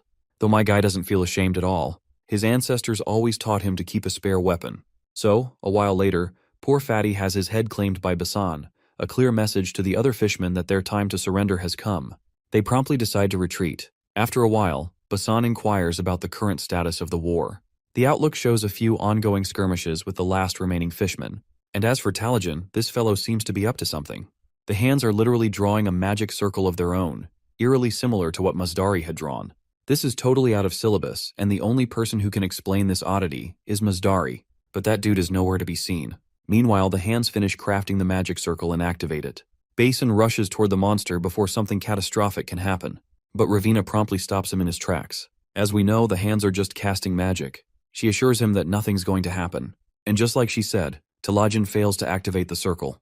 To explain why, she reveals that magic follows fine rules. It requires extreme accuracy and very elaborate, detailed techniques. Even a slight mistake is enough to render the entire circle useless. Using her innate talent and magical knowledge, Ravina forced him to make a tiny mistake in his technique. Moving on, she recommends hopping to the other ships.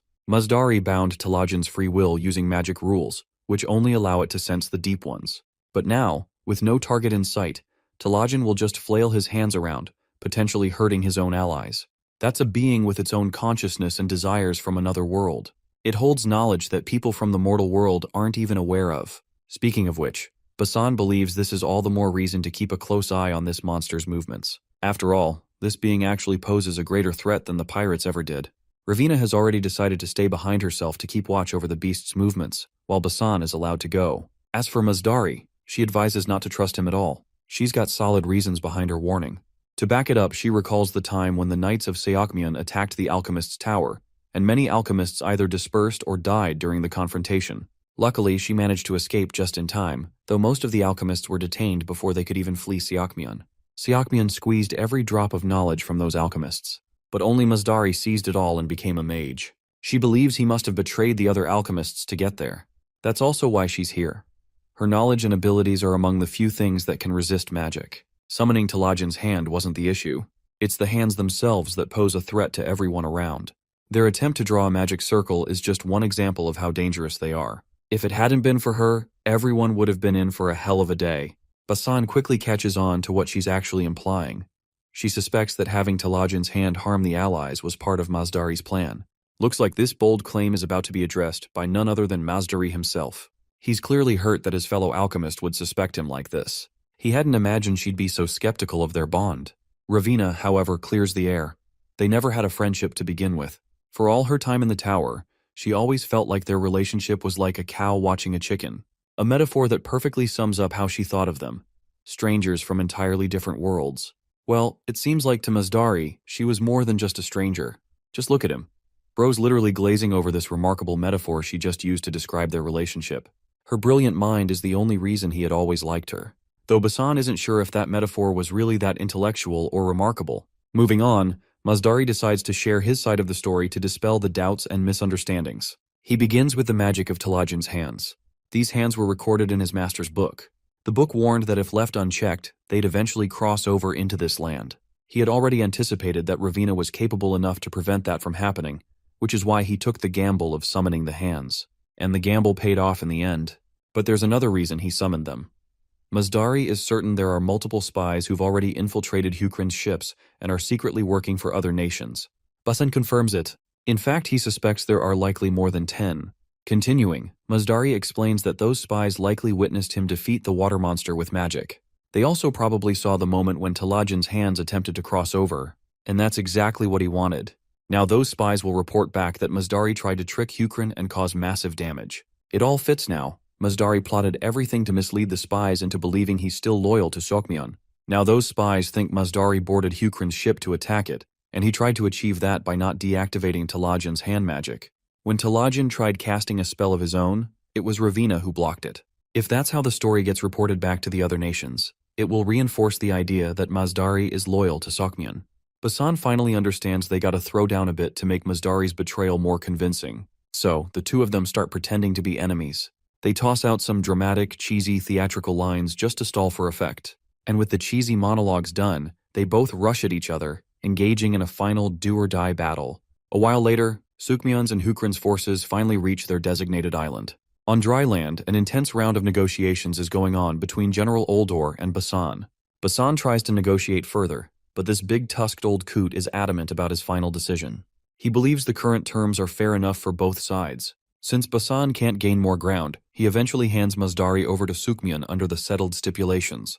Apparently, Hukrin receives a ceasefire for several days and dominion over Doltan Island. Basin had been trying to negotiate for a longer ceasefire, maybe months, but it didn't work out. Peeking into General Oldor's thoughts, the only reason he agreed to the ceasefire is because he got Mazdari. As long as he has a mage in his arsenal, he can reclaim Doltan Island anytime he wants. There's no battle he can't win. With that, the conquest of the Deep Night Pirates comes to a close. Seokmion's armies return for the time being. That night, we shift back to Oldor. They'll be arriving in Bavrin tomorrow, where they plan to stockpile supplies during the ceasefire. Later, he meets Mazdari, who is drawing circles and whatnot, likely practicing some magic. General Oldor is tense seeing all these impromptu circles drawn everywhere. His first instinct leads him to believe that Mazdari is probably trying to pull some dangerous shit on the ship. Well, Mazdari has solid reasons behind each circle. First, the circle before them is meant to fool the god's eyes, though it only works for a short period. If he hadn't used this circle back when fighting Basan, the Twisted Tie god would have intervened and ruined the plan. Or maybe the Night Sky god would have interfered too. Regardless, since Mazdari's still alive, it means his magic worked wonders. He stopped the gods from interfering, making things easier for everyone. General Oldor, clueless as a lamb about to be sacrificed, asks for clarification. Looks like his time is up. The circle he's standing on is natural ignition magic. Mazdari activates it while sinisterly revealing the spell's name, burning the poor general to a crisp. Meanwhile, the anti-God's Eye magic ensures the Twisted Tie God isn't interfering. As Uldor disintegrates into nothingness, Mazdari assures the dying troll that magic fire can't spread beyond the circle radius, so the ship won't catch fire. In no time, the once general is reduced to ashes. Really awe-inspiring, if you ask me. Now it's time to execute the next task. He activates another spell. Nearby lies a dead rat, which begins mutating as soon as it touches the crimson of the circle, turning the mouse into a literal zombie. The spell that resurrects the mouse is Magic Zombie Epidemic.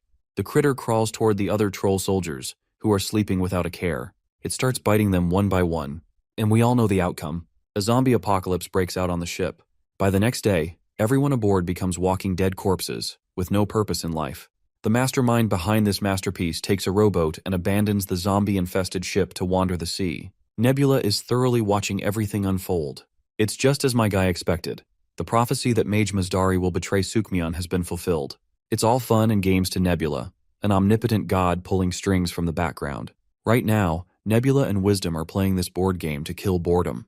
Nothing notable has happened lately since it's a ceasefire period. Though the ceasefire was never part of Wisdom's grand plan. Wisdom also decides to invite Eldar for a game. Nebula isn't interested in playing with anyone he thinks isn't a challenge. He's played against almost every player by now, and no one has come close to beating him. So playing Eldar would be boring. Bro is riding high after putting Wisdom's army out of the equation. Though Wisdom himself doesn't seem fully aware of this fact. Anyhow, Nebula admires the exceptional skill Wisdom possesses. He isn't as mediocre as the rest. Feeling honored to get compliments from someone he considers the top player, Wisdom plays his final move and checkmates Nebula, declaring his win. Wisdom may have won the game, but he's already lost the battle. With the game over, Wisdom heads off, leaving Nebula basking in his victory. A while later, Nebula shows a status window to his fellows, confirming that the prophecy has been accomplished. Runda isn't sure how prophecy stuff even works. From what she understood from Nebula's antics, it was like saying, "I want to eat an apple." Then he ate an apple, ultimately fulfilling the prophecy. Runda is spot on, and Eldar further explains that when a prophecy is used as an element to fulfill another prophecy, it's called a self-fulfilling prophecy. Runda admits Nebula played it badly with poor Wisdom. It's rather commendable what Nebula achieved through sheer wits. When the stage was set, Nebula purposely asked for a game of Go to divert Wisdom's attention, so Wisdom didn't realize Mazdari's betrayal. Though by now, Wisdom might realize he got played. Runda again compliments Nebula for what he achieved, but it's not over yet. Mazdari isn't the only mage in existence right now. Sukmion might have been fastest to produce the first mage, but Guman and Danyam also caught alchemists and extracted info. Not to mention, they used some cursed alchemists to make mages, hinting at potential dangers Nebula must prepare for. Seems like we're underestimating Nebula here. He never said he was only going to make Mazdari betray his nation. Of course, the femboy and the girl both are in disbelief at what Nebula is trying to say. Just in time, everything becomes clear when two more notification panels pop up revealing the prophecy of Mage Taili betraying Juman, and Mage Yan betraying Juman as well. Bro has basically monopolized all the mages that exist on the third continent. Somewhere in the mountains, Wisdom's foreboding face greets us. Yes, he's been bested by Nebula. Now he understands how big a mistake it was trusting Nebula at any point. He feels ashamed that he was enjoying winning a lousy board game, all while getting played by Nebula behind the scenes. He never realized Nebula was playing real chess while he was busy winning checkers. Jang's lid seriously flips. They've lost all the mages they've been cultivating. Basically, they lost their only weapon that could have given them an edge against Hukrin. This is when Runda butts in with her 2 cents. As far as she knows, Nebula doesn't have authority over any mages either. This perhaps makes his and their situation pretty similar. He has Ravina, that human with horns, but she isn't a mage. And judging by her past, she doesn't plan on becoming one either. Above all, Nebula's strategy is anti-magic. About the anti-magic strategy, it rules magic out of play on perished worlds. Although one mage has the force of thousands of soldiers, the moment they can't be controlled, they may attack a player's species or drain a bunch of resources. Several cons come with them. Even Yan, Tale, and Mazdari, who belong to the Five-Nation Alliance, all inflicted great damage on their nations before escaping. Back in the meeting, with anti-magic, Hukrin can spread fear and distrust among everyone, which helps to discourage the production of mages. But Hukrin didn't do that. Not to mention, the king is pretty open-minded about magic in the first place. With all that said, even though Hukrin has means to gather magic info, they didn't create any mages. Even Ravina isn't looking for info from other alchemists. Jang shares the same thoughts as Krampus, while AR has something important to add. She asks if they've found the missing mages yet. The only response she gets is silence from all four of them. Speaking from experience, finding lost mages will be hard, especially the way everyone lost them. Since there's no search function in the game, they have to find them manually, one by one. But mages have deception magic, which makes the task even harder. However, deception magic only works on gods if gods try to look for them. So, she plans to use her creation for this task. It's a pig, much to Krampus's surprise. He expected her to use her dog like she always does. AR reveals that pigs have a better sense of smell than dogs. She originally used pigs to find truffles, if she has to be honest. His name is Dasamu. What makes this pig perfect for the job is his outstanding sense of smell. This finally gives Wisdom some hope he's been desperately craving. If they locate the mages who escaped, they can eliminate as many variables as possible. Even if they don't have to worry too much, like Runda said. Looking at the big picture, Nebula has a similar strategy and is playing against everyone, but he reminds them that they have got 5 times the power. Plus, the forces they can mobilize right now are 8 times greater. Zhang suggests being more cautious. If they only look at national power, there's no reason to form an alliance. Wisdom highlights that both sides lack magic, and in terms of firearms tech, they're similar to what Nebula has. So if they combine forces and manpower, a victory against Nebula is inevitable. Though that doesn't mean they should let their guard down. He just means they shouldn't feel apprehensive for no reason. Being united is their best weapon against Nebula. They can look at history, but Nebula always believed in divide and conquer. So the only way to beat him is consistent alliance. Wisdom would bet his life Nebula is still planning the same thing this time. Nebula wants division among everyone so his enemies fight each other, and he's actively trying to make it happen. So as long as the alliance stays firm, victory is within reach. Or at least that's what Wisdom believes. All the relevant parties start discussing among themselves, while a mole in the party just sits quietly, listening. The scene shifts to Sitting Buddha Valley. In one of the tunnels sit all 3 wizards. Since everyone relevant is already here, Mazdari initiates the dialogue. The demon-eared woman Yan finds it depressing that only 3 alchemists managed to reunite. Carnivorous ENT, known as Tale, asks about Ravina's whereabouts since she escaped in time. Mazdari reveals Ravina isn't interested in becoming a mage. There's no reason to want more pain after being born into a cursed life. So he hopes she finds her own path and something to live for. Now that they've gathered as mages, Yan suggests rebuilding the tower that collapsed because of the gods. She wants to build a magic tower instead of an alchemy tower to give the cursed a chance to learn magic. As they're planning, Tale's sharp senses pick up an alarming sound. Yan only hears rain, but Mazdari hears something else, something growing louder and closer. Everyone tenses. Whoever it is, they're dragging a dead animal body. Eventually, the figure comes into view. The hue surrounding this mysterious figure indicates it's some celestial being. The person begins counting the mages in a familiar voice, seeming to know each by name. The figure seems to have business with Mazdari. Since his figure has never seen a Garuda before, poor Mazdari is mistaken for a chicken. When Mazdari clarifies he's a Garuda, the familiar Lizardman apologizes for the racial misclassification. After all, he's never seen a Garuda in his lifetime. By now, Mazdari is basically curious who this dude is. But the Lizardman says his introduction is unnecessary. All they should know is that he's the night sky's messenger. Yan questions how he found them, to which he claims he never tried to look for anything. He merely followed this pig. Of course, the pig seems to be AR's familiar, which the Lizardman has hunted down already. He reveals the pig is a god's creation, sent solely to find them. If it hadn't been for the messenger's interference, they would have been exposed already. Mazdari finally realizes who this person is. The one with the power to easily kill God's creations, an apostle of the night sky with a Lizardman's appearance. If he's not mistaken, it's Rakrak. As far as Mazdari can tell, Rakrak is here to claim every mage's life. Unsurprisingly, Rakrak denies having such motivations. Besides, everyone would have been dead long ago without his interference. Tali is grateful but highlights that the pig's death will likely lead to their location being exposed. Rakrak assures them the night sky himself is working to prevent that. After temporarily severing the connection between the creation and the god, Rakrak killed it, and Night Sky created a new one identical to this. Right now, the god of that creation is looking down at the wrong pig. If Rakrak isn't here with ill intentions, then why is he here at all?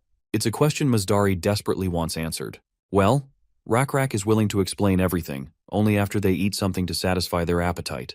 Funnily enough, that creation eventually becomes the perfect snack for their late-night gossip.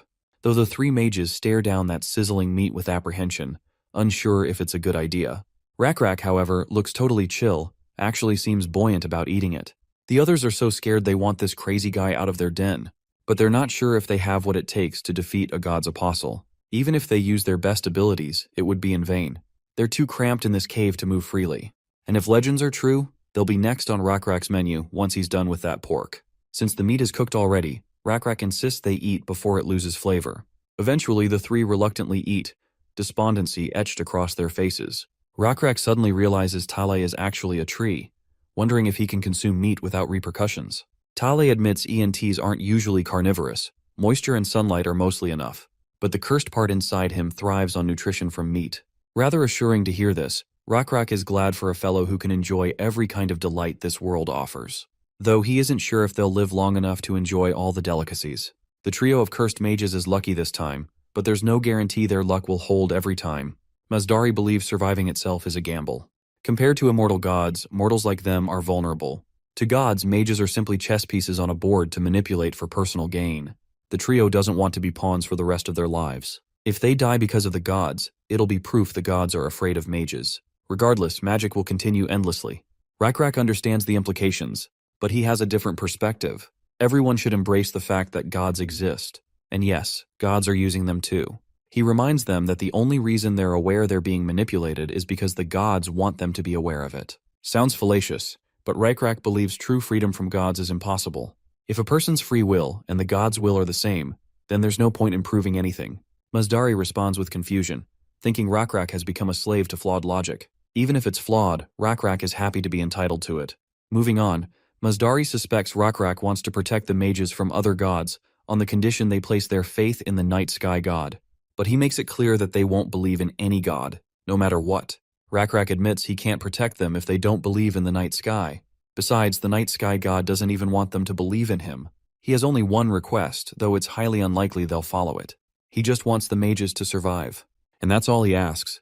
Upon hearing this unusual request, the three mages go silent. From what Masdari has managed to gather, this Lizardman wants the mages to stay alive just so they can act as a threat, a deterrent for the other gods. Rakrak doesn't really elaborate on this, though he does admit that Masdari's assumption isn't far off. When Masdari pushes for clarification, Rakrak points toward the magic tower that's already been destroyed. It used to be a place where all the cursed had gathered, but now that everything is in flames, the three survivors are currently hiding in the caves, starving and soaking wet, while debating their dark futures. The night sky god is benevolent and wants to express his pity for the three, wishing for them to survive for their own sake. Masdari recognizes that his two fellows are almost willing to accept Rakrak's terms, leaving him as the only one who can tip the scale. But Masdari also can't seem to bring himself to refuse Rakrak. After all, that cunning lizard fed them properly, making them feel indebted under his kindness. With no choice, the hawk accepts Rakrak's terms. The night sky will assist in protecting the mages, while the mages must ensure their own survival. In unison, they promise to survive. The scene then cuts back to Runda, who's being quizzed with a million-dollar question: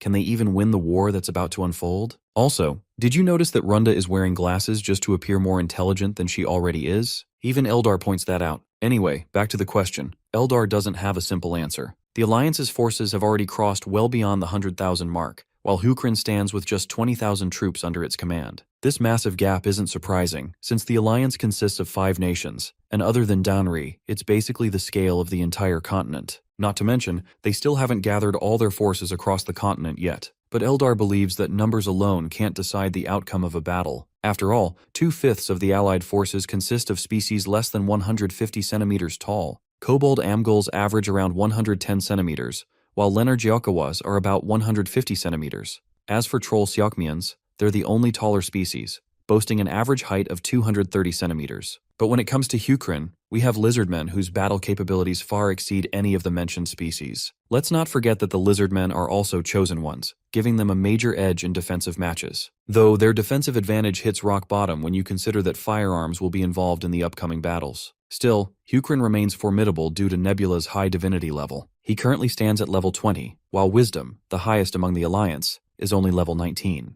The higher your divinity level, the more creations you can command, giving Nebula a strong advantage. Even with all the odds in Nebula's favor, Runda reminds her fellow that they're up against 5 gods. The mention of 5 gods surprises Eldar, who thought the Alliance only had 4 members. Plot twist time, the 5th member of the Alliance is Runda herself. Now Eldar doesn't object to this woman joining whatever side she wants, but what puzzles him is the fact that she was literally cooperating with Nebula up until this point. Runda throws a tantrum in response, reminding him that Nebula knows about her weaknesses and uses them as leverage against her. Then she pulls an Uno reverse card and starts patronizing Eldar instead, questioning for what purpose he's supporting Nebula. Runda only cooperated with Nebula because it benefited both sides. But now that it's no longer the case with a massive war approaching, she won't cooperate with him anymore. But let's be real here. The only reason she's cutting ties with Nebula is because she fears Nebula might end up losing, and the others would never accept her for acting as a double agent. That's when Eldar makes Runda aware of another cruel reality. If Nebula actually wins against the Alliance, it'll be just as devastating for her. Nebula would devour her for siding with the enemy. Well, Runda has already taken that into account. She's sure that Nebula will punish her for the betrayal, only to forgive her later on.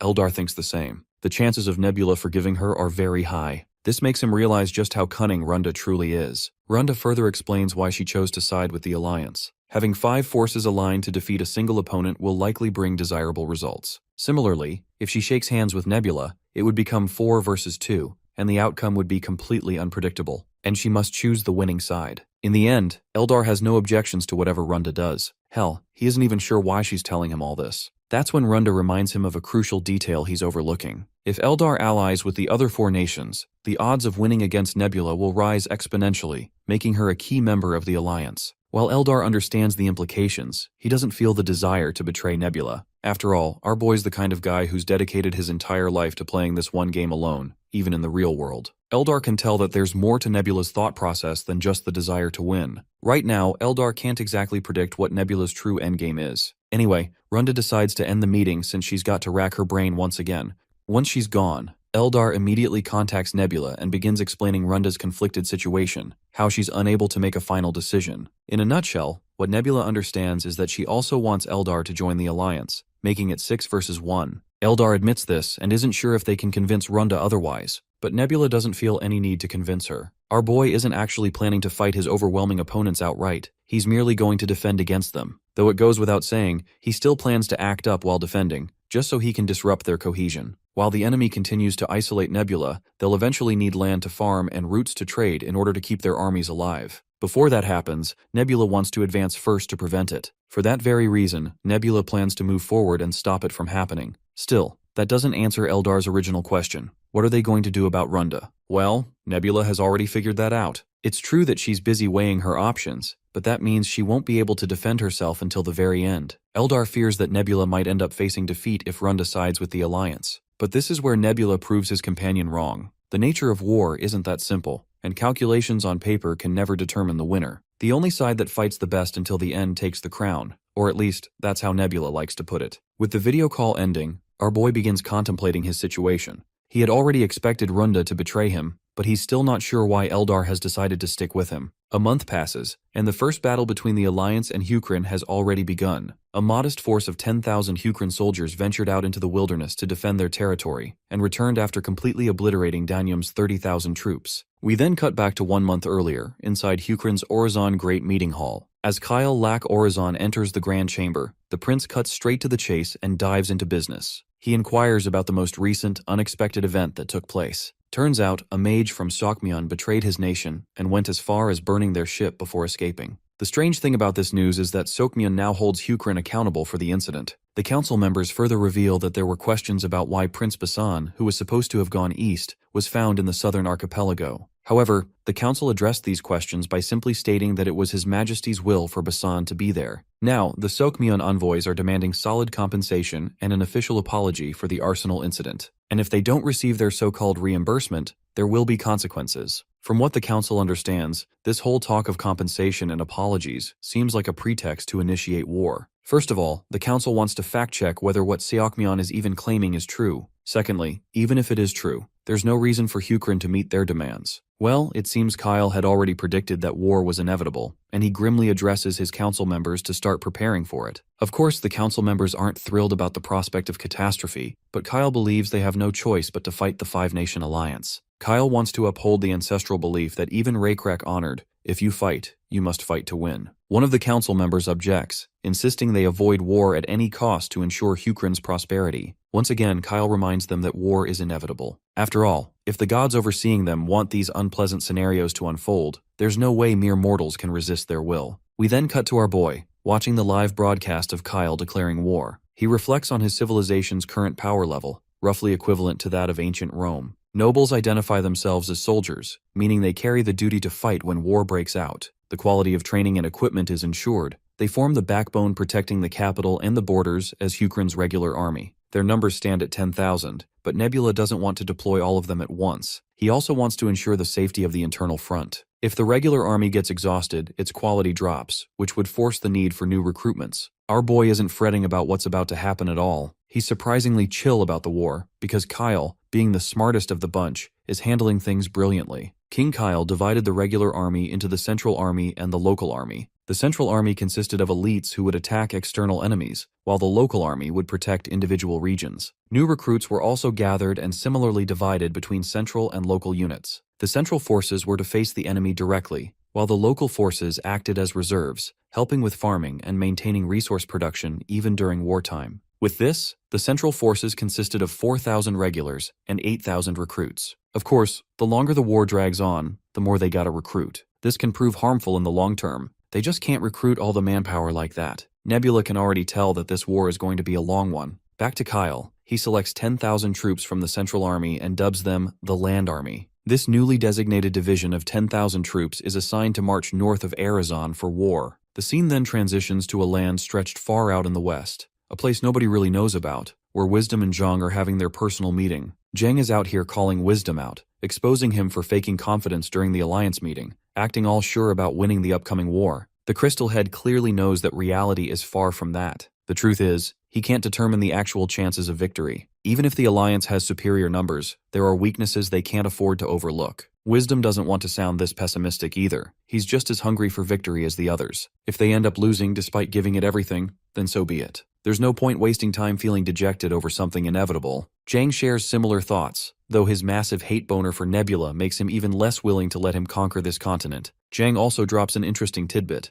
There's a possible rat within the alliance, so he suggests they prepare some countermeasures just in case things go sideways. Lastly, there's something that sets Nebula apart from the rest of them, an apostle. No matter how well prepared the alliance is, victory or defeat will ultimately depend on the apostle's actions. Wisdom claims he already possesses an entity that he can turn into an apostle. He also knows the conditions required to create one. The entity must be above level 21, its legends must be widely known and revered among the population, and lastly, it must have internalized faith in its god. Since Wisdom already knows the requirements, Zhang feels relieved. He doesn't need to explain a thing. Wisdom then reveals the entity he plans to make his apostle, a mutated troll named Ledin Bial Osur, the son of current king of Seokmyeon, Dermaldine's 21st child. Here's a little about this king. In order to strengthen his royal authority, he once set his first and third sons on fire while they were alive, earning him the title of a man of pure cruelty. And Wisdom has no intention of stopping the king's cruelty. After all, he believes fear and cruelty are two factors that make manipulating others far easier. Being the god he is, Wisdom intends to make full use of this,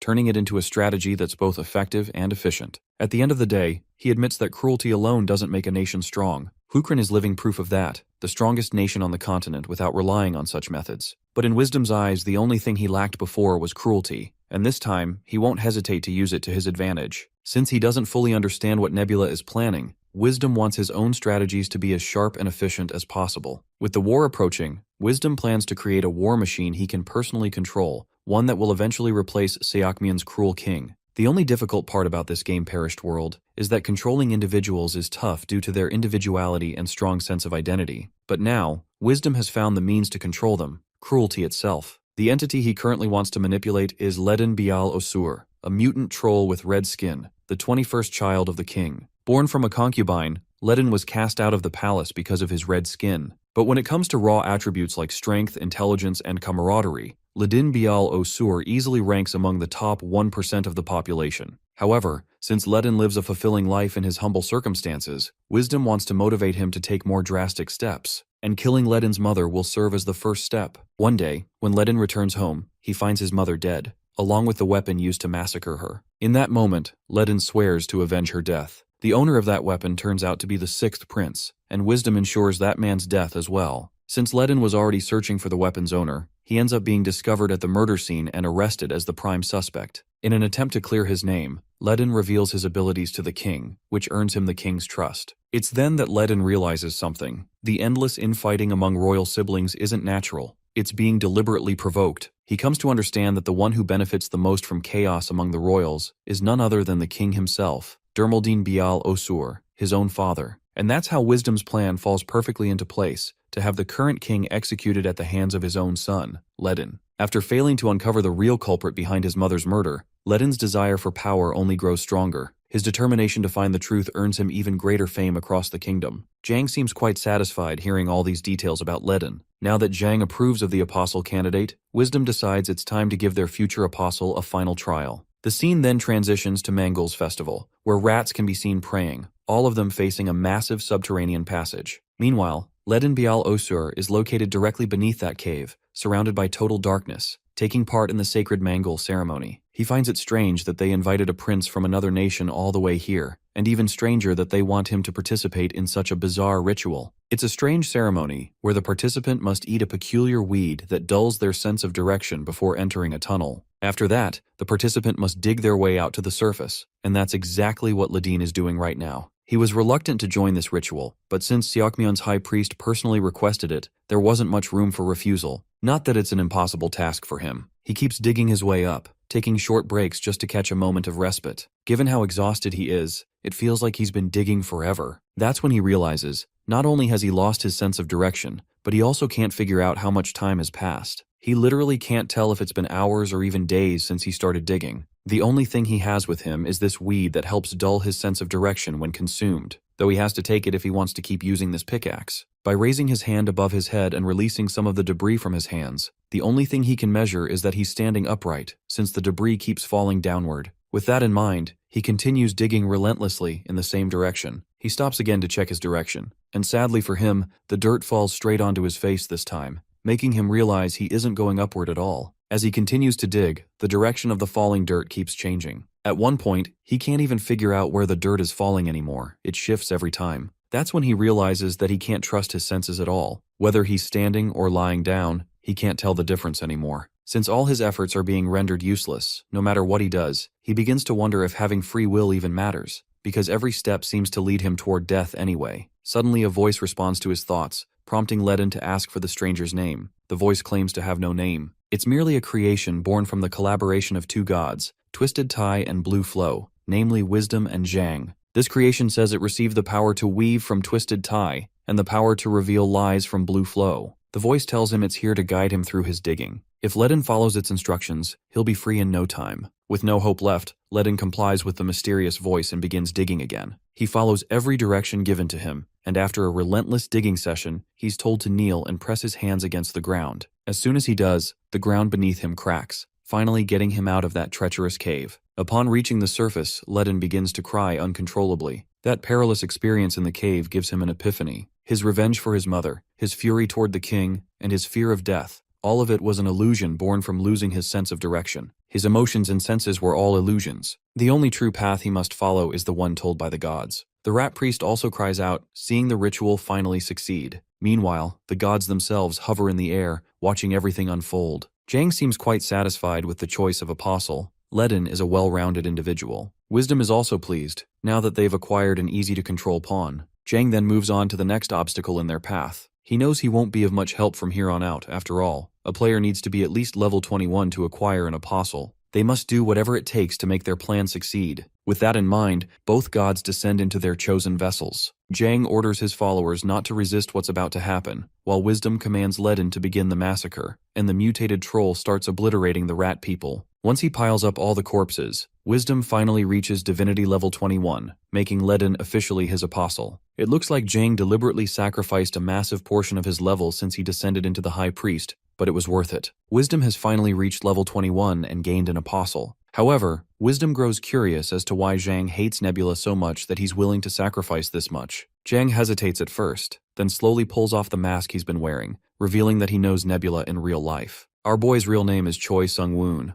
a loser bastard who spent all day locked in his room playing games. Also, Nebula is Zhang's older cousin. At first, Zhang thought being summoned inside the game was just a coincidence, but seeing two top-ranked players end up in the same world made him think otherwise. Everything wasn't a coincidence or RNG, someone deliberately picked the players for this game. When it all began, someone named Aladdin gave everyone the choice to participate or return to reality. 4 out of 32 chose to leave during that process. Just imagine, who would willingly abandon reality for the sake of a mere game? That explains it. Those who chose to stay are the abnormal ones. The fact that 27 people stayed out of 32 clearly shows the ratio of abnormal people is quite high. Even wisdom has figured that much out already. The ones who orchestrated all this had planned to select only people who'd willingly participate. And since Nebula is obsessed with this game and has always dominated the leaderboard, it goes without saying that he'd join too. If he joins, that means no one can take him down. It would be easy for him to claim the top spot. That's exactly why Zhang joined, to ruin Nebula's gameplay. Back to business, Zhang volunteers to spill everything he knows about Nebula. If they can exploit Nebula's weaknesses, they might finally gain an edge. The scene then transitions to the Alliance members gathered in discussion. Krampus has just learned that Seokmyeon's king has been replaced. What grabs his attention is the fact that the son murdered his own father to claim the throne. He seriously wants to know if that's supposed to be okay. Wisdom assures him that it was part of the plan. While they're about to explain the rest, Zhang quietly decides to keep one thing to himself. His divinity level dropped because of that very plan. It currently stands at level 8. If he reveals that in front of everyone, it wouldn't take long for the information to reach Nebula. Still, he doesn't regret the choice that caused his level to fall. Gaining an apostle is far more valuable than losing a few levels. After all, apostles are literally the core of Perished World's gameplay. Right now, Elden Biel Oswar isn't as renowned or revered as Rakrak,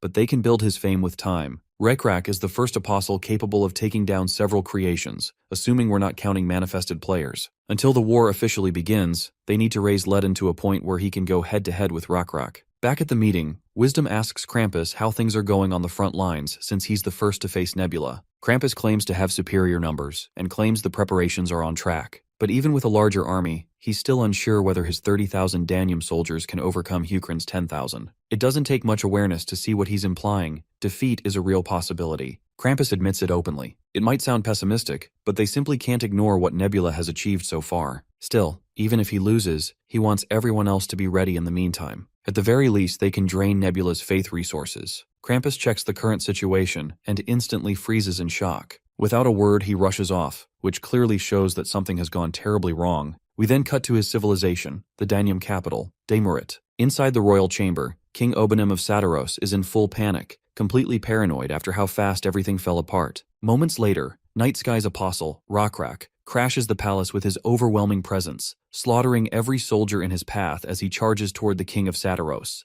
Obanim is literally drenched in sweat, too terrified to even speak. Despite his desperate attempt to talk his way out, Rakrak doesn't hesitate. He splits the poor man's skull clean in half, giving him a swift and painless death. Meanwhile, Nebula is having the time of his life, racking up victory after victory with minimal effort. Eldar watches him in silence, puzzled as to why Nebula would risk placing his apostle inside the enemy's castle. After all, that apostle is his trump card, and using it recklessly could prove fatal. But Nebula sees no reason to hold back. It's not like apostles are fine wines meant to sit and ferment. Eldar reminds him of the danger involved. It's only because Krampus wasn't paying attention and joined today's meeting that things went smoothly. Nebula admits it was a huge gamble, but thanks to Runda's tip, he managed to snatch victory. There was always a chance that Krampus wouldn't attend the meeting, or that it would end early. But the gamble paid off big time. He gained something far more valuable. In fact, he gained several things from that move, but most importantly, he left an impression that he's capable of non-standard plays, which in itself is a huge win. In Perished World, there are generally two play styles. The first is high risk, high return.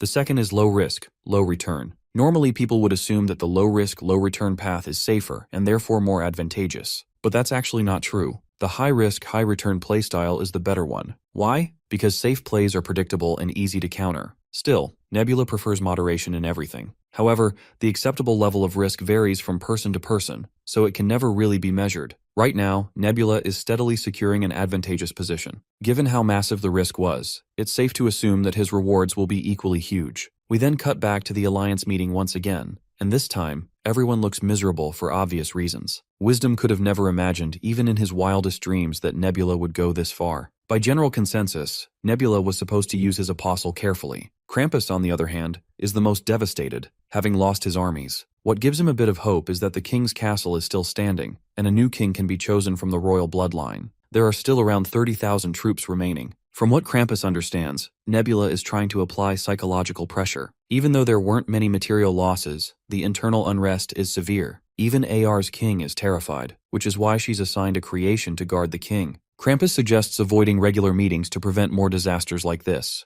They should only meet when something truly serious needs discussion. Wisdom agrees, though Runda clearly isn't happy about it. In her thoughts, she fears the worst, that fewer meetings will weaken the Alliance's unity. The The entire reason for holding frequent meetings was to keep everyone close and the alliance strong. But now, with meetings happening less often, there's a real risk of gradual drift and eventual division. Still, at the end of the day, Runda figures it might be for the best. Less interaction means less stress to worry about. We once again cut back to Danium gathering its forces. Danium's general, Ubium Dolan, inquires about the current enemy status. The underling reports that all 10,000 enemy troops are moving upstream along the river and will arrive in 2 days at the earliest, and 3 days at the latest. Since the enemy is clearly trying to defeat the alliance one by one, they won't leave them alone. To defeat Danium, the enemy will have to enter the canyon. Danium's forces will block the Hukran forces from inside the canyon and rain attacks on them from both the left and right sides. The question now is who the enemy commander actually is. The room falls silent, since nobody seems to have any clue. The general then dismisses the meeting, declaring that the only things that decide victory in battle are numbers and supplies. And since their god is also watching over them, victory is certain. Or at least that's what the general would like his subordinates to believe. Around 3 days later, when both forces are about to clash, we cut to Basan asking his underling if there's anything they should know about the enemy before diving balls deep into the battle. His underling doesn't think there's anything particular they need to take into account. With that assurance, Basan is ready to march forward once the resting period is over. The underling reminds the commander that their revelation priest hasn't contacted them yet. They should wait for the night sky's will to arrive before diving in. But Basan isn't ready to just sit idle and let the night sky do everything for them. He assures his worried underling that they'll only march once the odds are favorable. This is exactly what the night sky wants. He wants his people to judge the situation and act for themselves. Since the enemy will assume that Hukran will rest after the march, they'll drop their guard too. And that will be the perfect moment for Hukran to strike. Meanwhile, we hear a few lizardmen chit-chatting about Basan's current standing as commander. They've learned that Basan also saved Dolten Island, which clearly means he must be pretty talented when it comes to commanding. For his recent exploits, General Ian Tata and His Majesty spoke highly of him and designated him as commander. Even Basan is surprised he was chosen to become commander. If he's being honest, that's a bold move His Majesty Kyle made. Of course, it's not like Basan has any intention of losing. It's also true that Hukran is at a huge disadvantage due to the geography and the enemy's overwhelming numbers. But we all know that numbers don't necessarily decide the outcome of war. If Hukran can prepare for an immediate battle in such a short time, Danyum's army will be shaken. The final nail in the coffin is Rak, who descends from the skies like a goddamn meteor, grabbing everyone's attention. The Chad of the lizard race makes such a dramatic entrance that even the enemy is startled. In retaliation against Rak, Krampus sends all his creations at once to deal with the one and only Rak. Krampus is certain his creations won't allow Nebula's apostle to interfere in the coming battle. Feeling confident, his creations lunge at Rak in unison. A clash erupts, one visible across the entire forest. Rak is currently running and jumping, trying to outpace those wild beasts. The enemy commander is over the moon seeing Rak getting pushed out of the front lines. The soldiers also burst into joyful celebration, thinking victory is practically guaranteed. But to their dismay, this is exactly what Commander Basan wanted. He's glad Rak is doing exactly what he expected him to do. Even though the enemy has more numbers and terrain advantage, Basan is confident he won't lose. After all, the enemy he's facing is still just a number of people, and Basan has never lost to an army of people before. Meanwhile, Krampus's creations are still chasing Rak, who has even sustained a nasty cut across his face. Without hesitation, he conjures his weapon, leaps into the sky, and swings his electrified spear. The creations dodge the strike and leap toward him in a counterattack. Of course, Rak isn't a slowpoke either. He sidesteps the attack with ease. We cut back to astonished lizardmen watching Rak go toe-to-toe with those beasts. Meanwhile, Basan's lackey is still trying to wrap his head around Basan's eccentric way of thinking. It's obvious the commander is confident because he's achieved so much at sea, but the lackey hopes that confidence isn't misplaced. He reminds his commander they have no choice but to enter the pathway in front of them, since Hukran can't let the enemy's first wave pass through. The enemy has blocked the canyon and they're already experts at climbing rocks. This is exactly why Hukran is at a severe disadvantage if they enter that way. However, Basan is glad the formation is the same one he planned. Hukran is currently moving in an encircling formation toward the canyon entrance, just as Basan desired. Of course, it's a stable formation, but proper offense will be difficult. If they need to enter, they'd normally have to form a wedge-shaped formation to funnel through the narrow canyon. But Basan doesn't think that's the appropriate formation for this scenario. Consider the canyon entrance as the mouth of a dog. Now imagine tickling its snout with a foxtail. It'll sneeze, obviously. Basan assures his henchmen to just watch everything fall into place. Even though the enemy has bodies specialized for mountain terrain and are equipped with new weapons, they're still stubbornly using traditional fighting techniques of the past, and their formation is likely the same. With all that in mind, Basan commands his troops to aim at the canyon walls and unleash fire. The soldiers promptly bombard the canyon walls with cannonballs, smashing everything left and right, causing debris to rain down on the enemy. Before they're buried entirely, the enemy commander orders his men to respond in kind. But the soldiers report that the foot soldiers are densely packed, which is delaying the carrying of cannons. In that case, the commander orders them to simply raise the cannons to the top of the canyon. Once again, the soldiers report the consequences. Either the cannons or the people will get damaged. Not to mention, it'll still take a lot of time. With no choice left, the commander orders a retreat for one of the squads on the west. But again, the henchmen report that unrest has already spread, and retreat orders will only worsen morale. On the other hand, Basan orders his army to move the cannons forward, as they must occupy the intersection. Finally, Basan's henchman understands why their current formation is the advantageous one. You see, a surrounding formation is always great for focusing firepower. In addition, it's difficult for those inside the narrow canyon entrance to shoot cannons outward. If they fire a cannon from within such a cramped space, their own forces will get hurt, and it's also hard to shoot downward from atop the canyon since the cannonballs will just roll down. So the enemy can't even use the weapon they invested in. Danium shouldn't have taken position there in the first place. The henchman fears what might happen if the enemy somehow manages to bring the cannons to the front. But Basan claims that if they do, it'll actually be even more beneficial for Hukrin. Cutting back to the enemy soldiers getting bombarded with cannon fire, the enemy somehow manages to scramble their cannon unit and push those bad boys to the front. As soon as the cannon team reaches the front lines, Basan orders the cavalry to charge. Right away, Hukrin soldiers trample over the enemy, throwing them into distress yet again. The enemy commander yells at his soldiers to protect the artillery team. Shield soldiers and spear soldiers are ordered to take formation, but Basan is pretty sure their efforts are useless now. Even if spear soldiers can block cavalry, that's only possible when their formation isn't already falling apart. The enemy grows more and more desperate, and the general suggests forcefully advancing even if it kills them. The henchmen, however, argue that they can't give up the advantage of their terrain, even if they lose most of their forces. Even though they have massive numbers, they can't really put them to good use at all. On the other hand, Hukrin forces have already completed their formation, and if the enemy goes all out, they'll just be marching straight into certain doom. Even if they try to retreat now, the path to the capital will be wide open for Hukrin. By now, the enemy commander has no fucking clue how this Uno reverse even happened. In the end, the enemy soldiers have no choice but to march forward. Even considering the huge losses, the commander believes their numbers can still make up for it. He strictly orders his troops to advance in wedge formation, convinced that superior numbers will overpower the enemy. Suddenly they notice Hukrin forces retreating for some reason. The commander assumes it's because of the enormous numbers on their side and decides to capitalize on it. But we already know it's far from the truth. Basan's sassy smile shows he isn't done yet. Basin commands his army to charge, riding on his bird and personally joining the attack. As expected, Hukrin's army overwhelms the enemy, stabbing and killing them left and right. Hukrin's cavalry tears into the enemy formation from the middle, splitting them into two. The enemy soon realizes the cavalry attacking them is a completely different one. With their front forces already isolated, maintaining the front line becomes impossible. Now all the soldiers can do is wait for orders from their commander, who has absolutely no clue what to say. He eventually orders his men to open a path so the allied cavalry can move forward, insisting that saving the front forces should be the priority. One henchman argues that sending cavalry forward is meaningless. The smartest option is retreating back into the canyon. Another white goat reminds his short-sighted comrade that the rear has already begun charging, so it's too late to go back. The captain decides to let the soldiers stay focused on the battle and continue charging while maintaining the tight foot soldier formation.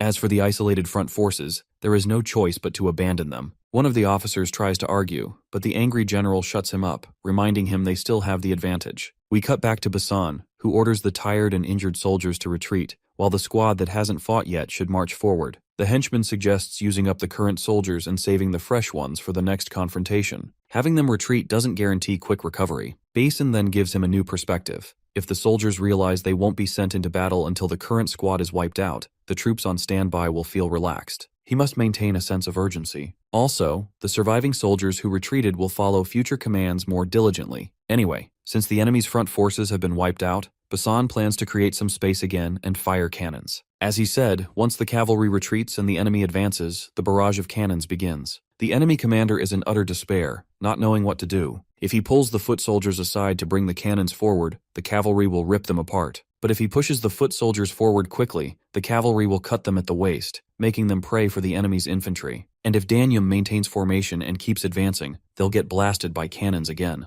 The commander feels trapped with no answers. Meanwhile, Basan believes retreat is actually the best option for the enemy. Even he wouldn't have hesitated if he were in their place. Suddenly, Basan notices the enemy seems to have come up with something new. He immediately orders the Lizardmen to charge forward. The enemy commander sees Hukrin advancing their foot soldiers, which aligns perfectly with his plan. He orders the east side to endure while sending heavy infantry to push the other way. Satiro's heavy infantry is known for their strength in breaking foot soldier lines, giving the enemy a much-needed sliver of hope. Somehow their plan works, and the captain feels proud that the heavy infantry managed to push back Hukrin's foot soldiers. He then orders them to push forward and secure more space. As long as the Allied forces exit the canyon, victory is within reach. But Basan has yet another surprise in store. Once the enemy soldiers march far enough, they suddenly find themselves staring directly at cannons. In just a moment, all those soldiers are flattened. We then cut to Nebula's perspective, explaining the strategy known as the hammer and anvil. Basically, this tactic became standard since the ancient times of Alexander the Great. The one Basan is using is the most basic form of it.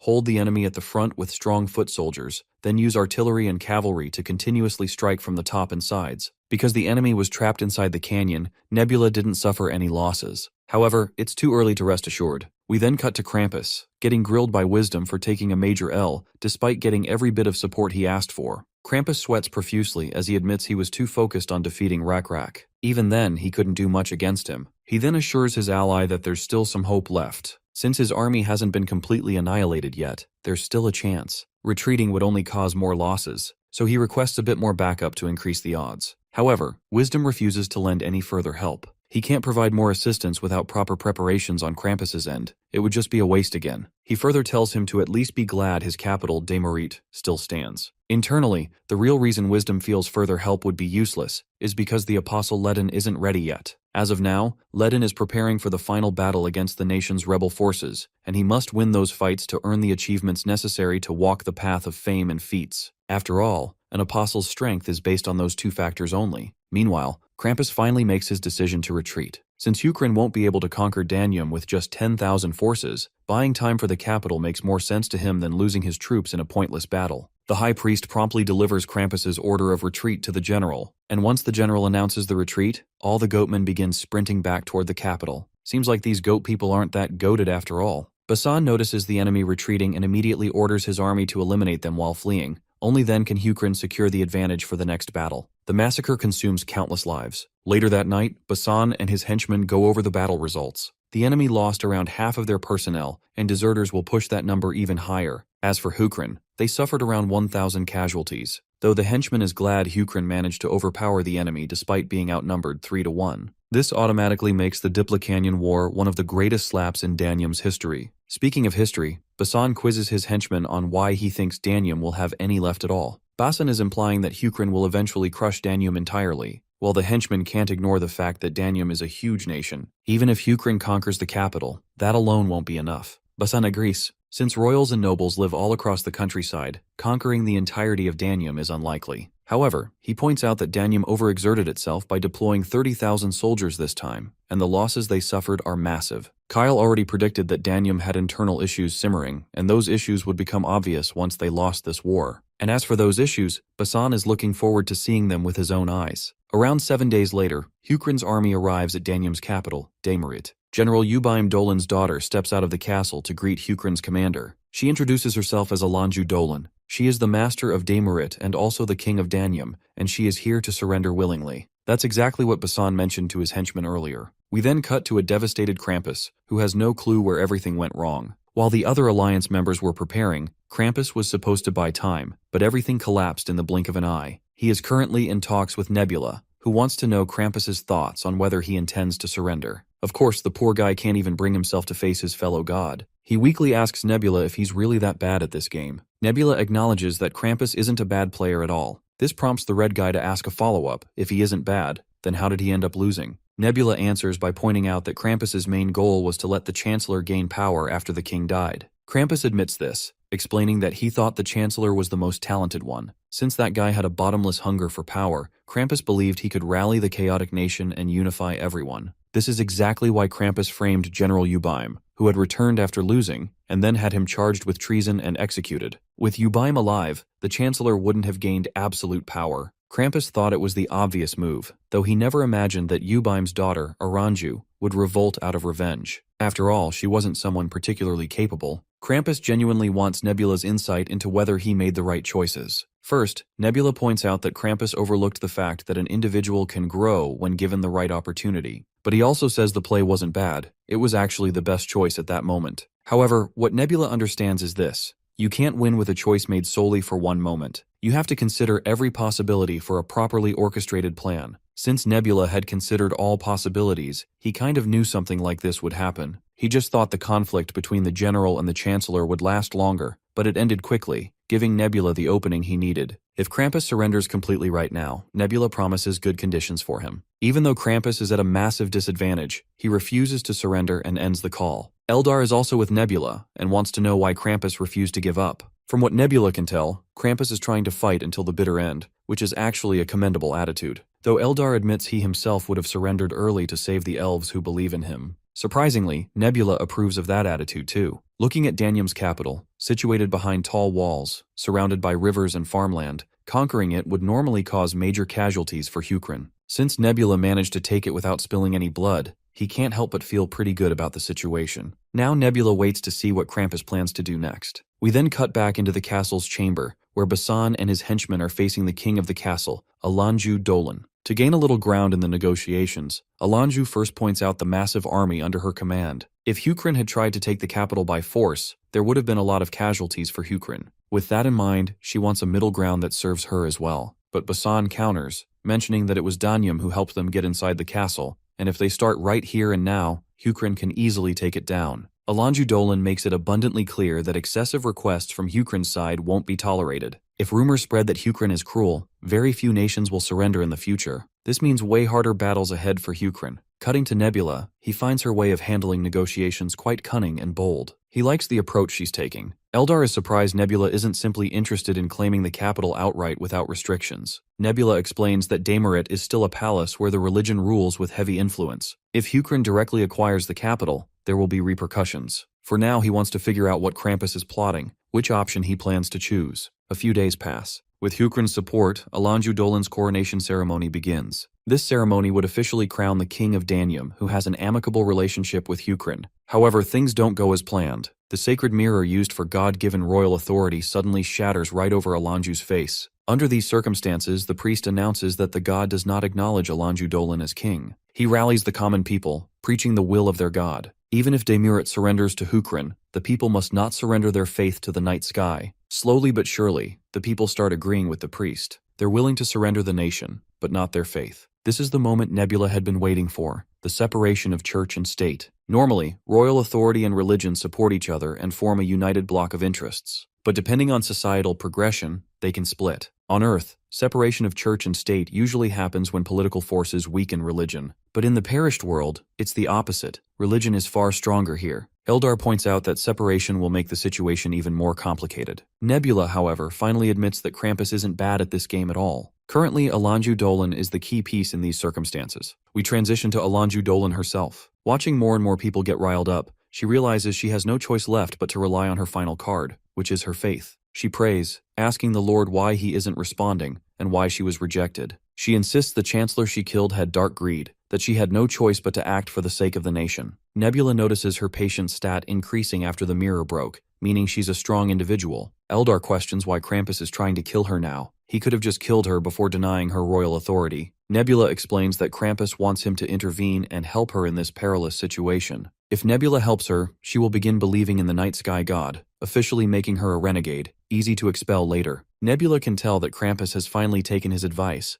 which was to always plan for multiple outcomes. Right now, Krampus has prepared 4 scenarios. Option A, Alanju retracts her surrender. Option B, Alanju dies. Option C, Alanju converts to the night sky religion. And lastly, Option D, Night Sky protects Alanju while she stays loyal to her god. Options A, B, and C all put Hukrin at a disadvantage. Option D is the most profitable scenario for Nebula, and exactly what Krampus wants. If Nebula protects her, he'll get dragged into Damiret's politics and waste resources in a place already conquered. Curious, Eldar asks if Nebula has any countermeasures. Judging by Nebula's smug smile, it's clear he already has everything figured out. There is another lesson he wants to teach Krampus, which is, always have more plans than your opponent. One cold night, as Alanju sleeps quietly, a mysterious figure slips into her room. It's Jan, one of the mages. Alanju recognizes her as an alchemist, prompting Jan to correct her. She's a mage now. To Alanju, the concept of a mage sounds like some fairy tale nonsense. Seeing her ignorance despite being the king, Yan can't help but point it out. She infiltrated a castle full of soldiers without being detected, and she has enough power to kill Alanju on the spot. Hopefully that alone should convince Alanju.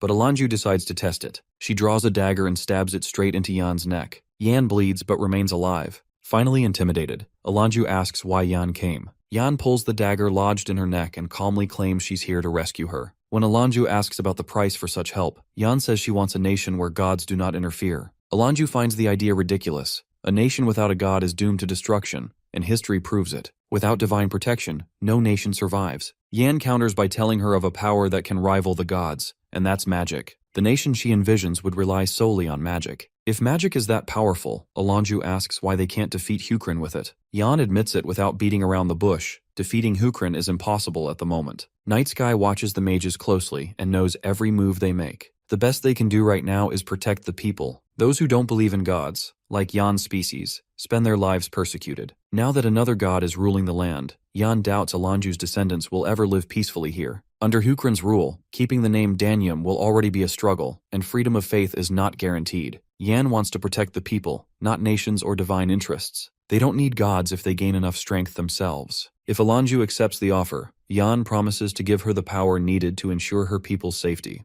Time is short. Alanju has until sunrise to make her decision. A few moments later, dawn begins to crack, and it seems Alanju has finally made her decision. She is all in on creating a nation that exists without the name of a god. In the following days, we see the hunting minister of Hukrin arriving at Danyum's capital to meet Basan. The two men shake hands in good faith, meeting after a long while. Since there were no banquets or hunts during the war, the hunting minister had plenty of time and decided to pay Basan a visit. He has drafted around 5,000 soldiers and brought them along. He hopes Basan is already aware of Hukrin's current military situation, and it seems Basan is, so here's a moment to explain it to you guys as well. After Danyum's capital was overtaken by Hukrin's soldiers, every alliance nation began moving quickly. 20,000 troops from Jeokwa were sent to Danyum, 24,000 came from Mangul, and 18,000 marched in from Guman, even though those nations are far away. All in all, 62,000 alliance soldiers are marching toward Danyum's capital, Demurit. They're expected to arrive within a month. Meanwhile, Seokmyeon is still in a civil war. The depraved son who killed his own father will probably win. He's sweeping everything as if he's been blessed by a god. He even goes around calling himself Twisted Tie's disciple. The hunting minister has also brought weapons that might help, along with the extra 5,000 soldiers. To Basin's surprise, these aren't the usual cannons, they're new prototypes. One of them is an improved model with a larger barrel, making it heavier, but that extra weight adds 50 paces to the cannonball's range. Basin is impressed and eager to hear about the second cannon, except the second one is drastically different in size and shape. Turns out it's just a flintlock gun, but they don't call it that. They think it's a smaller cannon that a single soldier can operate. The technicians call it a hand cannon. Basin takes aim and fires at a target right in front of him, leaving him speechless at how useful this weapon is. He's certain that with enough of these bad boys, they can change the tide of war easily. About a month later, we find Runda sulking quietly in a corner, while the alliance meeting takes place. As you'd imagine, she's in a tough spot right now. Nebula's direct threats are weighing heavily on her. To understand what's eating her, we cut back to her previous conversation with Nebula. Nebula wanted her to betray the Alliance, an idea she found extremely unsettling. If she couldn't betray the Alliance, then Nebula wanted to believe she was actually betraying him. Runda tried to reason with him, saying she is in an alliance with him as well, but she can't just backstab the others so blatantly, she'd be labeled a traitor.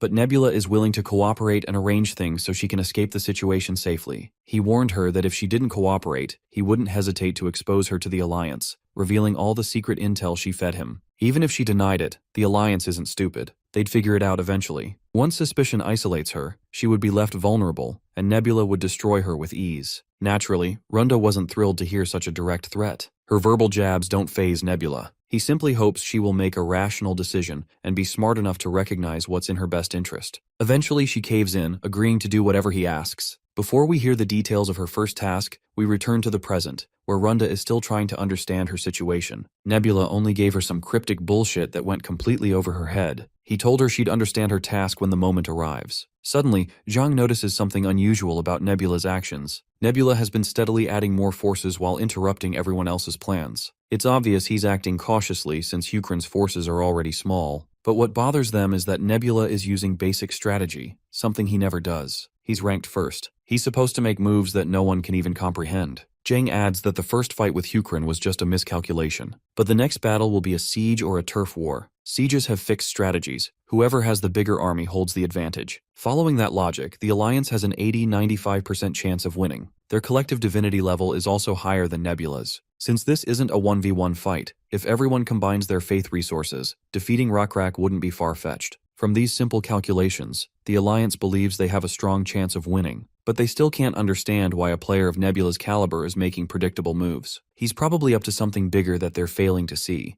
Zhang agrees, something else is bothering him. It's the mages. Of the 3 mages, Yan's location is confirmed. They still have no idea where Taleh or Mazdari are. Nebula has already used the mages to cause an incident. He planted a mage on the Danium's king's right-hand side, resulting in Danium declaring religious neutrality. There are still 2 more mages left, meaning Nebula can use them later to pull off similar situations. Keeping that in mind, the simple-minded Krampus thinks that just staying cautious of the mages in the future will be enough to avoid trouble. But Zhang doesn't feel it's that simple. The reason Nebula is making such a standard play must be because he judged that even while playing normally, he can still win. There has to be something the Alliance is overlooking. This is just a hunch on Zhang's part. His best guess is that there might be a traitor among them. While Runda feels the full awkwardness of a thief caught red-handed for obvious reasons, Krampus doesn't want to form an opinion based on mere speculation. Even though the chances of a traitor being among them are next to none, Zhang can't ignore the fact that Nebula would definitely use this card if he could. If there is a traitor in the Alliance, they need to guess the closest suspect. Of course, Runda starts sweating like crazy, being the mole in the hole she is. It's a nightmare situation for her. If they point at her, she's finished. But surprisingly enough, Zhang declares AR the real culprit, completely flipping our expectations. Naturally, AR is in disbelief at the sudden accusation, and so is Runda. The situation has gotten way too complicated for her to process. She tries to reason with Zhang, wondering if he has any actual evidence to make such a bold accusation. But Zhang casually admits it's just his guess. When AR keeps pushing him to explain the logic behind his hunch, Zhang shifts everyone's attention to the screen window. He shows a Nyx visiting Guman and Hukrin several times. Though this Nyx doesn't hold any noteworthy title, he's just a merchant. Zhang even tried sending a priest to grab him, but Nebula intervened and killed that Nyx on the spot. AR thinks for a moment, then clearly states she had no ties with that Nyx whatsoever. This prompts Zhang to ask why that particular Nyx was meeting up with a Lizardman, and why Nebula went out of his way to kill him. Krampus also wants an answer. The fact that Nebula had been watching so closely the entire time only makes things worse. Runda tries to defend AR, suggesting that Nebula might just be messing with everyone. For all they know, this could be part of his plan, to make the Alliance turn against each other. Krampus admits the suspicion might be trivial, but it's still worth thinking about. They want answers from AR, and only a detailed explanation will suffice. AR, in turn, accuses Zhang of trying to frame her. For all she knows, he might be the real traitor, diverting attention to her by using flimsy suspicions. The situation is getting messy, way messier than what Runda anticipated. And now she finally understands what Nebula meant when he said she would know when the time comes. It seems the time has come, and she has to make her move. She is supposed to take the traitor's side. He had warned her that if she keeps siding with whoever is being suspected, it'll slow down the confirmation process. All she has to do is talk about trusting comrades and downplay the accusations. The complainant won't be able to let go of his initial suspicion, while the others will start thinking the complainant is being excessive. In that case, the one who gets attacked won't be the accused traitor, it'll be the complainant. If that happens, the Alliance gets shaken, and nobody will be able to suspect Runda. A while later, we cut to Zhang having a private conversation with Wisdom. There had been enough evidence against AR, just enough to make at least Krampus or Runda agree with Zhang. Still, those guys aren't really believing that AR could be the traitor. Now he feels he might have gone too far with the accusation.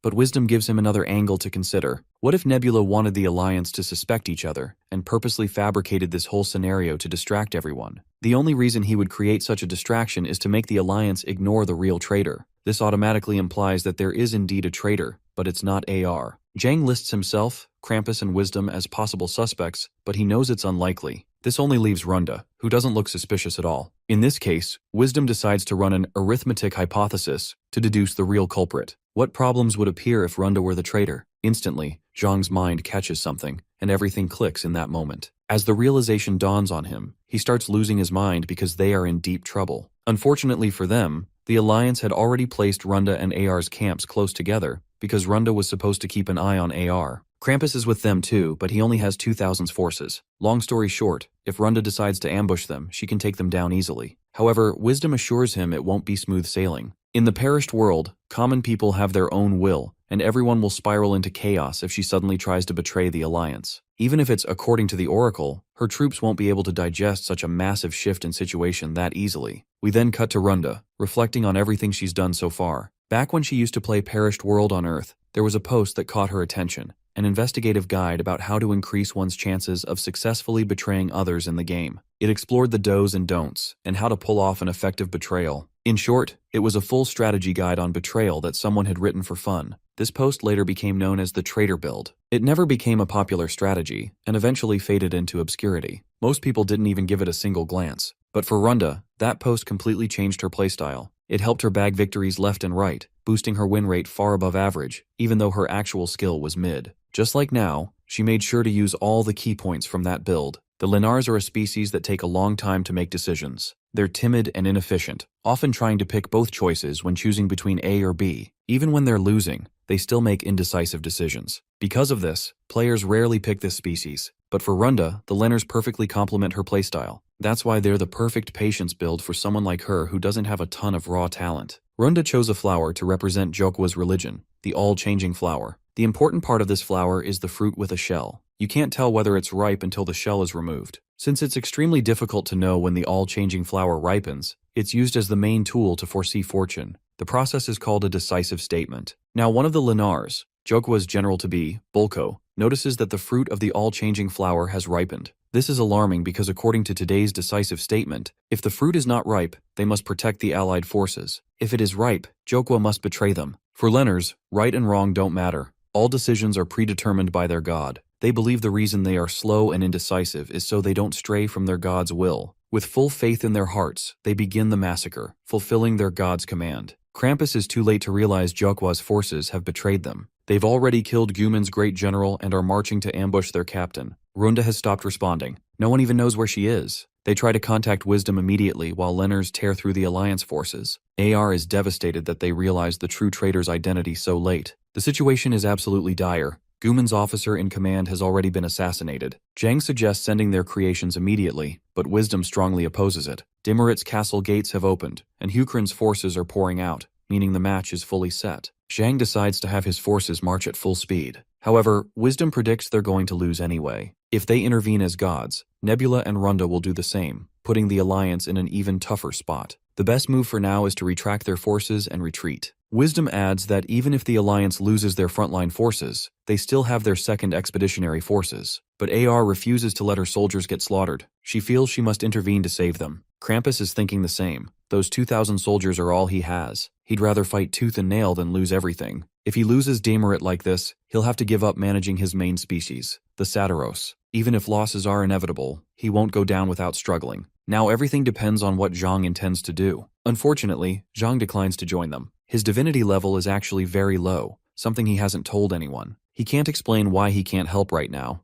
because then he'd have to admit he suspected a traitor in the Alliance. He sacrificed his divinity level to create an apostle. If he joins the front line, he'll have to reveal the truth, that his level has dropped to 8. He already created a misunderstanding by claiming AR was the traitor, and if he's going to hide his divinity issue, he might as well hide it till the end so no one exploits his weakness. Zhang orders his army to retreat, leaving Hukrin's cavalry to chase them. It's the best he can do for now. As for AR, it would be best if she abandoned her army and withdrew. Even if she uses her faith right now, it won't help her in future battles. But AR isn't in a position to abandon her soldiers. Guman's internal affairs are a mess. Some nobles have started believing in the night sky, likely due to Nebula's behind-the-scenes meddling. Since Guman is a nation where the king's power is weak, if she loses now, she won't be able to guarantee a second expeditionary force. Zhang is bewildered hearing such a worrying reveal. The woman apologizes for hiding such crucial details. She never intended to cause trouble. Now she realizes she wasn't the only one struggling because of Nebula's schemes. She held back the information partly because she didn't want to look like the only one suffering,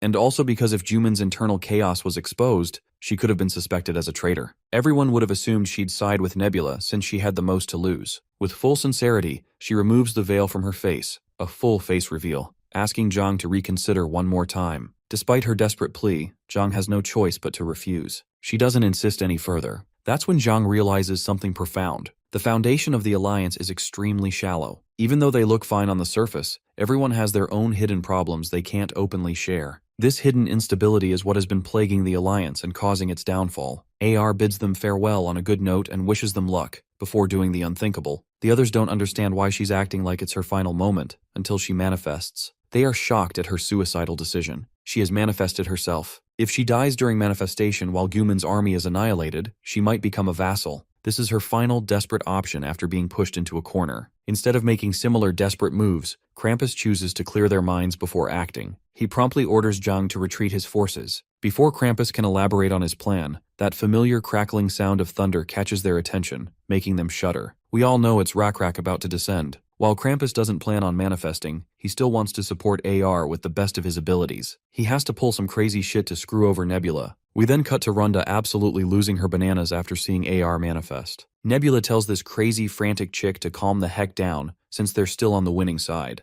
Of course, it's difficult to fight someone in manifestation form, but her current level is only 18. It's not that big of a difference from Jill Wooby. Still, this drama queen continues to overreact, insisting that Jill Wooby wasn't even that good of a player compared to AR. Internally, Nebula knows she's right. AR is way ahead in terms of gameplay. But that's not the point he was trying to make. Just judging from the size of AR's manifestation form, she's way more effective compared to Jill Wooby. After all, at the end of the day, it's the player's faith and domain that determine the extent of the manifestation skill. The type of ability that manifests with form, however, mostly depends on one's playstyle. Jill Wooby's manifestation form was an extreme build focused on physical abilities, and that's not a build players usually prefer. The reason? It consumes way too many faith resources. As a result, most players minimize physical force and use the remaining cost to invest in other stats. Once AR starts wreaking havoc, Runda's people find themselves in a tough position and decide to retreat. But it's already too late. They're getting shredded, causing Jukwa to lose 300 soldiers in an instant. Unsurprisingly, the drama queen nearly passes out seeing such a massive hit she just took. The silly bean starts clinging to Nebula, begging him to do something before her forces are wiped off the face of the earth. Nebula assures her to calm down. Shit hasn't taken a sharp turn yet. Meanwhile, Rakrak has already descended onto the battlefield.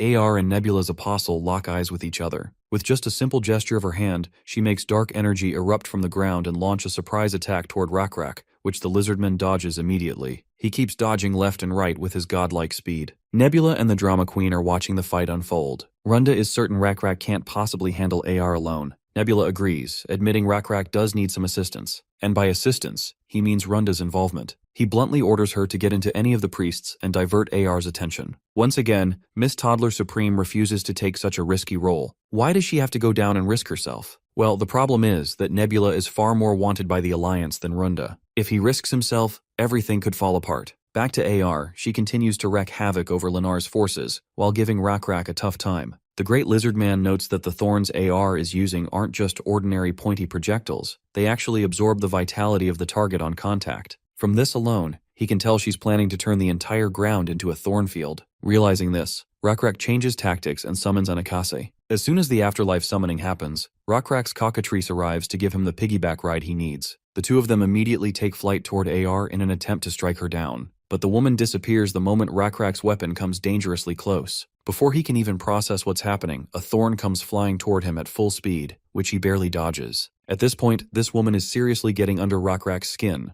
To make it worse, she's no longer alone. The creations of allied forces, including hers, has also arrived to support her. Krampus and her creations have arrived to support her. We then cut to Krampus. Bro is itching to take down this annoying Rakrak for good this time. The creations roar as they launch counterattacks against our apostle. The fearless Lizardman dodges the first strike, only to then face a massive reptile about to devour him. Luckily, that reptile gets knocked aside by the one and only Great Mantis, giving Rakrak a clear signal to advance as the path is cleared for him. While Mantis fights the creations, the apostle of the Sky Knight god charges forward at full speed. But unfortunately, the Lizardman gets knocked out along with his bird by a massive claw. As soon as they hit the ground, Rakrak begins to dread the worst. Those thorns could erupt from anywhere. However, he soon realizes the thorn attacks have stopped. Seems like AR's attention has been drawn to something else. Turns out it's Runda in the forest, who has descended into one of the priests. She has definitely caught AR's attention, and the way this furious woman is staring at the traitor does not look good for Runda. Of course, this gives Rakrak a golden opportunity to strike. As AR chases Runda, Rakrak also begins his pursuit. Seeing this mere apostle following her,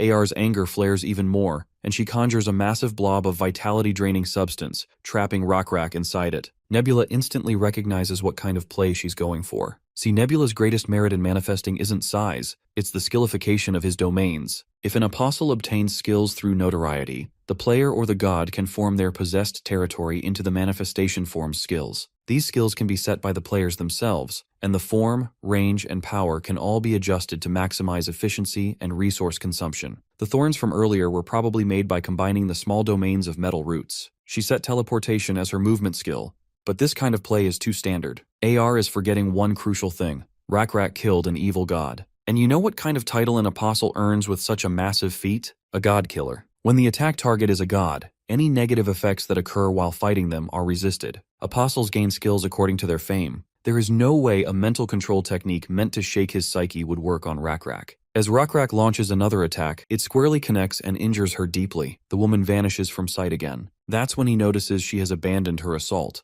likely buying time to recover from her injuries. By the way, AR is pronounced Dark Book as her god title, while Runda is called All Decisions by mortals. Rakrak has a hunch that Dark Book is furious at all decisions for the betrayal, so she must be trying to attack the apostle Runda has descended into. However, if she uses her black thorns to attack all decisions, then he will also be able to locate Dark Book's position. As he tries to focus to sense AR's location, Nebula calls him out, telling his apostle to forget about Dark Book for now. But Rakrak fears that all decisions will be in danger if he lets AR do her thing. Nebula assures him that it doesn't particularly matter what happens to all decisions. I mean, he's not saying they're abandoning her, they simply need to figure out another way for her. We then cut to AR, who has sustained some pretty nasty injuries and is trying to heal. Just as she decides to change her course of action, she spots Runda in the woods. Her anger flares once again, ready to make Nebula and Runda both regret whatever they've been plotting against the Alliance. As Runda is running as fast as she can, she gets knocked out by AR's thorns. One of the thorns even lodges directly into her shoulder. Poor Runda lies there like an injured lamb in front of a roaring lion with limitless fury. The lion, AR, grabs her prey by the neck and begins choking her. With no choice, Runda suggests joining forces together,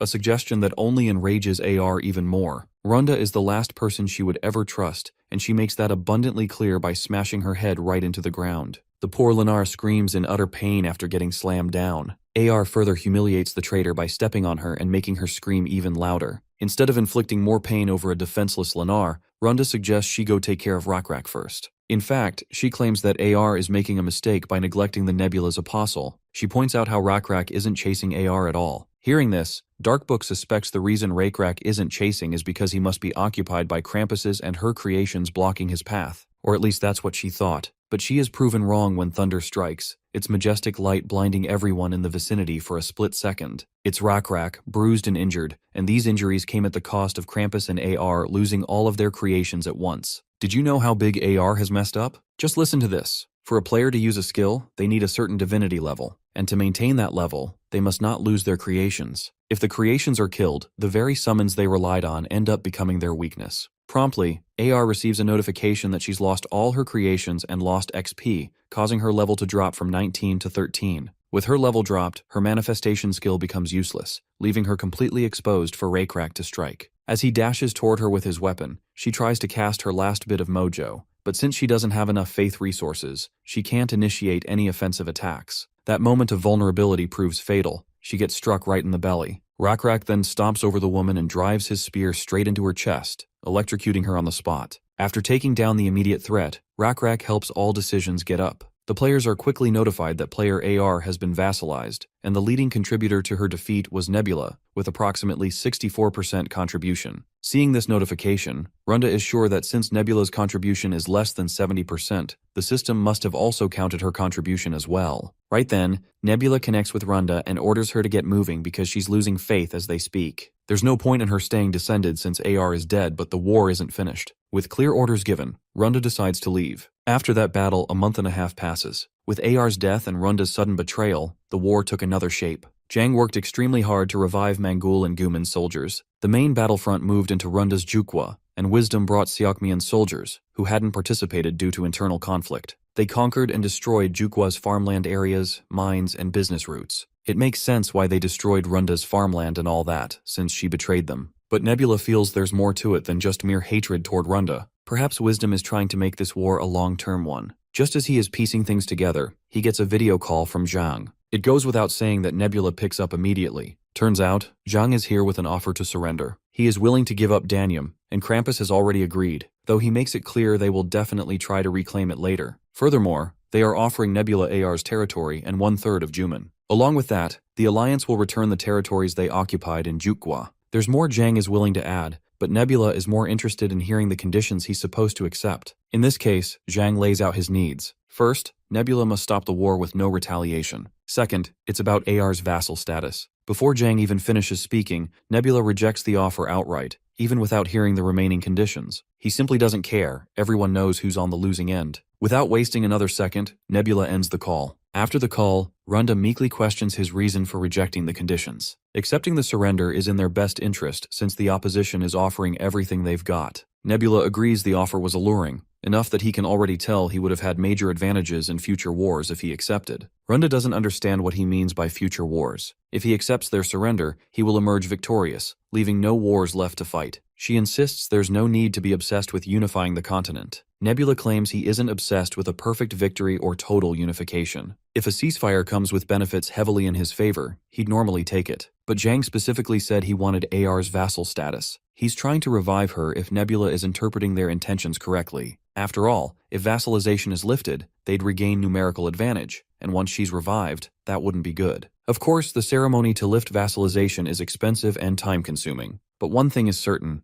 they plan to continue the war, and Nebula doesn't want to add unnecessary difficulties to his future. We then cut to Guman's castle. Inside the castle, we meet Guman's prime minister, Kaloa Lata. The woman is staring at a strange candle, deeply upset that her god hasn't responded to her for a long time. This likely indicates that Darkbook has indeed died, and the one who killed her is the same person who killed the evil god. It's Rakrak, of course. Many are devastated by this news. Even the king hasn't left his bed in months. But such collateral damage was predictable. After all, a nation without divine protection is bound to collapse. Hukran's forces are pushing internally, trying to persuade Guman's citizens to side with Hukran. Mongul, who was allied with Guman, is now requesting Guman to merge with them instead. This unprecedented situation has put the Guman people in a dilemma over which side to choose. At the moment, they just want to side with whoever is less bad. As the Prime Minister is struggling with her thoughts, with no god's guidance, she is startled when ENT walks straight into her room. He is here to assist, and perhaps give her a solution to her worries.